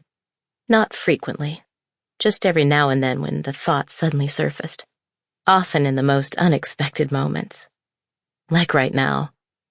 She'd done her best to ignore it, death still being hypothetical and all, but yesterday's pain made that impossible. What was she going to do? She supposed she really didn't have to do anything. Her parents or Morgan would no doubt take care of it. But she didn't want them to have to assume that burden. And since it was her funeral, she certainly deserved some say in the matter. But what was it that she wanted? Not the typical funeral, she knew that much. She had no desire for an open casket or sappy songs like Wind Beneath My Wings, and definitely no long eulogy from a priest who didn't even know her. That wasn't her style. But even if it had been, where would the funeral take place? Her parents would want her to be buried in Seattle, not New York. But New York was her home now. She couldn't imagine forcing her mom and dad to find a local funeral home and cemetery or to arrange for a Catholic service in a strange city. Nor was she sure her parents could even handle such a thing. And while Morgan was more capable, she was already overwhelmed with young children at home, all of which left only one option. Maggie had to arrange everything in advance. Rising from the couch, Maggie found a pad of paper in the kitchen drawer. She made some notes about the kind of service she wanted. It was less depressing than she'd imagined, likely because she rejected outright all the somber stuff. She reviewed what she'd written, and while it wouldn't make sense to her parents, she was glad she'd thought to express her dying wishes. She made a note to herself to contact her attorney in the new year, so it could all be finalized, which left only one more thing to do. She needed to get Mark something for Christmas. Though she'd given him a bonus earlier in December, just as she'd done for Luann, she felt like something more was warranted, especially after these past few days. But what to get him? Like most young people, especially those who intended to go to graduate school, he'd probably appreciate an additional gift of money more than anything else. Lord knows when she was in her 20s, that's what she would have wanted. It would also be easy. All she had to do was write a check. But it didn't feel right to her. She sensed that his gift for her was something personal, which made her think she should reciprocate in a similar vein. She asked herself what Mark enjoyed, but even that didn't lead to many answers. He loved Abigail and his parents.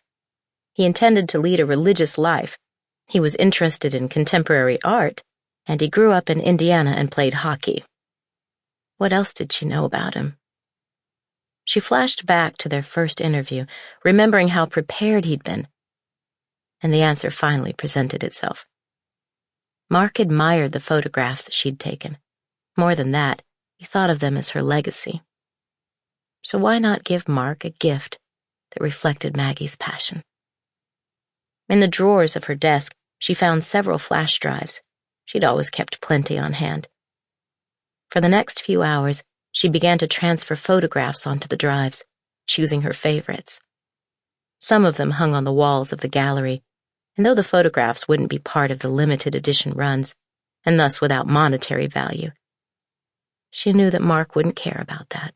He wouldn't want the photographs for financial reasons. He'd want them because she'd taken them, because they'd meant something to her.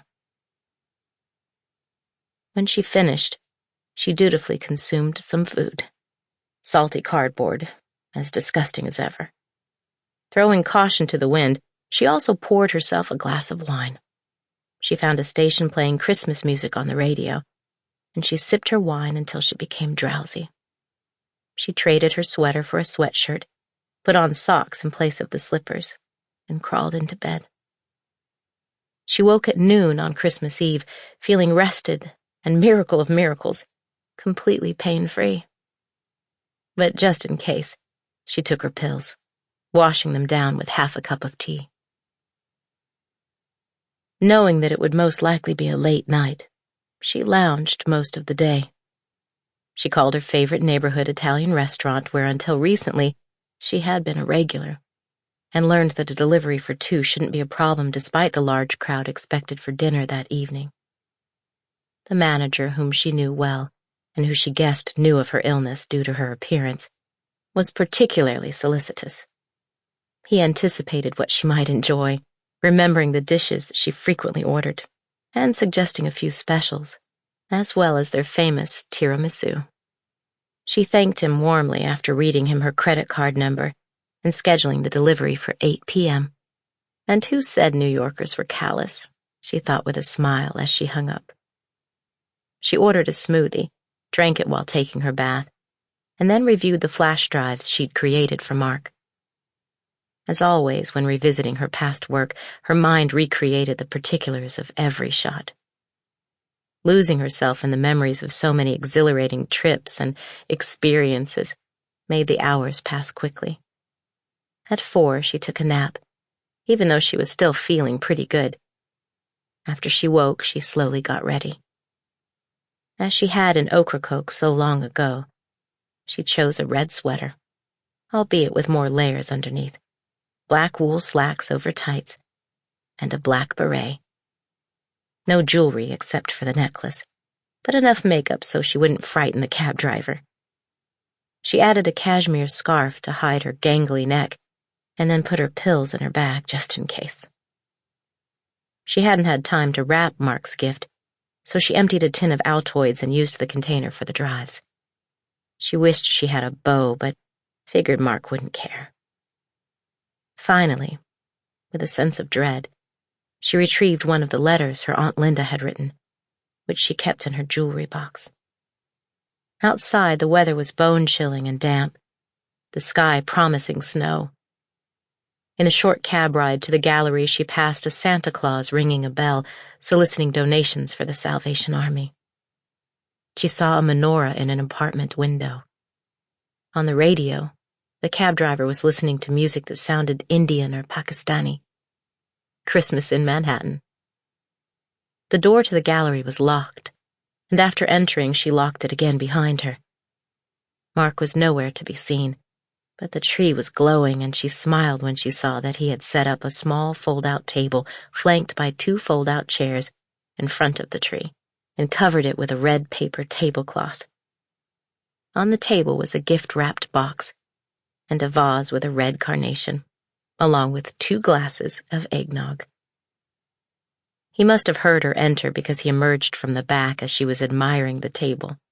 When she turned, she noticed that he, too, wore a red sweater and black slacks. "I'd say you look fantastic, but I think that might come across as self-serving," she observed as she removed her jacket. If I didn't know better, I'd think you came by earlier to see what I'd be wearing, he countered. She motioned toward the table. "You've been busy." I figured we'd need a place to eat. "You do understand that if I have the eggnog, I won't be able to eat at all." Then just think of it as table decoration. Can I take your jacket? She handed it over, and he disappeared into the back again while Maggie continued to survey the scene. In no small way, it reminded her of the Christmas she'd spent in Ocracoke, which had no doubt been his intention. She took a seat at the table, feeling content, as Mark emerged from the back with a coffee cup in hand.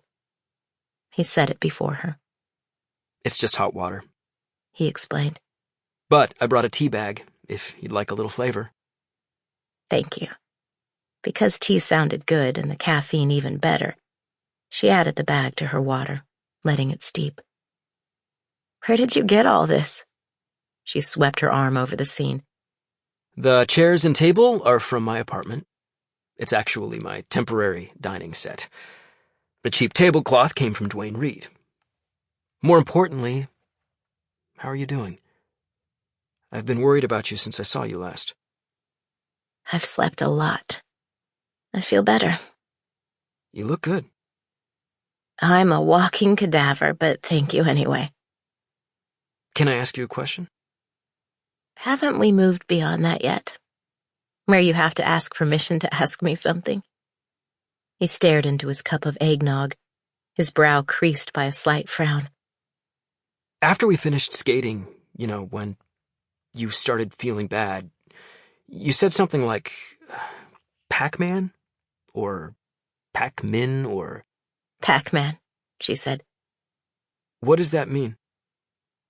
"Have you never heard of Pac-Man, the video game?" No.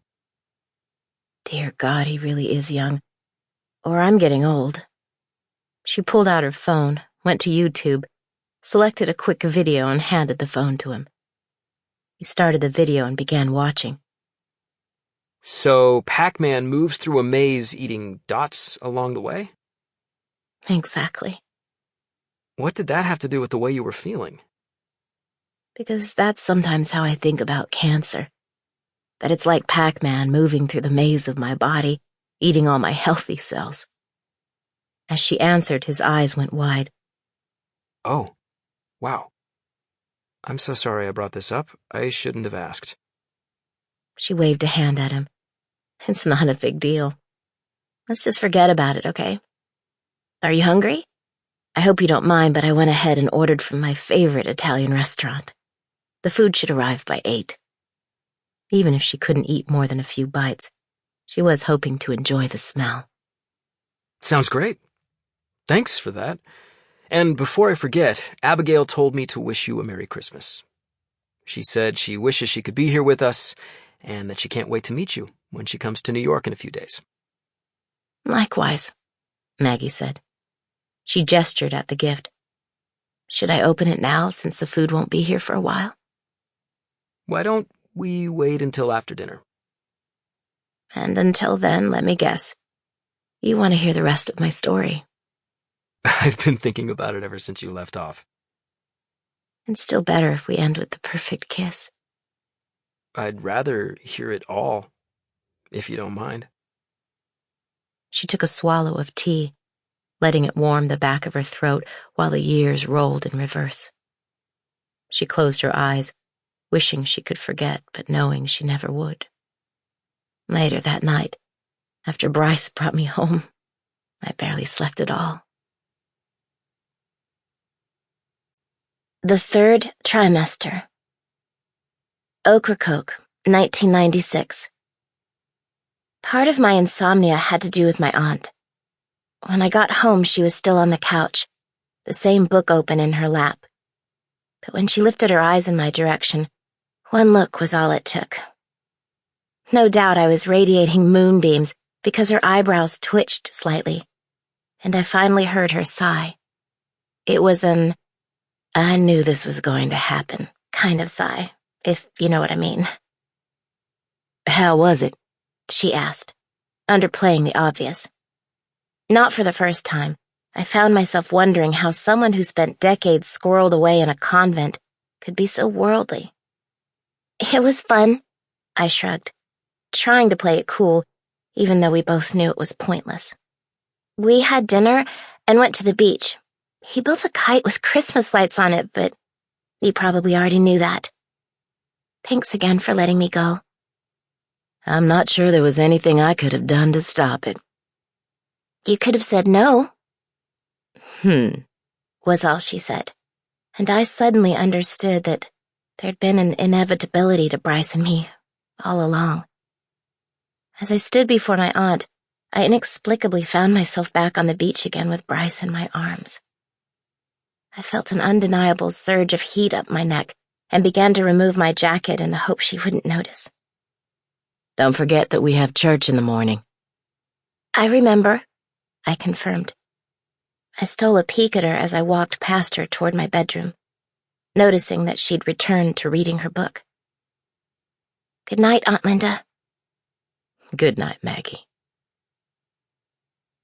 Lying in bed with Maggie Bear, I was too wired to sleep. I kept replaying the evening and thinking about the way Bryce had gazed at me over dinner, or how his dark eyes had caught the firelight. Mostly, I remembered the taste of his lips, only to realize that I was smiling in the darkness like a crazy person. And yet, as the hours ticked by, my giddiness gradually gave way to confusion, which also kept me awake. While I knew deep down that Bryce loved me, it still made no sense. Didn't he know how extraordinary he was? Had he forgotten I was pregnant? He could have any girl he wanted, while I was nothing but ordinary in all the ways that mattered, and a definite screw-up in one of the biggest ways of all. I wondered if his feelings for me had more to do with simple proximity than with anything particularly unique and wonderful about me. I fretted that I wasn't smart or pretty enough, and even momentarily questioned whether I'd made the whole thing up. And while I tossed and turned, it dawned on me that love was the most powerful emotion of all, because it made you vulnerable to the possibility of losing everything that really mattered. Despite the emotional whiplash, Or maybe because of it, exhaustion finally won out. In the morning, I woke to a stranger in the mirror. There were bags under my eyes, the skin on my face felt like it was sagging, and my hair seemed stringier than usual. A shower and makeup allowed me to be somewhat presentable before I emerged from my room. My aunt, because she seemed to know me better than I knew myself, made pancakes for breakfast, and avoided any doublespeak. Instead, she casually steered the conversation to the date itself, and I walked her through most of it, leaving out only the important things, although my enraptured expression probably made the remainder unnecessary. But the easy conversation was exactly what I needed to feel better, and the trepidation I'd experienced overnight gave way to a warm sense of contentment. On the ferry, as we sat upstairs at the table with Gwen, I gazed out the window and watched the water, lost again in the memories of the previous evening. I thought about Bryce while I was at church, and again when we picked up supplies. At one of the garage sales, I found a kite for sale and wondered if it would fly if I added Christmas lights to it. The only time I didn't think about him was when it came time to shop for larger bras. It was all I could do to hide my embarrassment, especially when the owner of the shop, a stern-looking brunette with flashing black eyes, gave me the once-over, pausing at my stomach while leading me to the fitting room. When we finally got back to the house, the lack of sleep had caught up to me. Even though it was already dark, I took a quick cat nap and woke just as dinner was about to be served. After eating and cleaning up the kitchen, I went back to bed, still feeling like a zombie. I closed my eyes, wondering how Bryce had spent his day, and whether being in love would change things between us. But mostly, I thought about kissing him again.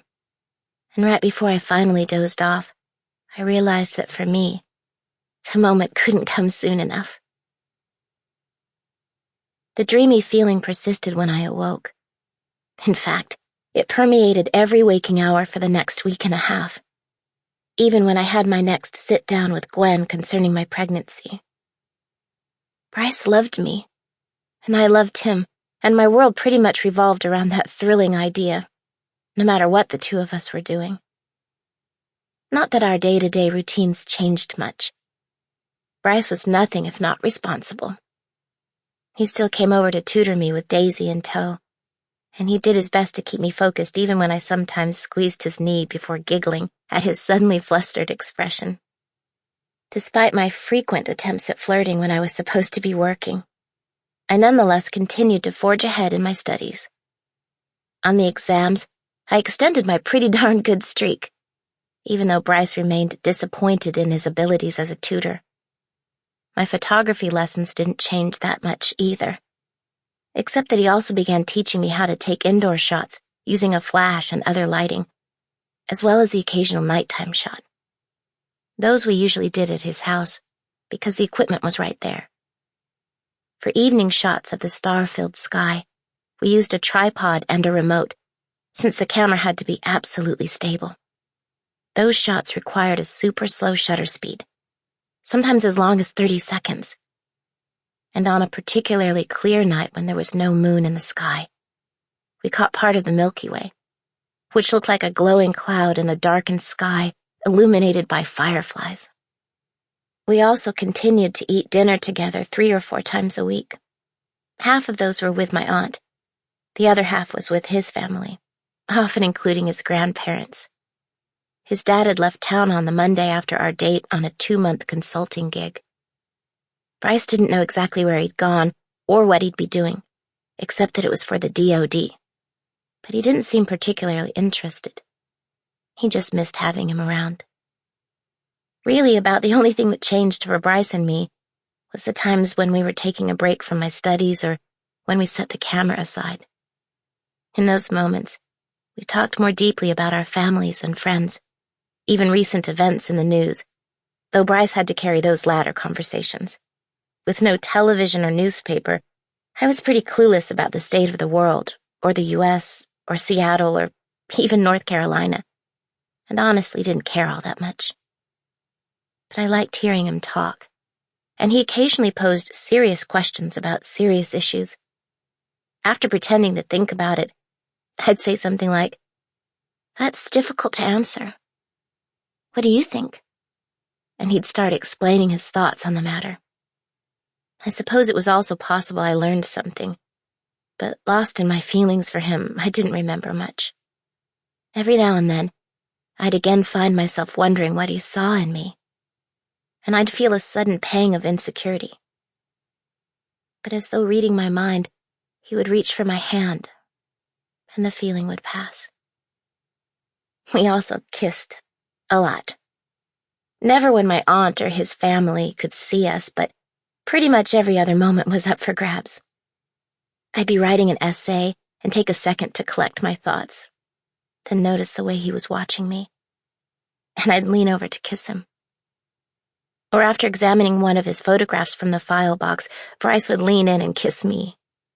We kissed on the porch at the end of an evening, or as soon as he stepped into my aunt's house to tutor me. We kissed at the beach and in town, near his house and outside my aunt's, which sometimes meant ducking behind the dune or around the corner. Sometimes he'd wrap a strand of my hair around his finger. Other times he'd simply hold me. But always, he'd tell me again that he loved me. And every single time it happened, my heart would start beating funny in my chest. And I'd feel as though my life was as perfect as it would ever be. In early March, I had to see Dr. Huge Hands again. It was to be my last appointment with him before the delivery, since Gwen would continue to supervise my care for the rest of the term. Right on schedule, I'd begun having the occasional Braxton Hicks contraction, and when I told the doctor I wasn't a fan, he reminded me that it was my body's way of getting ready for labor. I did the ultrasound, avoided even a glimpse at the monitor, but let out an automatic breath of relief when the technician said that the baby, Sophia, Chloe, was doing just fine. Although I was trying hard not to think of the baby as a person who belonged to me, I still wanted to know she was going to be okay. The technician added that Mama was doing fine too, which meant me, but it was still weird to hear her say it. And when I finally sat down with the doctor, he went over a bunch of things that I might experience in the last stage of my pregnancy. I pretty much stopped listening once he said the word hemorrhoids. It had come up during the pregnant teen meeting at the Portland YMCA, but I'd forgotten all about it. And by the time he finished, I was downright depressed. It took me a second to understand that he was asking me a question. Maggie, did you hear me? Sorry, I was still thinking about hemorrhoids, I said. I asked whether you were exercising, he said. I walk when I'm taking pictures. That's great, he said. Just remember that exercise is good for both you and the baby, and it will shorten the time your body needs to recover after delivery. Nothing too intense, though. Light yoga, walking, things like that. How about riding a bike? He brought a giant finger to his chin. As long as it's comfortable and doesn't hurt, that's probably okay for the next few weeks. After that, your center of gravity will begin to shift, making balance more difficult, and falling would be bad for both you and the baby. In other words, I'd be getting even fatter, which I knew was coming, but it was still as depressing as the idea of hemorrhoids. I did like the notion that my body might get back to normal faster, though, so the next time I saw Bryce, I asked if I could bike along with him on his morning runs. For sure, he said. It'll be great to have company. The following morning, after waking up way too early, I put on my jacket and rode to Bryce's house. He was stretching out front, and he jogged toward me, Daisy at his side. As he leaned in to kiss me, I suddenly realized I hadn't brushed my teeth. But I kissed him anyway, and he didn't seem to mind. You ready? I thought it would be easy since he was running and I was on a bike, but I was wrong. I did okay for the first couple of miles, but after that my thighs started to burn. Even worse, Bryce kept trying to have a conversation, which wasn't easy since I was huffing and puffing. Just when I thought I couldn't go any further, He stopped near a gravel road that led toward the canals and said that he had to do sprints. I rested on my bike seat, one foot on the ground, and watched as he sprinted away from me. Even Daisy had trouble keeping up, and I watched his image grow smaller in the distance. He stopped, rested for a short bit, then sprinted toward me again. He went up and back 5 times, and even though he was breathing a lot harder than I'd been, and Daisy's tongue almost reached her legs, he immediately started jogging again after he'd finished, this time in the direction of his house. I thought we were done, but I was wrong again. Price did push-ups, sit-ups, and then jumped up and down from the picnic table in his yard before finally doing multiple sets of pull-ups using a pipe hung beneath his house, his muscles flexing against his shirt. Daisy, meanwhile, lay in place, panting. When I checked my watch after he'd finished, he'd been going nonstop for almost 90 minutes. Despite the cool morning air, his face was shiny with sweat, and there were wet circles on his t-shirt as he approached. "You do this every morning?" "6 days a week," he said, "but I vary it. Sometimes the run is shorter, and I do more sprints or whatever. I want to be ready for West Point." "So every time you arrive to tutor me, you've already done all of this?" "Pretty much." "I'm impressed," I said. And not just because I'd enjoyed the sight of his muscles. It was impressive, and it made me wish that I could be more like him. Despite the addition of regular morning exercise, the pounds kept coming and my tummy kept growing.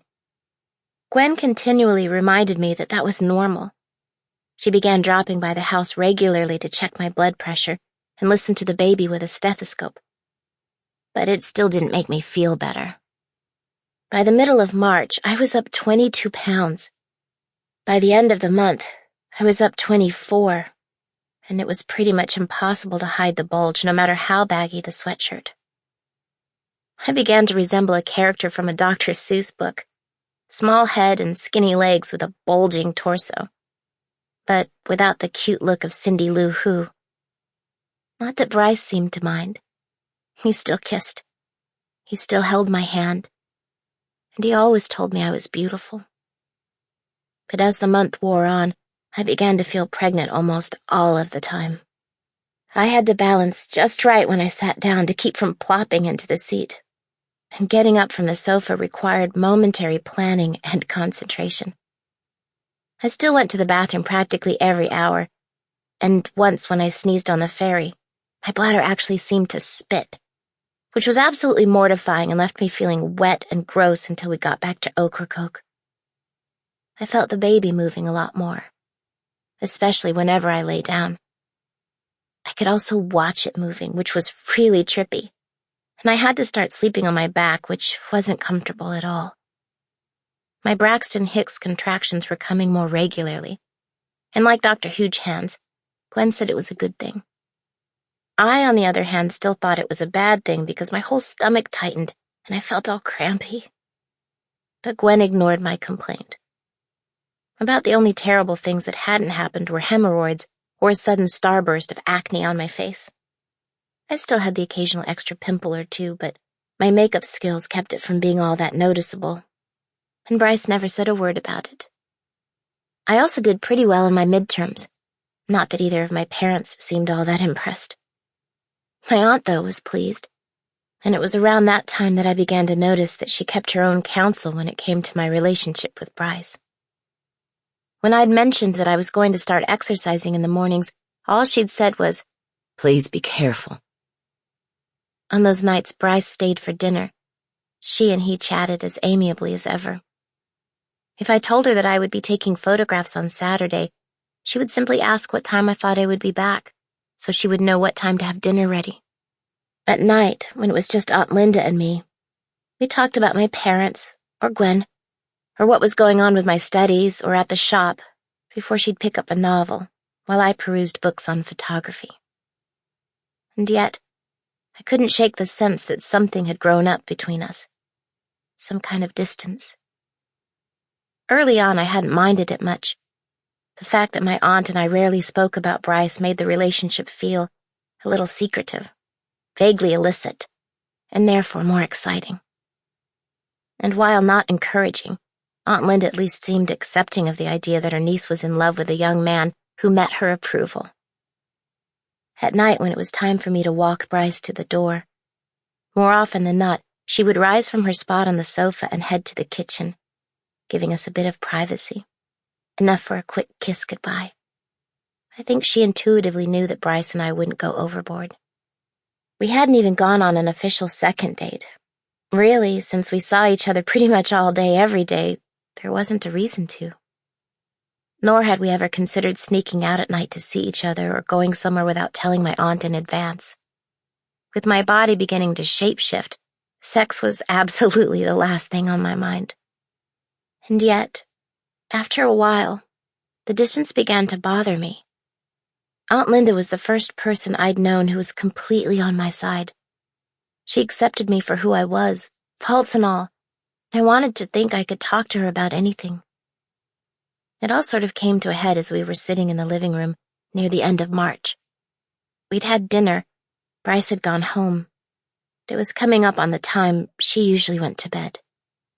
I cleared my throat awkwardly, and my aunt glanced up from her book. "I'm glad you let me live here," I said. "I don't know if I've told you enough how thankful I am." She frowned.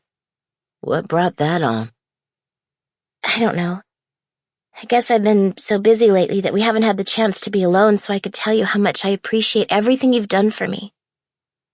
Her expression softened and she set the book aside. You're welcome. Your family, of course, and that's the reason I was initially willing to help.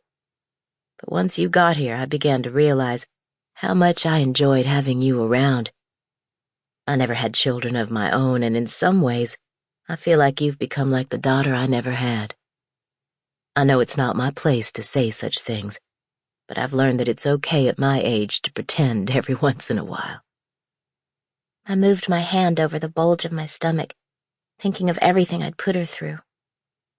I was a pretty terrible guest in the beginning. You were fine. I was moody and messy and zero fun to be around. You were scared, she said. I knew that. Frankly, I was frightened too. That I hadn't expected. Why? I was worried that I wouldn't be what you needed. And if that happened, I worried that you might have to go back to Seattle. Like your parents, I just wanted what was best for you. I fiddled with a few strands of my hair. I still don't know what I'm going to say to my friends when I get back. For all I know, some people already suspect the truth and they're talking about me. Or they'll spread rumors that I was in rehab or something. Her expression remained calm. A lot of the girls I worked with at the convent were afraid of the same thing. And the reality is those things might happen, and it's terrible when they do. And yet you might be surprised. People tend to focus on their own lives, not someone else's. As soon as you're back, doing normal things with your friends, they'll forget the fact that you were gone for a while. Do you think so? Every year when school finishes, kids scatter to all sorts of different places all summer long. And while they might see some friends, they don't see others. But as soon as they're all back together, it's like they were never apart. Though it was true, I also knew some who loved nothing better than juicy gossip. People who made themselves feel better by putting others down. I turned toward the window, noting the darkness beyond the glass. I wondered again why she hadn't seemed to want to talk about my feelings for Bryce and their implications. In the end, I just came out with it. "I'm in love with Bryce," I said, my voice barely above a whisper. I know. I see the way you look at him. He's in love with me too. I know. I see the way he looks at you. Do you think I'm too young to be in love? That's not for me to say. Do you think you're too young? I suppose I should have expected her to turn the question around on me. Part of me knows I love him, but there's this other voice in my head whispering that I can't possibly know, since I've never been in love before. First love is different for everyone, but I think people know it when they feel it. Have you ever been in love? When she nodded, I was pretty certain she was referring to Gwen, but she didn't elaborate, so I went on. How do you know for sure it's love? For the first time, she laughed, not at me, but almost for herself. Poets and musicians and writers and even scientists have been trying to answer that question since Adam and Eve. And keep in mind that for a long time, I was a nun. But if you're asking me my opinion, and I lean toward the practical, less romantic side, I think it comes down to the past, the present, and the future. I'm not sure what you mean, I said, tilting my head. What attracted you to the other person in the past? How did that person treat you in the past? How compatible were you in the past? It's the same question in the present, except that a physical longing for the other person is added. The desire to touch and hold and kiss. And if all the other answers make you feel like you never want to be with anyone else, then it's probably love. My parents are going to be furious when they find out. Are you going to tell them? I almost answered on instinct, but when I noticed my aunt had raised her eyebrows, my words caught in my throat. Was I actually going to tell them? Until that moment, I'd just assumed that I would.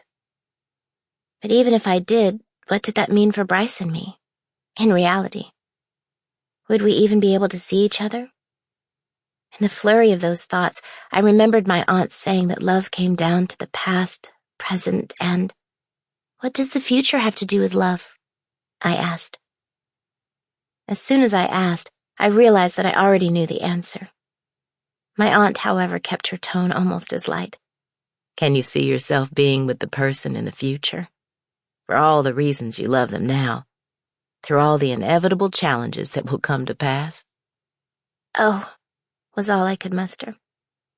Aunt Linda absently tugged at her ear. Have you ever heard of Sister Thérèse of Lisieux? I can't say that I have. She was a French nun who lived in the 1800s. She was very holy. One of my heroes, really. And she probably wouldn't have appreciated my reference about love also coming down to the future. She said, when one loves, one does not calculate. She was a lot wiser than I can ever hope to be. My Aunt Linda really was the best. But despite her comforting words that night, I was troubled and gripped Maggie Bear hard. It was a long time before I fell asleep.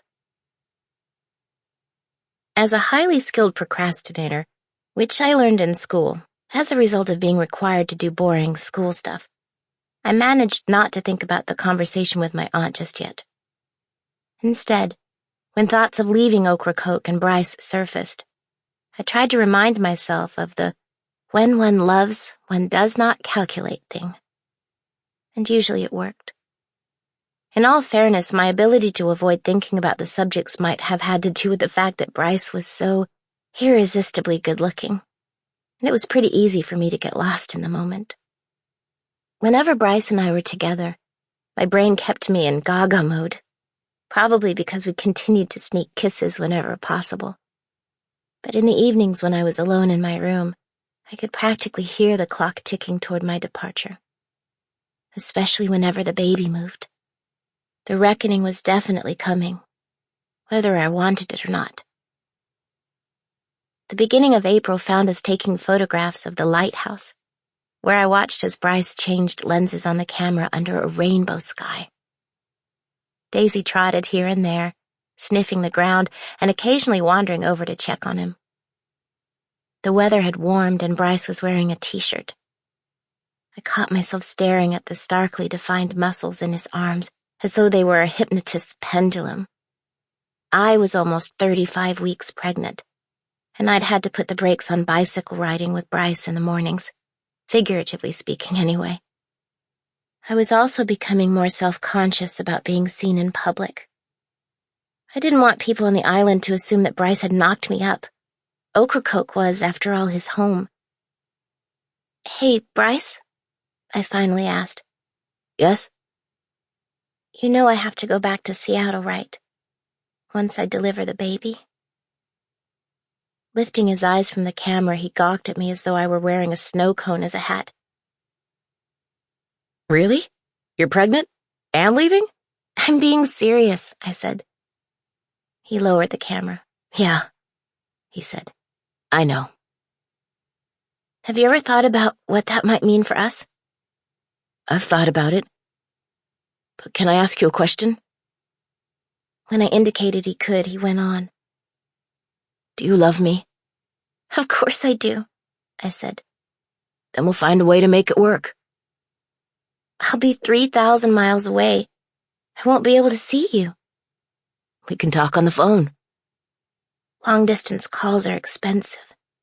And even if I can figure out a way to pay for them myself, I'm not sure how often my parents will even let me call. And you're going to be busy. Then we'll write to each other, okay? For the first time, I heard anxiety creeping into his voice.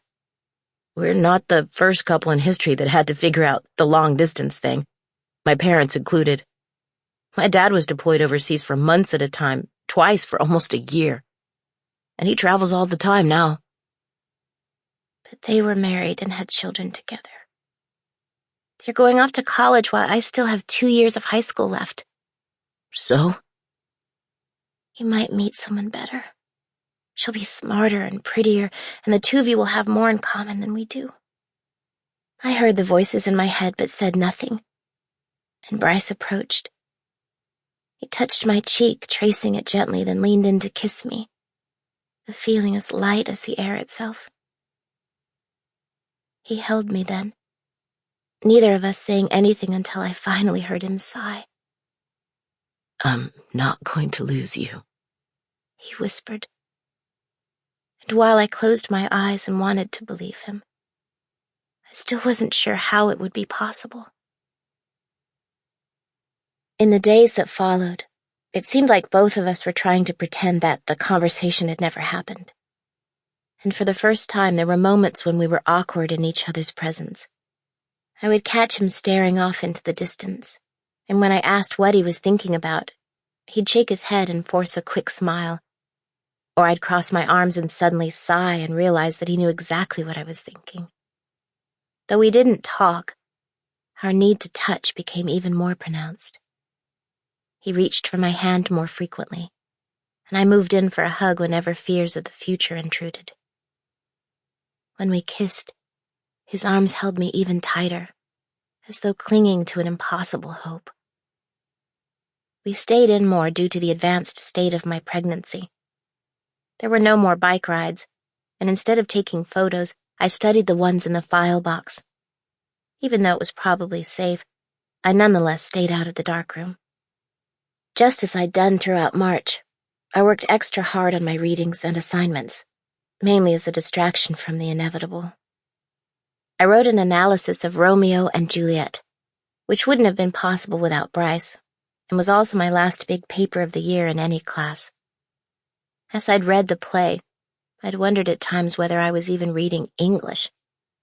He'd had to translate virtually every passage. But by contrast, when I played around with Photoshop, I trusted my instincts and continued to surprise both Bryce and his mom. Still, Daisy seemed to sense the cloud hanging over Bryce and me. She frequently nuzzled one of my hands while Bryce held the other. One Thursday after dinner, I walked Bryce to the porch while my aunt simultaneously found a reason to check something in the kitchen. Daisy followed us out and sat beside me, gazing up at Bryce as he kissed me. I felt his tongue meet my own, and afterward, he leaned his forehead gently against mine while we held each other. What are you doing Saturday? He finally asked. I assumed he was asking me to go on another date. Saturday night, you mean? No, he said with a shake of his head. During the day. I have to bring Daisy to Goldsboro. I know you've been trying to keep a low profile, but I was hoping you'd come with me. I don't want to be alone on the drive back, and my mom has to stay with the twins. Otherwise, they might accidentally blow up the house. Though I'd known it was coming, The idea that Daisy was leaving made a lump form in my throat. I automatically reached for her, my fingers finding her ears. Yeah, okay. Do you need to ask your aunt, since it's the day before Easter? I'm sure she'll let me go. I'll talk to her later, and if anything changes, I'll let you know. His lips were pursed as he nodded. I stared down at Daisy, feeling my eyes well with tears. I'm going to miss her. Daisy whined at the sound of my voice. When I looked at Bryce, I realized his eyes were glistening as well. On Saturday, we caught the early ferry from Ocracoke and made the long drive from the coast to Goldsboro, an hour past New Bern.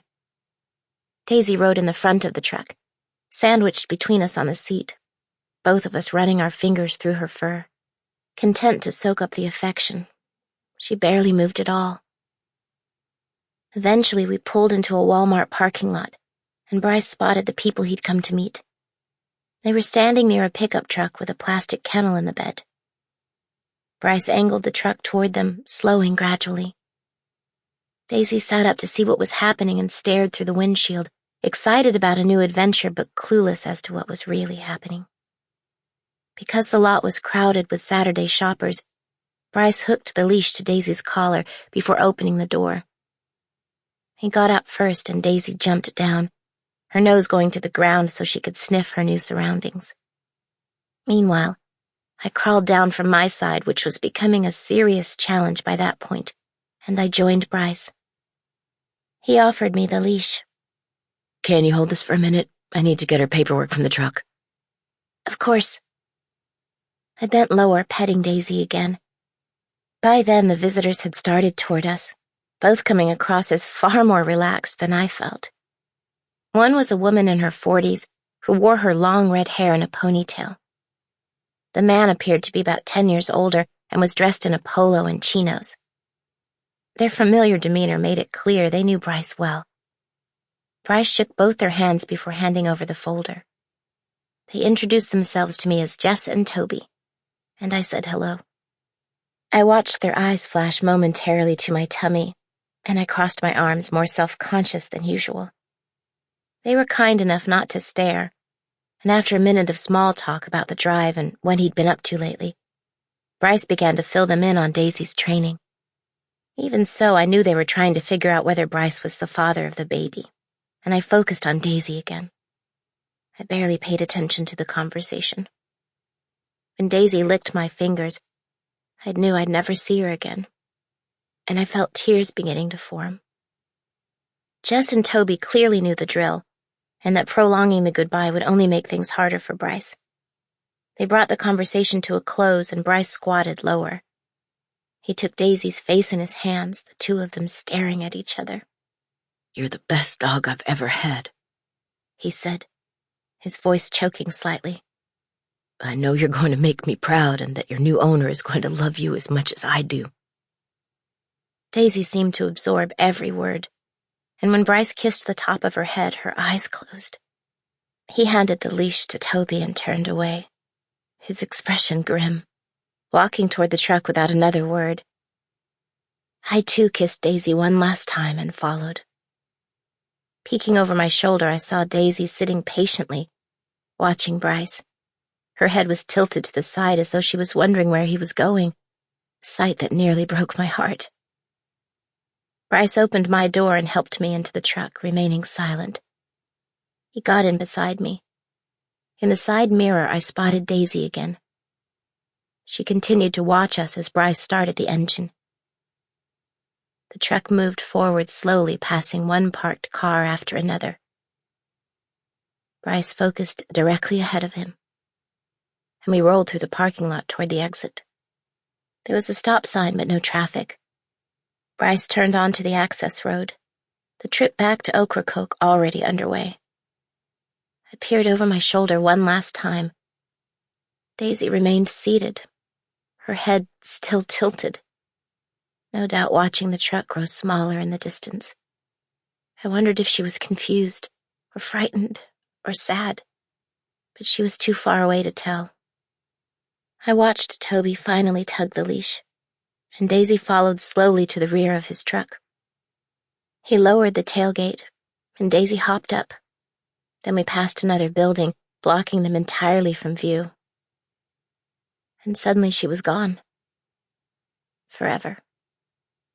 Bryce remained quiet. I knew he was hurting and knew how much he'd missed the dog he'd raised since she was a puppy. I swiped at my tears, unsure what to say. To voice the obvious meant little when the wound was so fresh. Up ahead was the on-ramp for the highway, but Bryce began to slow the truck. For an instant I thought he was going to return to the parking lot so he could really say goodbye to Daisy, but he didn't. He turned the truck into a gas station, coming to a stop near the edge of the property, where he shut off the ignition. After swallowing hard, he lowered his face into his hands. His shoulders began to quake, and when I heard the sound of him crying, it was impossible to keep my own tears in check. I sobbed, and he sobbed, and though we were together, we were alone in our sadness, both of us already missing our beloved Daisy.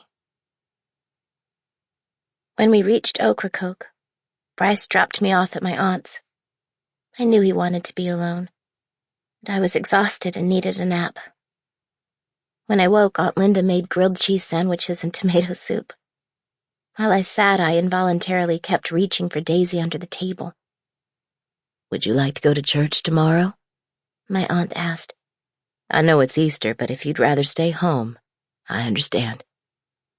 I'll be okay. I know you will. I was asking for another reason. Because you're clearly looking pregnant, she meant. I'd like to go tomorrow, but after that, I think I'll take a break. Okay, honey, she said. Starting next Sunday, Gwen will be around if you need anything. She won't go to church either? It's probably not a good idea. She needs to be here just in case. In case you go into labor, she meant. And when I reached for my sandwich, I was struck by yet more changes, signaling that my time here was coming to a close, more quickly than I wanted. On Monday, 2 days later, my first thought upon waking was I only had about a month to go. Leaving Daisy behind had made the reality of saying goodbye that much more concrete somehow, not just for me, but for Bryce, too. He was subdued during our tutoring session, and afterward, instead of photography, he suggested that we start driving lessons. He mentioned he'd spoken to both my aunt and his mom about it, and they'd both approved. I knew that he'd grown used to having Daisy with us during our shoots, and that he wanted to do something to take his mind off it. After I agreed, he drove to the road that led to the far end of the island, and we traded places. It wasn't until I was behind the wheel that I realized the truck had a standard, not automatic transmission. Don't ask me why I hadn't noticed before, but it was probably because Bryce made driving seem effortless. I don't think I'm going to be able to do this. It's good to learn with a standard, in case you ever have to drive one. That's never going to happen. How do you know? 'Cause most people are smart enough to have cars that do all the shifting automatically. Can we get started now, if you're finished complaining? It was the first time that day that Bryce sounded like his old self, and I felt my shoulders relax. I hadn't realized how tense they'd been. I listened as he described the process of using the clutch. I'd imagined it would be easy, but it wasn't. Releasing the clutch in the same instant the accelerator caught was a lot harder than Bryce made it seem. And the first hour of my driving lesson was essentially a long series of quick, lurching bucks of the truck followed by the engine stalling. After my first series of attempts, Bryce had to fasten his seatbelt. Eventually, once I got the truck going, he had me accelerate, shifting into second and third gear before starting the process all over again. By the middle of the week, I seldom stalled the truck any longer. By Thursday, I was good enough to test the village streets, which was far less dangerous for all involved than it sounded, since there was seldom any traffic there either. I oversteered and understeered when making turns, which meant spending most of that day practicing my navigation. By Friday, fortunately, I was no longer embarrassing myself behind the wheel as long as I was careful in the turns, and at the end of the lesson, Bryce wrapped his arms around me and told me again but he loved me. As he held me, my mind couldn't help flashing to the fact that the baby was due in 27 days. I didn't see Bryce that Saturday, as he'd let me know after I'd finished my driving lesson the day before that because his father was still out of town, he would be spending the weekend fishing with his grandfather. Instead, I went to the shop and spent some time alphabetizing the books and arranging the videocassettes by category. After Gwen and I discussed my Braxton Hicks contractions again, which had recently started up after a period of relative quiet, she reminded me that it was a normal phenomenon, and also walked me through what I should expect when I went into labor. That night, I played gin rummy with my aunt and Gwen. I thought I'd hold my own, but it turns out that these two former nuns were pretty much card sharks, and after finally putting the deck away, I wondered what exactly went on in convents after the lights were out. I had visions of a casino-like atmosphere, with nuns wearing gold bracelets and sunglasses as they sat at felt-lined tables. Sunday, however, was different. Gwen came by with her blood pressure monitor and the stethoscope, and asked the same questions Dr. Huge Hands normally did. But as soon as she left, I felt out of sorts. Not only wasn't I in church, but aside from studying for tests, I was pretty much done with school, as I'd finished all of my assignments for the semester. Nor had Bryce left me with his camera, so photography was out as well. The batteries in my Walkman were dead. My aunt had told me she'd pick some up later, leaving me with nothing whatsoever to do. Though I suppose I could have gone for a walk, I didn't want to leave the house. It was too bright. People were out and about, and my pregnancy was so noticeable that stepping outside was equivalent to having two giant neon arrows pointing toward my tummy, letting everyone know why I'd come to Ocracoke in the first place. In the end, I finally called my parents. I'd had to wait until mid-morning because of the time difference, and though I don't know what I was hoping to hear, my mom and dad didn't make me feel much better. They didn't ask about Bryce or my photography, and when I mentioned how far ahead I was in school, my mom barely waited a beat before telling me that Morgan had won yet another scholarship, this time from the Knights of Columbus. When they put my sister on the phone, she seemed tired, which left her quieter than usual.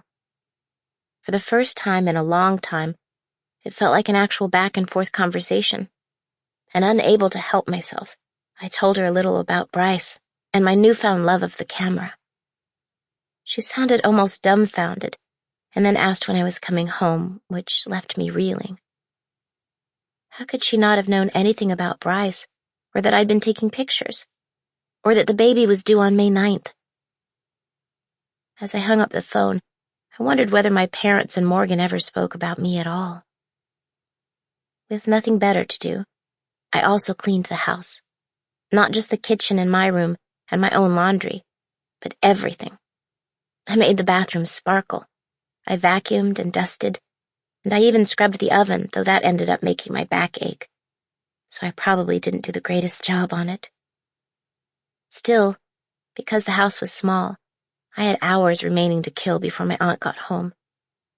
So I went to sit on the porch. The day was gorgeous, spring making its arrival felt.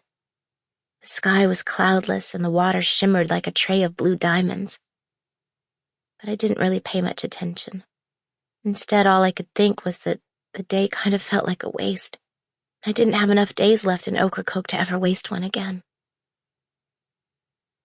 Tutoring with Bryce now merely consisted of prepping for next week's exams, the last big round before finals. Because I could do only so much studying, our sessions grew shorter. Because we'd gone through pretty much every photograph in the file box, we worked our way through one photography book after another. I realized over time that while almost anyone could learn to frame and compose a photo if they practiced enough, at its best, photography truly was an art. An excellent photographer somehow put their soul into their work, conveying a distinct sensibility and personal viewpoint through the picture.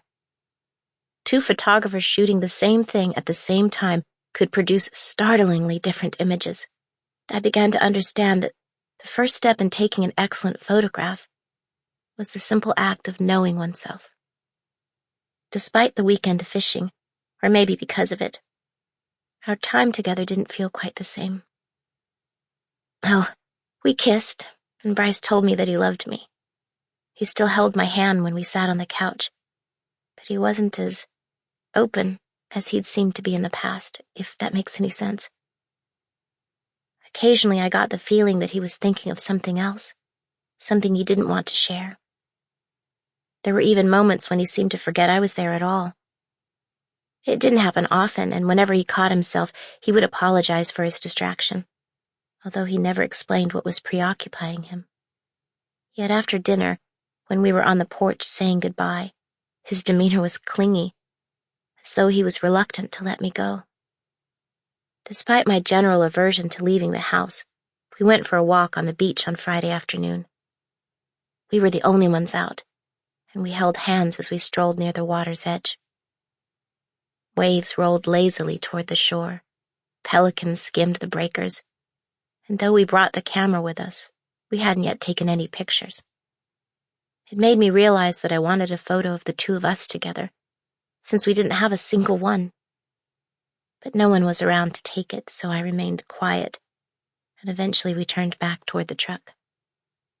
"What do you want to do this weekend?" I asked. He took a few steps before answering.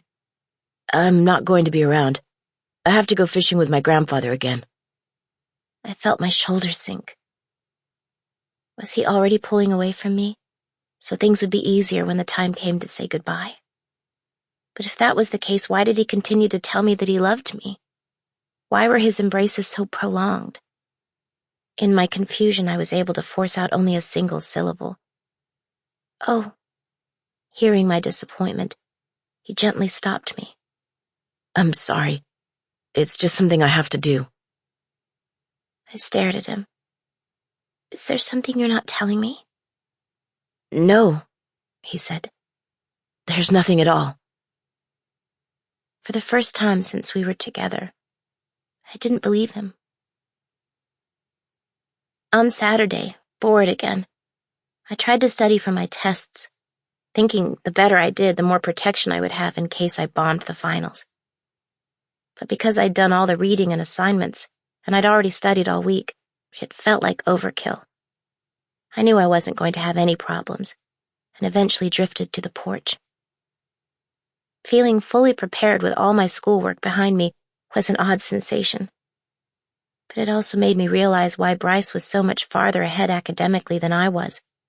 It wasn't simply because he was intelligent. Homeschooling meant cutting out all the non-academic activities.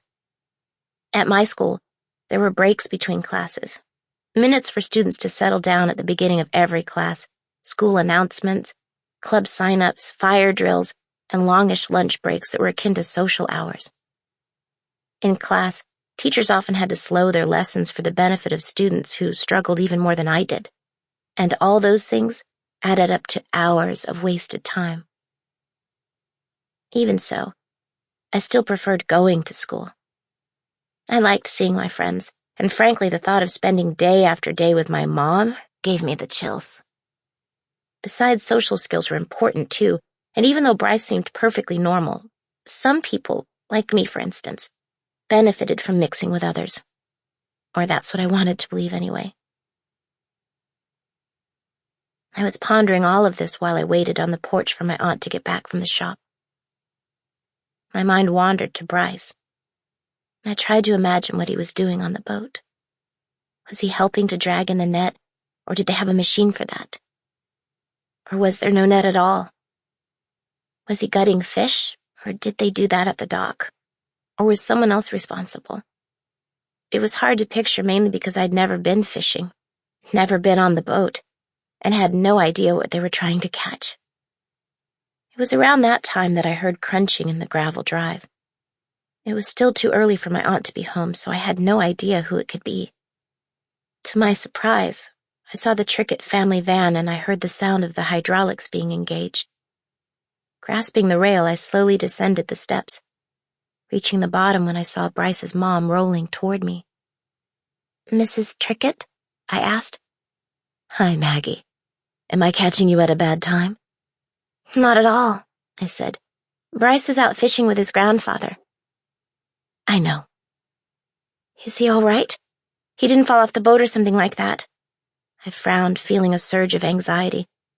I doubt he fell overboard, she assured me. I'm expecting him back around 5. Am I in trouble? Don't be silly, she said, coming to a stop at the foot of the steps. I went by your aunt's shop a little earlier and she said it would be all right if I came by. I wanted to speak with you. Because it felt funny towering over her, I took a seat on the steps. Up close, she was as pretty as ever, the sunlight illuminating her eyes like emerald prisms. What can I do for you? Well, first off, I wanted to tell you that I'm really impressed with your camera work. You have wonderful instincts. It's extraordinary how far you've come in such a short time. It took me years to get where you are. Thank you. I've had good teachers. She moved her hands to her lap and I sensed her unease. I knew she hadn't driven here to talk to me about photography. Clearing my throat, I went on. When is your husband coming home? Soon, I think. I'm not sure of the exact date. But it'll be good to have him back. It's not always easy raising 3 boys alone. I'm sure it isn't. At the same time, your kids are pretty extraordinary. You've done an incredible job. She glanced away before clearing her throat. Did I ever tell you about Bryce after my accident? No. Obviously, it was a very hard time. But thankfully, the Army allowed Porter to work from home for the first 6 months, so he could take care of me and the kids while we got the house retrofitted for wheelchair access. Eventually, though, he had to go back to work. I was still in a lot of pain and I wasn't moving nearly as well as I do now. Richard and Robert were 4 at the time, and they were a real handful. Tons of energy, picky eaters, messy. Bryce pretty much had to become the man at the house while his dad was at work, even though he was only 9 years old. In addition to having to look after his brothers, he had to help take care of me too. He read to them, entertained them, cooked for them, got them in the tub, put them to bed. All of it. But because of me, he also had to do things that a kid should never have to do, like helping me in the bathroom or even getting me dressed. He didn't complain, but I still feel bad about that, because he had to grow up more quickly than other kids his age. When she sighed, I noticed her face seemed to be creased with lines of regret. After that, he was never a kid again. I don't know whether that's been a good thing or a bad thing. I tried and failed to come up with an adequate response. Finally, Bryce is one of the most extraordinary people I've ever met. She turned toward the water, but I had the sense she wasn't really seeing it. Bryce has always believed that both of his brothers are better than he is. And while they're both brilliant, they're not Bryce. You've met them. As smart as they are, they're still kids. When Bryce was their age, he was already an adult. By the time he was 6, he'd announced his intent to attend West Point. Even though we're a military family, even though it's Porter's alma mater, we had nothing to do with that decision.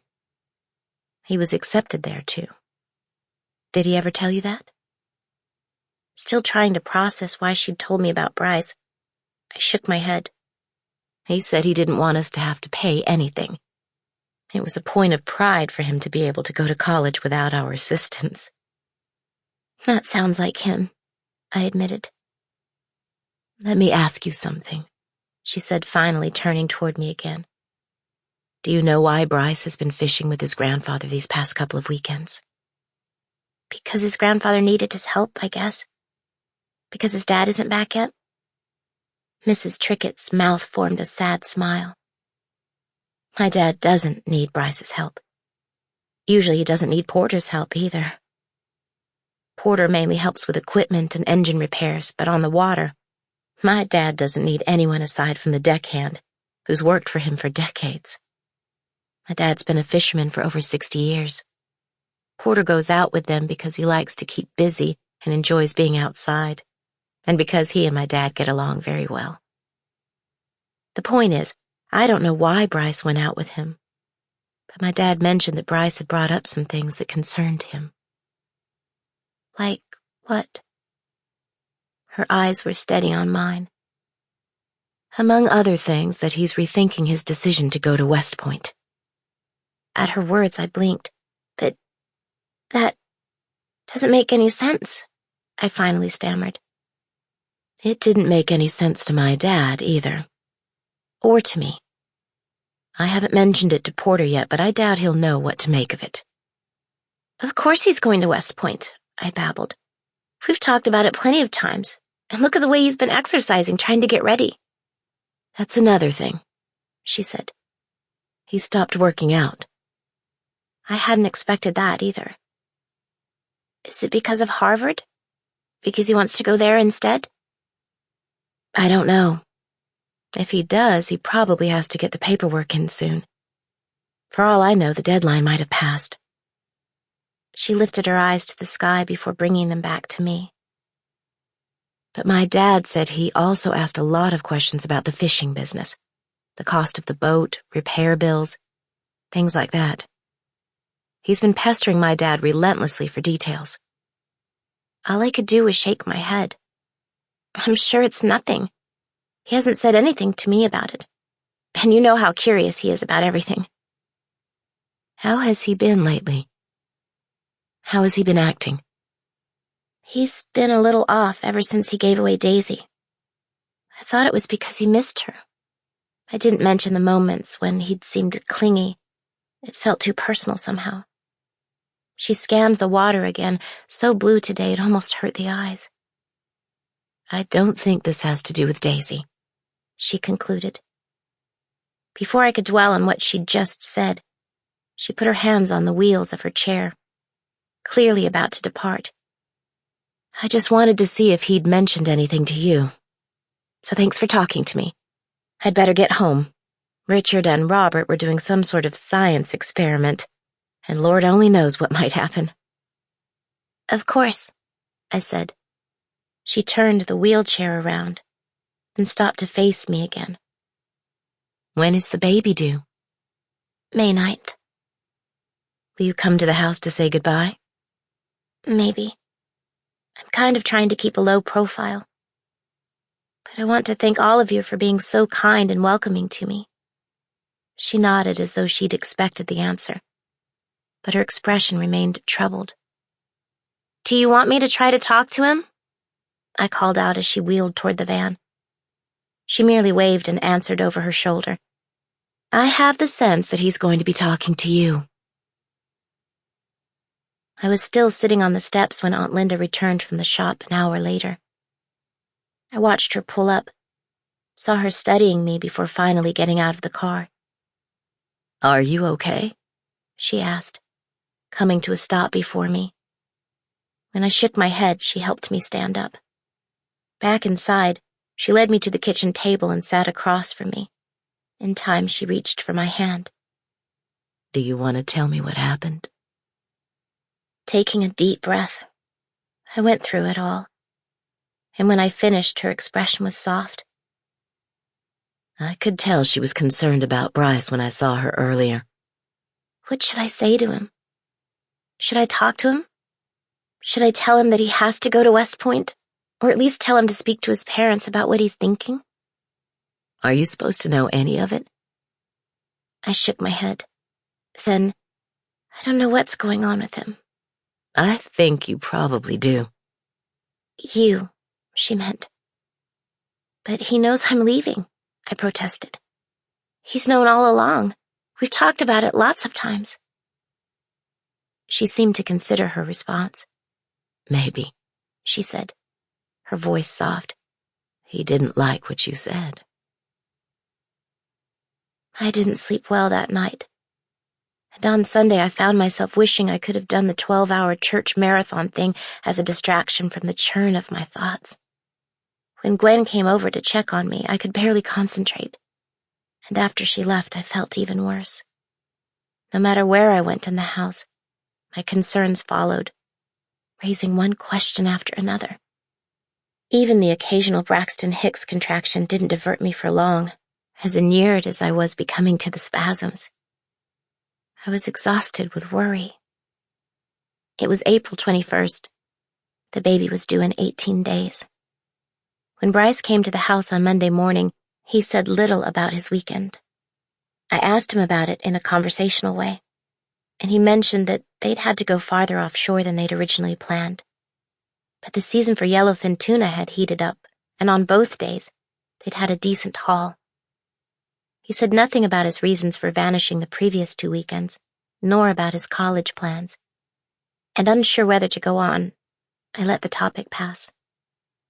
Instead, it was business as usual, almost like nothing was amiss. More studying, and even more photography. By then, I understood the camera like the back of my hand, and could make adjustments blindfolded. I'd practically memorized the technical aspects of every photo in the file box and understood the mistakes I'd made when taking my own photos. When my aunt got home, she asked if Bryce had a few minutes to help her install more shelves for the book section of the shop. He willingly agreed, though I stayed behind. "How did it go?" I asked when she returned alone. "He's like his father. He can do anything," she marveled. "How was he?" "No strange questions or comments, if that's what you're asking." "He seemed okay with me today, too." "That's good, right?" "I guess." "I forgot to mention it earlier, but I spoke to the headmaster and your parents today about school." "Why?" She explained, and although I was in accordance, she must have seen something in my expression. "Are you doing okay?" "I don't know," I admitted. And even though Bryce had acted as if everything was normal, I think he was unsure as well. The rest of the week was much the same, except that Bryce ate dinner with my aunt and me on both Tuesday and Wednesday. On Thursday, after I'd taken 3 exams and my aunt had returned to the shop, he asked me on a second date for the following evening, another dinner, but I quickly declined. "I really don't want to be gawked at in public," I said. "Then why don't I make dinner here? We can watch a movie afterwards." "We don't have a TV." "I can bring mine over, along with the VCR. We could watch Dirty Dancing or whatever." "Dirty Dancing?" My mom loved it. I haven't seen it. "How can you not have seen Dirty Dancing?" In case you haven't noticed, there are no movie theaters in Ocracoke. "It came out when I was a little kid." "I've been busy." I laughed. "I'm gonna have to check with my aunt to make sure it's okay." I know. As soon as he said it, my mind suddenly flashed to his mom's visit the previous weekend. "Does it have to be an early night if you're going fishing on Saturday again?" "I'll be here this weekend. There's something I want to show you." "Another cemetery?" "No, but I think you'll like it." After I completed my exams on Friday morning with satisfying results, Aunt Linda not only agreed to the second date, but added that she'd be happy to spend the evening at Gwen's. "It's not much of a date if I'm sitting there with you. What time do you need me to be out of here?" "Is 5 o'clock okay?" Bryce asked. "So I have time to make dinner?" "That's fine," she said. "But I'll likely be home by 9. After she left to head back to the shop, Bryce mentioned that his dad would be returning home the following week. "I'm not exactly sure when, but I know my mom is happy about it." "Aren't you?" "Of course," he affirmed. "Things are easier at the house when he's around. The twins aren't so wild." "Your mom seems to have it under control." "She does, but she doesn't like always having to be the bad guy." "I can't imagine your mom being the bad guy." "Don't let her fool you," he said. "She's pretty tough when she needs to be." Bryce left in mid-afternoon to take care of a few chores. Waking from a late afternoon nap, I found myself staring in the mirror.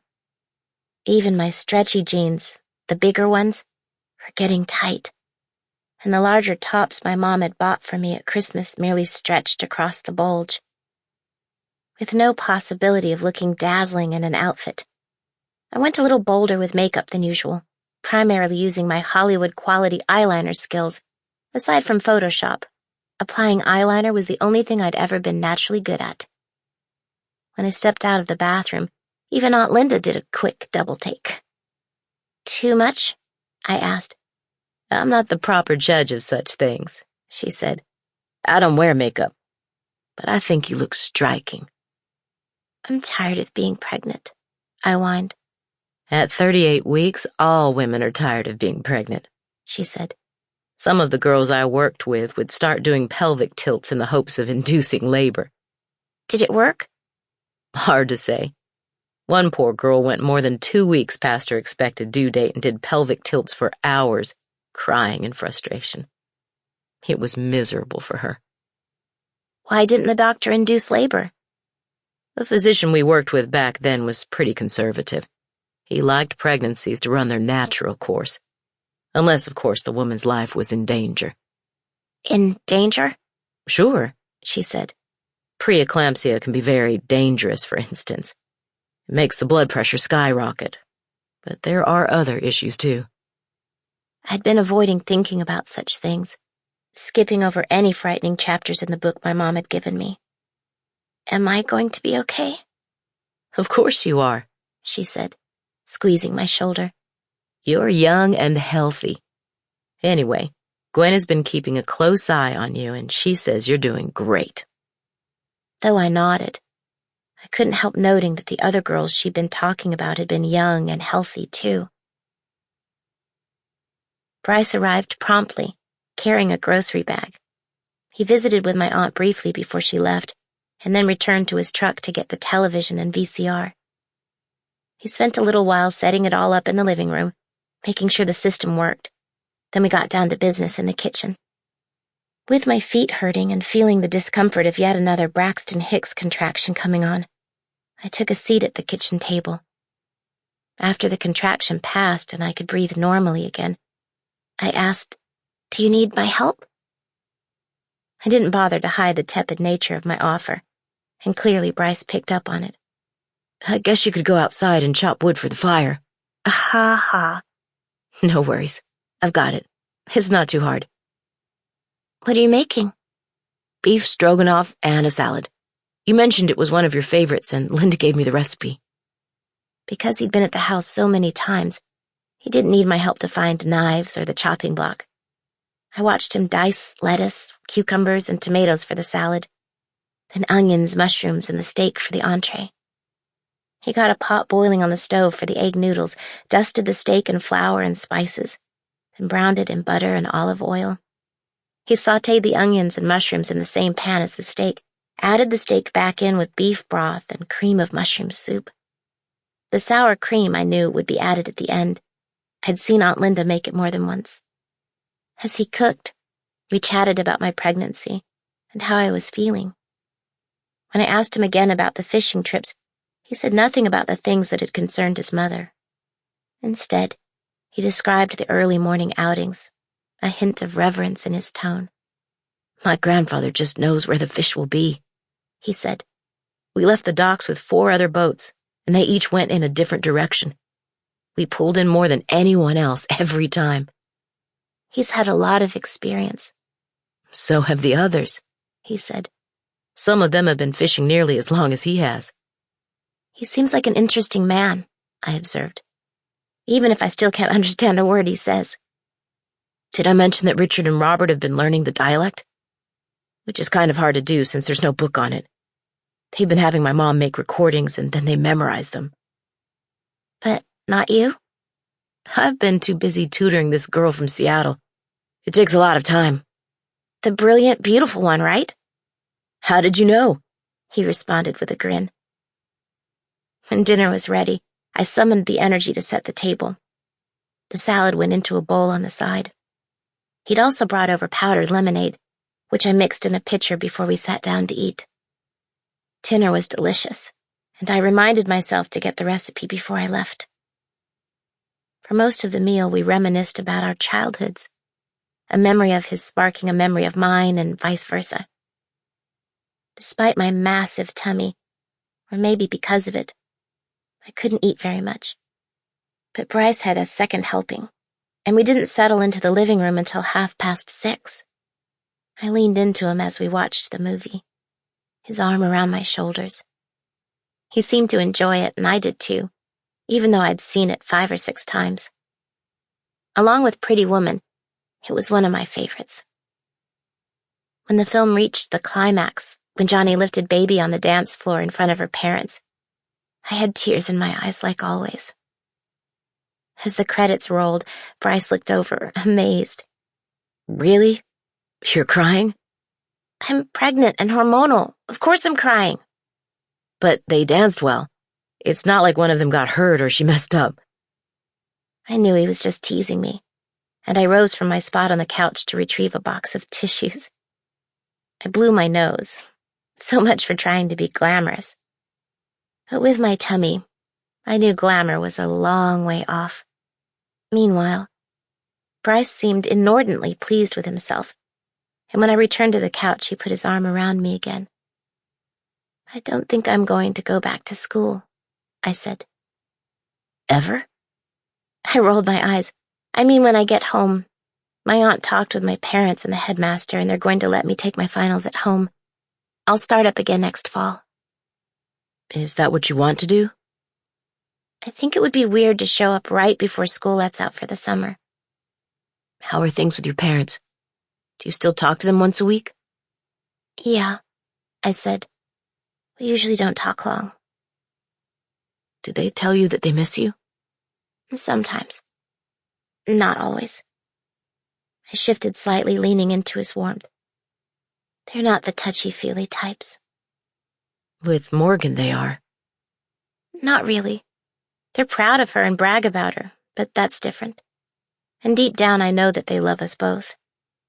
For my parents, sending me here is a sign of how much they love me. Even if it was hard for you? It's been hard for them, too. And I think my situation would be hard for most parents. How about your friends? Any word about them? Morgan said that she saw Jody at the prom. I guess some senior brought her, but I don't know who it was. Isn't it a little early for prom? My school hosts the proms in April. Don't ask me why. I've never thought about it. Have you ever wanted to go to a prom? I haven't thought about that either, I said. Guess I would if someone asked, depending on who they were or whatever. But who knows if my parents would let me go, even if I did get asked.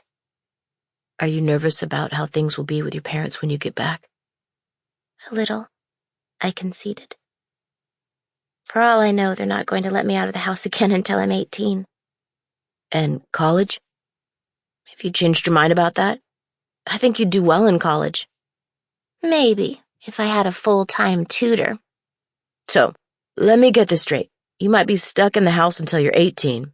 Your friends might have forgotten you, and your parents haven't told you lately that they missed you. Did I get all that right? I smiled, knowing I'd verged on melodrama, even if it did feel more than a little true. Sorry for being such a downer. You're not, he said. I lifted my head, and when we kissed, I could feel his hands in my hair. I wanted to tell him that I was going to miss him, but knew the words would make me start crying again. This has been a perfect night, I whispered instead. He kissed me again before his eyes lingered on mine. Every night with you is perfect. Bryce came over the following day, the last Saturday in April. And again he seemed his normal self. His mom had ordered a new photography book from a store in Raleigh, and we spent a couple of hours looking through it. After a lunch of leftovers, we went for another walk on the beach.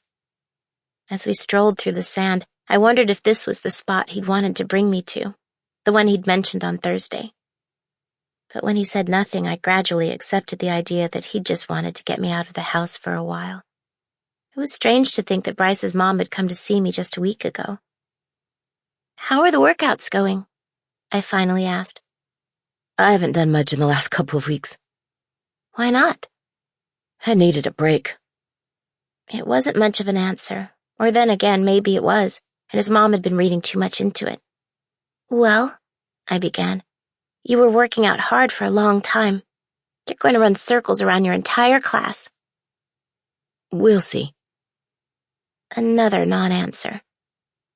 Bryce could sometimes employ doublespeak as well as my aunt. Before I could clarify, he changed the subject. Do you still wear the necklace I gave you? Every day, I answered. I love it. When I was having it engraved, I wondered whether to add my name so you would remember who bought it for you. I won't forget. Besides, I like what you wrote. It was my dad's idea. I'll bet it will be good to see him, huh? Yeah, he said. There's something I need to speak with him about. What? Instead of answering, he simply squeezed my hand, and I felt a sudden flutter of fear at the idea that, as normal as he seemed on the surface, I had no idea what was going on with him at all. On Sunday morning, Gwen came by to check on me and let me know that I was almost there, something the mirror had made pretty obvious. How are your Braxton Hicks? Irritating, I answered. She ignored my comment. You might start thinking about getting a bag ready for the hospital. I still have time, don't you think? Toward the end, it's impossible to predict. Some women go into labor early. Some take a little longer than expected. How many babies have you delivered? I don't think I've ever asked. I can't remember exactly. Maybe 100? My eyes widened. You've delivered 100 babies? Something like that. There are 2 other pregnant women on the island right now. I'll probably do their deliveries. Are you upset that I wanted to go to the hospital instead? Not in the slightest. I also want to thank you for staying here on Sundays and checking on me, I mean. It wouldn't be right to leave you alone. You're still young. I nodded, though part of me wondered if I would ever feel young again. Bryce showed up soon after wearing khakis and a polo along with loafers, looking older and more serious than usual. Why are you dressed up? I asked. There's something I want to show you. The thing I mentioned the other day. The not another cemetery thing? That's the one, he said. But no worries. I swung by right before coming here, and there's no one around. Reaching out, he took my hand and kissed the back of it. You ready? All at once, I knew he'd planned something big, and I took a small step backward. Let me brush my hair first. I'd already brushed my hair, but I retreated to my bedroom, wishing there were a way to rewind the last couple of minutes and just start over. While recent Bryce had occasionally seemed off, today's version was entirely new, and all I could think was that I wished old Bryce had shown up instead. I wanted to see him in jeans and his olive jacket, with a file box of photos beneath his arm. I wanted him at the table helping me learn equations or quizzing me on Spanish vocabulary. I wanted Bryce to hold me like he had on the beach that night with the kite, when all felt right with the world. But new Bryce, all dressed up and who'd kissed my hand, was waiting for me, and as we started down the steps, I had another Braxton Hicks contraction. I had to grip the rail while Bryce looked on in concern. It's getting close, isn't it? 11 days, give or take, I answered, wincing. When the feeling finally passed and I knew I could safely move again, I waddled the rest of the way down. From the bed of the truck, Bryce grabbed a small step stool so I could climb in, just like he'd done before when we'd go to the beach.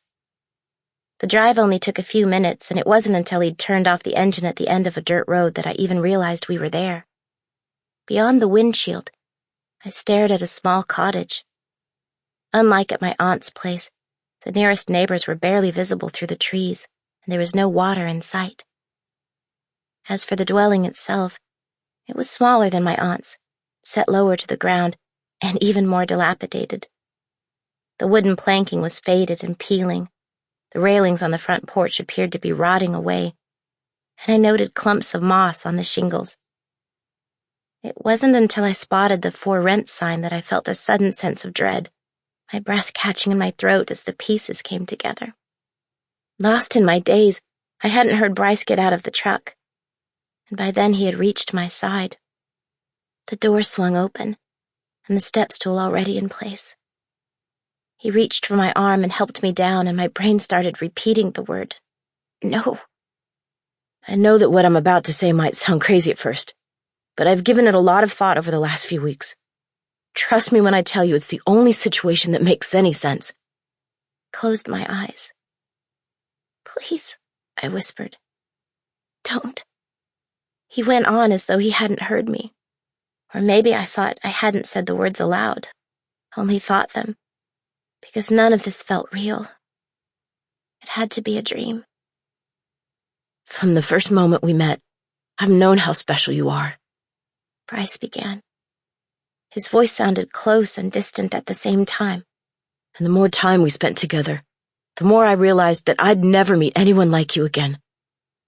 You're beautiful and smart and kind. You have a great sense of humor, and all of that makes me love you in a way that I know I'm never going to be able to love anyone else. I opened my mouth to speak, but nothing came out. Bryce kept going, his words coming even faster.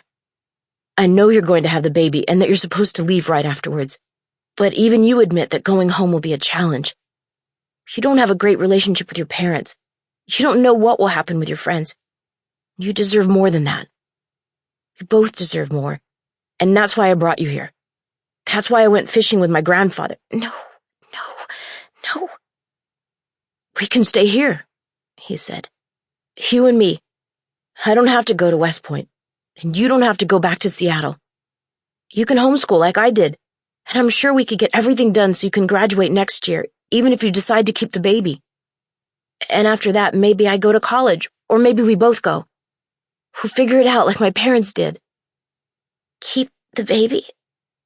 I'm only 16, I finally croaked out. In North Carolina, if there's a birth of a child, we can petition the courts and they'd allow you to stay. If we live here together, you could be emancipated. It's a little complicated, but I know I can find a way to make it work. Please stop, I whispered, knowing I'd somehow been expecting this since the moment he'd kissed my hand. He suddenly seemed to recognize how overwhelmed I felt. I know it's a lot to take in right now, but I don't want to lose you. He drew in a deep breath. The point is, I've found a way that we can be together. I have enough money in the bank to afford to rent this house for almost a year, and I know I can earn enough working with my grandfather to pay the rest of the bills without you having to work at all. I'm willing to tutor you in school, and I want nothing more than to be the father of your baby. I promise to love and adore her and treat her like my own daughter, even adopt her if you're willing to let me do that. He reached for my hand, taking it before lowering himself to one knee. I love you, Maggie. Do you love me? Even though I knew where all of this was going, I couldn't lie to him. Yes, I love you. He looked up at me, eyes beseeching. Will you marry me? Hours later, I sat on the couch, waiting for my aunt to return in what can only be likened to shell shock. Even my bladder seemed stunned into submission. As soon as Aunt Linda got home, she must have noted my expression, and she immediately sat beside me. When she asked what had happened, I told her everything, but it wasn't until I finished that she finally asked the obvious. What did you say? I couldn't say anything. The world was spinning like I'd been caught in a whirlpool, and when I didn't speak, Bryce finally said that I didn't have to answer right away, but he asked me to think about it. I was afraid this might happen. You knew? I know Bryce. Not as well as you know him, obviously, but enough not to be completely blindsided. I think his mom was worried about something like this as well. No doubt about it, and I wondered why I alone hadn't seen it coming. As much as I love him, I can't marry him. I'm not ready to be a mom or a wife or even to be a grown-up yet. I came here just wanting to put all of this behind me so I could go back to my normal life, even if it is kind of boring. And he's right. Things could be better back home with my parents or my sister or whatever, but they're still my family. Even as I said the words, my eyes filled with tears, and I began to cry. Couldn't help it. I hated myself for that, even as I knew I was telling the truth. Aunt Linda reached over and squeezed my hand. You're wiser and more mature than you think you are. What am I going to do? You're going to need to speak with him. What should I say? You need to tell him the truth. He deserves that much. He's going to hate me. I doubt that, she said, her voice quiet. What about Bryce? Do you think he really thought this through? That he's really ready to be a husband and a father? To live in Ocracoke as a fisherman or doing odd jobs, to give up West Point? He said that's what he wanted. What do you want for him? What did I want? For him to be happy, to be a success, to chase his dreams, to become an older version of the young man I'd learned to love, to stay with me forever. I just don't want to hold him back, I finally said. Her smile couldn't hide the sadness in her expression. Do you think you would? The stress I was feeling made restful sleep impossible. And, maybe because I'd been in shock earlier, the Braxton Hicks contractions returned with a vengeance, making their presence known all night long. Almost every time I was about ready to doze off, another would strike, and I'd have to squeeze Maggie Bear hard just to get through it. I woke up Monday morning exhausted, and even then they kept going. Bryce didn't show up at the house at his usual time. I wasn't in any mood to study. Instead, I spent most of the morning on the porch thinking about Bryce. My mind flitted through dozens of imaginary conversations, none of them good, even as I reminded myself that I'd known all along that falling in love made a painful and terrible goodbye inevitable. I just never expected it to be like this. I knew he'd come, though. As the morning sun gradually warmed the air, I could almost sense his spirit. I imagined him lying on his bed, his hands clasped behind his head, his eyes focused on the ceiling. Every now and then he'd likely glance at the clock, wondering whether I needed more time before I was ready to give him an answer. I knew he'd want me to say yes. What did he think would happen even if I did? Did he expect the two of us to march over to his house and tell his mom, and that she'd be happy about it? Did he hope to listen on the phone while I called my parents and told them? Didn't he know they'd fight the idea of emancipation? And what if his parents stopped speaking to him? And all of that ignored the fact that I was only 16 and in no way ready for the kind of life he'd proposed. As Aunt Linda had implied, it didn't seem like he'd really thought through the ramifications. He seemed to view the answer through a lens that focused only on the two of us seeing each other, as so no one else would be affected. As romantic as that sounded, it wasn't reality. And it ignored my feelings as well. I think that's what was bothering me the most. I knew Bryce well enough to assume that the reasons made sense to him, and all I could think was that he, like me, suspected that a long-distance relationship wouldn't work for us. We might be able to write and call, though calls would be expensive. But when would we be able to see each other again? If I doubted whether my parents were going to let me date, there wasn't a chance they'd let me go to the East Coast to see him. Not until I graduated. And even then, if I was still living at home, they might not agree. Which meant at least 2 years, maybe more. And what about him? Could he fly out to Seattle in the summers? Or did West Point have mandatory leadership programs when school wasn't in session? Part of me thought they probably did, and even if not, Bryce was the type of person who'd ordinarily line up in an internship at the Pentagon or whatever. And as close as he was to his family, he'd have to spend time with them as well. Could you continue to love and be with someone if you never spent any time with them? For Bryce, I began to understand the answer was no. Something within him needed to see me, hold me, touch me, kiss me. He knew that if I returned to Seattle and he went to West Point, not only were these things impossible, but we wouldn't even have the kind of simple moments that led us to falling in love in the first place. We wouldn't study at the table or walk the beach. We wouldn't spend afternoons taking photographs or developing prints in the darkroom. No lunches or dinners or watching movies while sitting on the couch. He'd live his life, and I'd live mine. We'd grow and change, and distance would take its inevitable toll, like drops of water wearing down a stone.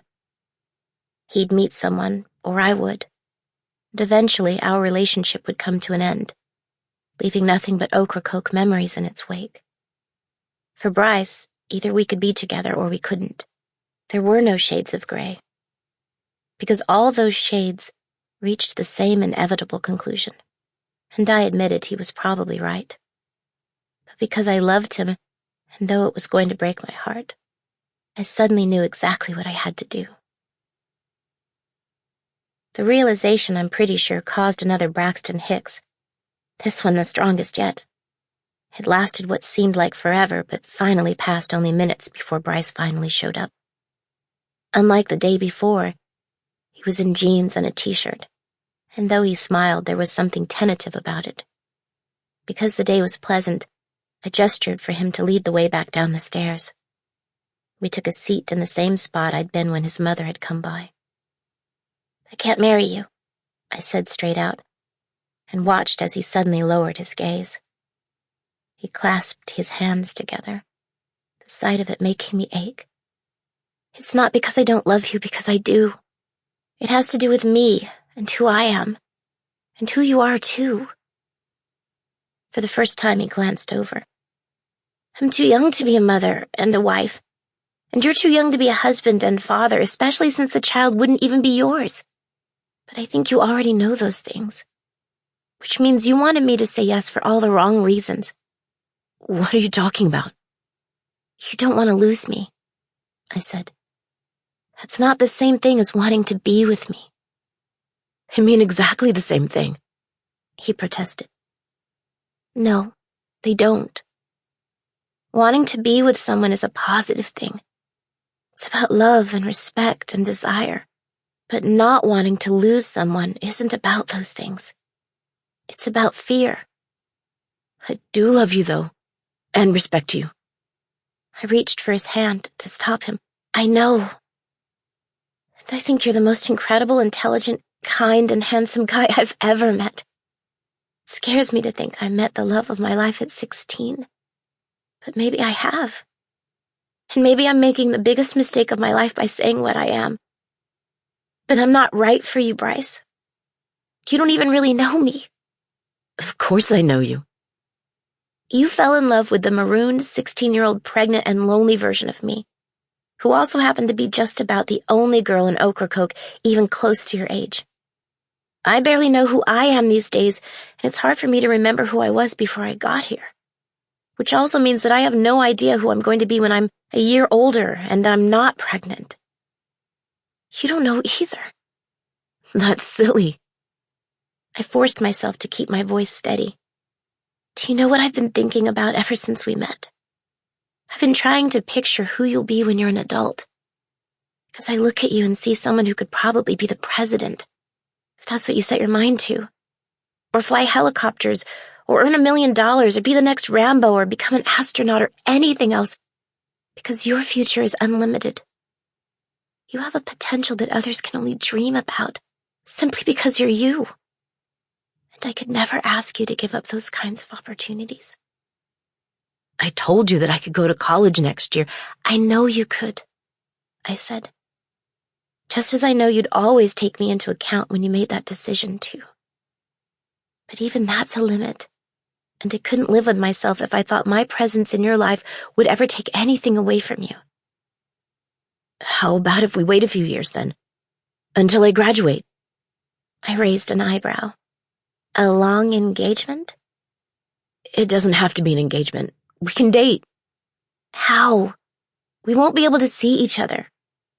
When he closed his eyes, I knew my earlier thoughts had been correct. There was something in him that didn't only want, but also needed me. "Maybe I could go to school in Washington," he muttered. I could tell he was grasping, making it hard to go on, but I had no other choice. "And give up your dream? I know how much you've always wanted to go to West Point, and I want that for you too. It would break my heart to think you gave up even one of your dreams for me. I want nothing more than for you to know I loved you enough to never take something like that away from you." Then what are we going to do? Just walk away as though you and I never happened? I felt my own sadness expanding through me like an inflating balloon. We can pretend it was a beautiful dream, one that we remember forever, because we both loved each other enough to allow the other to grow. That's not good enough. I can't imagine knowing that I'm never going to see you again. Then let's not say that. Let's give it a few years. Meanwhile, you make decisions that are best for your future. And I'll do the same. We go to school, we get jobs, we figure out who we are. And then if we both think we want to give it another try, we can find each other and see what happens. How long are you thinking? I swallowed, feeling the pressure behind my eyes begin to build. My mom met my dad when she was 24. More than 7 years from now? That's crazy. In his eyes, I thought I saw something like fear. Maybe. But if it works then, he'll know it's right. Do we talk until then? Or write letters? That would be too hard for me, I knew. If I received regular letters, I'd never stop thinking about him, nor would he stop thinking about me. How about a single Christmas card every year? Are you going to date other people? I don't have anyone in mind, if that's what you're asking. But you're not saying that you won't. The tears began to fall. I don't want to fight with you.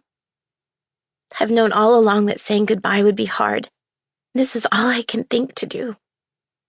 If we're meant to be, we can't just love each other as teenagers. We have to love each other as adults. Don't you get that? I'm not trying to fight. It's just such a long time. His voice cracked.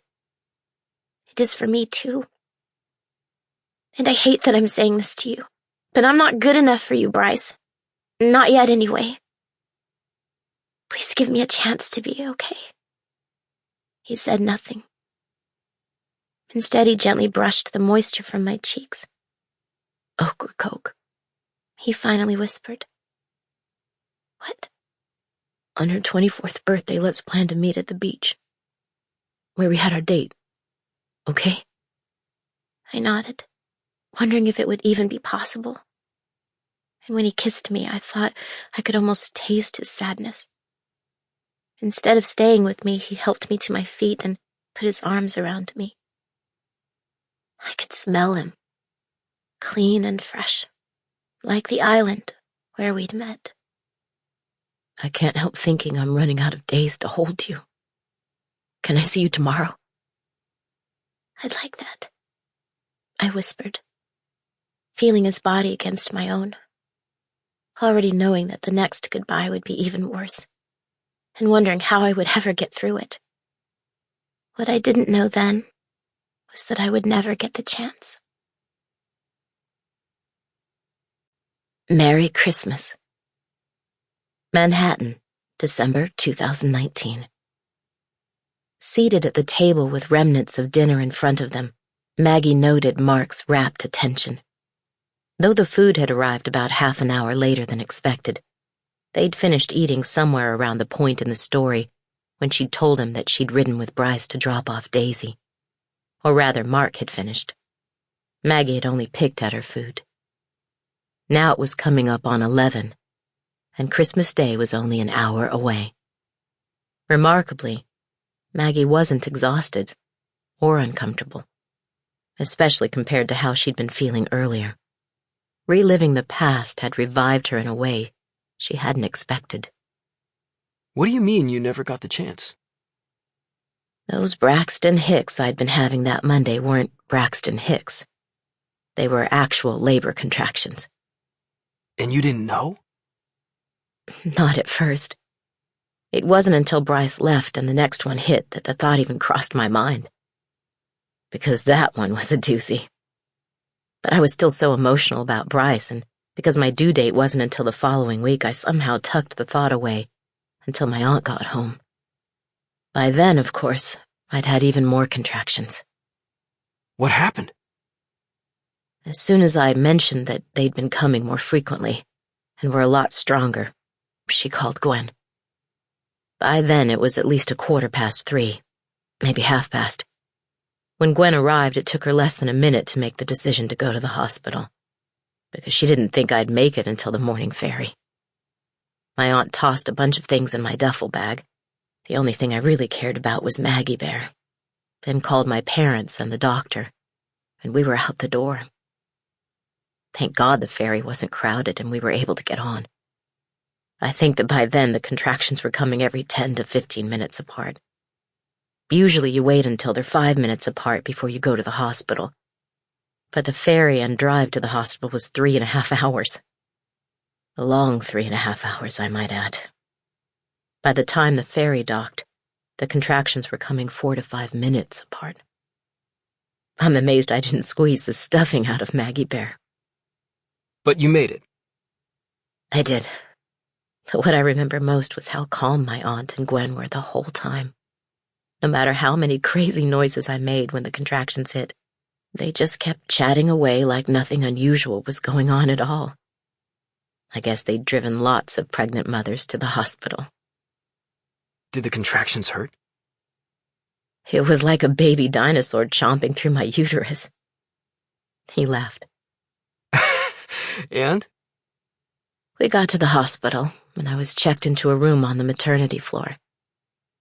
The doctor came by, and both my aunt and Gwen stayed with me for the next 6 hours until I was finally dilated.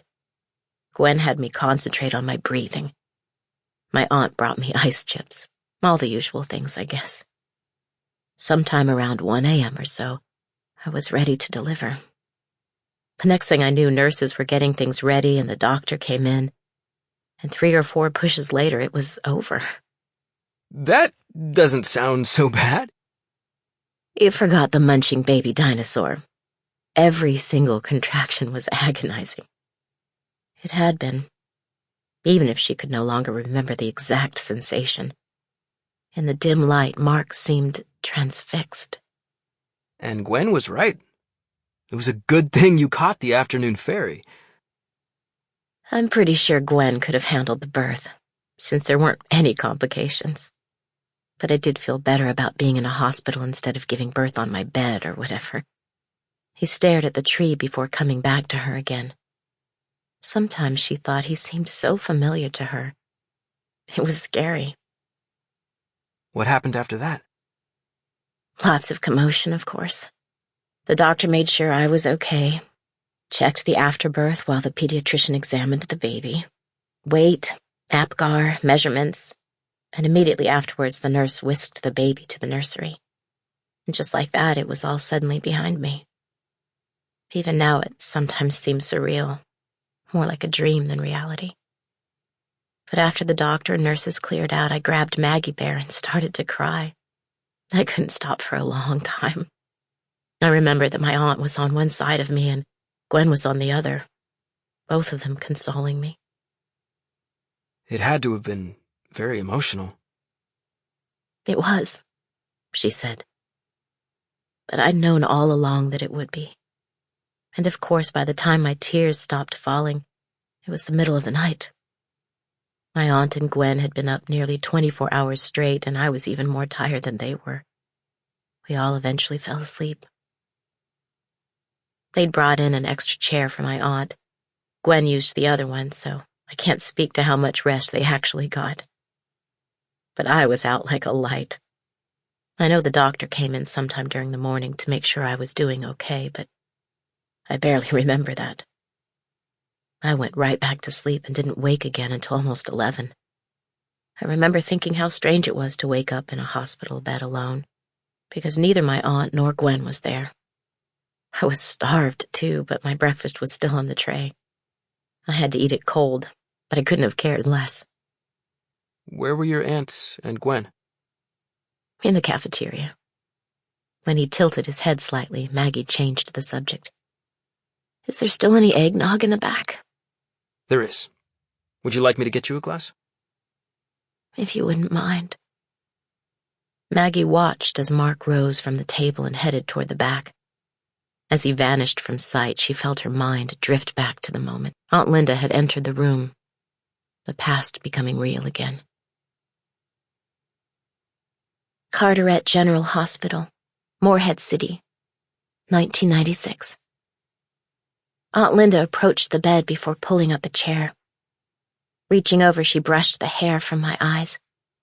How are you feeling? You slept a long time. I think I needed it, I said. Did the doctor come in earlier? He did, she said. He said you were doing very well. You should be out of the hospital tomorrow morning. I have to stay another night? They like to monitor you for at least 24 hours. The sunlight from the window behind her seemed to frame her in a golden halo. How's the baby? Perfect, she said. The staff is excellent, and it was a quiet night. I think yours is the only one in the nursery right now. I absorbed what she'd said, imagining the scene, and the next words came automatically. Do you think you could do something for me? Of course. Can you bring Maggie Bear to the nursery? And let the nurses know that I'd like the baby to have her. And maybe they could tell the parents, too. My aunt knew how much Maggie Bear meant to me. Are you sure? I think the baby needs her more than I do right now. My aunt offered a tender smile. I think that's a wonderful and generous gift. I handed her the teddy bear, watching as she cradled it before reaching for my hand. Now that you're awake, can we talk about the adoption? When I nodded, she went on. You know you're going to have to formally give the baby up, which means paperwork, of course. I've reviewed it, so has Gwen, and as I mentioned to your parents, we've worked for years with the woman who set up the adoption. You can trust me that everything is in order, or if you wish, I could arrange for you to have an attorney. I trust you, I said, and I did. I think I trusted my Aunt Linda more than anyone. The important thing you should know is that this is a closed adoption. You remember what that means, right? That I don't know who the parents are, right? And they won't know me? That's correct. I want to make sure that's still what you'd like to do. It is, I said. The thought of knowing anything would drive me crazy. Are the new parents here yet? I heard that they arrived this morning, so we'll take care of the paperwork in a little bit. But there's something else you should probably know. What is it? She took a deep breath. Your mom is here now, and she's arranged for you to fly home tomorrow. The doctor wasn't thrilled by that because of the possibility of blood clots, but your mom was fairly insistent about it. I blinked. How did she get here so fast? She found a flight yesterday right after I called. She actually arrived in New Bern late last night before you delivered. She came by this morning to see you, but you were still asleep. She hadn't eaten, so Gwen and I took her to the cafeteria to get her something. Preoccupied with thoughts about my mom, I realized that I'd almost tuned out the other things she'd told me. Wait, did you say I'm leaving tomorrow? Yes. You mean I'm not going back to Ocracoke? I'm afraid not. What about the rest of my things, and the picture Bryce gave me for Christmas? I'll ship everything to you. You don't have to worry about that. But what about Bryce? I didn't even get a chance to say goodbye. I didn't say goodbye to his mom or his family either. I know, she murmured. But I don't think there's anything you can do. Your mom made the arrangements, and that's why I wanted to come up here to tell you right away, so you wouldn't be surprised. I could feel the tears again. Different tears than the previous nights, filled with a different kind of fear and pain. I want to see him again, I cried. I can't just leave like this. I know, she said, compassion weighting every word. We had a fight, I said. I could feel my lip beginning to quiver. I mean, sort of a fight. I told him I couldn't marry him. I know, she whispered. You don't understand, I said. I have to see him. Can't you try to talk to my mom? I did, she said. Your parents want you to come home. But I don't want to leave, I said. The thought of living with my parents again, not my aunt, wasn't something I could face right now. Your parents love you, she promised me, squeezing my hand. just like I love you. But I feel it with you more than I do with them. I wanted to say that to her, but my throat locked up, and this time, I simply gave in to the sobbing. And just as I knew she would, my sweet and wonderful Aunt Linda held me tight for a long time, even after my mom finally entered the room. Manhattan, 2019. Are you okay? You look troubled. Maggie watched as Mark set the eggnog in front of her. I was remembering the next morning at the hospital, Maggie said. She reached for the glass while he took his seat again. When he was settled, she told him what had happened, noting his dismay. And that was it? You didn't return to Ocracoke? I couldn't. Did Bryce make it to the hospital? Couldn't he have caught the ferry? I'm sure he thought I'd be coming back to Ocracoke. But even if he had figured it out and made it to the hospital, I can't imagine what it would have been like with my mom there. After my aunt and Gwen left, I was devastated. My mom couldn't understand why I kept crying. She thought I was questioning the decision to give up the baby for adoption, and even though I'd already signed the papers, I think she was afraid that I was going to change my mind. She kept telling me that I was doing the right thing. Your aunt and Gwen left. They needed to catch the afternoon ferry back to Ocracoke. I was a wreck after saying goodbye to them. Eventually, my mom got tired of it. She kept going downstairs to get coffee, and after I had dinner, she ended up returning to the hotel. Leaving you alone? Even though you were so upset? It was better than having her there, and I think both of us knew it. Anyway, I eventually fell asleep, and the next thing I really remember is the nurse wheeling me out of the hospital while my mom pulled up the rental car.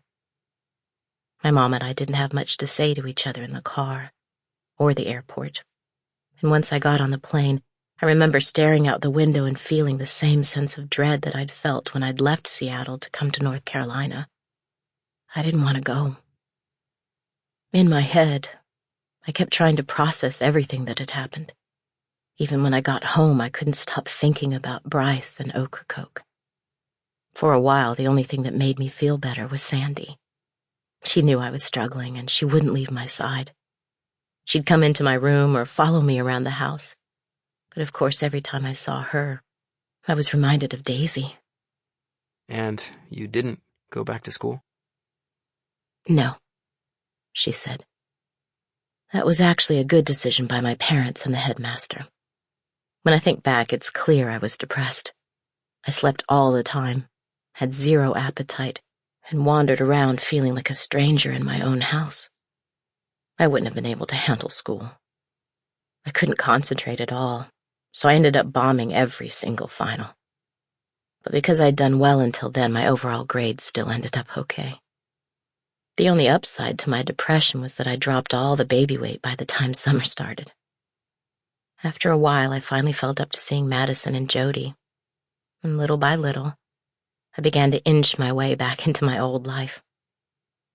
Did you talk or write to Bryce? No. And he didn't call or write either. I wanted to, every single day. But we had our plan, and whenever I thought about contacting him, I reminded myself that he was better off without me. That he needed to concentrate on him, just like I needed to focus on me. My aunt wrote to me regularly, though, and she'd offer the occasional nugget about Bryce. She informed me that he became an Eagle Scout, went off to college on schedule. And a couple of months after that, she mentioned that Bryce's mom had come by the shop to let her know that Bryce was doing exceptionally well. How were you doing? Despite my renewed contact with my friends, I still felt strangely disconnected. I remember that after getting my driver's license, I'd sometimes borrow the car after church and visit garage sales.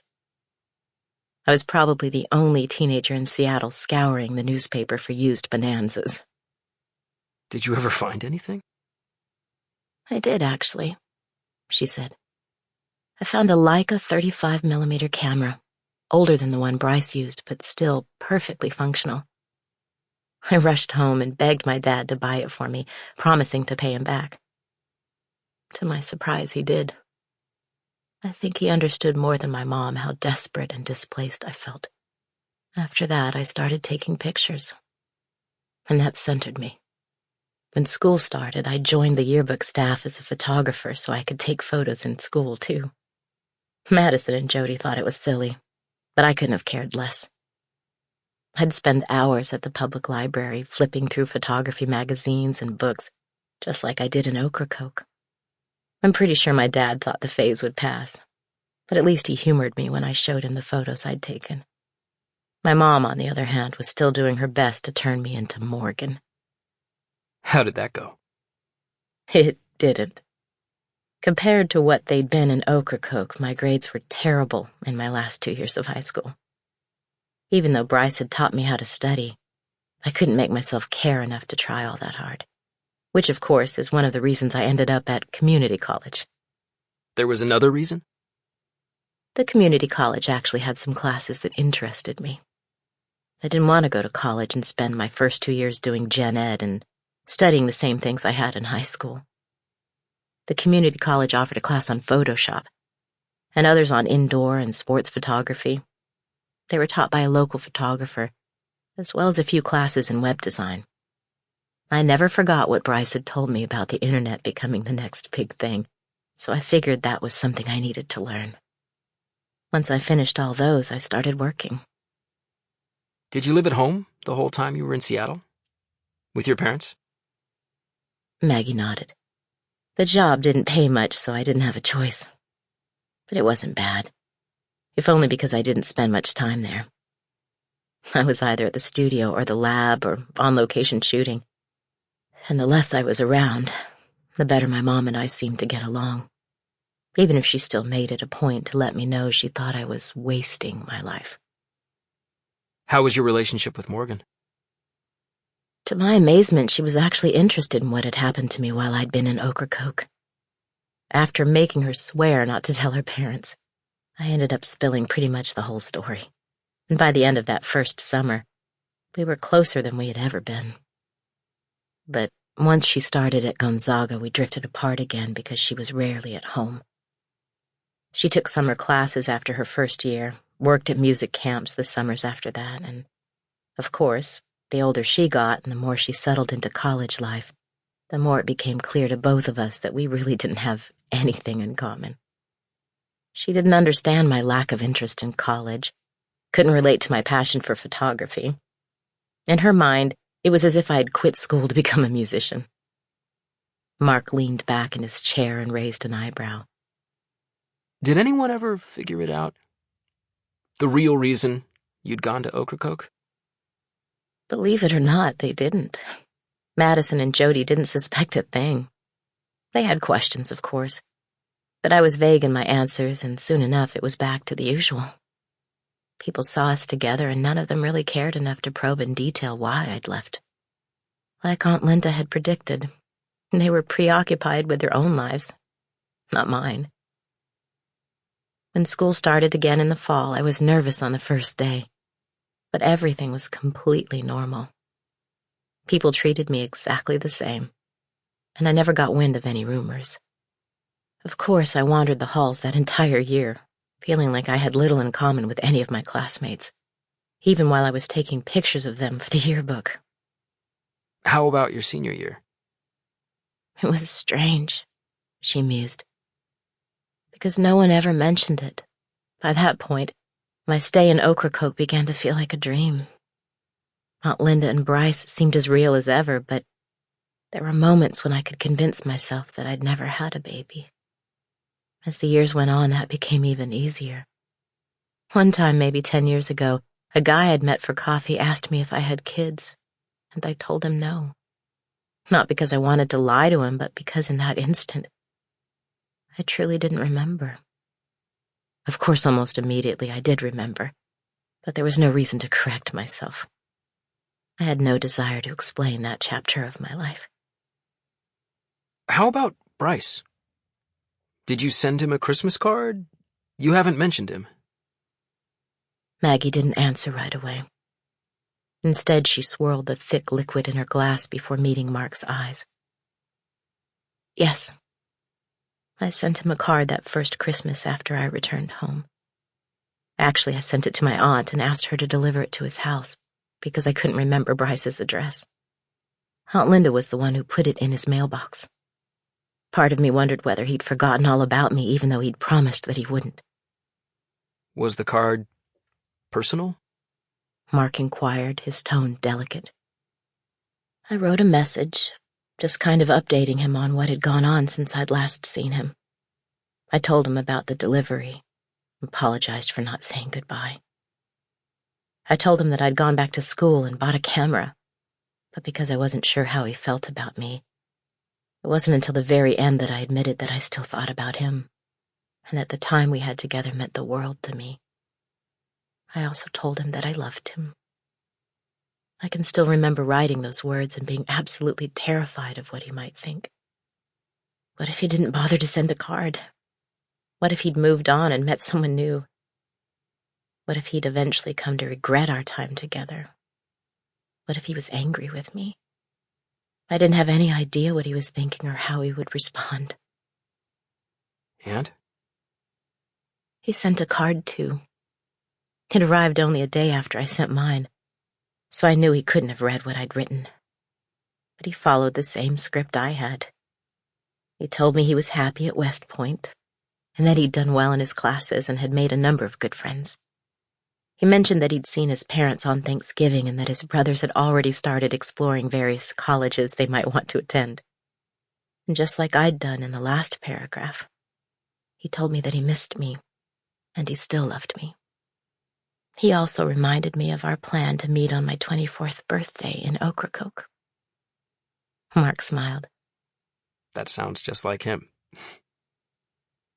Maggie took another sip of her eggnog, still enjoying the taste.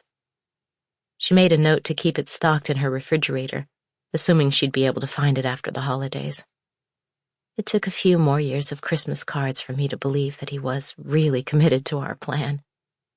To us, I mean. Every year I'd think to myself that this was the year the card wouldn't come, or that he'd tell me it was over. But I was wrong. In every Christmas card that arrived, he counted down the years until we could see each other again. He never met anyone else? I don't think he was interested. And I really didn't date much either. In my last years of high school and community college, I was asked out here and there, and occasionally I went, but I never had romantic interest in any of them. No one measured up to Bryce. And he graduated from West Point? In 2000, she said. Afterwards, like his dad, he went to work in military intelligence in Washington, D.C. I'd graduated from high school and finished taking classes at community college as well. Sometimes I think we should have followed his suggestion and reunited right after he graduated, instead of waiting until I was 24. It all feels so arbitrary now, she said, a melancholy look coming over her. Things would have turned out differently for us. What happened? We both did what I'd recommended and became young adults. He worked at his job, and I worked at mine. Photography was my whole world early on. Not just because I was passionate about it, but also because I wanted to be someone worthy of Bryce, not just someone he loved. Meanwhile, Bryce was making adult decisions about his life, too. Do you know that old Army commercial where the song goes, "Be all that you can be in the Army"? Vaguely. Bryce had never given up on the idea of becoming a Green Beret, so he applied to SFAS. Aunt Linda wrote and told me about it. I guess Bryce's parents had mentioned it to her, and she knew I'd want to know. What's SFAS? Special Forces Assessment and Selection. It's at Fort Bragg, back in North Carolina. Long story short, Bryce was assessed with flying colors. Eventually went through the training and ended up being selected. All of that happened by the spring of 2002. Of course, by then the military had made special forces a priority and wanted the highest quality people they could find. So I'm not surprised Bryce made it. Why was it a priority? 9/11. You're probably too young to remember what a cataclysmic event that was. A turning point in America's history. In Bryce's Christmas card in 2002, he said that he couldn't tell me where he was, which even to me was a tip-off that he was someplace dangerous, but that he was doing okay. He also said that he might not be able to make it to Ocracoke the following October when I was to turn 24. He said that if he wasn't there, not to read anything into it, he'd find a way to let me know if he was still deployed, and would arrange for an alternate time and place for us to finally meet. She fell silent, remembering. Then, strangely, I wasn't all that disappointed. More than anything, I was amazed that, after all those years, both of us still wanted to be together. Even now, it still seems implausible that our plan worked. I was proud of him, and proud of myself, too. And of course, I was incredibly excited to see him again, no matter when that would be. But once again, it wasn't in the cards. Fate had something else in store for us. Mark said nothing, waiting. Instead of speaking, Maggie faced the Christmas tree again, forcing herself not to dwell on what happened next, a skill she'd mastered over the years. Instead, she stared at the lights, noting the shadows and tracking the movement of traffic outside the gallery door. When she was finally confident the memory had been fully locked away, she reached for her handbag to retrieve the envelope she'd stashed inside earlier, right before she'd left her apartment. Without a word, she handed it to Mark. She didn't watch as he no doubt studied the return address and realized he was holding a letter from her Aunt Linda. Nor did she watch as he lifted the seal on the envelope. Though she'd read the letter only once, she knew with utter clarity what Mark would see on the page. Dear Maggie, it's late at night, rain is falling, and though I should have been asleep hours ago, I find myself at the table wondering whether I have the strength to tell you what I must.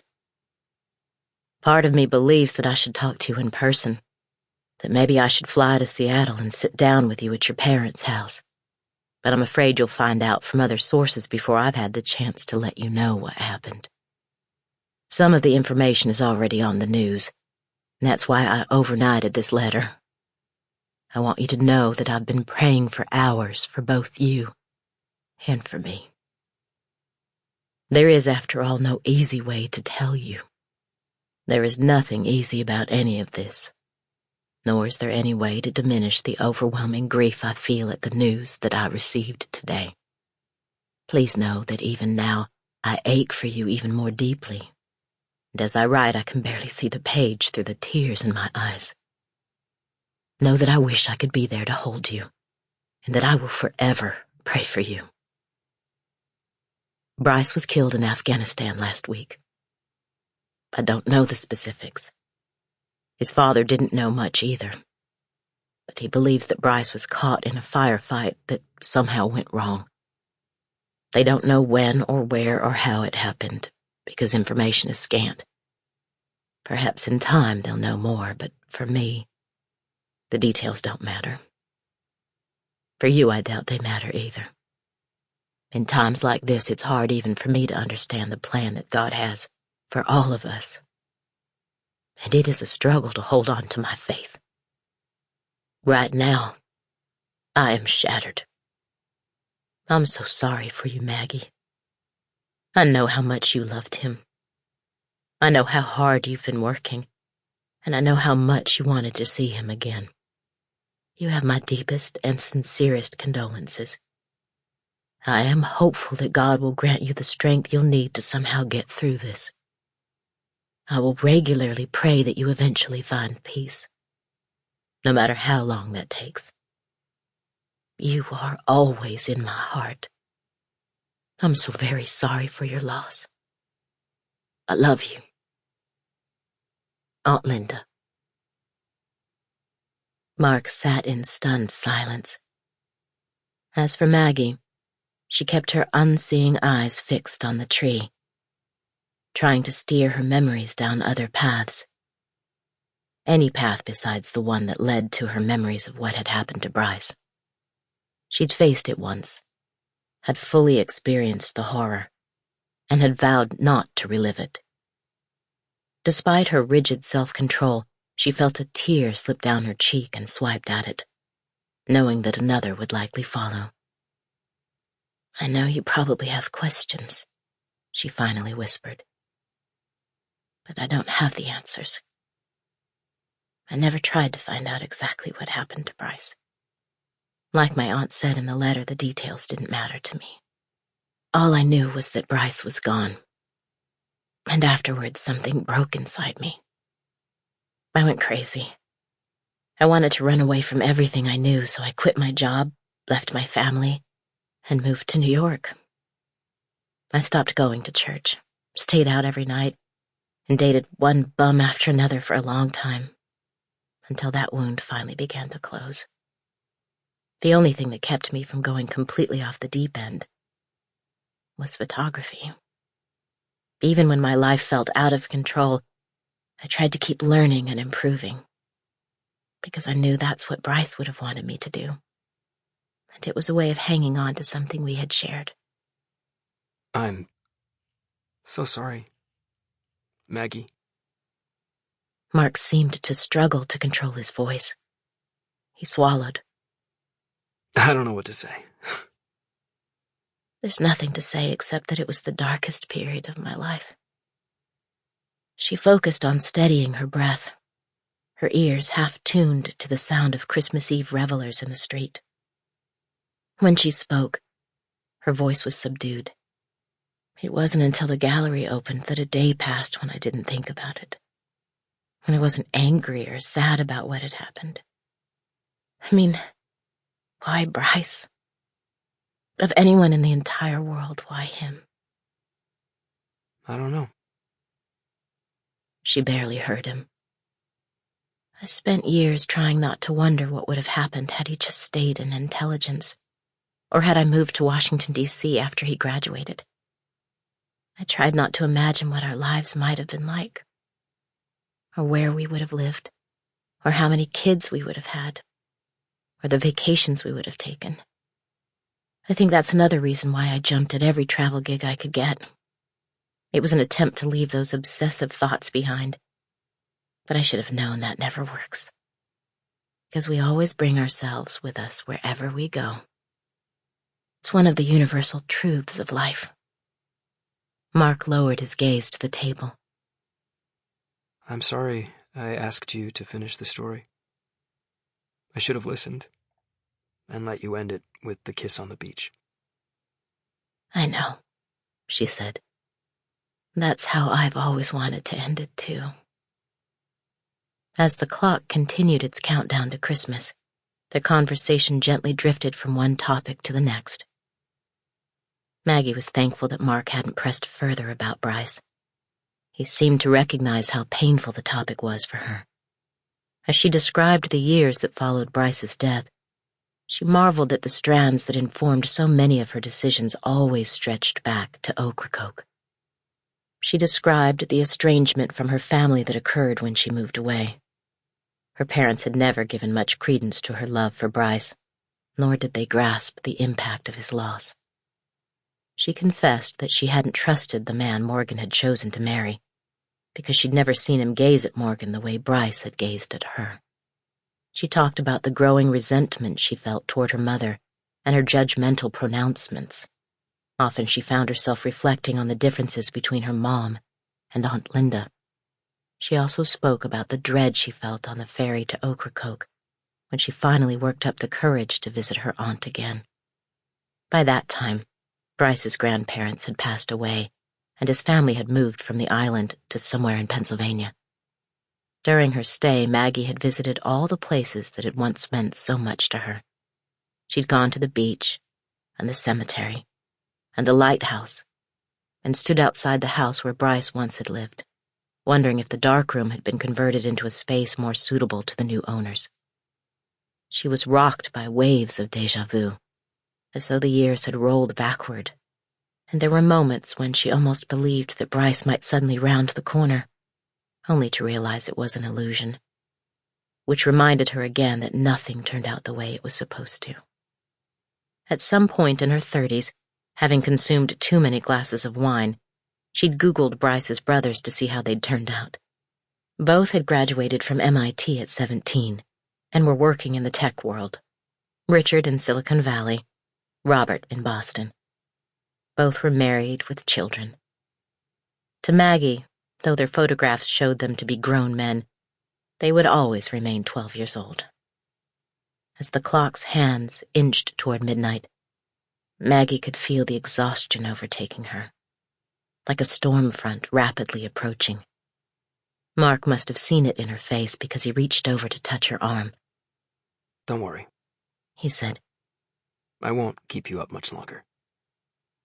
You couldn't even if you tried, she said weakly. There comes a time now when I just shut down. You know what I was thinking? Ever since you started telling me the story? What? He scratched at his ear. When I think back on my life, and granted, I'm not all that old, I can't help thinking that while I've had different phases, I've always just become a slightly older version of me.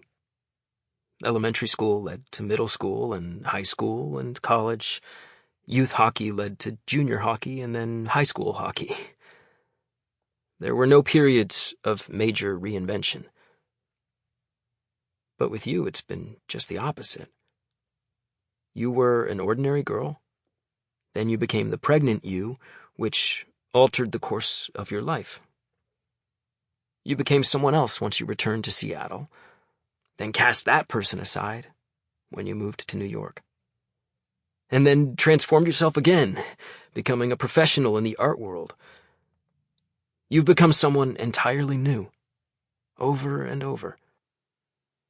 Don't forget the cancer version of me. I'm serious, he said.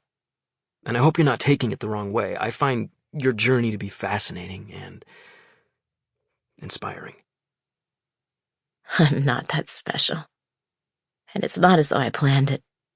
I've spent most of my life reacting to things that happened to me. It's more than that.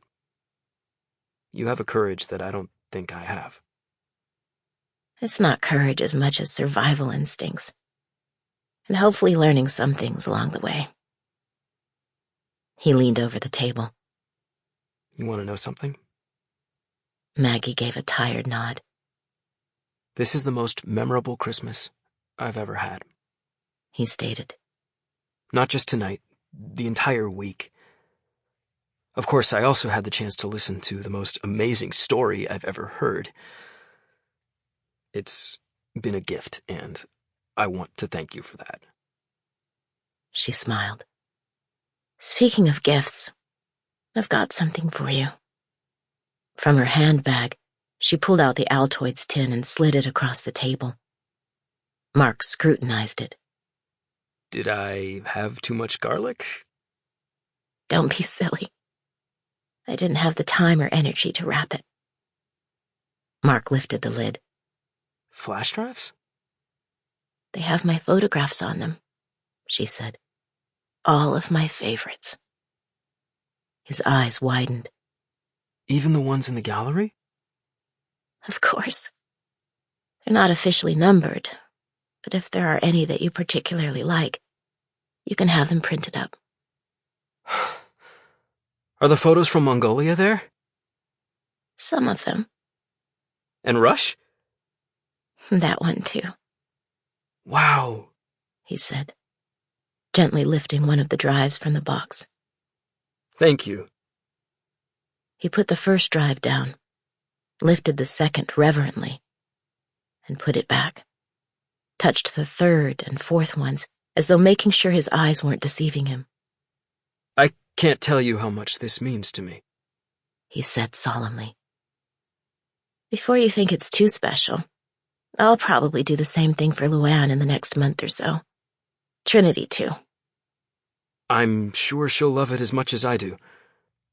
I'd rather have this than one of Trinity's pieces. You should take the Trinity piece if he offers it. Maybe sell it. Buy yourself a nice-sized house. Yeah. He agreed. But it was clear his mind was still on the gift. He peered at the photos displayed on the walls around him, before shaking his head in what looked like wonder. I can't think of anything else to say except thank you, again. Merry Christmas, Mark. And thank you for making this week very special for me, too. I don't know what I would have done had you not been so willing to humor my whims. And of course, I'm looking forward to meeting Abigail, too. I think you said she's coming out on the 28th? Saturday, he said. I'll make sure she comes to the gallery on a day when you're here. I don't know if I'm going to be able to give you the whole time off while she's here. I can't promise anything. She understands, Mark assured her. We also have a full Sunday planned, and we have New Year's Day, too. Why don't we close the gallery on the 31st? I'm sure Trinity won't mind. That would be great.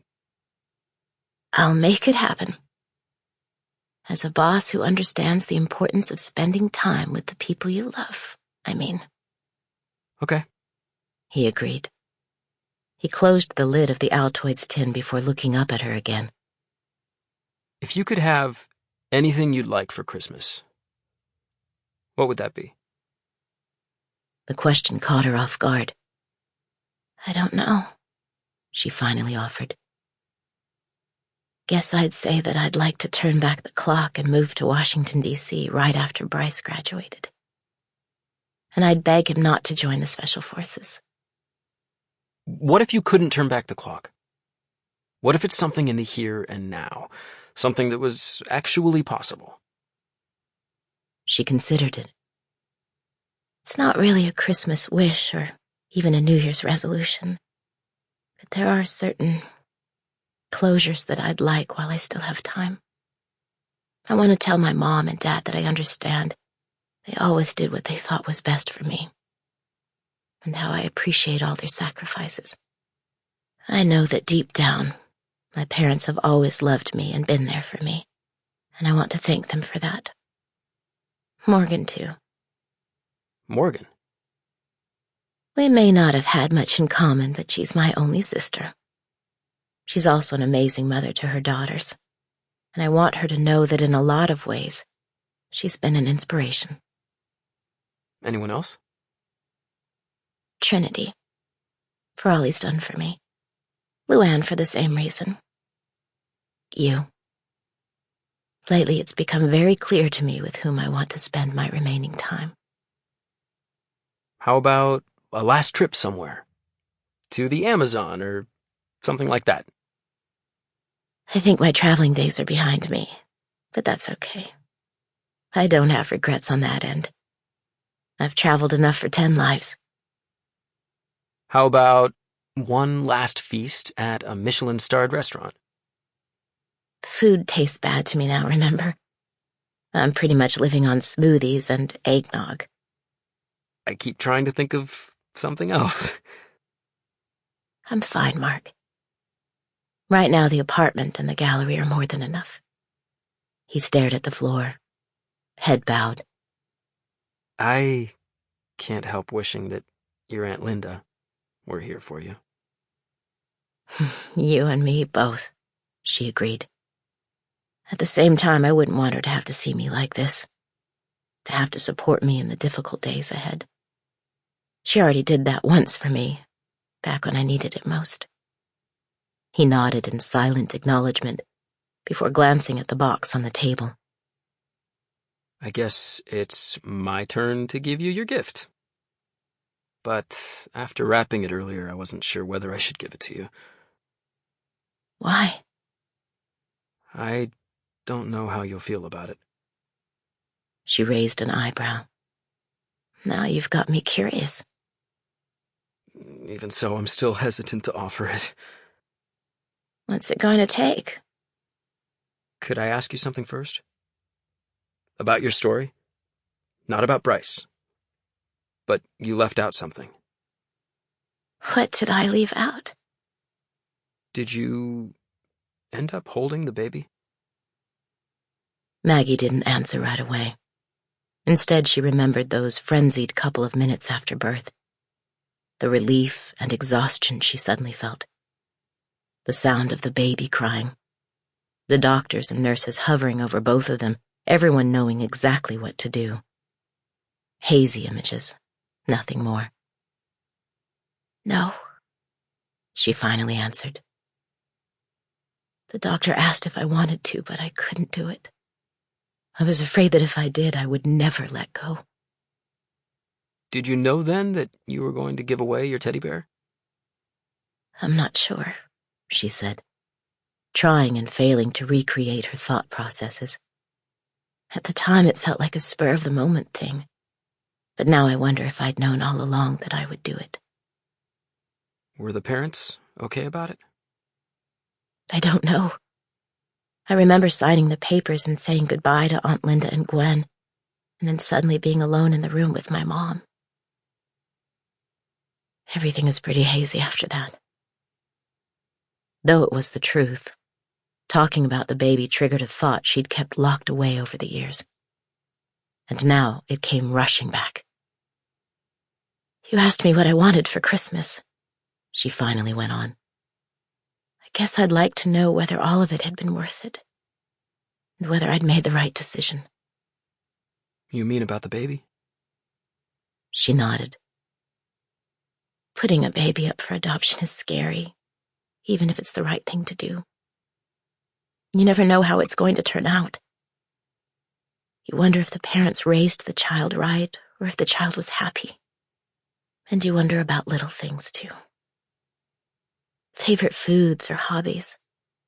Whether they inherited your physical tics or temperament.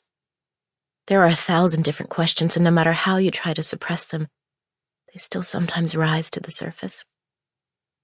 Like when you see a child holding his parent's hand, or you spot a family eating at the table next to you. All I could do was hope and wonder. Did you ever try to find the answers? No, she said. A few years ago, I toyed with the idea of putting my name on one of those adoption registries. Then I got melanoma, and I wondered whether anything good could come of it, given my prognosis. In all candor, cancer kind of takes over your life. Though it would be gratifying to know how it all turned out. And if he wanted to meet me, then I definitely would have wanted to meet him. Him? I had a boy, believe it or not, she said with a chuckle. Surprise, surprise. The technician was mistaken. Not to mention a mother's instincts. You were so sure. He slid the package toward her. Why don't you go ahead and open it? I think you might need this more than I do. Intrigued, Maggie stared at Mark curiously before finally reaching for the ribbon.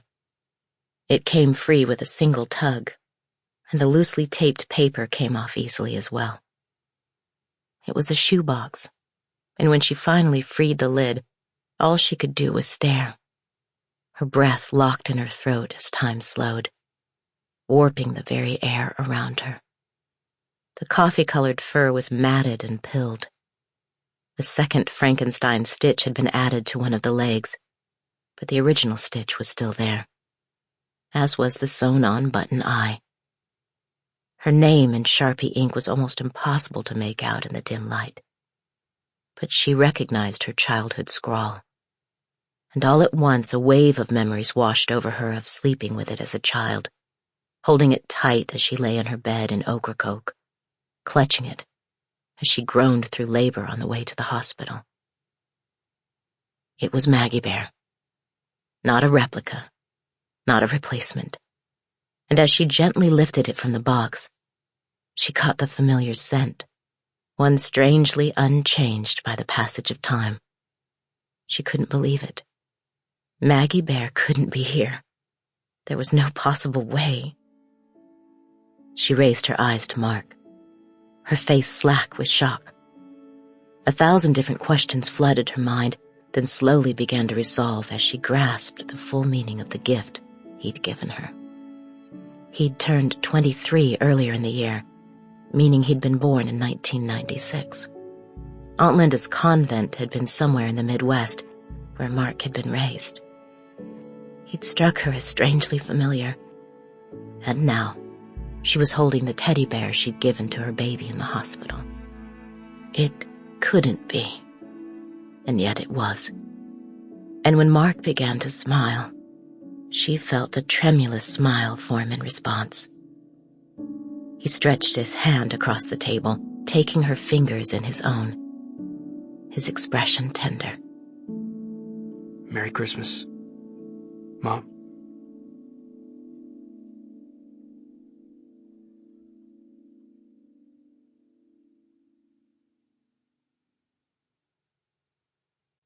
Mark. Ocracoke, early March 2020. On the ferry to Ocracoke, I tried to imagine the fear Maggie felt when she first arrived on the island so long ago. Even for me, there was a sense of trepidation that I was being drawn into the unknown. Maggie had described the drive from Morehead City to Cedar Island, where the ferry launched, but her description didn't quite capture the remoteness I felt as I passed the occasional lonely farmhouse or isolated mobile home. Nor was the landscape anything like Indiana's. Though misty, the world was lush and green, clumps of Spanish moss hanging from branches that had twisted and gnarled in the unceasing coastal winds. It was cold, the early morning sky white across the horizon, and the gray waters of the Pamlico Sound seemed to begrudge the passage of any boat attempting the crossing. Even with Abigail beside me, it was easy to understand Maggie's use of the word marooned. As I watched the village of Ocracoke grow larger on the horizon, it felt like a mirage that might evaporate. Before my trip here, I'd read that Hurricane Dorian had ravaged the town back in September and caused catastrophic flooding. When I'd seen the news photographs, I wondered how long it would take to rebuild or repair. Of course, I was reminded of Maggie and the storm she'd experienced. But then lately, most of my thoughts had been preoccupied with her. On my 8th birthday, my parents told me that I was adopted. They explained that God had somehow found a way for us to become a family, and they wanted me to know they loved me so much that their hearts sometimes felt like bursting. I was old enough to understand what adoption meant, but too young to really question them about the details. Nor did it really matter to me. They were my parents, and I was their son. Unlike some children, I didn't have much curiosity about my biological parents. Except in rare instances, I hardly ever thought about being adopted at all. At 14, though, I was in an accident. I was goofing around with a friend in a barn. His family owned a farm. And I cut myself on a scythe that I probably shouldn't have touched in the first place. I happened to nick an artery, so there was a lot of blood, and by the time I reached the hospital, my face was almost gray. The artery was stitched, and I was given blood. It turned out that I was AB negative, and obviously neither of my parents had the same blood type. The good news is that I was out of the hospital by the following morning, and pretty much back to normal soon after. But for the first time, I began to wonder about my birth parents. Because my blood type was relatively rare, I occasionally wondered if my mother's and father's were rare as well. I also wondered if there were any other genetic issues of which I should be aware. Another 4 years passed before I brought up the subject of my adoption with my parents. I was afraid of hurting their feelings. Only in retrospect did I realize they had been expecting the conversation ever since they'd sat me down on my birthday so long ago. They explained to me that the adoption had been closed, that court orders were probably necessary to open the files, and it was unclear whether I would prevail if I went that route. I might, for instance, be able to learn necessary health information, but nothing more unless the birth mother was willing to allow the records to be unsealed. Some states have a registry for just such a thing. Those who are adopted and those who offered a child for adoption can both agree that they'd like the records to be unsealed. But I couldn't find evidence of such an option in North Carolina, nor did I know if my birth mother had sought one out. I assumed I was at a dead end. But my parents were able to provide enough information to help me with the search. They'd learned several facts from the agency. That the girl was Catholic, and the family didn't believe in abortion. That she was healthy and under a physician's care. That she was doing her schoolwork remotely, and that she was 16 when she delivered. They also knew she was from Seattle. Because I was born in Morehead City, the adoption had been more complex than I'd realized. To adopt me, my parents had to move to North Carolina in the months preceding my birth in order to establish state residency. That knowledge wasn't important to learning Maggie's identity, but it underscored how desperate they'd been to have a child, and how much they, like Maggie, had been willing to sacrifice in order to give me a wonderful home. They shouldn't have known Maggie's name, but they did, partly by circumstance, partly by Maggie's design. In the hospital, one had to pass through the maternity ward to reach the nursery, and it had been a quiet night at the hospital when I was born. When my parents arrived, only 2 of the maternity rooms were occupied, and one of those hosted a black family with 4 other children. The other room, however, bore the name M. Dawes on a small placard near the door. In the nursery, they were also given the teddy bear, which had the name Maggie scrawled on the bottom of its foot. And all at once, they pieced together the name of the mother. It was something neither of my parents would ever forget, although they claimed never to have discussed it again until they finally had the conversation with me. My first thought was the same as probably everyone my age. Google. I typed in Maggie Dawes and Seattle, and up popped a biography of a well-known photographer. Obviously, I couldn't be certain then that she was my mother, and I scoured the rest of her photography website without luck. There were no references to North Carolina, no references to marriage or children, and it was clear that she now lived in New York. In her photograph, she looked too young to be my mother, but I had no idea when the portrait had been taken. As long as she hadn't been married and taken her husband's name, I couldn't rule her out. There were links on her website that connected to her YouTube channels, and I ended up watching a number of her videos, a habit I continued even while in college. Though most of the technical information in her videos was incomprehensible to me, there was something captivating about her. I eventually uncovered another clue. In the background of the work studio in her apartment hung a photograph of a lighthouse. In one of her videos, she even referenced it, noting that it was the photograph that first inspired her interest in the profession back when she was a teenager. I froze the video and took a picture, then Googled images of North Carolina lighthouses. It took less than a minute to figure out that the one on Maggie's wall was located in Ocracoke. The nearest hospital, I also learned, was in Morehead City. Though my heart skipped a beat, I knew it still wasn't enough to be absolutely certain. It wasn't until 3.5 years later, when Maggie first posted that she had cancer, that I became convinced. In that video, she noted that she was 36, which also meant that she'd been 16 years old in 1996. The name and age were right. She was from Seattle and had been in North Carolina as a teenager, and Ocracoke seemed to fit as well. And, when I looked hard enough, I thought I even noted a resemblance between us, though I admit that might have been just my imagination. But here was the thing. While I thought I wanted to meet her, I didn't know if she wanted to meet me. I wasn't sure what to do, and I prayed for guidance. I also began to watch her videos obsessively, all of them, especially the ones about her illness. Oddly, when discussing cancer on camera, she radiated a kind of offbeat charisma. She was honest and brave and frightened, optimistic and darkly funny, and like a lot of people, I felt compelled to keep watching. And the more I watched, the surer I was that I wanted to meet her. In no small way, it felt as though she'd become something akin to a friend.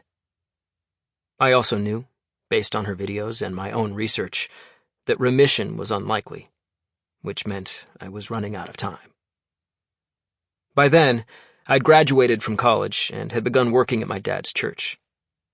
I'd also made the decision to further my education, which meant taking the GRE and applying to graduate schools. I was fortunate enough to be accepted at 3 terrific institutions, but because of Abigail, the University of Chicago was the obvious choice. My intention was to enroll in September of 2019, like Abigail, but a visit to my parents changed all that. While I was there, they asked me to move some boxes into storage. After hauling them to the attic, I came across another box. It was labeled Mark's room, and curious, I lifted the lid. There I found some trophies and a baseball mitt, folders filled with old schoolwork, hockey gloves, and numerous other keepsakes that my mom hadn't had the heart to throw out.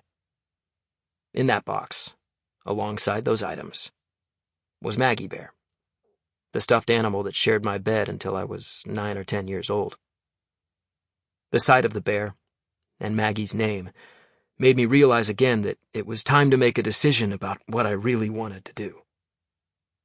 I could do nothing, obviously. Another option was to surprise her in New York with the information, perhaps have lunch together and then return to Indiana. That's what I assume many people might have done, but it struck me as unfair to her, given what she was already living through, since I still had no idea whether she even wanted to meet the son she'd long ago given up for adoption. Over time, I began to consider a third option. Perhaps I could fly to New York to meet her, without informing her who I was. In the end, after much prayer, I chose the third option. I initially visited the gallery in early February, tagging along with a group from out of state. Maggie wasn't there, and Luann, trying to distinguish between buyers and tourists, barely noticed me. When I stopped by the gallery again the following day, the crowds were even larger. Luann looked harried and barely able to keep up. Maggie was absent again, but it slowly began to dawn on me that beyond having a chance to meet Maggie, I might be able to help her at the gallery. The more I thought about it, the more the idea took hold. I told myself that if I eventually had the sense that she wanted to know who I was, I would reveal the truth. It was a complicated matter, though. If I received a job offer, and I didn't even know whether a job was available at that time, I would have to defer graduate school for a year. And though I assumed Abigail would accept my decision, she likely wouldn't be happy about it.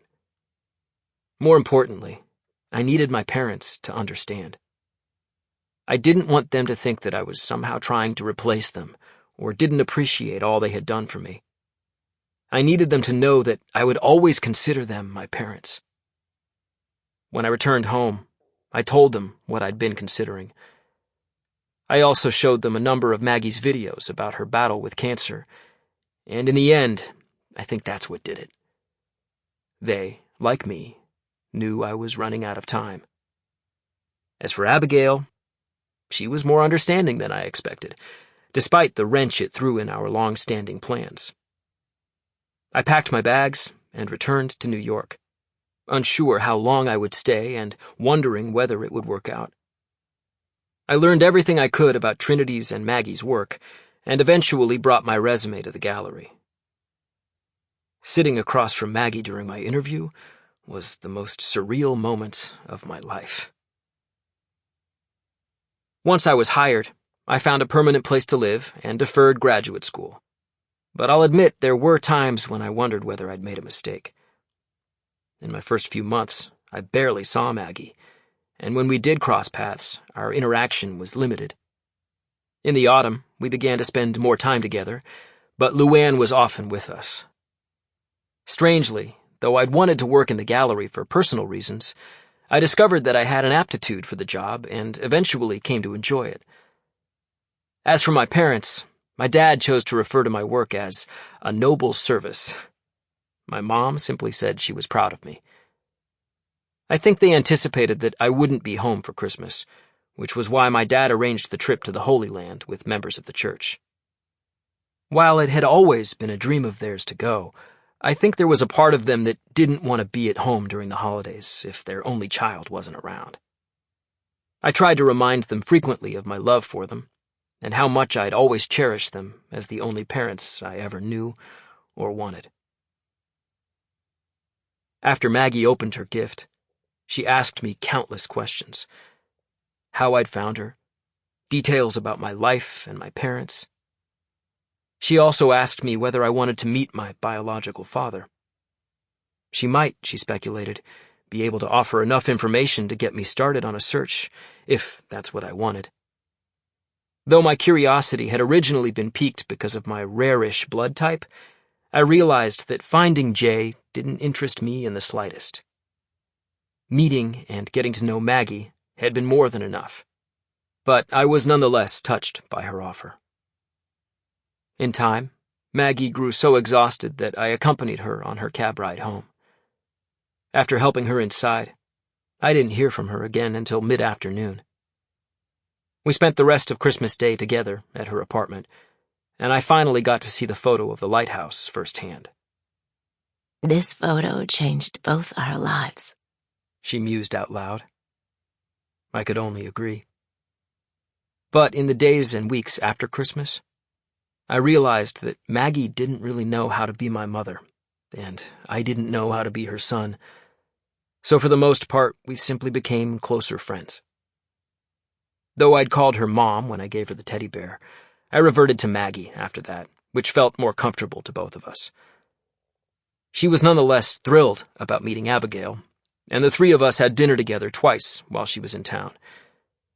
They got along well, but when Abigail enveloped Maggie in a goodbye hug, I noted that Maggie was growing smaller with each passing day, the cancer stealing away her substance and heft.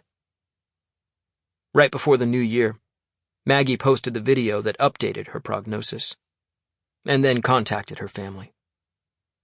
As she'd anticipated, her mom pleaded with Maggie to return to Seattle, but Maggie was unequivocal about her intentions. Once Luann returned from Maui, Maggie filled her in regarding both her prognosis and my identity. Luann, who insisted she'd known something was up all along, informed Maggie that we needed to spend as much time together as possible, so she promptly scheduled my vacation. As the new manager, both Maggie and Trinity agreed she was the obvious choice. It was her decision, and it allowed Maggie and me the time we needed to fill in any blanks we hadn't yet shared about our lives. My parents came to New York in the third week of January.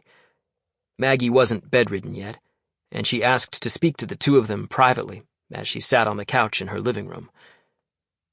Afterward, I asked my parents what they'd discussed. "She wanted to thank us for adopting you," my mom said, with barely restrained emotion. "She said that she felt blessed." My mom, toughened by the confessions associated with her profession, seldom cried. But in that instant, she was overcome, her eyes brimming with tears. "She wanted to tell us that we were wonderful parents, and that she thought our son was extraordinary." When my mom leaned in to hug me, I knew what had touched her most was that Maggie had referred to me as their son. For my parents, my decision to come to New York had been more difficult than I'd realized, and I wondered how much secret turmoil I'd caused them. "I'm glad you were able to meet her," my mom murmured, still holding me tight. "Me too, Mom." After my parents' visit, Maggie never made it to the gallery again, nor was she able to leave her apartment. Her pain medication had been increased, administered by a nurse who came by 3 times a day. She sometimes slept up to 20 hours at a stretch. I sat with her during many of those hours, holding her hand. She lost even more weight, and her breathing was ragged, a wheeze that was painful to listen to. By the first week of February, she was no longer able to rise from her bed. But in the moments she was awake, she still found a way to smile. Usually, I did most of the talking. It was too much effort on her part. But every now and then, she would tell me something I didn't know about her. "Do you remember when I told you that I wanted a different ending to the story of Bryce and me?" "Of course," I said. She gazed up at me, the ghost of a smile playing on her lips. With you, I got the ending that I wanted. Maggie's parents came to stay in February, settling in at a boutique hotel not far from Maggie's apartment. Like me, her mom and dad simply wanted to be close to her. Her dad remained quiet, deferring to his wife. Most of the time, he sat in the living room with the television tuned to ESPN. Maggie's mom occupied the chair near the bed and wrung her hands compulsively. Whenever the nurse arrived, she demanded explanations for every adjustment to Maggie's pain medicine, as well as other aspects of her care. When Maggie was awake, her mom's constant refrain was that what was happening wasn't fair, and she repeatedly reminded Maggie to pray. She insisted the oncologists in Seattle might have been able to do more and that Maggie should have listened to her. She knew someone who knew someone who knew someone else who also had stage 4 melanoma but was still in remission after 6 years. She sometimes lamented the fact that Maggie was alone and had never gotten married. Maggie, for her part, endured her mother's anxious nattering patiently. It was nothing she hadn't heard her entire life.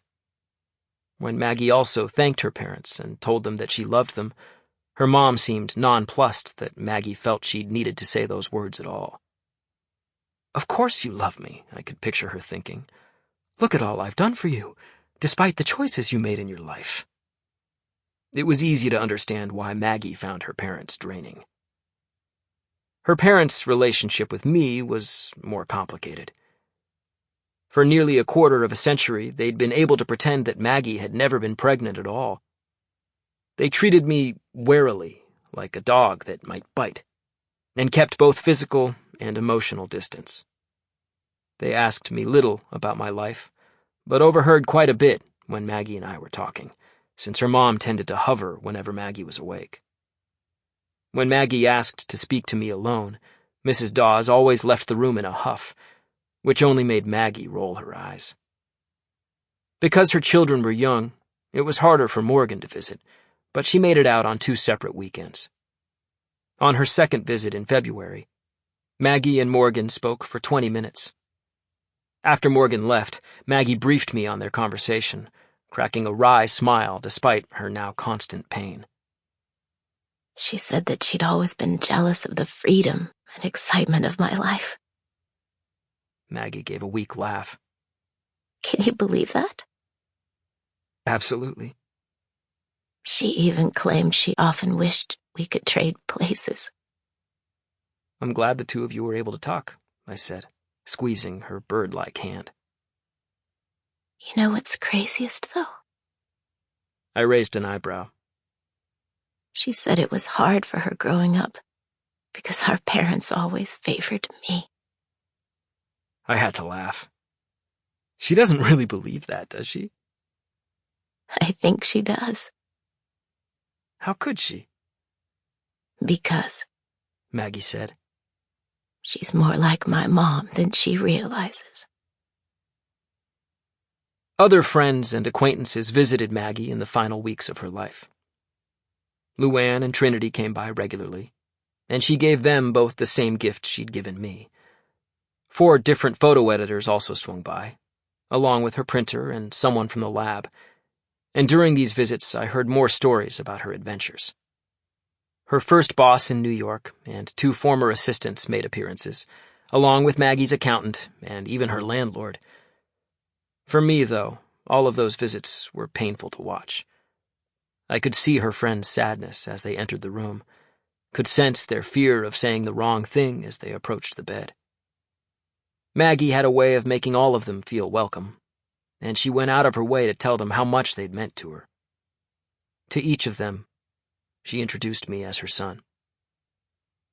Somehow, in the few periods I wasn't around her apartment, she also made arrangements for a gift for Abigail and me. Abigail had flown out again in the middle of February, and as we sat on the bed, Maggie said that she'd prepaid for a safari to Botswana, Zimbabwe, and Kenya for Abigail and me, a trip that would last more than 3 weeks. Both of us insisted it was too much, but she waved off our concerns.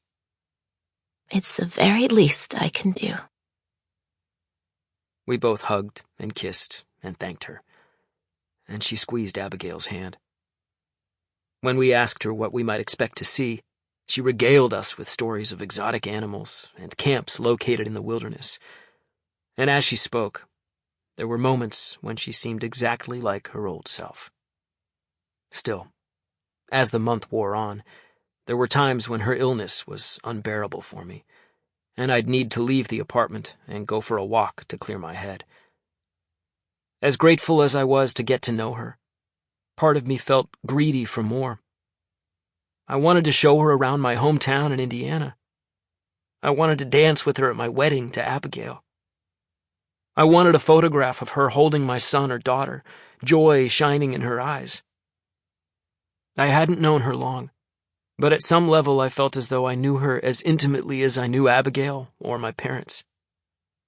I wanted more time with her, more years, and in the stretches when she slept, I sometimes broke down and wept. Maggie must have sensed my grief. When she woke, she offered a tender smile. "This is hard for you," she croaked out. "It's the hardest thing I've ever had to go through," I admitted. "I don't want to lose you." "Do you remember what I said to Bryce about that? Not wanting to lose someone has its roots in fear." I knew she was right, but I wasn't willing to lie to her. "I am afraid."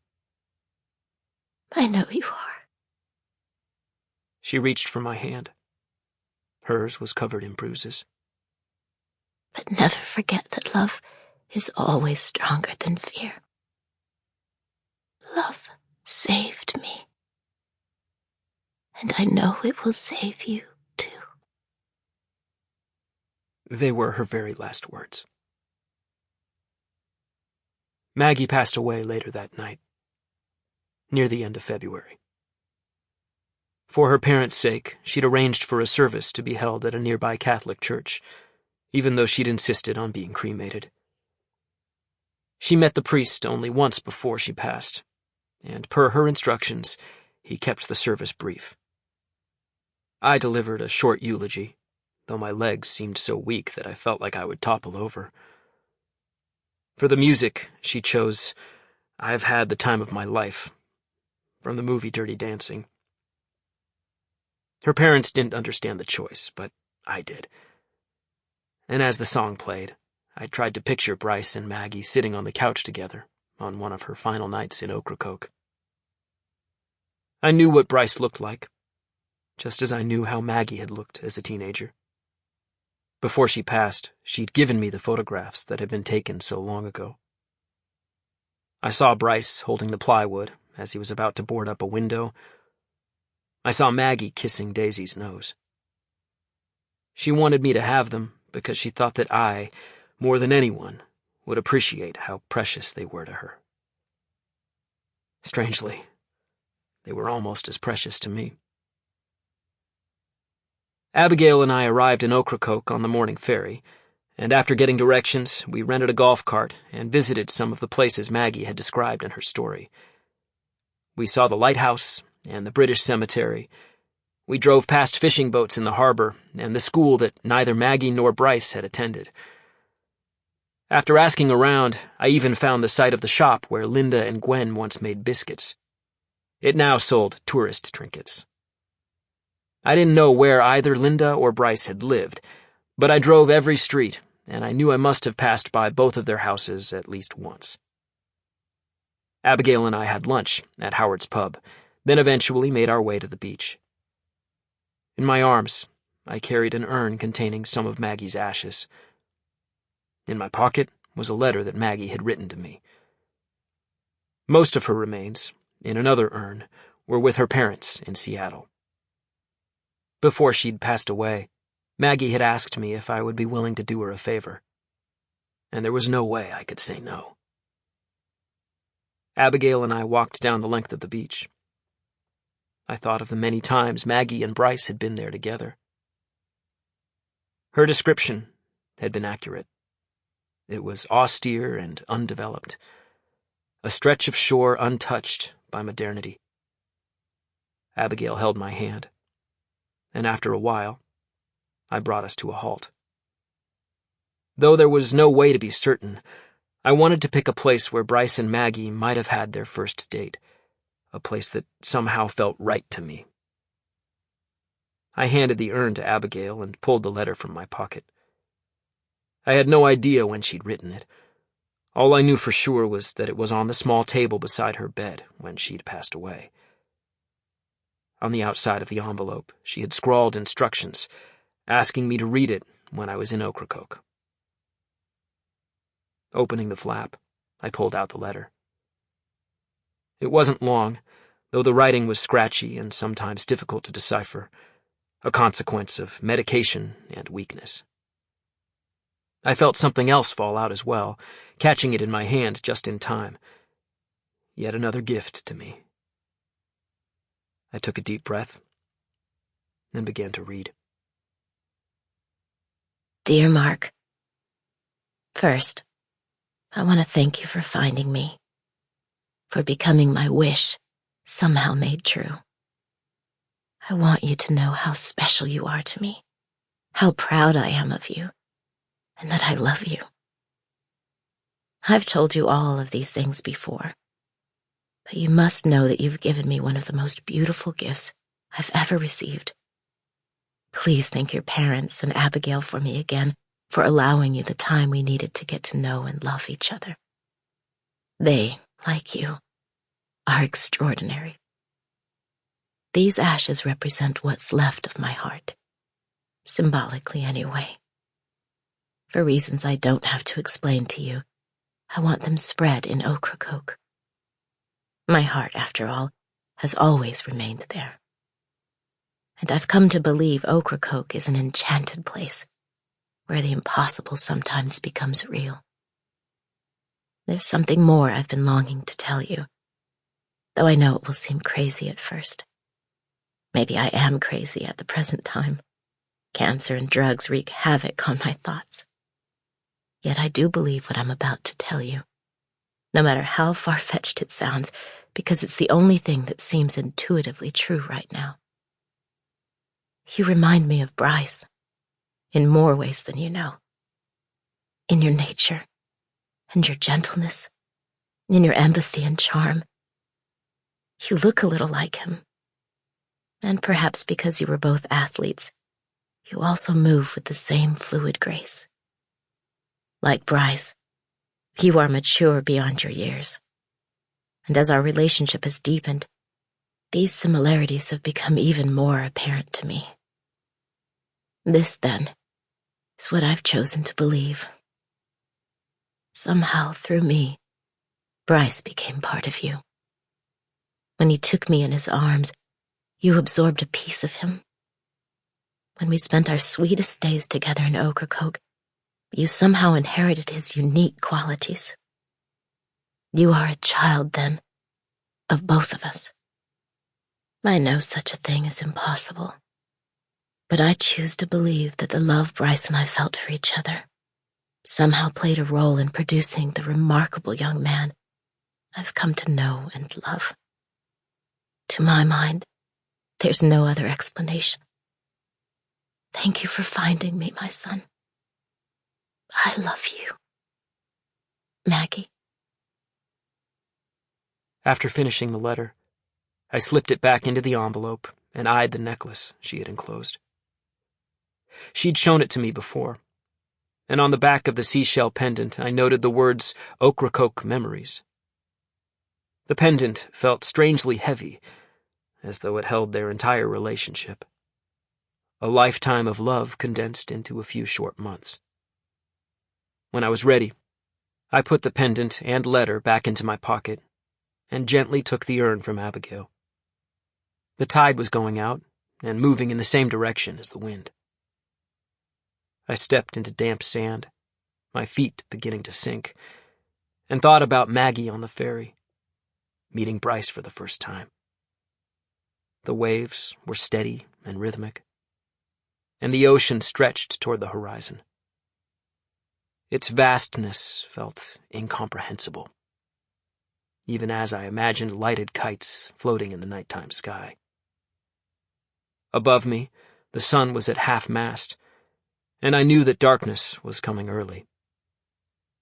In the distance, a lone truck was parked on the sand. A pelican skimmed the breakers. I closed my eyes and saw Maggie standing in a dark room next to Bryce, or studying at a battered kitchen table. I imagined a kiss when, at least for a moment, everything in Maggie's world seemed perfect. Now Bryce and Maggie were both gone, and I felt an overwhelming sadness wash through me. I twisted the lid, opening the urn, and I tipped it, allowing the ashes to scatter in the outgoing tide. I stood in place, recalling flashes of the Nutcracker and ice skating and decorating a Christmas tree, before suddenly swiping at unbidden tears. I remembered her rapt expression when she had lifted Maggie Bear from the box, and knew I would always believe that love was stronger than fear. Taking a long breath, I finally turned, walking slowly toward Abigail. I kissed her gently, clasping her hand in mine, and the two of us walked in silence back up the beach together.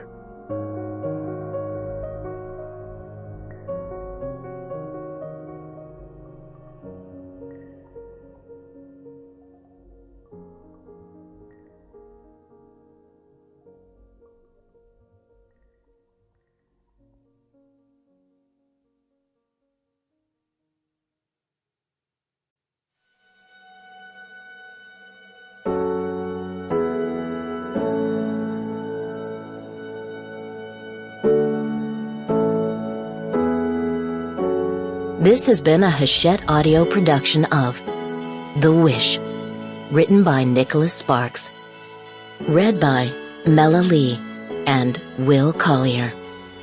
Executive producer, Michelle McGonigal. Directed by Dennis Kao. Post-production by Ian Lehman, Fred Koch, and Chris Candio. Recorded at Literati Audio Studios. The Wish is also available in print and digital formats from Grand Central Publishing, a division of Hachette Book Group. For more Hachette audio productions, visit us at hachetteaudio.com. Thank you for listening. Text copyright 2021 by Willow Holdings Incorporated. Audio production copyright 2021 Hachette Audio. All rights reserved. Hachette Book Group supports the right to free expression and the value of copyright. The purpose of copyright is to encourage writers and artists to produce the creative works that enrich our culture.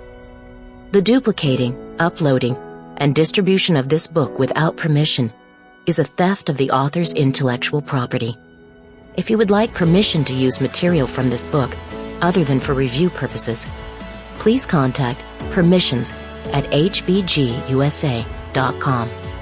Thank you for your support of the author's rights. This audiobook is a work of fiction. Names, characters, places, and incidents are either the product of the author's imagination or are used fictitiously, and any resemblance to actual persons living or dead, events or locales, is entirely coincidental.